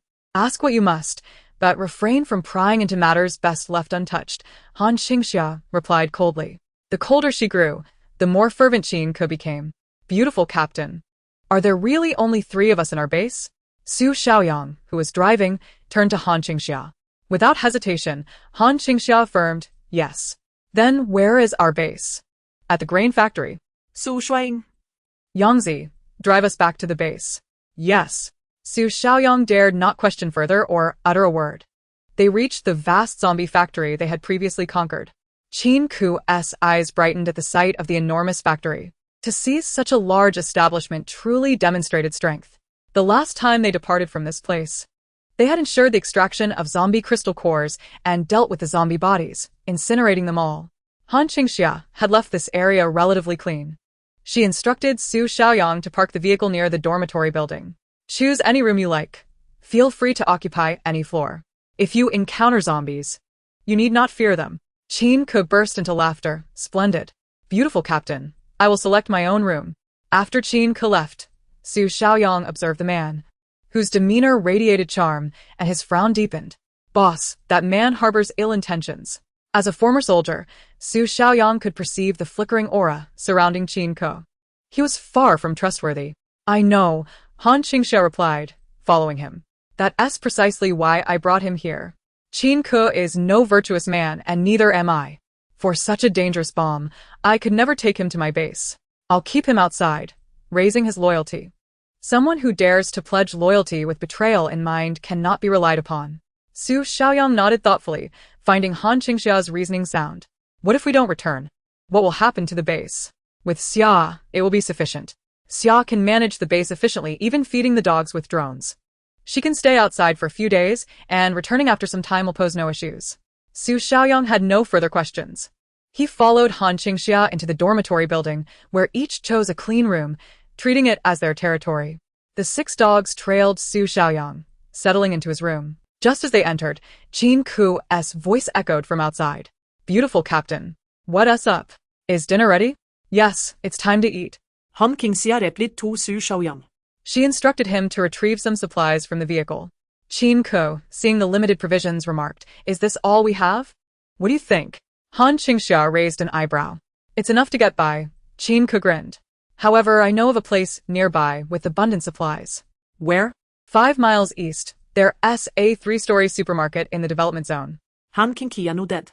Good. Let us go there tomorrow. Gathering supplies is a constant task, and since we're here, let us clear the map of this vicinity. Qin Ku observed Han Qingxia's enthusiastic response, his smile widening. He began to chat with Han Qingxia and Su Xiaoyang about various topics, attempting to draw closer to them and glean more information from their conversations. By the way, brother, where are you from? You seem like a former soldier. How did you meet the beautiful captain? Regrettably, Su Xiaoyang was as tight-lipped as ever. He only answered Han Qingxia's inquiries and remained icy towards Qin Ke. By the end of the meal, Qin Ke had gleaned no information from either of them, leaving only the dogs to respond to him occasionally. He remained undeterred, continuously engaging Han Qingxia and Su Xiaoyang in jovial banter, weaving tales as if he were a storyteller. As they finished their meal, he suddenly turned to Han Qingxia and said, "Captain Beauty, didn't you mention today that you would give me something?" What do you want? Han Qingxia finally replied, and upon meeting his radiant single eye, she turned away and delivered a punch to him. "Don't look at me when you speak." Kim Keskivico. Clutching his single eye, lamented, "Captain Beauty, could you please be a little kinder to me? I grew up without parents, raised by my gambling grandmother, who would beat and scold me at the slightest displeasure. I have never had a friend in my life, and now, in this apocalypse, I genuinely want to follow you and become comrades in life and death. Would you accept someone like me? Speak plainly. I want some supplies. Without them, I feel insecure." Su Xiaoyang looked at this shameless individual in shock. Han Qingxia, already aware of his antics, smiled slightly and said, "All right, take the supplies from the vehicle now, and I will give you 1/3 of the supplies we collect tomorrow. Captain Beauty, you are truly an angel from above. Beautiful and kind-hearted. I will definitely follow you closely from now on." Had it not been for his unwavering loyalty, Han Qingxia might have been deceived by his remarkable acting skills. This individual was indeed quite challenging. Without offering substantial benefits, it was impossible to entice him. Satisfied with her response, Qin Ke happily went to the vehicle to gather supplies. Once he departed, Su Xiaoyang immediately remarked, "Boss, give him whatever he wants." Han Qingxia's gasa darkanat. The next day, as dawn broke, Han Qingxia and her companions had already made arrangements. The supplies from the vehicle had all been given to Qin Ke, leaving them without breakfast that morning. Han Qingxia secretly provided Su Xiaoyang with a bit of food, instructing him and the dogs to eat first. No one among them could go hungry. When Qin Ke came down, she feigned having not eaten and said, "Qin Ke, I've given you everything. I haven't even had breakfast. We need to find some supplies." Qin Ke immediately opened his backpack and pulled out a bag of bread. It was Han Qingxia's bread, which she had stored in her armored vehicle as emergency rations, but he had taken it yesterday. How could Captain Beauty go hungry? "Please eat my bread first." Qin Ke offered her the bread. Han Qingxia, feeling no hesitation, accepted it, as it was originally hers. "Let's go. If we don't find something, we'll be hungry in the future." She lingered a moment longer on the not-so-full backpack of Qin Ke, casually putting the bread into her own bag before turning to board the vehicle. Qin Ke and Su Xiaoyang followed suit. Around 10 minutes later, they arrived at the supermarket in the Eastern Development Zone. This area was already on the outskirts of City A. In recent years, City A had developed well. What were once only a few small villa areas had now expanded with several new large residential complexes, although most of these buildings remained empty. With a limited population, the occupancy rate was low. Some complexes had even been abandoned, leading to much commotion prior. With the apocalypse upon them, the area felt eerily sinister, and the vacant buildings occasionally emitted sounds reminiscent of wandering zombies. As they sensed the presence of the living, these zombies howled within the empty skeletal structures of concrete and steel, while those wandering on the streets rushed toward them. Han Qingxia's vehicle did not stop. Bang, bang, bang, bang.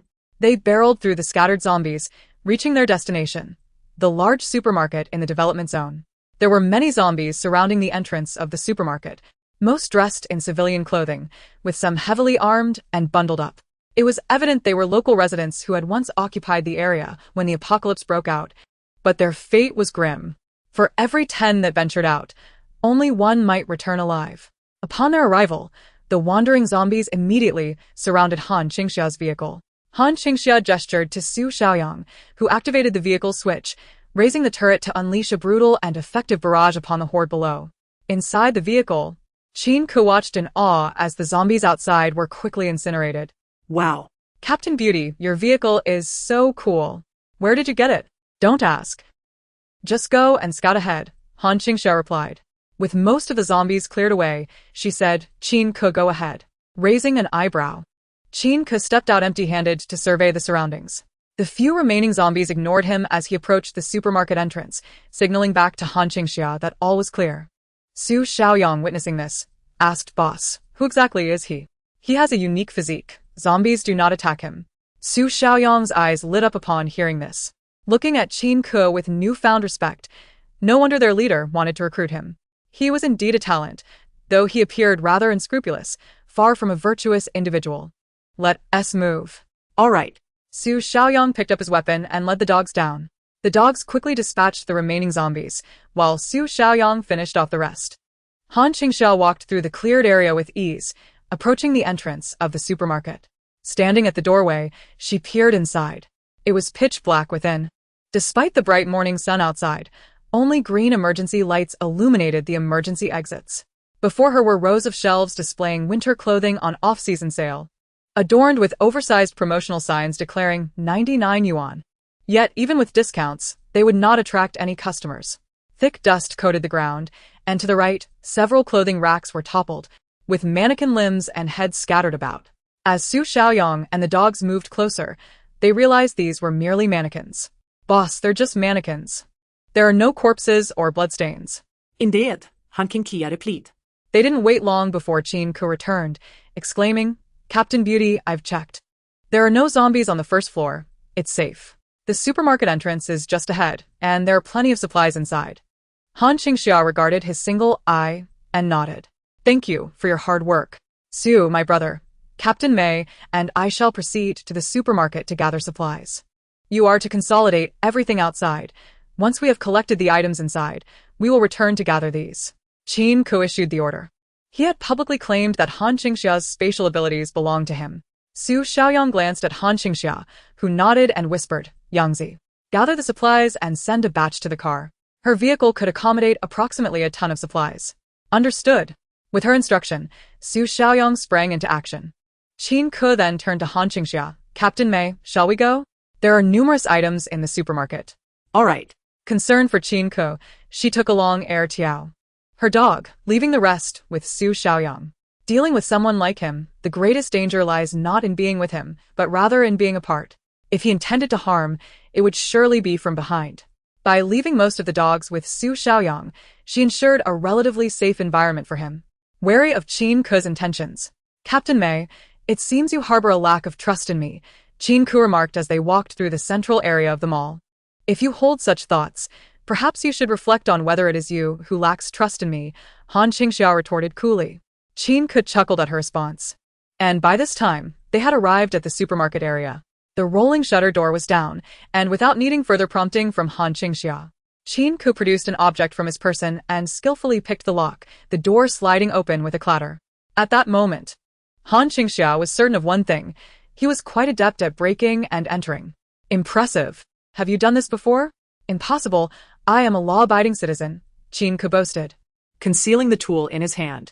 But you, Captain Mei, seem rather extraordinary, decisive in your actions. You weren't involved in the underworld, were you? Haha. I am the epitome of a righteous and law-abiding citizen. Law-abiding Qin Ke, virtuous citizen Han Qingxia. No discrepancies there. Han Qingxia followed Qin Ke into the supermarket. Inside, it was even darker than outside. Without the lights, visibility was nearly non-existent. She retrieved 2 powerful flashlights and together, they ventured deeper into the store. It was eerily quiet and desolate, with layers of dust covering the checkout counters. Han Qingxia immediately extended her mental energy, which now had a detection range of approximately 20 meters, enough to encompass a quarter of the vast supermarket. Indeed, there were no signs of life or zombies. As they, along with Er Tiao, delved further in, they began to clear the items from several checkout stands. By the way, Captain Mei, I notice you only brought one subordinate. What about your family? They are all deceased, Han Qingxia replied nonchalantly. Her family had long ceased to be her kin, and even if they had miraculously escaped the hospital, they would not last long without her. They would never find another protector like Han Qingxia. And your family? Han Qingxia inquired. They too have passed. Qin Ke replied with a slight smile, a hint of malice in his laughter. At that moment, as Han Qingxia gathered the last of the gum and candies from the checkout stands, she noticed something alarming. All the chocolate and high-calorie candy boxes were empty. Just then, Er Tiao barked loudly into the darkness. Woof, woof. Han Qingxia, flashlight in hand, turned towards the source of the noise and caught a glimpse of a fleeting shadow. Even without her mental perception reaching that far, she could discern it was human, not a zombie. After all, a zombie would have lunged at them. There are people here, Qin Ke stated. Han Qingxia retrieved her AK from her spatial pocket. Knowing she possessed such an ability, Qin Ke did not hide it. Raising her weapon, she led the way with Qin Ke and Tiao following her. Along the way, she observed that nearly all the food shelves had been ransacked. Clearly, someone had been living here. As Han Qingxia reached the latter half of the supermarket, her mental energy clearly sensed the situation in the staff room ahead. 7 individuals, men and women, young and old, with no one possessing abilities. As Han Qingxia spoke, a group of people surged out from the staff room. Are you here to rescue us? 7 individuals, including 2 13 or 14-year-old twin boys, 3 elderly individuals with gray hair, a young pregnant woman with a noticeable belly, and the only middle-aged man who appeared to be a laborer. The man did not seem to be the leader, standing passively behind the elderly and vulnerable. Han Qingxia found the combination peculiar in a post-apocalyptic world. It was rare for such a mix of ages to survive. Why did it take you so long to arrive? Hurry, take us out. The eldest woman commanded Han Qingxia, mistaking her for a soldier, her tone rather irksome, as if they were her servants. Before Han Qingxia could express her annoyance, another voice broke through. Grandma. Look who's beside her. That bastard. The 13 or 14-year-old boy shouted. It's definitely him. How is he still alive? What is he doing here? Another child's voice chimed in. Grandma, hurry and get rid of him. Just seeing him disgusts me. Instantly, all eyes turned to Qin Ke, who stood shrouded in darkness behind Han Qingxia. Wearing a baseball cap, Qin Ke felt as if he were facing acquaintances, lowering his head with a smile. Captain Mei, if you wish, you may proceed to the second floor to gather supplies. I have acquaintances here that I would like to deal with. Chapter 78. Qin Ke's past. Han Qingxia met Qin Ke's single eye with a gracious nod of agreement. As she prepared to leave, the elderly woman who had spoken earlier immediately blocked her path. Where do you think you're going? You can't leave. Is this person your teammate? What kind of people are you finding to team up with? Get rid of him at once. Let me tell you, the biggest real estate in Province A belongs to the Qin family. My youngest son is the vice governor of City B. If you take us out and find them, there will be plenty of benefits for you. Grandma, I want to go out. I want to eat fried chicken. I don't want to be in a place like this. Me too. I want to play games. I haven't logged in for ages. Let her charge my phone first. All right. The old woman soothed her 2 precious grandsons and continued addressing Han Qingxia. Did you hear that? Hurry up and arrange for us to leave. Don't let my grandson suffer. And of course, get rid of this scoundrel first. The Qin family has no place for such disgusting vermin. As Qin Ke listened to the remarks, his head lowered further beneath the baseball cap, yet the cruel smile on his lips grew ever more pronounced. Just then, he heard the sound of a gun being cocked. In the dim light, Qin Ke stared in disbelief as Han Qingxia raised the dark muzzle of her gun to the old woman's mouth. A cold, languid female voice echoed. Who are you calling a scoundrel? Huh? My people are not someone you can insult. Han Qingxia, much like a bandit, was indeed that kind of person. She was reckless, rebellious, selfish, and ruthless, yet fiercely protective of those she deemed hers. Even though she remained wary of Qin Ke and did not truly regard him as her subordinate, there would be no tolerance for anyone attempting to slander him. Not a chance. Han Qingxia aimed her icy weapon directly at the old woman's mouth. ¿Quién que escribico? Witnessing the scene, felt the only eye visible to the world gleam with light. Meanwhile, the onlookers were utterly dumbfounded. The pregnant woman cowered behind the solitary male laborer, and the 2 13 or 14-year-old boys continued to shout defiantly, "What we said was right. His mother is a bitch who climbed into my father's bed. Their mother and son are all like beggars, constantly relying on our family to cheat money.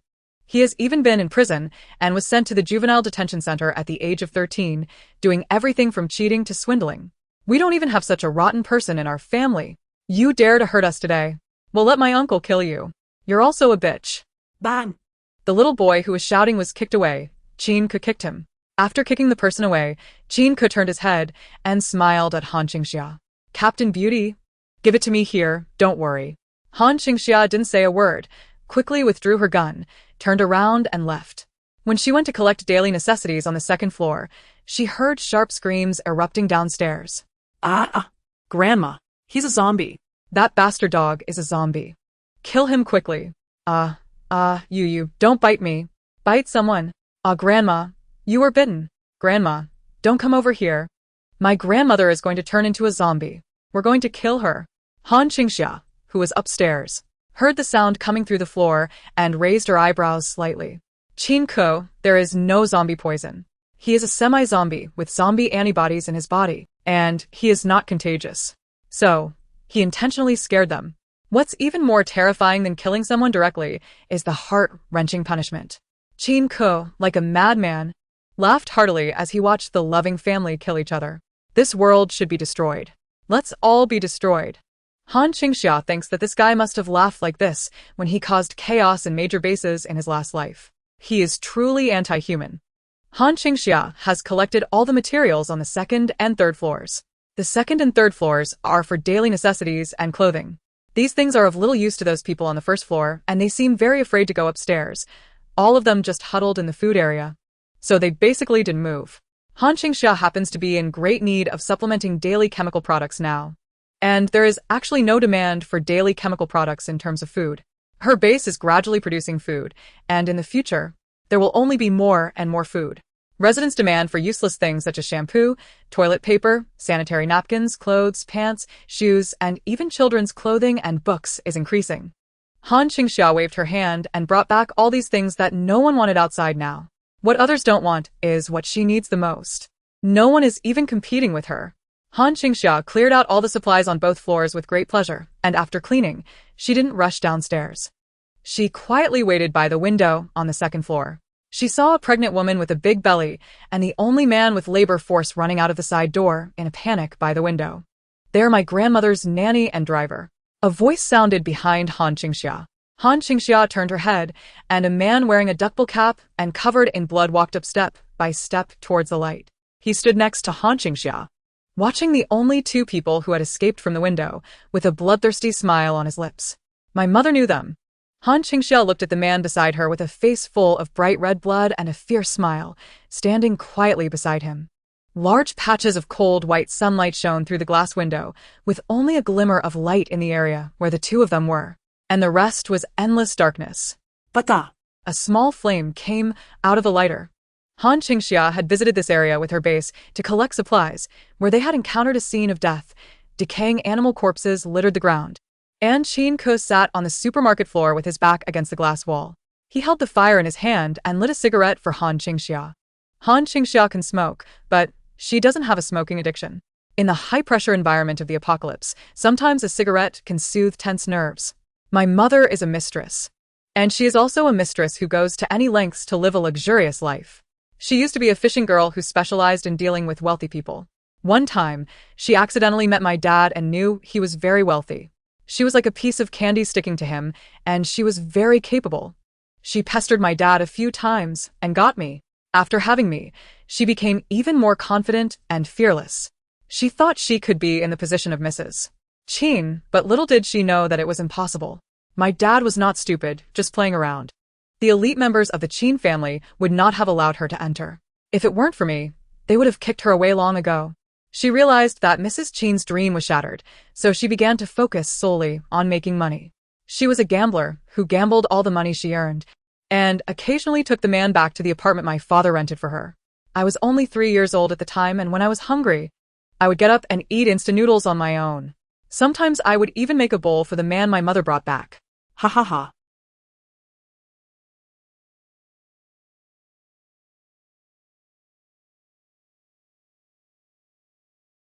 Have you ever done something like this before? Qin Ko laughed as he spoke. Chapter 79. He said he couldn't guard me. Han Qingxia remained silent, calmly looking at him and giving him a thumbs up. You are even more miserable. Ha ha ha. Qin Ko laughed and coughed. What kind of misery is this? There's still food to eat. Let me tell you in secret, I used to love crying when I was a child, and crying was very useful. Whenever I cried, my dad would give me money. Unfortunately, after I didn't cry for a few years, my dad passed away. He had a car accident and died on the spot. Since then, no one has given my mother money. My mother would hold me and cry every day at the Qin family. If the Qin family didn't give me money, she would leave me there. At that time, the original wife of the Qin family had a test tube and became pregnant with twins and 2 sons. How could my mom That stupid woman, think that I'm still useful. After she realized that I was useless, she threw me away. At that time, I was just how old? Oh, 10 years old. Qingke took a deep puff of smoke, exhaled a cloud of mist, and said to the woman running outside, I stood alone at Qin's doorstep. I was so hungry at that time, I hadn't eaten for a long time. When I was crying from hunger, the two of them gave me a bowl of dog food. The Qin family has a dog. They take out the leftovers for me to eat, ha. Without saying a word, Han Qingxia watched the middle-aged couple running away with big bellies. They disappeared completely at a corner, and she seemed to hear screams and painful cries. But it's far away, and I can't hear clearly. Han Qingxia looked at Qingke, who had finished talking about her past, lowered her head, and took a deep breath. It was all in the past, and now it was a new era. Ha. Qingke chuckled softly and slowly lifted his head. Yes, I know the end of the world is coming. And I'm almost ecstatic. How great it would be for everyone to die. Han Qingxia finally understood why this guy had been doing it all along in his previous life. Damn it, he really wants everyone to die. She pondered for a long time, thinking for a long time, and finally could only think of a chicken soup. Young people. After the storm, there is a rainbow, but life is still full of hope. For example, if you follow me, I will be your family. A warm family in the future. Qingke. Han Qingxia felt that her words were so good that she was moved. Qingke's loyalty must have been brought up. She stared seriously into his eyes and saw Qingke bowing his head and sneering. Then I'll ask you something. You say? If you really treat me like family, why are you always guarding me? Who said I was guarding against you? Qingke suddenly approached Han Qingxia, facing her face, almost instantly. Bang! A sound. He was kicked away directly. Qingke, who was kicked 3 meters away, covered his stomach and said he couldn't guard me. Han Qingxia, how could we not be on guard? Must be guarded against. Well, that doesn't count. Speak up, I treat everyone like this. Han Qingxia can only smooth things out for herself like this. Qingke stood up with his belly in his arms, his eyes dimmed for a moment, and quickly changed into a smiling face. He didn't look angry at all. Captain Beauty didn't need to explain. I was moved to hear your words today. Let's go back. Okay. Can you wait here for a moment? I want to go and handle the first floor site. After all, they're Han Qingxia. Okay. Qingke went down the stairs first, and when he reached the second floor, he turned his head and said, Don't go. You must wait for me here, okay? Han Qingxia. Okay. Han Qingxia responded in this way, and Qingke's face showed a big smile. He quickly walked downstairs. Han Qingxia watched as Qingke gradually faded into the shadows, her brow furrowing with concern. Today, she had uncovered the secrets of this notorious figure from a past life. They had shared heartfelt confessions, yet his loyalty remained steadfastly fixed at a rock-solid 59. At that moment, she heard Su Xiaoyang's voice from downstairs. Boss. Yangzi, I'm here. The sound of Su Xiaoyang bursting in made her mind snap back to reality. Oh no! Like a gust of wind, she raced downstairs, where she found Su Xiaoyang anxiously entering the supermarket hall. Boss, thank goodness you're safe. Where's Qingke? He said you were in danger and sent me to assist you. Han Qingxia was taken aback. What the hell? She dashed toward the entrance, only to see a convertible sports car zoom past them with a whoosh. The man inside waved exuberantly at her. Beauty Captain, I'm leaving. Thank you for the supplies. You're so adorable. Next time, I'll definitely sleep with you. Han Qingxia was left speechless. She glanced around the empty hall and realized a crucial fact. Qingke was indeed a space-type ability user. She had been deceived by him. Infuriated, she exclaimed, I'll get you for this. The next time I see you, I'll break your legs. You're finished. Her heart ached with anger. She had always been the one to trick others, and now it was her turn to be duped. It was ludicrous that she had believed his tragic tale just moments before. The scoundrel had been lying to her the entire time. He had joined her merely to take advantage of the supplies. Yangzi, remember this. From now on, Qingke is our arch-nemesis at the Qingxia base. Don't trust a single word he says. If you encounter him, capture him and break his legs. I want to make him suffer. Su Xiaoyang nodded in understanding. Fuming, Han Qingxia began to tally their supplies. The only silver lining was that Qingke had only taken food supplies from the first-floor supermarket. He had disregarded the daily necessities on the second and third floors. Su Xiaoyang had gathered a pile of clothing, which Qingke had stolen. Despite her frustration, She felt relieved that her 2 guard dogs had kept watch at the entrance, ensuring her car remained untouched. She had even instructed Su Xiaoyang to load a portion of supplies into her vehicle. Ultimately, while Qin Ke had taken some food, the substantial amount he had consumed was less than a quarter of their total supplies. Han Qingxia tried to console herself, thinking of it as a third of what she had mentioned yesterday. Yet her anger remained. After returning, she hastily drafted a notice for the Qingxia base, instructing Xiao Xiao to play it on all electronic screens around the base 24/7. She included a hand-drawn portrait of Qin Ke, declaring him the #1 enemy of the Qingxia base. He must be hunted. Capture him for a reward of 100 points. I vow not to rest until this grudge is avenged. Chapter 80. The urban-rural fringe after being deceived by Qin Ke. Han Qingxia returned to the base in a prolonged state of despair. Frustrated, she lost interest in expanding their territory and spent her days handling base affairs while nurturing her loyal dogs, who would never betray her. Time flew, and it had been over 3 months since the apocalypse began. Finally, her base began to see stable output. Her residents had progressed from planting quick-harvest crops like bean sprouts, cabbage, and greens to now cultivating potatoes and sweet potatoes, which had a larger yield. The fields were now adorned with a variety of crops, including corn, wheat, sorghum, and abundant vegetables such as tomatoes, cucumbers, and cabbages, along with a small assortment of delicate fruits like strawberries and blueberries. Han Qingxia had generously provided seeds for the residents to cultivate, while Wang Yumin, a wood-type ability user, oversaw the early growth of the crops. Several others with strength and speed abilities were responsible for expanding the farmland, while the rest participated in the planting process. Thanks to the system enhancements in her territory, all crops yielded more than average and matured faster. At last, Han Qingxia's territory experienced genuine production, signifying that the Qingxia base had endured the most challenging initial phase. Previously, she had sustained all the residents with supplies, but now they were beginning to reciprocate by supporting her. The surplus resources they produced flowed into Han Qingxia's warehouse through a points exchange system. She settled their points while also distributing a portion of daily necessities for the residents to redeem. No matter how much they exchanged, it was impossible for them to spend all their points. The points remaining in their accounts became a form of wealth accumulation. Given the scarcity of resources during the apocalypse, the residents could only produce food, and Han Qingxia leveraged the agricultural-industrial price disparity to her advantage. For instance, while she purchased their grain at 1 point per pound, she sold a brand new piece of clothing for 100 points, effectively valuing the garment at 100 pounds of grain. This pricing was not reflective of actual value, yet it was effective. By raising the prices of industrial goods and lowering the base price of grain, the agricultural-industrial gap greatly facilitated the recovery of wealth accumulated by the residents. The residents could only produce food, necessitating that they purchase everything else from Han Qingxia. Therefore, even if a piece of clothing was costly, they would still be willing to spend once their points accumulated sufficiently. For the residents of Qingxia base, they reaped significant benefits through this process, while others in different bases were struggling to find food and ensure their safety. The residents of Qingxia base could enjoy full meals and even exchange surplus resources for clothing, shampoo, snacks, and drinks.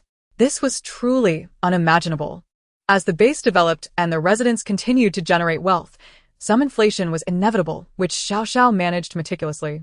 It constantly adjusted prices based on the material conditions of Han Qingxia's territory, ensuring that residents remained in a relatively affluent environment. Furthermore, Han Qingxia began breeding pigs. After harvesting crops like sweet potatoes, she distributed a batch of pigs for the residents to raise. Considering her current labor shortage, it would be a waste of resources to build a pig farm and hire people to manage it.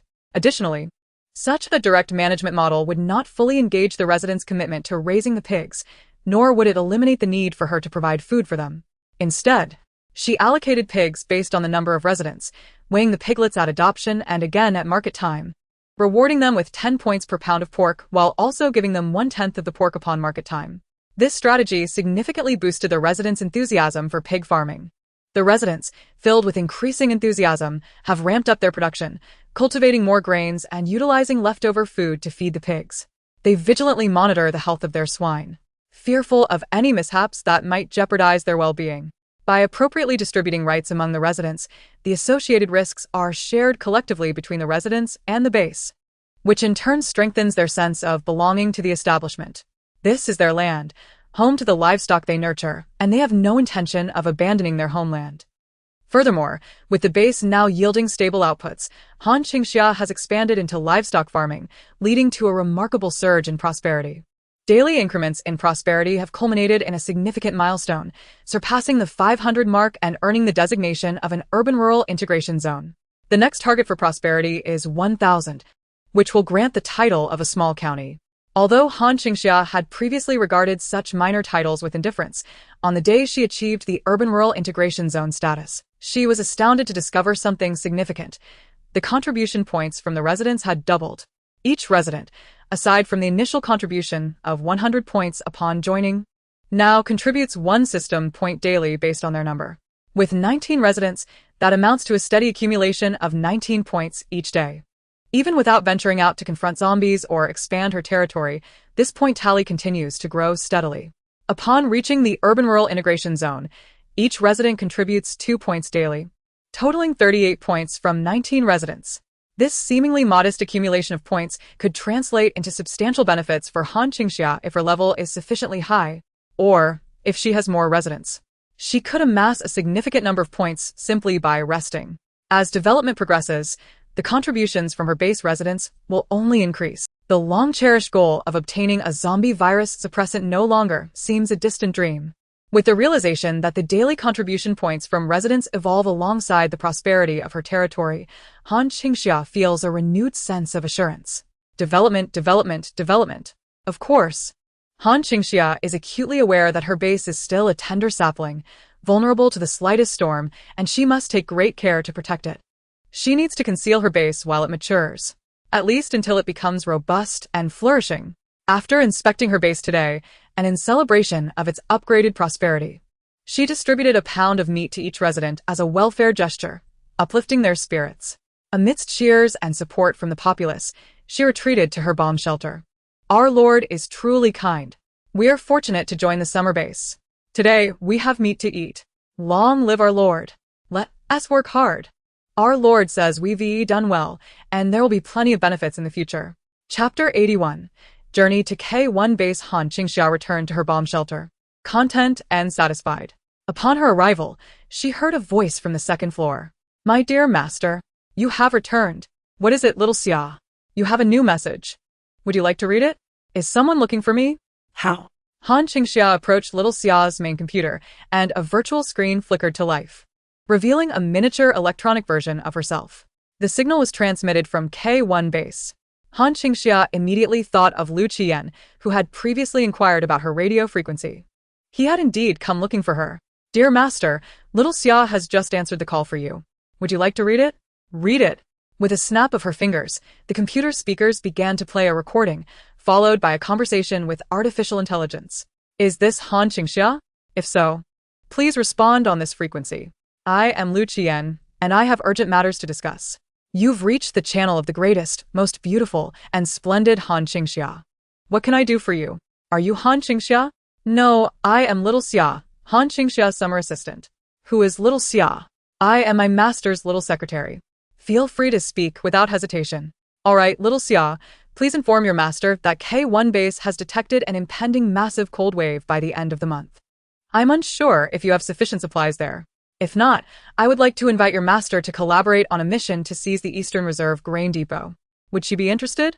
Very well, I will relay your message. Dear Mr. Lu Qiyan. All right, goodbye, little Xia. Make sure to say goodbye properly, or I might not help you next time. The radio transmission concluded with a prolonged and languid goodbye. Dear little Xia. Dear master, that is the content of the call. Are you satisfied with little Xia's response? Thank you, my dear little Xia. No need for thanks, my dear master. Little Xia twirled on the screen, her eyes sparkling with affection as she gazed at Han Qingxia. It is my honor to serve you. Would you like me to respond now? Please reply, asking about the supplies available, how resources are allocated, and the level of danger there. Understood, please hold on. Little Xia transmitted a string of radio waves back to K1 Base. Shortly thereafter, Lu Qian's voice came through again. Han Qingxia. The Eastern Reserve Grain Depot has over 10,000 tons of stored grains, including rice, corn, and wheat, as well as a substantial oil depot. The danger level is low, with very few staff inside the depot and sparsely populated land outside. However, it is important to note that this operation is not just for you and me. I hope for a joint effort with K1 base and can allow a few smaller bases to join. I would like to take you along. Han Qingxia understood. Lu Qian was offering her pure benefits. He had a bountiful supply and, in return for a favor, had intentionally included her. Coordinating with multiple bases for the operation would yield limited rewards for Han Qingxia, but why not seize such an opportunity? After all, she had no knowledge of the locations of national-level grain depots. Dear Little Xia, please inform dear Lu Qian that I will go. Little Xia blinked and sent a reply to the radio station. Moments later, a male voice responded, "All right, I will send someone to pick you up shortly." Dear Little Xia and Miss Han, how did you respond to Lu Qian? I didn't respond. I am a phonetic interpreter here, so they can hear directly. Little Xia's electronic eyes gleamed with pride. Shortly after, Little Xia informed her that a military pickup truck had arrived at her territory. Han Qingxia recognized the familiar license plate from the drone-S surveillance footage. Lu Qian had dispatched someone quite promptly.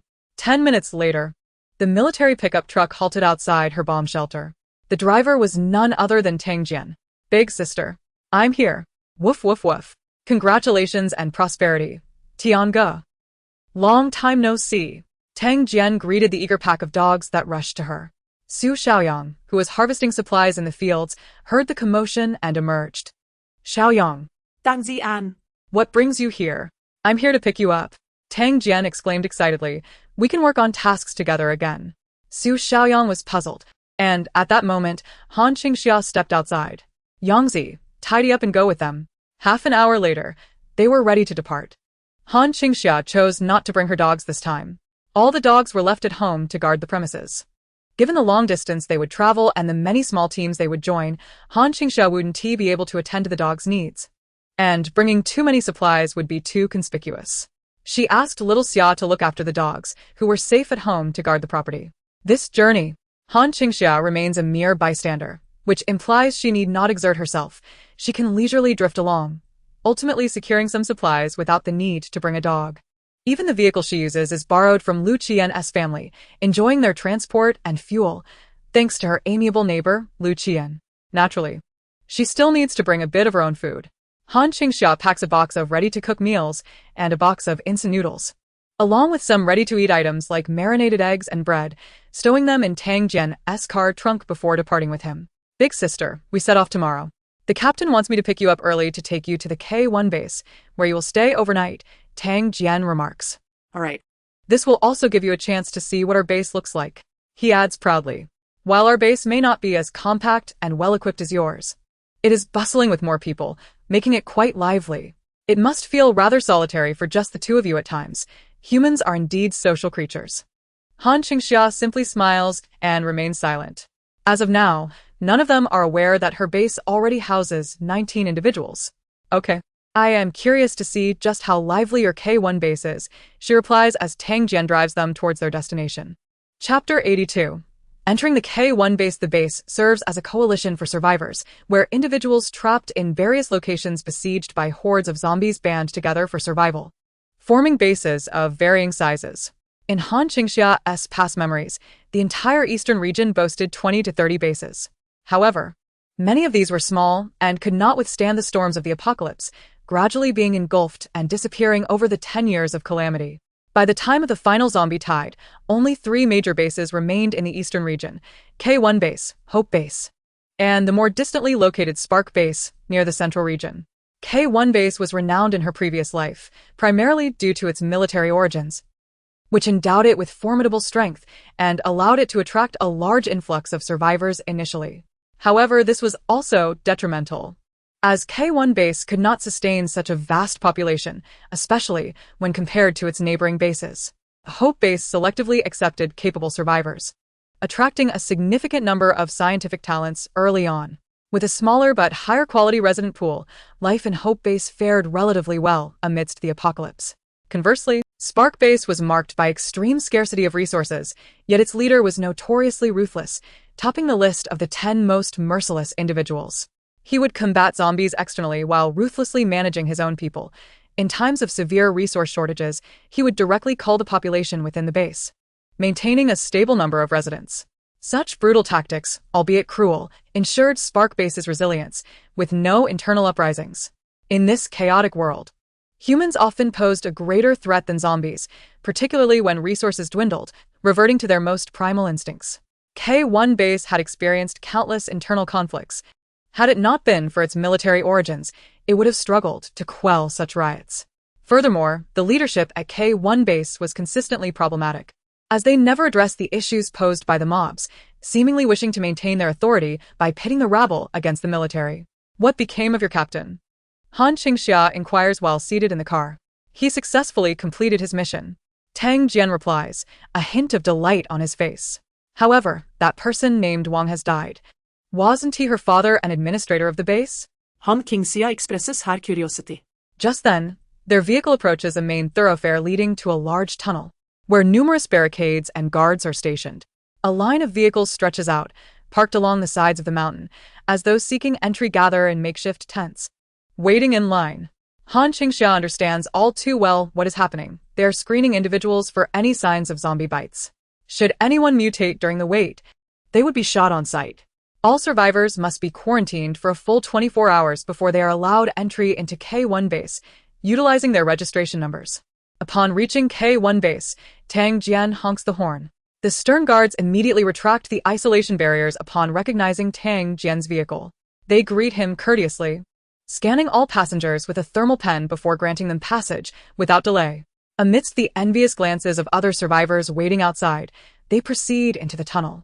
As they drive through, Tang Jian turns to Han Qingxia, pride radiating from him. Our captain is now the deputy administrator of the base. Han Qingxia's eyes widen in surprise. Big sister, let me share a secret. Our captain's grandfather is a high-ranking military officer. After our last return, the officer met with our captain and, following a 30-minute conference, appointed him as the deputy administrator. He now oversees the base's production and daily life, while everything else is managed by our captain. Han Qingxia pauses, then bursts into laughter. Incredible. I didn't foresee that my unintentional rescue would directly alter the dynamics of K1 Base. It seems in her past life, Lu Qian and his group had fallen victim to Wang Mengwei's machinations, severing the military's continuity. With Wang Mengwei as father controlling the management through the machinery she brought back, the military was powerless to intervene. However, this time, Wang Mengwei is dead, and Lu Qian returns with machinery, harboring both old grievances and new enmities. Wang Mengwei's father possesses no strength to resist. He is effectively sidelined. What a loss, both of a daughter and of power, she muses. At this rate, he cannot maintain his nominal authority for long. Lu Qian and his cohort will become the true managers of K1 Base. Han Qingxia realizes she has inadvertently dealt a severe blow to the Wang family.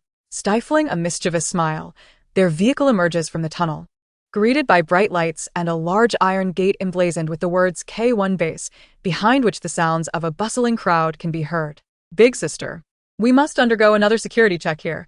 Let us step out, Tang Jian instructs.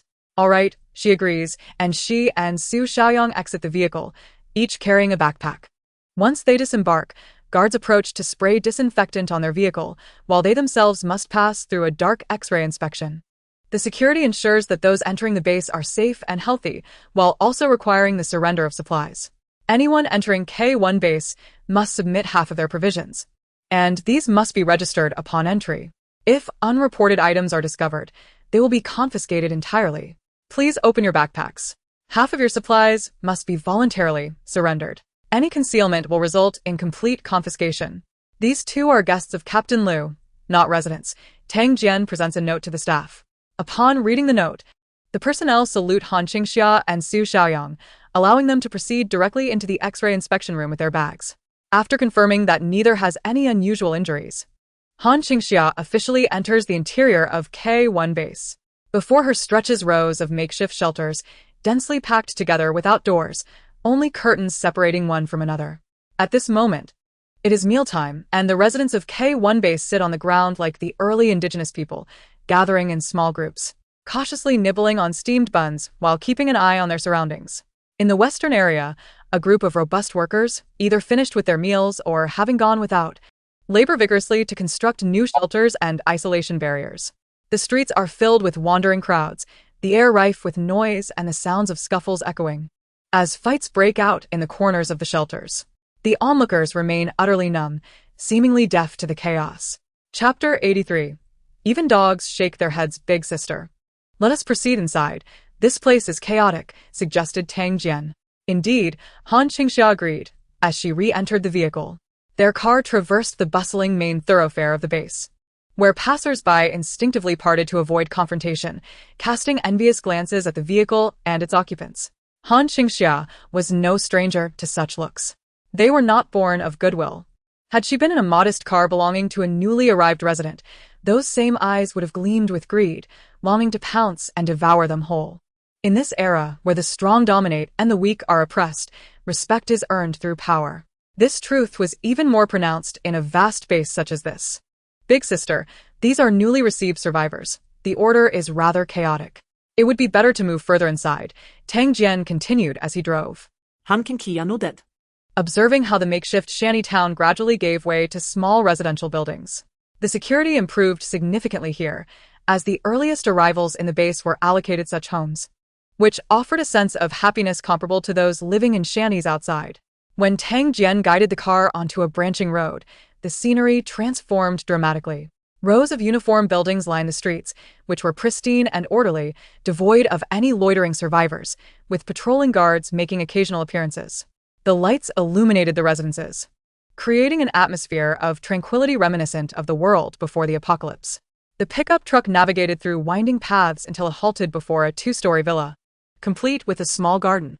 Boss, this is our captain's residence, Su Xiaoyang explained to Han Qingxia. Han Qingxia nodded as a man in casual attire emerged from the house. Without his combat uniform, Lu Qian appeared considerably more refined. Miss Han, he greeted. Welcome to K1 base. Thank you, Captain Lu. Your base is impressive, crowded and lively. It is quite astonishing to see. It is evident that you manage it well. Han Qingxia responded with an air of politeness, engaging in a round of mutual flattery. Surprised by her praise, Lu Qian quickly composed himself and earnestly proposed, if you are interested, Miss Han, you might consider joining our K1 base. I could offer you a prominent position. We need talents like you. Han Qingxia waved her hand dismissively. I was merely being polite. Do not take it to heart. Thank you for your kindness. Lu Qian replied, reflecting on how anyone who had seen Han Qingxia's self-sufficient, fortified little castle would understand why she would not join another base. Have you eaten? He inquired. Not yet. Has your household had their meal? We arrived on empty stomachs. Surely you can treat us to something nice, she responded unapologetically. Allow me to take you to the cafeteria, Lu Qian offered. Along the way, he briefly introduced Han Qingxia to K1 base. Situated in a core area surrounded by hills, the main access was through a tunnel, ensuring high security. However, the scarcity of arable land posed challenges for food production, and as more individuals joined, the base faced a severe food shortage. Currently, a unified food management system was in place, where everyone could collect 2 buns and a bowl of vegetable soup from the communal cafeteria each day. If they desired something different, the base encouraged them to forage for supplies, with half of what they gathered being surrendered to the base, while they could keep the remainder. Naturally, there were numerous job opportunities for residents within the base, and participation in its development would yield additional points, which could be exchanged for food at the cafeteria. A day's labor from an adult male could earn them 1 point, enough to redeem a bun. Under these strained material conditions, K1 base operated on a tight budget. Han Qingxia accompanied Lu Qian to the second cafeteria of their base. The first was designated for the general populace, while the second served the military personnel and administrators. Beep. Beep, beep, Lu Qian's identity card was swiped 3 times at the cafeteria's machine. The first swipe was complimentary, while the latter 2 deducted points, 3 points each. Soon, 3 buns and a hot bowl of soup were prepared. The buns were made of whole grains, and the soup contained cabbage and meatballs. It was evident that even this rudimentary fare surpassed what was available at the first cafeteria. It was a dedicated service. Miss Han, our conditions are somewhat lacking. Please bear with us, Lu Qian remarked. Han Qingxia, eyeing the modest meal, responded, have you not been promoted? You still eat this along with everyone else? Indeed. Lu Qian replied, offering her his portion, which contained extra meatballs as a gesture of hospitality. Taking a deep breath, Han Qingxia suggested, perhaps you and your team should join my base. The conditions here are so dire that even my dog would shake its head in disapproval. Lu Qian chuckled, while Han Qingxia nibbled on half a bun, treating it as a meal from him. She found the flavorless soup and subpar meatballs unpalatable, choosing to let Su Xiaoyang consume them. After all, when it came to good things, Han Qingxia prioritized her own people.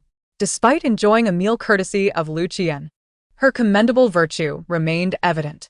Su Xiaoyang was not picky. He simply ate. After finishing their meal, Lu Qian noticed Han Qingxia had barely touched her food. "Shall I take you for a stroll through our marketplace afterwards?" "That sounds wonderful," Han Qingxia replied, eager to learn more about the famed K1 base. Upon exiting the cafeteria, she asked, "How many teams do you have in total?" "There should be 7 teams," he answered. "Are the missions truly devoid of danger?" The grain storage areas are vast and sparsely populated, yet the main thoroughfare outside is fraught with zombies. "We must work together. When the time comes, you will accompany us deeper into the fray, where the risks should be minimal." Han Qingxia nodded in understanding. They soon arrived at the marketplace of K1 Base, a vibrant street where residents set up stalls to trade goods.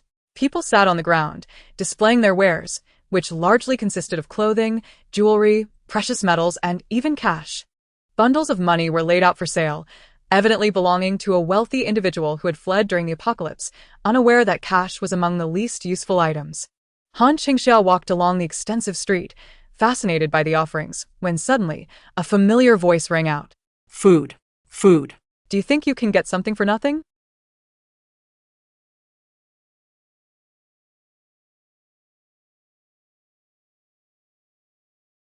Come quickly. All succeeded more than Chapter 84, Average, and Matured Faster. The fate of the Han family. A middle-aged man's voice echoed from ahead. Han Qingxia saw a robust man emerging from a small shack. His pants held up awkwardly. He was quickly surrounded by a middle-aged man with a limp and a disheveled old woman, both clinging to him. Shortly after,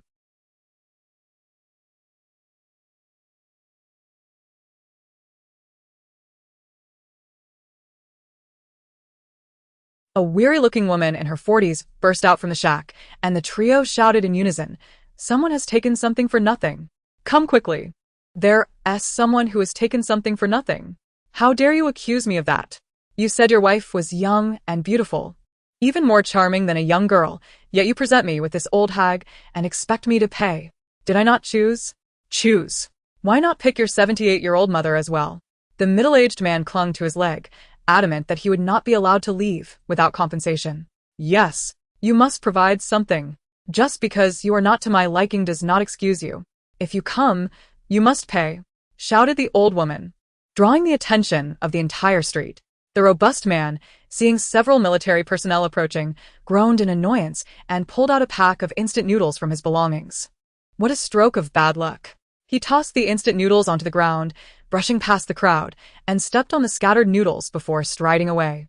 The 3 individuals immediately lunged at the remnants like rabid dogs, scrambling to collect the crushed noodles. "Get away. I earned this." No stealing. "Wife, you can still earn more. Just let me and Mom eat first. We haven't had anything today, we're starving." "Yes, dear daughter-in-law, you're the best. Mom hasn't eaten all day." Oh. "You lot."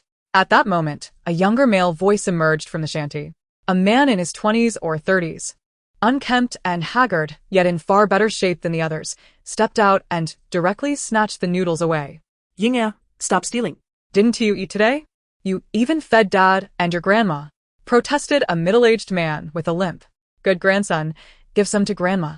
She is starving." "Get lost, you useless lot. You don't deserve to eat." The young man kicked them aside. "Mom, you shouldn't keep company with these 2 useless people. They're nothing but a burden. One is a useless old fool, and the other can't even complete base tasks due to his limp. Why are you still with them?" Yes, you're right, son." The middle-aged woman felt this made perfect sense, her eyes fixated on the package of noodles in the young man's hand. "We are forever a family. Mom. From now on, just the 2 of us will live independently. No more associating with these 2 useless individuals." "You're absolutely right. Now that you're doing well, let us cast aside these 2 burdens." The middle-aged woman followed Han Ing as they departed. At that moment, the limping middle-aged man dashed toward the young man in a frenzy. "Son, I am your father. How can you abandon me?" Have you forgotten that I carried you out and cared for you until you recovered? You cannot just forget your father now that you're well. Yes. I am your grandmother. I've taken care of you since you were little. How can you abandon me? Get lost, you worthless trash. May you both perish. Han Qingxia kicked both of them violently. This chaotic group was indeed Han Qingxia's family. Han Qingxia was incredibly fortunate. After Han Qingxia had deceived him into the hospital and confiscated his phone and ID, he was miraculously found by his loving parents. When they located him, the zombie virus had just erupted. Sensing the danger, his father carried the unconscious Han Qingxia, along with his wife and hospitalized mother, into hiding. Their family was extraordinarily fortunate, managing to escape into the hospital's herbal medicine room, locking the door behind them and refusing to open it for anyone seeking help, thereby surviving the initial phase of the apocalypse. Oddly enough, due to their daily consumption of herbal medicine as their sustenance, they managed to restore Han Qingxia, who had nearly become a vegetable. Although they missed the first wave of rescue, they eventually encountered a survivor team searching for supplies. They clung to this group and ultimately reached the K1 base. Fortune continued to favor them. However, throughout their lives, without Han Qingxia's protection and guidance, they endured great hardships, often going without food and surviving only on dry herbs, while water was collected from rain through an open window. Since the apocalypse began, they had not enjoyed a proper meal. During their escape, no one protected them. Everyone bore scars and suffered greatly. Han Qingxia's father even broke a leg, becoming incapacitated. After arriving at the base, lacking the advantages of their previous lives, they were forced to reside in the Shanty district. Han Qingxia's father and grandmother were without any labor capabilities, while Han Qingxia lay at home doing nothing, consuming more than his share, having to snatch food from his two elderly relatives. The only one able to earn food was Han Qingxia's mother. Now, as Han Qingxia's health gradually improved, he resolutely declared his intention to take his mother away, completely severing ties with his father and grandmother. Qingxia, you cannot treat us this way. Can't you see how we've treated you? Your father worked hard in the city to provide you with a good life, bearing humiliation and hardship. Have you forgotten? We are your family. You cannot abandon us. Family? You worthless fools. If it weren't for your incompetence, would I be living such a miserable life? You couldn't even secure a house before the apocalypse. Because of you, my wife had a miscarriage and left me. I've been stuck in this miserable existence, unable to even have a decent meal. You're the kind of trash I'm supposed to call family? Justi. Han Qingxia kicked them with force.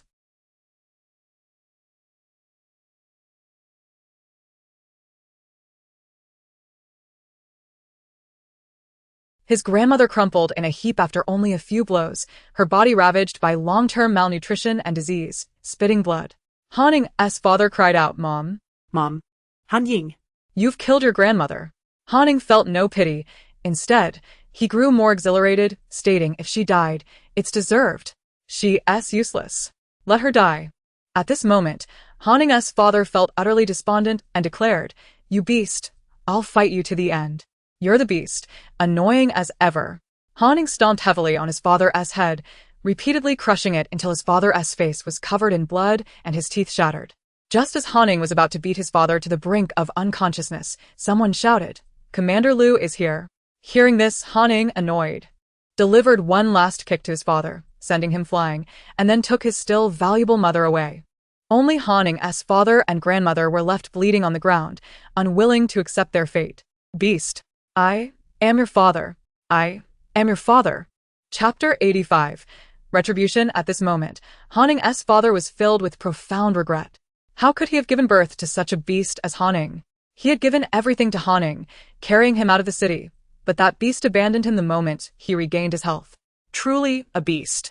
Suddenly, it recalled Han Qingxia. If only his daughter were here, if only Han Qingxia were here. Though rebellious, he knew she was a deeply emotional person. He was a Phoenix man from a remote village, having half joined his family in the city, and before marrying Han Qingxia's mother, he had already held a banquet and married in his hometown, even fathering a son. He had rarely returned home during Han Qingxia's childhood. Her mother never complained, but Han Qingxia would always shout at him. Later, he brought his mother from the countryside, and when his mother bullied Han Qingxia's mother, the 5-year-old Han Qingxia, like a little wolf cub, pounced and bit. She didn't let go until she drew blood from her grandmother. Having grown up without a father, Han Qingxia was determined to protect her home, to protect her mother. Han Qingxia's father was well aware of Han Qingxia's character. Once she had someone marked in her heart, she would not allow anyone to harm them. If his daughter were still here, they certainly wouldn't have ended up like this. She would go to any lengths to protect him. At this moment, Han Qingxia's father was filled with immense regret. Just then, on the verge of death, he suddenly spotted a familiar figure among the approaching crowd. Amidst a group of base guards, a young girl was surrounded by them. Dressed in sharp combat attire, her high ponytail swaying. The newly appointed base manager, Lu Qian, accompanied her. She stood tall in high combat boots, looking down from her elevated position, belonging to an entirely different world than his. Han Qingxia struggled to look up, but he was lifted and carried back to his housing. Lu Qian spoke coldly. He was quickly lifted and turned around, departing with his mother in the opposite direction. He kept glancing toward the girl accompanied by Lu Qian, but all he saw was her retreating figure, striding confidently among the crowd. She was an unattainable moon. The overwhelming sense of social disparity made him doubt whether that truly was his daughter, Han Qingxia. She had always been seen as nothing more than a mere blood bag, a girl named Han Qingxia, overlooked and deemed utterly useless.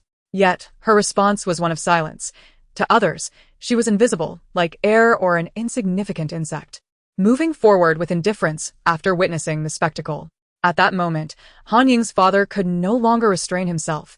He cried out loudly in despair. Lu Qian, noticing the commotion, turned to Han Qingxia and asked, "Do you know them?" She shrugged, unfazed, replying no. Upon hearing this, Lu Qian waved his hand, instructing someone to take her back immediately. Han Qingxia's father, unworthy of even touching her, was unceremoniously dragged away. Yet, he was certain, it was indeed Han Qingxia. She was so formidable. However, she did not recognize him at all. He deserved this fate. Filled with regret, Han Qingxia's father wished he could slap himself had he treated Han Qingxia a bit better. Had he chosen her, he would not have met such a dismal end. He had truly lost a treasure. He was carried away without ceremony. Captain Lu, how does your base handle such matters? Han Qingxia inquired. Internal management is not my domain, but if a life is lost, the perpetrator must face death. Han Qingxia smiled upon hearing this. Who would have thought? The wheel of justice turns indeed. In this time of scarcity, especially concerning medical resources, both Han Qingxia's father and his mother, already plagued with ailments, would surely not survive their current condition. It was unexpected that their final fate would see them beaten to death and discarded by their own cherished son. Their family was tightly bound together. A true cycle of cause and effect, retribution served cold. Indeed, Han Qingxia, with her altruistic heart, could not stand such injustice. Captain Lu, why do you not hurry and apprehend those responsible? Those two just now. How pitiful. They surely have little time left. You should detain them now. Keep them together, so that in the event of an unforeseen circumstance, the victims may have their justice. It would be unacceptable to capture them later when it was too late, allowing the victims to perish unjustly. Lu Qian found her reasoning sound, deciding to bring the assailants to the victims' quarters. Should the victims succumb, the perpetrators would face immediate execution. Yes. In her pursuit of justice for the victims, Han Qingxia felt remarkably virtuous, convinced that no one could be more compassionate than herself. While others might turn a blind eye or even take advantage of such situations, she stood ready to champion justice. How benevolent she was! Han Qingxia was moved by her own kindness. From now on, should anyone claim she was not a good person, she would vehemently disagree. After a stroll through the market, Han Qingxia had gained profound insights into the K1 base. If one were to encapsulate it in a single word, it would be disastrous. Were it not for the military's oversight, the base would have crumbled under its flawed management long ago. The unregulated influx of refugees, combined with the dire scarcity of internal resources, left many idle, with limited job opportunities. Without the soldiers tirelessly scavenging for supplies, this place would have collapsed entirely. The root issue was the severe lack of resources. No wonder he was so intent on traveling far to the supply depot. Miss Han, we depart at dawn tomorrow. Make sure to rest well, Lu Qian instructed. All right, she replied. He settled her in a vacant room in his villa, with Su Xiaoyang next door. Just as he was about to close the door, he called out to her, "By the way, I noticed you didn't eat much for dinner.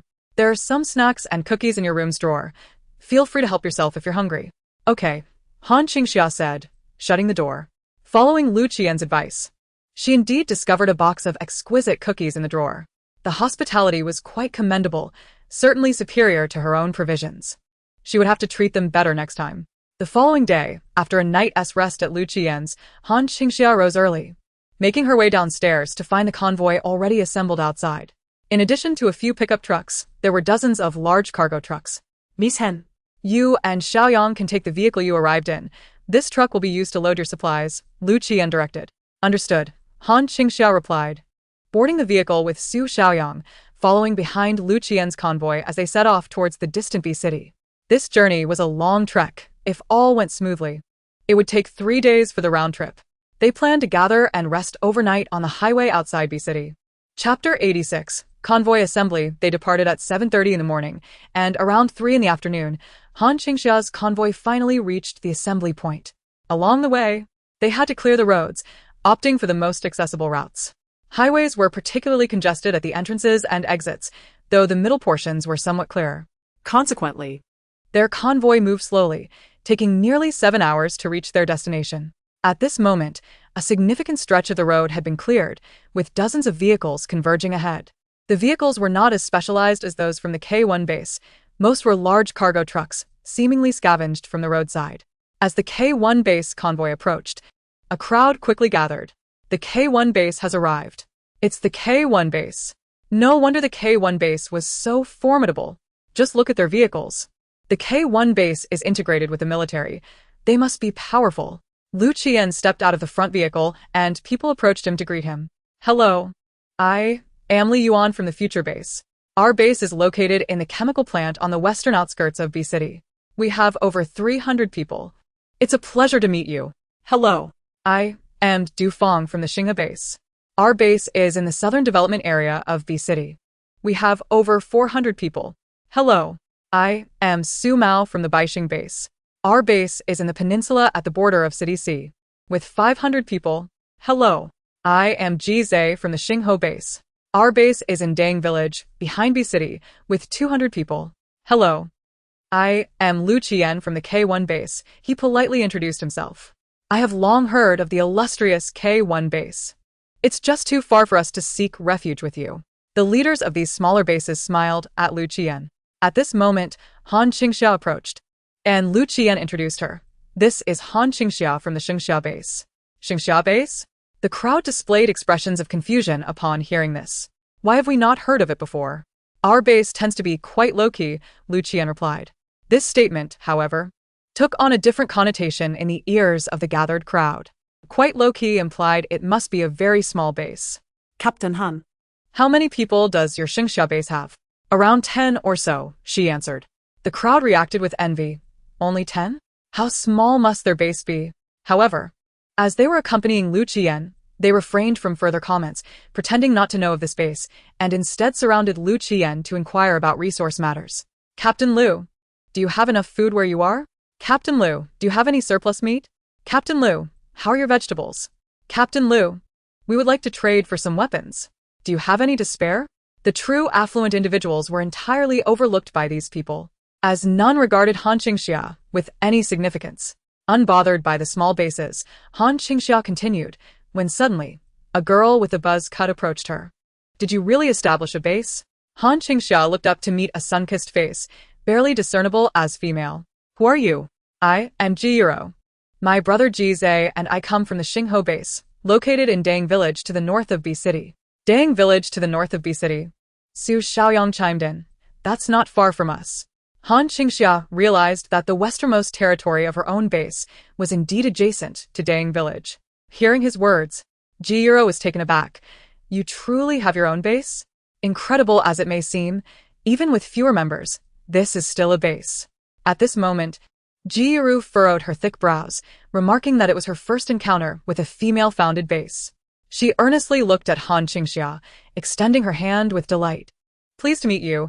I am Ji Yuro, a fire element ability user. Han Qingxia glanced at the offered hand, replying, Han Qingxia, water element. She grasped Ji Yuru's hand, warm like flames. Just then, a rumbling sound of a convoy approached from behind them. Another fleet of vehicles arrived. It was the Hope base. Thank you all for your support. How heartwarming. A bonus chapter from Dubai. Chapter 87. Hope Base. The convoy of Hope Base was entirely clad in white, resembling a professional corporate team. This was no mere illusion. As one of the three major bases, Hope Base initially attracted a large number of researchers, all hailing from a colossal monopolistic tech research company, Dawn Group. Dawn Group is a massive semi-state-owned enterprise, boasting over 20 research institutes across diverse fields, including pharmaceuticals, medical hardware, life engineering, and even military defense studies. Before the apocalypse, Dawn Group was the largest enterprise in City B.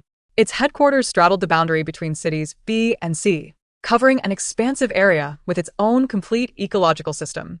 Prior to the outbreak of the zombie virus, the company employed over 100,000 individuals, all with at least a master's degree, making it a true gathering of elites. After the initial crisis of the zombie outbreak, the survivors from Dawn Group, utilizing the resources within the park, cleared out zombies, rebuilt their stronghold, and established a large base. Dawn Group was subsequently renamed Hope Base, boasting a survivor count exceeding 1,000. However, their admission criteria were exceptionally stringent. They did not accept ordinary individuals, only the highest quality personnel. To them, accepting ordinary people was a waste of resources. In times of scarcity, both ordinary and elite individuals consumed the same resources. So why would they burden themselves with those who could only be liabilities, contributing little? In Han Qingxia's recollection, the most prominent impression of Hope Base was its extreme rigor and coldness, particularly its manager, Qi Sang, notorious for being one of the top 10 ruthless figures. Often referred to as a robot with a heartbeat, he famously stated that every life has a price. In his eyes, individuals were akin to commodities, calculable by their age, health, abilities, consumption, and output, determining the wealth value they could generate throughout their lives. This was the price of their lives. To such a ruthless person, anyone whose value fell below his standards was deemed worthless. For these top-tier elite individuals, all decisions were derived from precise numerical calculations, with every choice aimed at maximizing profit. Including this joint operation, the white convoy halted before them, comprising 5 vehicles from which emerged 7 individuals clad in white uniforms, 5 men and 2 women. Leading them was a young man in his 20s, closely followed by the other 6. The Hope Base had arrived. Surely, their manager Qi Sang was among them. That must be him. The 4 small base leaders who had just been surrounding Lu Qian approached Qi Sang with renewed enthusiasm. My brother is so dull. Han Qingxia heard Ji Yuru's voice beside her. She looked up at her. Ji Yuru raised her head dismissively, saying, instead of wasting time flattering others, wouldn't it be better to hunt zombies and gather more supplies? Han Qingxia chuckled lightly, gesturing for Ji Yuru to sit beside her on the highway guardrail. How many people does your base have? Han Qingxia inquired, pulling a handful of sunflower seeds from her versatile pocket. Ji Yuru hesitated for a moment before declining. No. We have over 200 people. They are all villagers from our village and nearby. Han Qingxia munched on the seeds herself, asking, what is the demographic ratio? Ji Yuru frowned tightly. Our village has many elderly. As you know, the rural population now consists predominantly of the elderly. There are fewer than 50 young people like my brother and me. Han Qingxia found this amusing, spitting out sunflower seed shells. Then your brother must hurry to find a strong ally. If he waits too long, he might end up with nothing. Ji Yuru felt a twinge of frustration before shaking her head firmly. No, in my view, we cannot rely on anyone. In this apocalypse, we must depend on ourselves. Amused, Han Qingxia laughed, offering her the seeds again. Let us share. I enjoy listening to you. Ji Yuru replied, I don't know how to talk. No one in my family has ever liked listening to me. I like it. Keep talking, consider it my way of inviting you to chat, Han Qingxia encouraged. After a moment of hesitation, Ji Yuru accepted the caramelized seeds. All right then. Since the apocalypse began, I haven't spoken to anyone.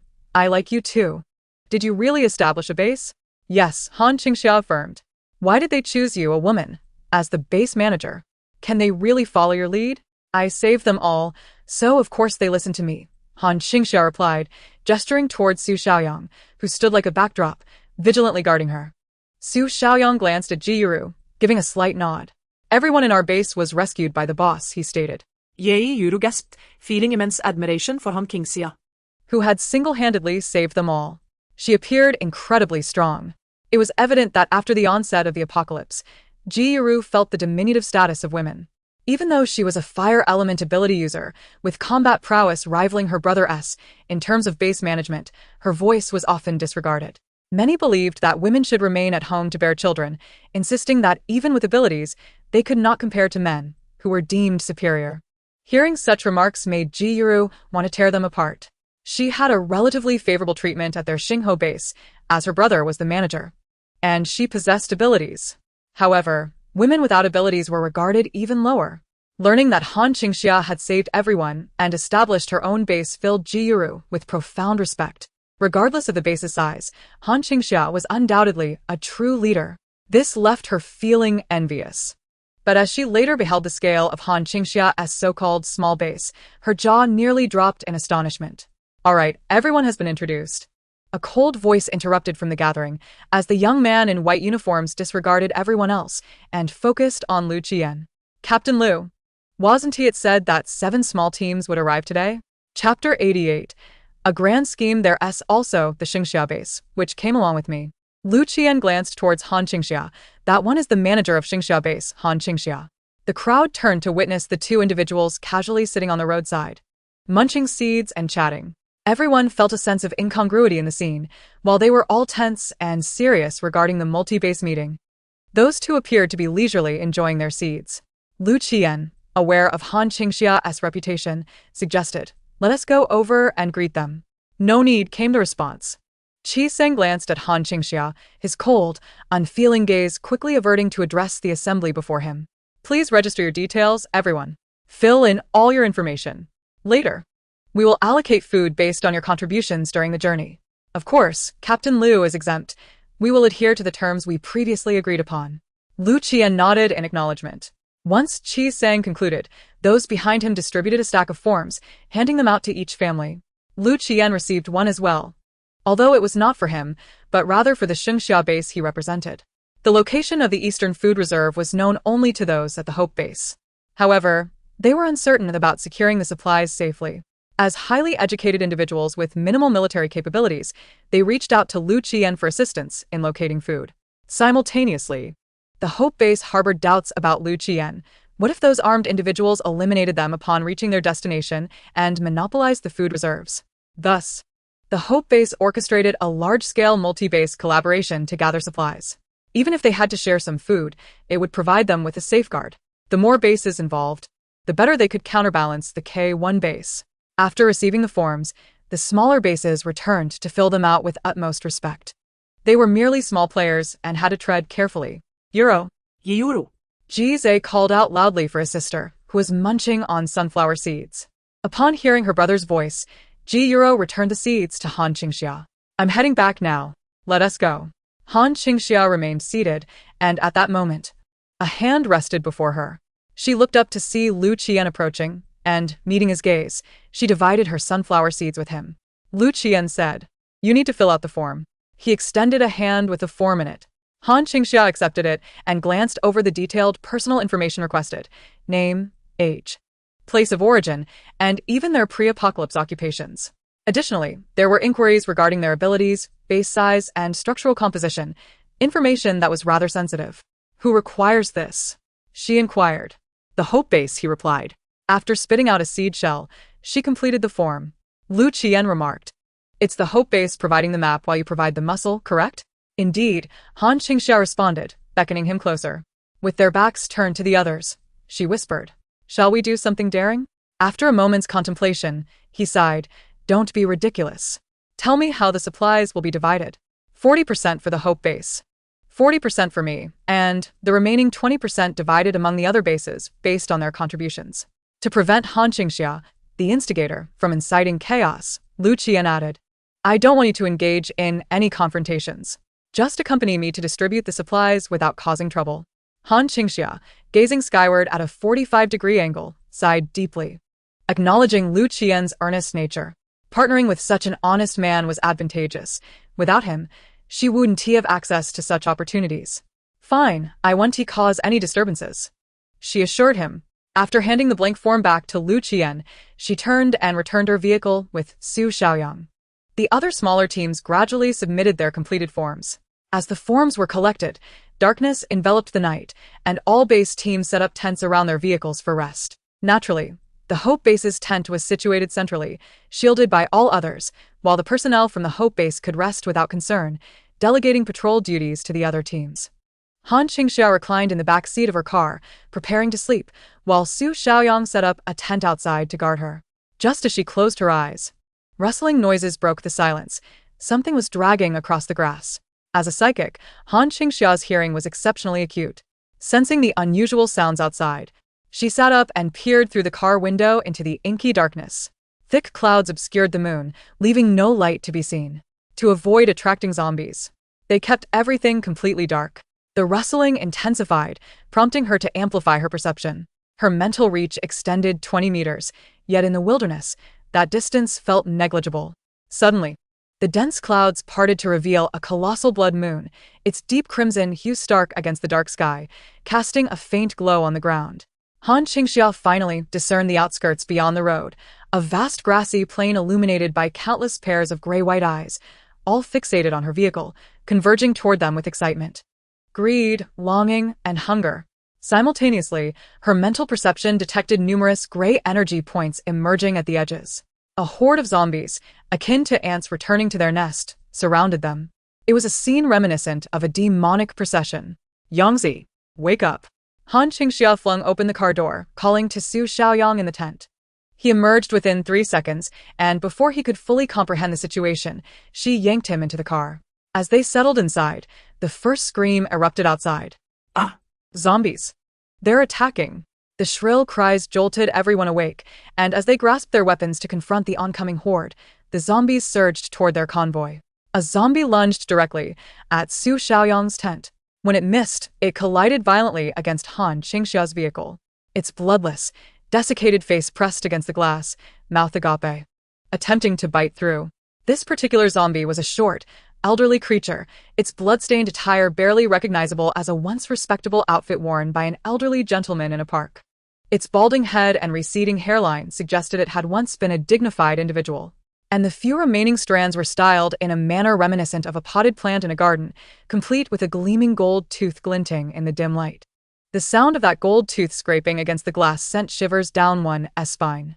A thick stream of dark, viscous blood splattered across the window as the elderly zombie frantically clawed and pounded against the glass.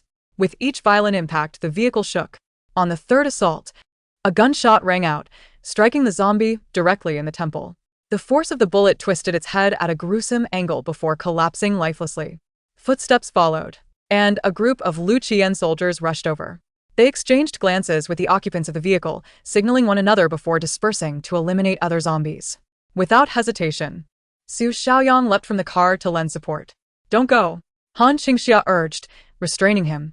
She leisurely searched for a vantage point within the car, producing a bag of sunflower seeds from her pocket, resuming her snacking, confident in their ability to handle the situation. Su Xiaoyang observed the relentless tide of zombies surging towards them from outside. The convoy had gathered closely, and aside from Han Qingxia and those from the Hope Base, no one remained in their vehicles. All others had emerged to partake in this nocturnal defense. The scene was a chaotic amalgamation of fire and blood.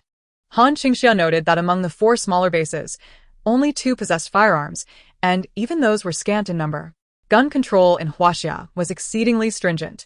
Even in this apocalyptic scenario, the firearms in circulation were still quite limited. The primary firepower support was reliant on Base K1, where Lu Qian's men were armed with heavy weaponry, all warriors brandishing their guns at the forefront, unleashing a cacophony of gunfire. The other 4 small bases lacked such formidable firepower, yet they exerted all their might. Elemental ability users unleashed their powers, sending fireballs, water spheres, and metallic orbs soaring through the air. Strength-type ability users wielded machetes, baseball bats, and all manner of cold weapons, transforming into berserk warriors engaging in close combat. A few individuals devoid of any abilities did their utmost to assist within the defensive line, wielding weapons as best they could. The battle raged fiercely.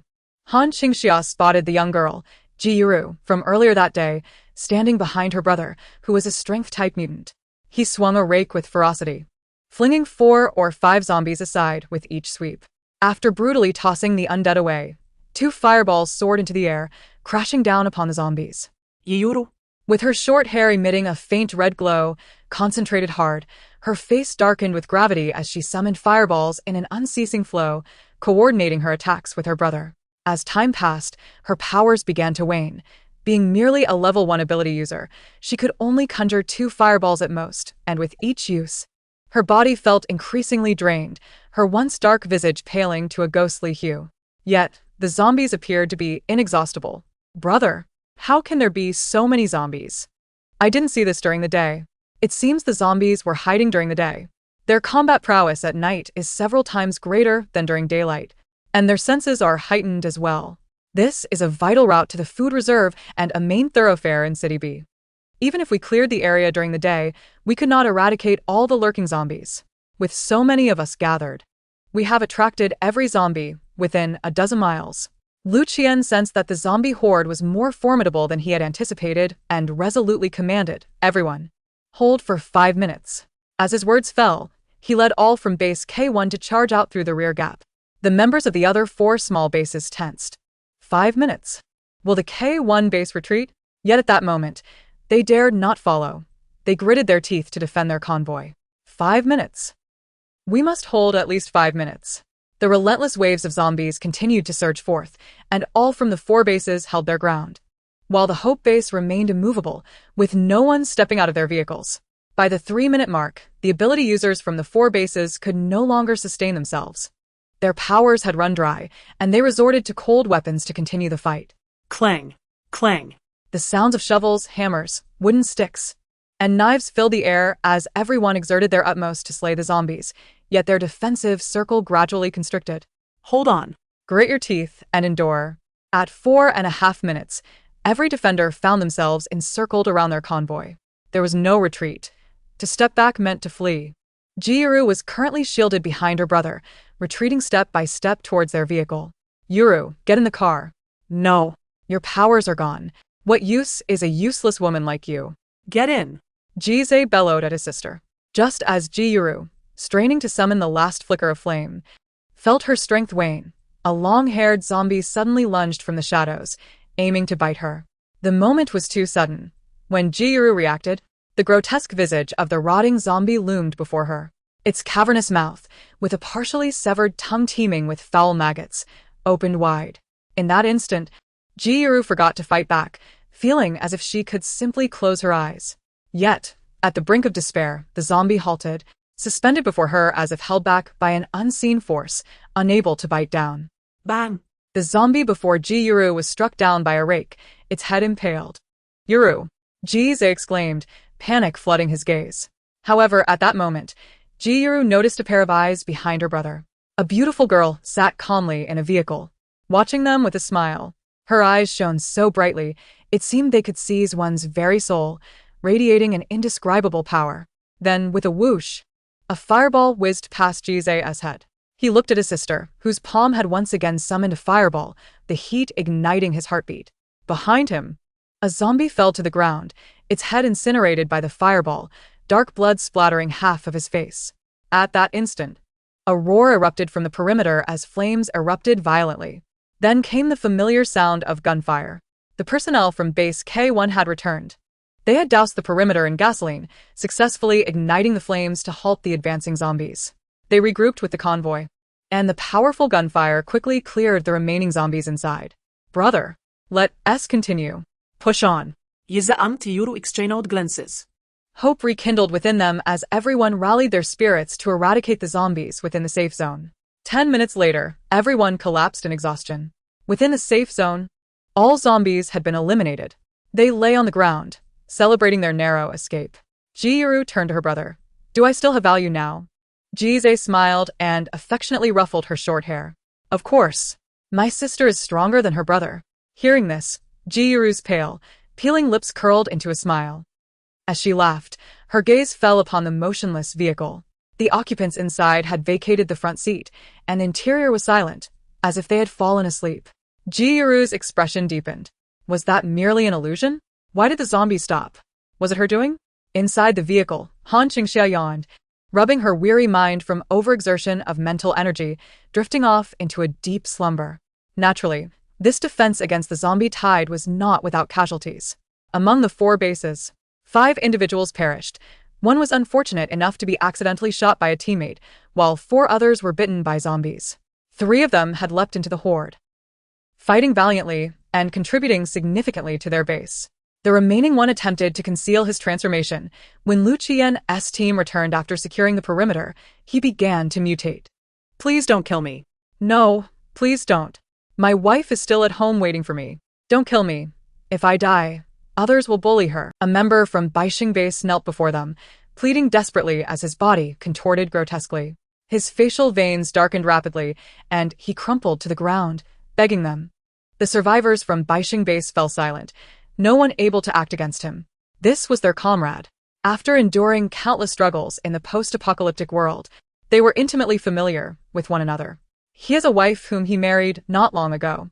After years of long-distance love, they finally achieved their union just before the end of the world. During his mission, his wife tearfully begged him not to go. He reassured her that if he undertook this task, they would have ample supplies at home, allowing them to remain indoors for an extended period, enabling him to be by her side every day. Please, I love you so much, he implored. Suddenly, a cold gunshot rang out.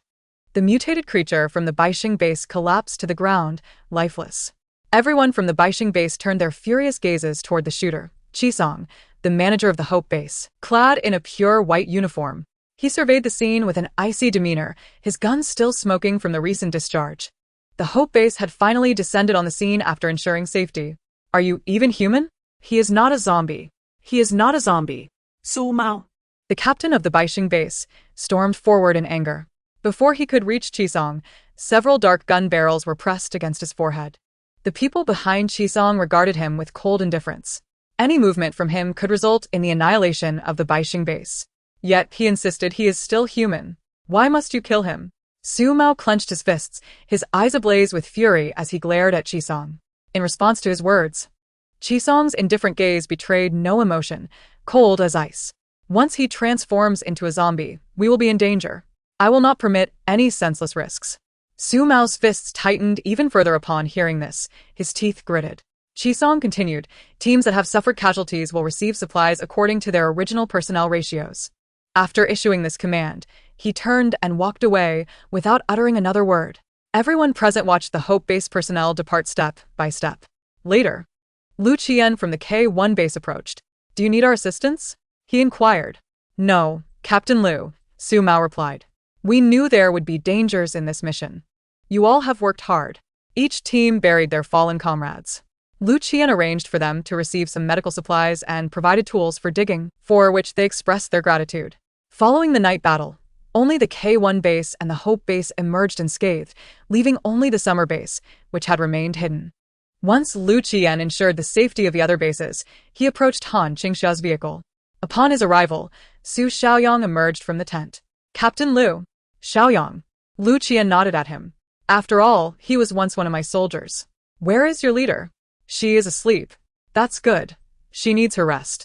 I instructed her not to engage, merely providing her with supplies as a return for past favors. You should rest as well. We have to set off tomorrow. Su Xiaoyang watched Lu Qian depart, responding, Yes, Captain Lu. The following day, as the sun rose, the outdoor zombies dwindled significantly. The massive horde from the previous night had been cleared. Lu Qian had worked tirelessly through the night, yet they had not returned empty-handed. Over 1,000 crystal cores were collected, a bounty for each base. The teams that participated in the battle were now busy digging for crystal cores. Han Qingxia woke feeling refreshed. Pleasantly surprised to find that after exhausting her mental energy, a night's rest had revitalized her powers.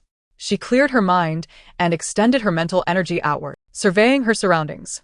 Her perceptual range seemed to have increased by a meter, allowing her to discern the abilities of surrounding supernatural beings with greater clarity.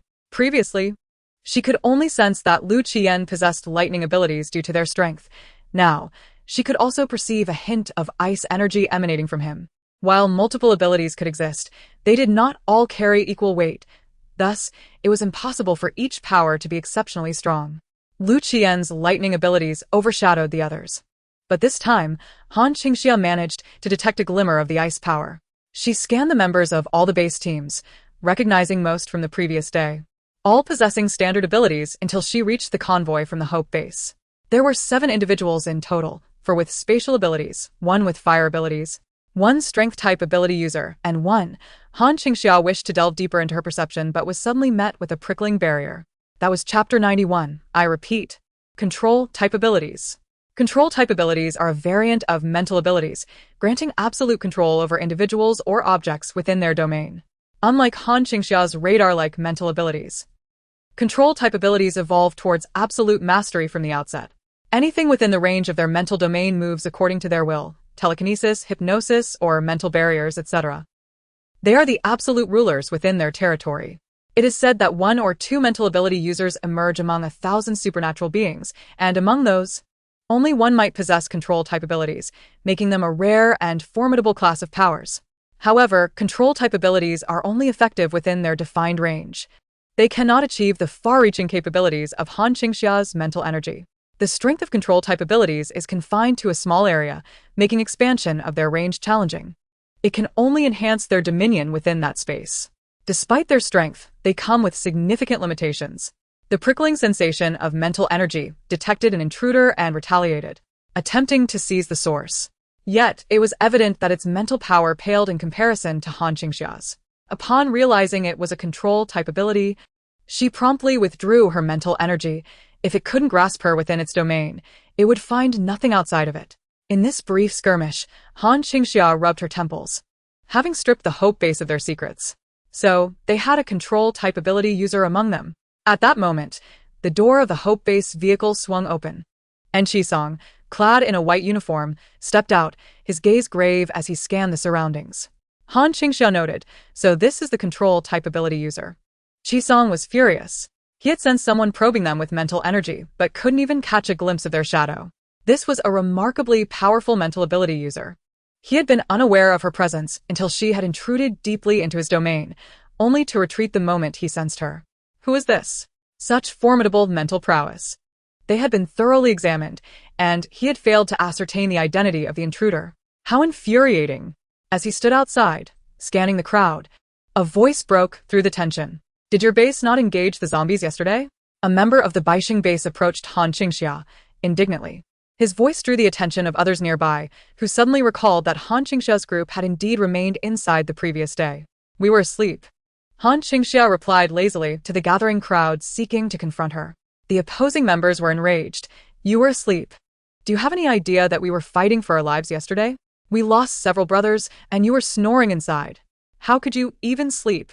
What else could we do? Han Qingxia tilted her head in response. The other party was fuming, pointing at the audacious Han Qingxia. How can you say such a thing?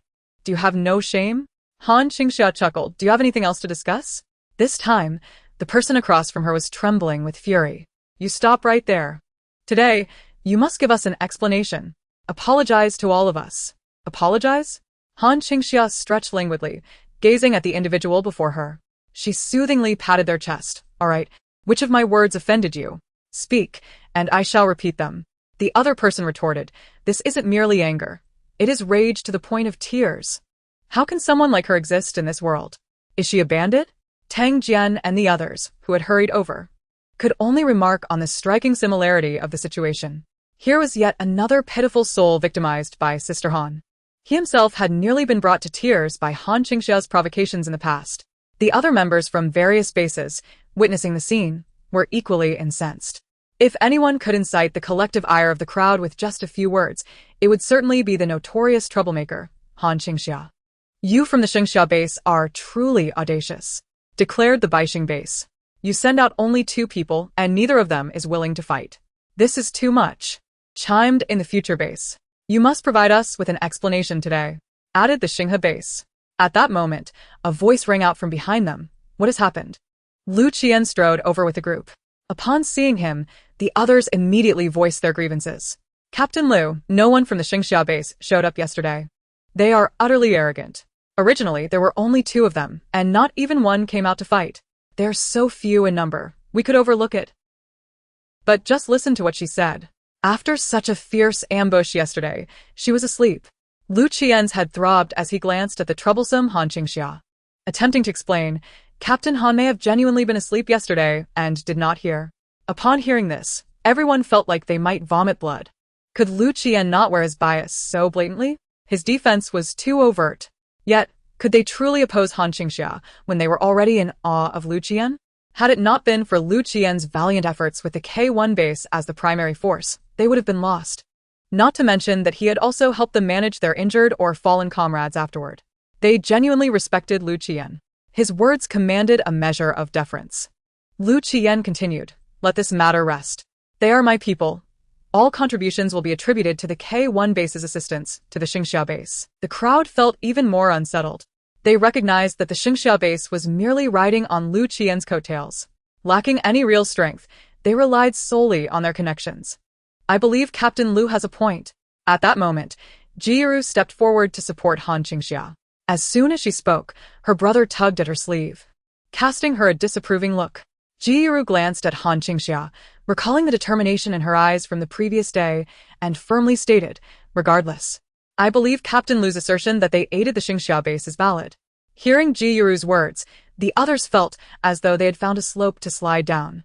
They resigned themselves. After all, Lu Qian had intervened to protect them. With Jiru's endorsement, who could possibly oppose it without seeming unreasonable? Just then, a chilling voice pierced through the crowd from behind. "I believe this matter should not be settled so easily." Qi Sang's words caused everyone to turn around. They beheld him striding towards them in a white uniform. His demeanor today was markedly different, radiating an air of absolute indifference and superiority. The members of the smaller bases felt as though a sharp pressure had been thrust upon them, compelling them to lower their heads, revealing their discomfort. The only ones seemingly immune to Qi Sang's imposing presence were Lu Qian and Han Qingxia. Han Qingxia languidly observed the approaching figure. Sensing a myriad of mental energies emanating from within a 2-meter radius of Qi Sang, imbued with acute perceptiveness. Although control-type abilities are formidable within their domains, they lack the capacity to discern the nature of other abilities. Qi Sang could only sense whether or not the other possessed abilities, but could not identify the specific type, especially given that Han Qingxia's mental prowess far surpassed his own. As long as she refrained from projecting her mental energy, he could not perceive it at all. Qi Sang unleashed his abilities, attempting to locate the powerful psychic among them. After surveying the area, he found no results. Instead, he was met with Lu Qian's discontented gaze. "Captain Qi, what are you up to?" Lu Qian's lack of response was due to his strength. It was not that he was unaware. He could sense Qi Sang's attack on everyone. What was this man doing? Upon hearing Lu Qian's words, Qi Sang scrutinized him closely, a look of skepticism crossing his face. After a moment, he retracted his abilities, his gaze cold and profound as he addressed the crowd. "I am contemplating Captain Lu's earlier statement. I believe that merely because you acted for them, they should not be exempt." Qi Sang turned his attention to Han Qingxia, his icy eyes devoid of any human emotion. "Our operations are based on contributions. If you do not contribute, you shall receive no resources, regardless of who brought you."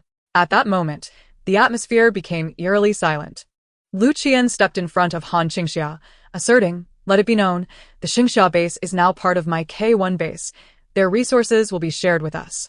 He blocked Qi Sang's gaze, and upon hearing his words, Qi Sang's eyes darkened slightly. "Since Captain Lu has stated so, I shall refrain from further comment." He turned and departed with his entourage. The members of the smaller teams found this resolution agreeable and began to disperse. As everyone left, Lu Qian turned to Han Qingxia. "Do not be upset. There is no need for explanations."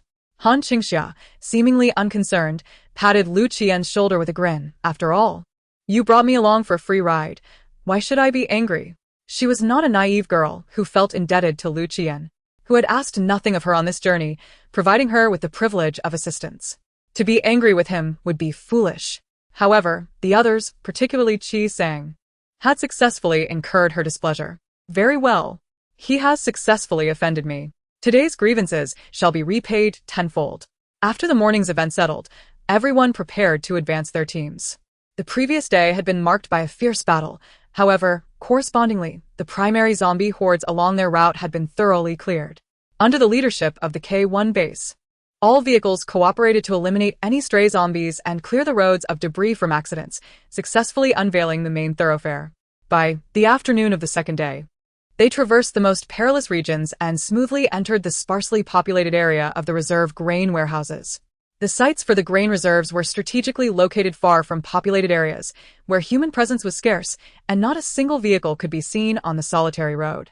They moved steadily along the flat path, and as the sun began to wane and nightfall cloaked the land, they finally beheld towering, colossal cylindrical grain silos. The National Grain Reserve, we have arrived. Upon sighting the grand silos, excitement surged through the crowd. We have arrived. We have reached the grain storage. Food. We are about to have food. A fleet of vehicles, under the K1 base's leadership, crashed through the main gates and halted before the 10 great silos. The grain reserve operated under pure mechanization, with only 10 workers overseeing the entire facility, each responsible for one silo. Aside from them, no one else was present. We have arrived. This is our grain storage. Just how much food is here? Each silo contains 5,000 tons. With 10 silos, that amounts to 50,000 tons. Enough for all of our bases to last 100 years. We've struck gold. The legacy left behind by human civilization is remarkably rich.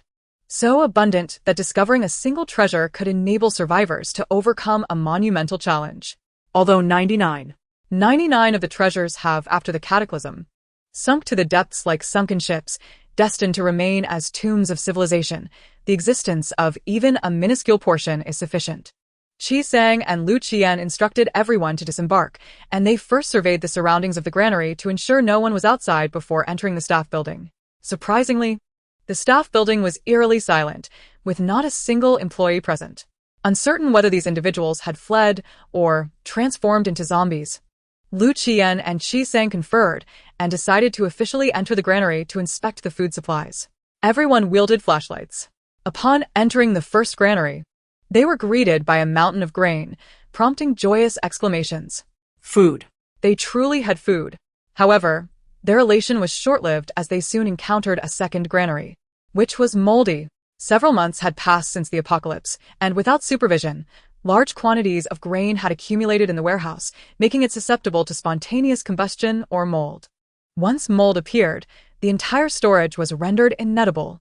The third granary was similarly affected. After inspecting all 10 enormous granaries, they discovered that more than half were moldy. One had spontaneously combusted, one was damp, and another had become a paradise for rodents, with an overwhelming infestation of large rats. In the end, only 2 granaries remained intact, the first and the last, yielding a mere 10,000 tons. While this was still substantial, they promptly prepared to begin loading the grain. I must inform you about the distribution of food. I will take 40 for myself and base K1, and the remaining individuals shall take their share according to the proportions I calculate. Is there any objection? The representatives from the 4 small bases nodded in agreement, acknowledging that, although the average portion remaining for them was around 0.5, it was still a considerable amount. Each team had 10 large trucks, which would not suffice for a single trip, necessitating 2 trips, enough to sustain their bases for several years. No objections. The 4 small bases chorused. I will allocate an additional 200 tons to you, Han Qingxia, Lu Qian stated. Chapter 93. The zombies of the granary. Lu Qian's words drew the attention of those around Han Qingxia. 200 tons. A generous gift. At this moment, the gazes of the crowd turned scornful, filled with disdain as they regarded Han Qingxia. Was it not obvious? The so-called manager of the Qingxia base was undoubtedly Lu Qian's mistress. She had been sheltered throughout, doing nothing, yet still receiving 200 tons. This woman, Sai Jiru, did you see that? Remarked a tall, lean member from Xingho base at the back, his tongue sharp. Indeed, it seems that beautiful women receive undue favor. The disparity between you and her is stark. No one is offering you any grain. Luo Hu, what nonsense are you spouting? Jiru's face darkened instantly. It was not that she was upset with Luo Hu's insult. Rather, it was his disparagement of Han Qingxia. She firmly believed that Han Qingxia was not that sort of person. Captain Ji, perhaps you should manage your sister better. If she were to enhance her appearance, she might attract a powerful benefactor, and Xingho base could prosper effortlessly. Silence. You have no right to speak about my sister. I just realized that whether before or after the apocalypse, being a woman has its perks. Luo Hu, you're courting death.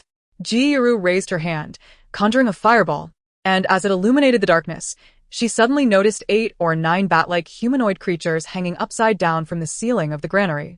In an instant, a fireball soared towards Luo Hu's head. Startled by Ji Yuru's seriousness, Luo Hu dodged, shouting, "What are you doing?" Before he could finish, he was abruptly pulled forward as a gaunt, skeletal zombie, clad in administrative garb, descended from above, dragging him into the grain pile. In an instant, the scene erupted in chaos. The grain stacks resembled a quagmire. Once one fell in, escape was nearly impossible. The more one struggled, the deeper one sank. After being dragged into the granary, Luo Hu vanished in the blink of an eye. The others, led by Qi Sang, halted in alarm, quickly turning their flashlights to discern the commotion. "There are zombies up above," Ji Yuru shouted. At that moment, as everyone looked up, swarms of zombies, resembling cockroaches, swiftly descended and landed upon the heaps of rice. Their bodies contorted in grotesque, reverse-jointed shapes, crawling along the surface of the grain storage. The only dissimilarity was their size. Considerably larger than cockroaches, each one a terrifying visage, hissing as they descended into the grain pile where Luo, who had just been dragged. Following this, piercing screams erupted from within the depths of the rice heap. Attack. The sudden turn of events startled everyone, and as they regained their composure, gunfire erupted across the scene. Lu Qian's team swiftly entered combat mode, firing at the zombies crawling atop the grain piles. However, more individuals were being dragged down. Thud, thud, thud. In the darkness, flashlights flickered chaotically. Amidst the granary passageway, numerous individuals were pulled into the rice heap. With a flash, a flare was thrown into the air, illuminating the entire area. Lu Qian's team reacted quickly, lighting up the entire zone. It was then they realized that the corridor beneath their feet was teeming with zombies. Roar. They opened their mouths wide, biting down on the wire mesh of the corridor panels. With a crunch, they tore a gaping hole in the wire. Bang, bang, bang. The gunfire echoed once more through the corridor. To their astonishment, this time the bullets appeared to have minimal effect on this batch of zombies. Their desiccated skin was as hard as steel. Bullets merely sparked upon impact, leaving only craters. Mutated zombies, with skin like copper and bones like iron. This was something none of Lu Qian's team had ever encountered before. They had previously encountered some mutated zombies, but this was the first time they faced ones with skins so tough that bullets could scarcely penetrate. Moreover, they moved with remarkable speed. "All retreat to the entrance," Lu Qian shouted. Immediately, everyone fled towards Lu Qian, running while warding off zombies from all directions. With every inch they advanced, zombies clung to the floor, gnawing at their ankles. Bang, bang, bang. The wire mesh corridor was torn apart, creating gaping holes. From both sides, zombies sporadically lunged to drag them down. As they ran, some were seized and pulled away. Once they fell, it was akin to sinking into a swamp, rapidly consumed by the grain piles. In the blink of an eye, half of their group of 60 to 70 was lost.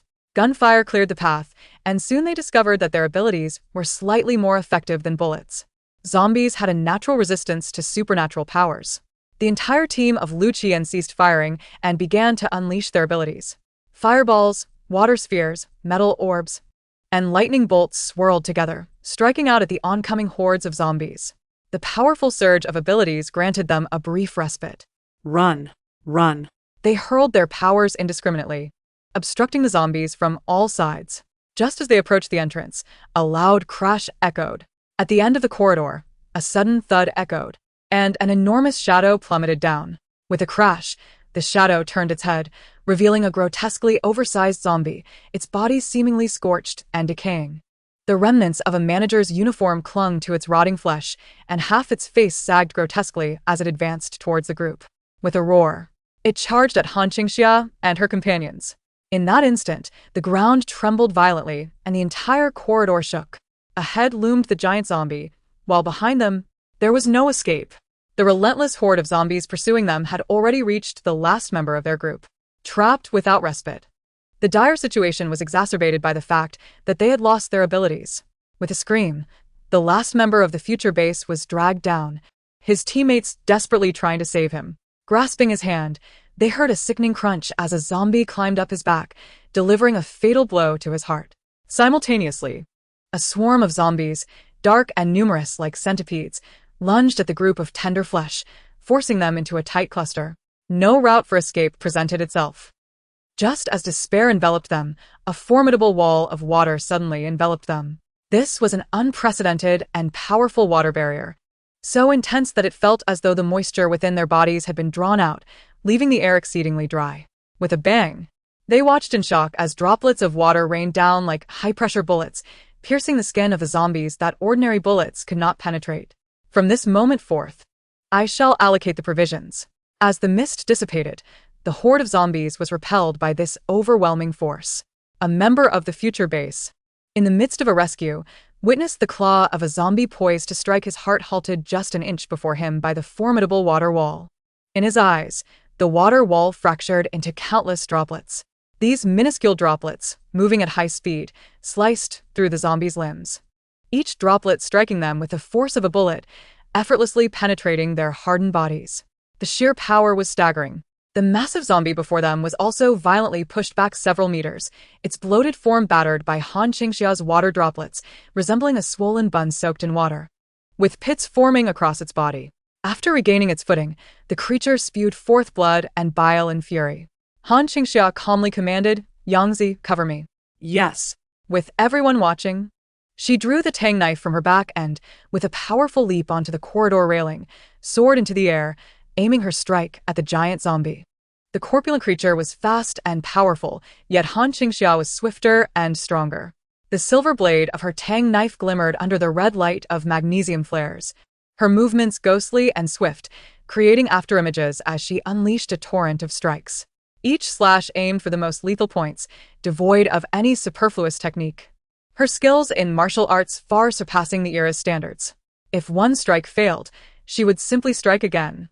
With a final, powerful thrust, Han Qingxia's knife embedded a quarter of its length into the metal wall, the chilling blade vibrating as it pinned the zombie to the surface. Breathless, she gripped the hilt and, with a sharp pull, extracted the weapon. As she withdrew the knife, the giant zombie collapsed like overwhipped cream, slumping down the wall. A crystal core the size of a freshly laid egg fell from the tip of her blade. At that moment, two emaciated zombies, resembling centipedes or cockroaches, sprang from the shadows, lunging toward Han Qingxia. In a flash, before anyone could even utter a warning, two powerful jets of water erupted, revealing that the only other member from the Qingxia base who had silently followed Han Qingxia was also an ability user. Moreover, his powers were formidable. While the rest of them could only conjure small spheres of water or fire, he effortlessly summoned high-pressure water jets as thick as an arm. Especially for Tang Jian and the others, this was their first glimpse of Su Xiaoyang wielding his abilities. They recalled that when they last parted, his powers were comparable to theirs, merely providing a bit of drinking water. How had he become so much stronger in just a few months? His abilities had multiplied tenfold. With a crash, the two high-pressure jets flanked Han Qingxia, dispersing the onrushing zombies, and she swiftly crossed her tang knife. In perfect synchrony with Su Xiaoyang's support, Han Qingxia decapitated the two approaching zombies. However, behind them, the zombies that had been repelled began to crawl back. Once again, Han Qingxia, before all eyes, conjured a deluge of water around her, enveloping everyone in a flash. If Su Xiaoyang's jets had been shocking, then Han Qingxia's abilities were nothing short of awe-inspiring. All gazes were transfixed upon Han Qingxia, leaving them speechless. This was no mere burden to Captain Liu. She was a formidable weapon. No wonder he treated her with such kindness and indulgence. She was indeed a powerhouse. The members of the other four small bases stared in astonishment at Han Qingxia's prowess, feeling a burning shame for their previous disdain towards her, having called her a useless burden. Now, witnessing her strength, they felt as though they had slapped themselves, their cheeks burning with embarrassment. She could crush them effortlessly with a mere flick of her wrist. In the crowd, Jiru stood frozen, her eyes wide with realization. How could she have been so strong? She had always believed that Han Qingxia was no dependent woman. Surely, she possessed great power, but this was beyond her wildest expectations. Her strength surpassed that of her brother combined, and indeed, the entirety of their base could not match Han Qingxia. Suddenly, she recalled the harrowing moment from the previous night. Could it be that she was indeed the one who saved her?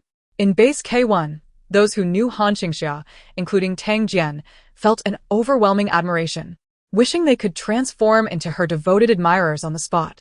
So cool. So powerful. Sister is amazing. She is the strongest.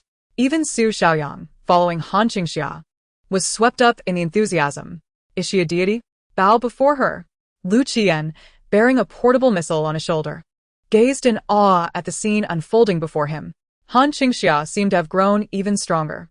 Their base had only just begun to make slight breakthroughs in their abilities, and he hadn't had the chance to share his progress with her when he discovered she had surpassed her previous strength by more than double. How had she accomplished this? The owners of the Hope base widened their eyes in astonishment, including Qi Sang, who was typically unflappable and rarely surprised by anything.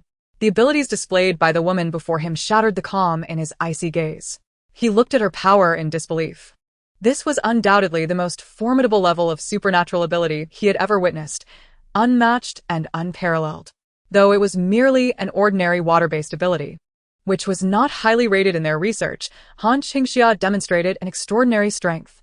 Qi Sang was left in shock, completely reevaluating his opinion of Han Qingxia. Chapter 95. A Reckoning Bang. Bang! Bang! Under the coordination of Han Qingxia and Su Xiaoyang, their powers unleashed, swiftly eliminating the majority of the zombies present. Lu Qian and the others regained their composure when only 2 or 3 zombies remained, hastily joining the fray, some firing guns, others using their abilities. In no time, they eradicated all 10 of the administrator zombies. A few individuals had fallen into a pile of rice, and everyone quickly initiated the grain storage machinery to rescue them. By around 9 o'clock in the evening, the scene was finally under control. Among the 10 who had fallen, they managed to save 4, while the others had been overwhelmed and bitten by zombies, transforming into the undead themselves. The most tragic was Luo, who, the first to fall, when he was retrieved. He was nothing but a skeletal frame, devoured by the famished zombies. Seeing his teammate in such a state, Ji Zhe's expression turned grave. Luo, who was his fellow townsman and schoolmate, though he had dropped out before finishing middle school, he was not the type to be a model student. He often got into fights and was considered a problem child by teachers. In his 3rd year of middle school, he declared he would make a name for himself, proving all his detractors wrong. However, in reality, he spent the following years doing odd jobs in the city, eventually returning home without ever achieving anything significant, let alone finding a girlfriend or getting married. Last year, he mentioned that if he couldn't marry by the following year, he would let Ji Zhe marry his sister, who was also struggling to find a partner. Ji Zhe had beaten him up for that. Ji Ro approached him. Brother, I feel responsible. If I had reacted faster, perhaps. Ji Zhe patted his sister's shoulder. Don't dwell on it. Together, they delivered a final blow to Luo, whose remains, and buried him on the spot. This was the apocalypse. There was no room for jest. Accidents and life-or-death trials lurked everywhere. No one knew when they might meet their end, nor could anyone guarantee their safety. Even Han Qingxia could only strive to protect her own, acknowledging that in this merciless world, she was no savior. At most, she could intervene when her loved ones were threatened, rescuing a few along the way. Beyond that, her capacity to save was limited. Her primary responsibility was to safeguard herself, her people, and her base. As the group gradually wrapped up the scene, Han Qingxia cracked her knuckles, ready to settle accounts. Everyone, gather around. I will redistribute the grain.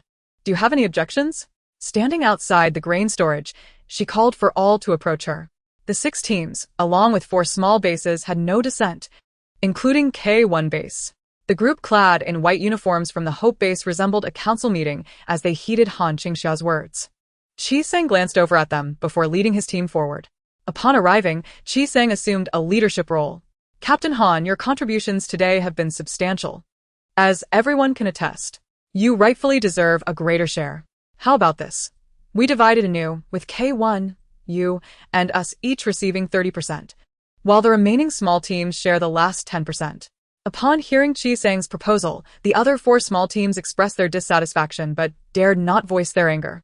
They had all witnessed Han Qingxia's remarkable prowess and understood that should she be slighted, they would surely face dire consequences. Thus, they begrudgingly accepted the sacrifice of their minor portions. You are Qi Sang? Han Qingxia inquired. Yes, Captain Han. A pleasure to meet you. I am Qi Sang from the Hope base, he replied, his demeanor thawing slightly. For the first time, he formally introduced himself. A courtesy he had not extended even to Lu Qian. In response to his overture, Han Qingxia countered with a pointed remark, Little Qi. There's no need to curry favor. I'm known for my lack of fairness. If word gets out that you came to shake my hand for an extra grain, everyone would be clamoring for my attention. Qi Sang replied, "Ah, indeed. However, I believe your proposal is still acceptable. Did you all hear that? Little Qi just suggested you receive a mere 10%. Can you accept that?" The four small bases exchanged glances, acknowledging their mutual losses. After a moment, they collectively nodded in agreement. "All right then," Han Qingxia said. "You four bases will share 10%, evenly distributed. Is that agreeable?" They all nodded, knowing their casualties were similar. And it was not the time to quibble over details. "Xiaoyang, release the grain." Su Xiaoyang immediately complied upon receiving the order. The grain storage had power, and the release was fully mechanized. With a simple operation, the system activated, and the grain flowed down the pipes into the waiting vehicles, which lined up in designated areas. They were all massive trucks, with each capable of carrying over 20 tons, some even exceeding 55 tons. As they watched truck after truck filled to the brim with grain, a sense of satisfaction washed over them. This journey had proven worthwhile. Their base's food shortages could finally be addressed. After distributing the grain to the four bases, Han Qingxia turned her attention to Lu Qian. "Captain Lu, Little Qi just mentioned a 30% share for you. Can you accept that?" Lu Qian's eyes flickered before he responded. "That works for me." He was willing to forego 10%, which would still benefit Han Qingxia. "Excellent. Xiaoyang, continue releasing grain for Captain Lu's 30%. And leave 200 tons. Captain Lu says it's a gift for me." Hearing this, Lu Qian smiled gently. Just then, Qi Sang stepped forward. "Captain Han, it's our turn now, right?" Han Qingxia regarded him with a slight smile. "Little Qi, I believe your distribution is rather flawed. Did I not mention that I'm notoriously unfair? How do you wish to divide it?" Qi Sang furrowed his brow. "The remainder is all mine." Chapter 96. Can you handle it? Qi Sang's expression was as frigid as a block of ice, emanating a chilling aura. Han Qingxia wore a benevolent smile. "Ah, Little Qi, you are still young and lack the grasp of the situation. Are you feeling defiant now?" Qi Sang felt a throbbing pain in the back of his head and retorted, "Captain Han, what do you think? Fine, let me teach you a lesson as a younger mentor. According to your rules, let us calculate the contributions. What do you hope the base has contributed in this operation? Was it the effort spent during yesterday's zombie siege, or the single zombie killed today?" Qi Sang's face darkened further. "We need the map. Answer my question." Han Qingxia stood up, her gaze piercing. "Do you, the Hope Base, wish to claim the credit for killing a single zombie? Anyone will do." Qi Sang's thin lips pressed into a line, unable to utter a word. They had not killed a single zombie. Such perilous tasks were not theirs to undertake. Han Qingxia let out a cold laugh. "Let's recall that you mentioned yesterday that tasks done by others do not count as your contributions. Without personal input, there are no rewards. However, I am not like you. I am forgiving. I will grant you another chance. Ask those present if any team is willing to admit they killed zombies on your behalf. If anyone claims to have done so, I will acknowledge your contributions." Her words felt like public execution for Qi Sang, returning the humiliation he had inflicted on her the previous day. How magnanimous of her! Yet, as he surveyed the Hope Base members, it was evident that, unlike Han Qingxia, none were willing to come forward to support them. They had successfully offended everyone, not to mention the events from this trip, where their actions had been witnessed by all. And the final distribution of food, which was his suggestion, had resulted in them losing half to subsidize Han Qingxia. They had gone from a 0.5 share to a 0.25 share, a fact he had proclaimed. Now, who would dare speak on behalf of the Hope Base? Furthermore, assisting him would only incur Han Qingxia's wrath. They were not the well-liked K1 base, who had achieved numerous accolades. Why would they help him? "You see," Han Qingxia stated cheerfully, "even if I were willing to calculate your contribution, no one else is. Yet, you brought us here." Qi Sang clenched his fists. "Let me correct you. It is not you who brought us, but you who brought them. Captain Qi, you haven't forgotten that I was already expelled from your action team, right? Your food distribution does not include me, and your members do not count. You cannot claim my contributions while denying me any benefits. Do you honestly believe you have a point?" As Han Qingxia continued, Qi Sang's fists tightened, and without uttering a word, he moved towards her, unleashing his domain. As he approached her, a resounding sound echoed as a tang knife was pressed against his chest. When Han Qingxia drew her sword, everyone behind Qi Sang swiftly drew their guns, aiming at her. Those observing, such as Tang Jian, did not wait for Lu Qian to speak. They immediately readied their weapons, targeting the Hope Base in the center. Han Qingxia then commanded, disarm everyone from the Hope Base, and reward them with 100 pounds of food. Instantly, the members from the 4 major bases drew their weapons, rushing forward to disarm the few individuals present from the Hope Base. Most among them were spatial ability users, and the remaining few were not particularly formidable researchers. They stood no chance against the overwhelming force. Upon witnessing this, Qi Sang's expression shifted drastically. Stop, he demanded. Han Qingxia chuckled. Little Qi, I told you. You are young and do not understand. Who can you command to stop? You can only stop yourself. Captain Han, you are quite arrogant, Qi Sang replied, tightening his fists. After a moment of confrontation, he retracted his domain. Almost immediately, he was sent flying by a powerful kick from Han Qingxia. She looked down at him from above. You are indeed arrogant. Let me remind you, Qi Sang, it was I who saved your lives. The food is distributed by me, not shared with you. You have never had the right to negotiate terms with me. In fact, it is the Hope Base that owes me a debt of gratitude for saving you, she added. If I were you, I would have long since learned to be humble. Han Qingxia smiled as she stepped on his chest. Qi Sang met her gaze, his normally calm heart racing. He saw the fierce strength within her. True power originates from the soul, transcending gender, age, and all else. She was formidable, capable, and undeniably powerful. He truly had no right to negotiate with her. Just as she had said, he had failed to grasp the situation. He still believed he could rely on the Hope Base's reputation to command respect, but in reality, he had alienated all 4 smaller bases. And K1 base stood with Han Qingxia. He had never been on equal footing to negotiate with her. Han Qingxia's refusal to grant him even a morsel of food was justified. He had no leverage whatsoever. Emotionally, she had saved their lives. Logically, she was not even part of his team and had been personally expelled by him the day before. As for strength, that was beyond question. For the first time in his illustrious life, Qi Sang faced an insurmountable setback. He had been utterly defeated by Han Qingxia. I understand, he stated, staring into Han Qingxia's eyes, his icy lips slowly forming the words. Han Qingxia, hearing his admission, chuckled softly. Learning to be humble comes quickly, for a clever one. Weighing the pros and cons is indeed swift. She retracted her foot. You may leave. Qi Sang rose from the ground, and his companions were also released. Though their weapons were confiscated, all were surrendered to Han Qingxia for rewards. Qi Sang and his team dared not reclaim them. After casting a deep glance at Han Qingxia, they boarded their vehicle and left temporarily. Once they departed, the atmosphere among those remaining relaxed significantly. Han Qingxia instructed Su Xiaoyang to distribute food to K1 base, creating a cloud of dust as other teams parked their vehicles in nearby clearings. As night fell, everyone chose to stay put for the night. At that moment, Luciana provar Han Qingxia. Are you not afraid of offending the Hope Base? Han Qingxia glanced at him and chuckled. Shouldn't you be concerned that the Hope Base has offended me? They are doomed. Lu Qian remarked, the civilization of the base resembles a tribal survival ethos. The strong rule. With her strength, Han Qingxia can confront the Hope Base without fear, and the stronger she is, the more others will fear her. If she were weak, the Hope Base would undoubtedly be aggressive. This is not an era where everyone can retreat a step for peace. If she steps back, the Hope Base would advance 10 steps. Today, she has decisively asserted herself, especially against the self-serving Hope Base, which must now regard Han Qingxia as a highly dangerous and untouchable figure.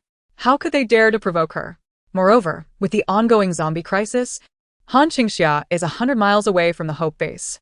It would be lunacy for them to traverse perilous terrain to seek her out, ultimately harming themselves more than anyone else. Furthermore, Han Qingxia has resolved that she will be the foremost adversary to the Hope Base. Wherever she appears, there shall be repercussions. HMPF. She is indeed petty and holds grudges for a century.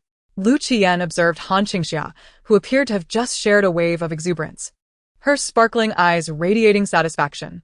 He turned away, unable to suppress a smile. He found himself unable to mirror her demeanor, though he admired it greatly. Let's eat. I've asked Jian to prepare some hot dishes. Forget about the food at your place. Today I'm in a good mood, and I shall treat you all. Han Qingxia generously declared, her invitation stemming not just from goodwill but also in gratitude for Tang Jian and the others who rushed to support her. Han Qingxia believed in repaying debts of gratitude, as well as avenging wrongs. She instructed Su Xiaoyang to return and cook noodles, bringing forth the assortment of meal kits, ham, sausages, and instant noodles she had brought. Before long, a massive pot was filled with steaming, fragrant instant noodles. Everyone at the K1 base received a generous bowl of noodles topped with meal kits and ham sausages. In the pre-apocalyptic world, such a meal would have been seen as a marvel of technology, but now in this dystopia, it was simply delightful. The aroma was intoxicating, particularly that of the instant noodles. At 11 o'clock at night, after a day fraught with toil and peril, the group gathered joyfully to enjoy their meal together, a true luxury. Especially since many of them had been subsisting on bland, oilless boiled vegetables at their base. The rich, oily broth infused with familiar spices was irresistible, and everyone relished the noodles, savoring every bite as if they could consume the very pot itself.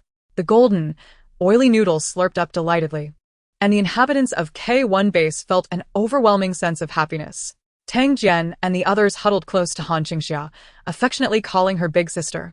The other 4 smaller bases looked on, unable to suppress their envy as they too dined on their own provisions. Some had instant noodles, but clearly lacked the variety and cheerfulness of Han Qingxia's feast. They could only gather around their smaller bases, eating while glancing over at the jubilant scene. Brother, Ji Yiru observed for a long time before turning to her sibling. Do you remember what I told you about yesterday? Edo, Yeze replied, offering the last piece of dried meat from his bowl to Ji Yiru. Yesterday nearly scared me to death. Thankfully, heaven protected you from being bitten. No, brother, Ji Yiru insisted, laying down her bowl and grasping Ji Zhe's arm earnestly. At that moment, the zombie was truly about to bite me, but it suddenly stopped. I believe Captain Han helped me. Ji Yiru pointed confidently at Han Qingxia. At that moment, she felt it was her, and the more she thought about it afterward, the more convinced she became. She is incredibly strong. Otherwise, why would the zombie have halted? Ji Zhe, hearing his sister's words, glanced towards Han Qingxia, his gaze deepening as he contemplated her for 3 seconds before ruffling his sister's hair. Let's eat first. Tomorrow I'll go thank her. After all, she saved us today. Yes. Once Han Qingxia and her companions finished their meal, the K1 base members began to tidy up and load their supplies. They had a few space-type ability users present, effectively mobilizing all available space abilities, along with dozens of large trucks to transport the provisions. They managed to load nearly all the food, which would sustain their base for several years, significantly alleviating their initial food shortages. As Han Qingxia waited for the loading to conclude, she entered the first grain storage. 5,000 tons, completely full. She placed her hand on the grains, and they rapidly surged into her space. Within minutes, the vast storage was emptied. Following that, she proceeded to the next one, absorbing all remaining supplies. After she had taken everything, her space was nearly at capacity, making it challenging to store any additional bulk in the future. At that moment, she heard a notification in her mind. The Super Lord system has activated. Please increase the base population. Doubling the base population will reward you with double the space area. Han Qingxia. Finally, a new task. This system is incredibly considerate. Whatever is lacking is immediately provided. Population, population. Tomorrow, I shall return and recruit people. With her satisfaction, Han Qingxia returned after clearing both grain storages. The next day, everyone was preparing for their return journey. Before they departed, Lu Qian approached her. Should I arrange for some people to remain here to transport more supplies back? Han Qingxia replied, no need for your concern. I will handle it myself. Eager to return and recruit more people, she didn't linger with Lu Qian and left with Su Xiaoyang in a truck filled with food. Watching her drive away, Lu Qian recalled Wang Mengwei's words from that day and found clarity in his thoughts. He turned to Tang Jian and said, make sure to add another lock here. Understood. After everyone had departed, their vehicle was the last to leave. Not long after their departure, another convoy returned. The leading man surveyed the vacant grain storage area with a cold, penetrating gaze. Quickly move inside. Yes, they had lingered nearby, waiting for the right moment to return and seize the opportunity after Han Qingxia had driven them away. With so much food available, it was impossible to move everything in one go. Qi Sang led his team directly to the first grain storage, but upon arrival, he discovered a new lock had been added. Just a lock? Qi Sang approached, and as he neared, the lock trembled violently before cracking open with a resounding snap in front of everyone. Control abilities. Command over all objects within my domain. Qi Sang's cold eyes fixed on the broken lock, realizing that he had been underestimated. Even if he feared Han Qingxia, he would not be intimidated by a mere lock. However, as he stepped into the grain storage, he was left speechless. Chapter 98. To my base before him stood an enormous grain storage, utterly empty. This was not just the first storage. The 10th one was the same. Not a single grain remained. The emptiness echoed as they stood within. Qi Sang felt an immense shock wash over him. How could it be possible to have taken everything? Yet, they had only loaded a handful of trucks. All vehicles were overloaded and filled to capacity, barely managing to carry one large tank. Most of the food belonged to Han Qingxia. She had taken it all. Qi Sang's breath caught, and an even greater shock settled in his mind. That woman was not merely a water-type ability user. She was also a space-type ability user. Moreover, her space was frighteningly vast. As this realization dawned on him, he felt turmoil within, utterly shaken. He stood there for a long time, his icy gaze shattered into fragments. With all his pride and confidence obliterated before Han Qingxia.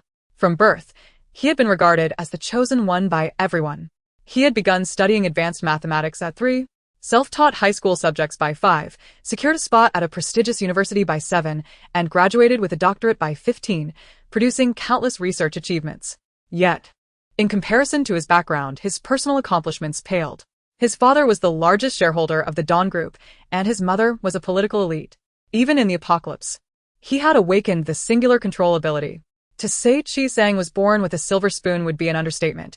He was fed by God himself. This dazzling life, one that everyone looked up to, had made Qi Sang exceedingly proud, viewing ordinary people as nothing more than foolish and incompetent ants, unworthy of his attention. At this moment, the proud son of heaven, Qi Sang, felt a tumultuous surge of thoughts as he fixed his gaze upon the desolate granary. A fresh set of figures erupted in his mind, escalating to heights he had never previously experienced. He even contemplated the need to devise a new formula, all centered around one person, Han Qingxia. On the straight road ahead, a vehicle led the way with unyielding momentum. The return journey was smooth and pleasant. Having cleared the zombies and the highway on their way here, Han Qingxia and her companions could now drive directly back without hindrance. As they approached the previous highway gathering point, the sound of honking echoed from behind. Han Qingxia glanced in the rearview mirror and recognized a smaller truck following closely. It belonged to the Xingho base, driven by the girl named Jiru. She instructed Su Xiaoyang to reduce their speed. Once slowed, the little truck matched their pace. Pulling alongside them, the window rolled down to reveal a face as dark as charcoal. Han Qingxia lowered her window, resting her arm on the sill, and was momentarily surprised to see Ji Zhe behind the wheel, only to soon notice Ji Yuru leaning over from the passenger seat to greet her. Captain Han, Yuru exclaimed. What brings you here? Ji Yuru nudged her brother's arm, causing Ji Zhe to awkwardly turn his head. His expression serious as he uttered a single word. Thanks. Han Qingxia raised an eyebrow, taken aback. What? Brother, Ji Yuru said, somewhat dissatisfied with her brother's curt gratitude, and turned to Han Qingxia with sincerity. Captain Han, we're here to thank you. Thank you for saving us yesterday and during the last encounter. A subtle smile graced Han Qingxia's lips at their appreciation. She had rescued these individuals, yet only the two of them had come to express their gratitude. They were indeed interesting characters. Ji Yuru felt a weight lift from her heart at Han Qingxia's response, though neither she nor her brother were particularly loquacious, leaving them unsure of what to say next. Just then, a voice called from the opposite vehicle. Hey, little girl inside. Would you like to come with me? Ji Yuru turned to Han Qingxia. Are you talking to me? Unless your team has more girls, Han Qingxia replied, leaning closer to the window. Come with me. I can ensure you a prosperous life with ample food. I can provide for nearly anything you desire, and, most importantly, no one at my base will look down upon you. Ji Yuru's eyes brightened at the prospect, but she quickly glanced at her brother. Of course, if you want to bring your brother along, that's fine too, but there's one condition. Once you come to my base, both of you must listen to me. The conditions there are quite favorable. Ji Yuru's heart raced with excitement. Brother, let us go together. Ji Zhe pondered for 3 seconds before responding. Okay, sister, you go with her. I'll stay behind. Brother, Xingho base still needs me. You can't leave. You go with Captain Han, and I can rest easy knowing you're safe. Take care of yourself and send me messages when you can. He knew that their base had many elders, and if he left, No one would want to take on the burden he would leave behind, but Ji-Ru could go. He had seen the supplies Han Qingxia had shared with the K1 base, and he was certain that if Ji-Ru followed her, they would never lack for food. With Han Qingxia's strength, it would be a stroke of fortune for Ji-Ru to accompany her. Despite his reluctance to let her go, Ji-Zhe felt compelled to ensure she had a good plan. Captain Han, she is my only sister. I entrust her to you. Please take good care of her. And I, Ji-Zhe, will forever be grateful. Ji-Zhe pressed the brakes and pulled over to the roadside. Han Qingxia signaled Su Xiaoyang to slow down as well. However, once they stopped, Ji-Ru refused to budge. Brother, I'm not going. We're going back. Stop wasting Captain Han's time. Go. I want to go. I refuse. Ji-Ru clung to her seat, steadfast in her decision. Seeing this, Ji-Zhe felt a surge of frustration. This is a golden opportunity. What if Captain Han changes her mind? Get out. I finally found you a good place, and you still want to cling to me. I'm your brother. Not your father. I'm tired of you being such a burden. Yiza. Get moving. Don't be a hindrance. Ji-Ru pouted defiantly, her eyes ablaze with determination. I want to go. I refuse to leave. Ji-Zhe raised his hand to pull her, exasperated. Are you serious? Get out. At that moment, a voice resonated from behind them. Foolish. Ji-Zhe turned to see a pair of bright, piercing eyes that seemed to read his innermost thoughts, exposing his hypocrisy. Enough with the pretense in this apocalypse. You're her brother, not her enemy. Show your sister affection openly. It's nothing to be ashamed of. Following this, A piece of paper floated down from above. This is the radio for my base. If you have made up your minds, feel free to contact me. I can accommodate up to 30 individuals from your base. She was not foolish enough to make reckless decisions regarding her base's personnel. A series of numbers landed in Ji-Ze's hands, and once he grasped it, the vehicle beside him roared back to life. Han Qingxia's car speeding away along the straight highway. Ji-Ze watched as their vehicle vanished at the end of the road, holding the note tightly. His sister, Ji-Ru, glared out the window, still sulking. After carefully tucking the note away, he nudged her arm gently. All right. They've left. You can't go now. Humph. Brother. You'll speak to me that way from now on? Ji-Ru turned to glare at him. Is it so difficult to admit you were wrong? I'm your brother. You can't talk back. Ji-Ru's eyes brimmed with tears, recalling how her brother had always been like this, never one to apologize. As she simmered with frustration, ready to exit the vehicle and part ways, she suddenly heard him say, all right, I was wrong. Turning to him, she found Ji-Ze smiling at her. You're still smiling? Ji-Ze reached out, ruffling her hair affectionately. Before our dad passed, he told me to take good care of you. I don't know how to protect you, but if I had Captain Han's abilities, I wouldn't part with you. Brother. Tears streamed down her face as she thought, I promised I wouldn't cry again in this lifetime. Yiza. All right. I made a mistake again. You're my beautiful sister, the most stunning Ji-Ru in the world. Don't cry. It'll ruin your beauty. Humph. Ji-Ru quickly wiped her tears. Am I really that ugly? Where are you ugly? You simply don't dress up. Once we go to the town's South Pedestrian Street, I'll buy you some beautiful clothes, and you'll look like a fairy, just like Captain Han. Ji-Ru giggled through her tears. Brother, didn't you say you would thank Captain Han properly? Why did you only say one word? What do you want me to say? Come on, say it. You're not shy, are you? Ji-Ru, I warn you not to push your luck. Come on, say it. Isn't that right? Even her brother was teasing her now. She'd have to wait and see how he would deal with her when they returned. Laughter filled the air as the convoy of vehicles joyfully made their way toward their destination. After all, today marked a day of significant harvest.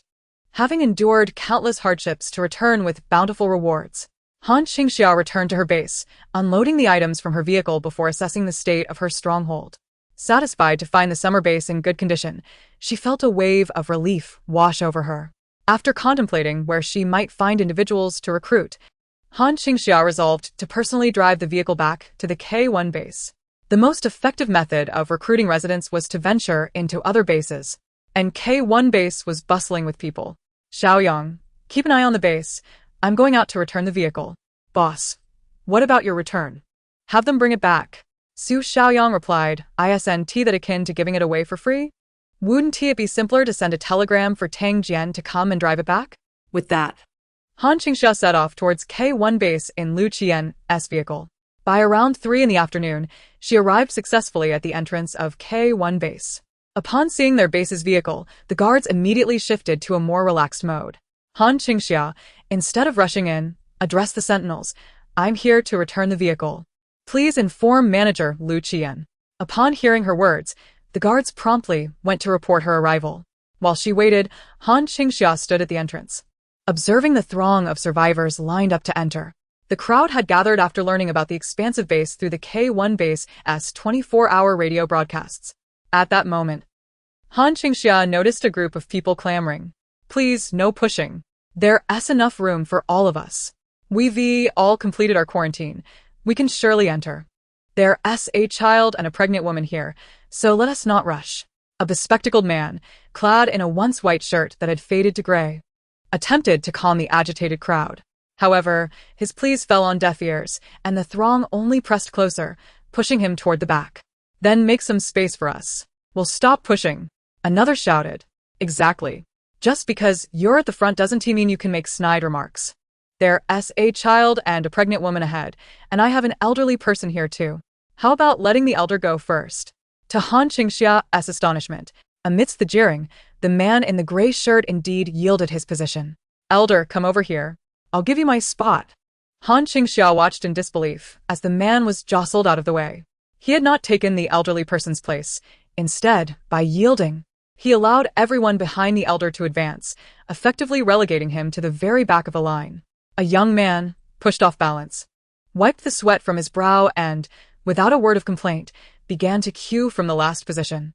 Just then, a few more survivors joined in. "Let us go first. We've just finished our quarantine. We really want to get in." The man held onto his quarantine pass and, devoid of irritation, replied, "All right." At that moment, Han Qingxia heard Tang Jian's voice near her. "Sister, you've arrived. Why did you come all this way? I'll take care of driving the vehicle back later." Tan Jian Jefferlin Ziplit. "That's too much trouble. I'll handle it." "Then come on in quickly." Tang Jian guided Han Qingxia through a special passage, allowing her to bypass the line and re-enter K1 base. "Sister, our boss knows you're here and said to wait for him. He'll return after finishing his meeting."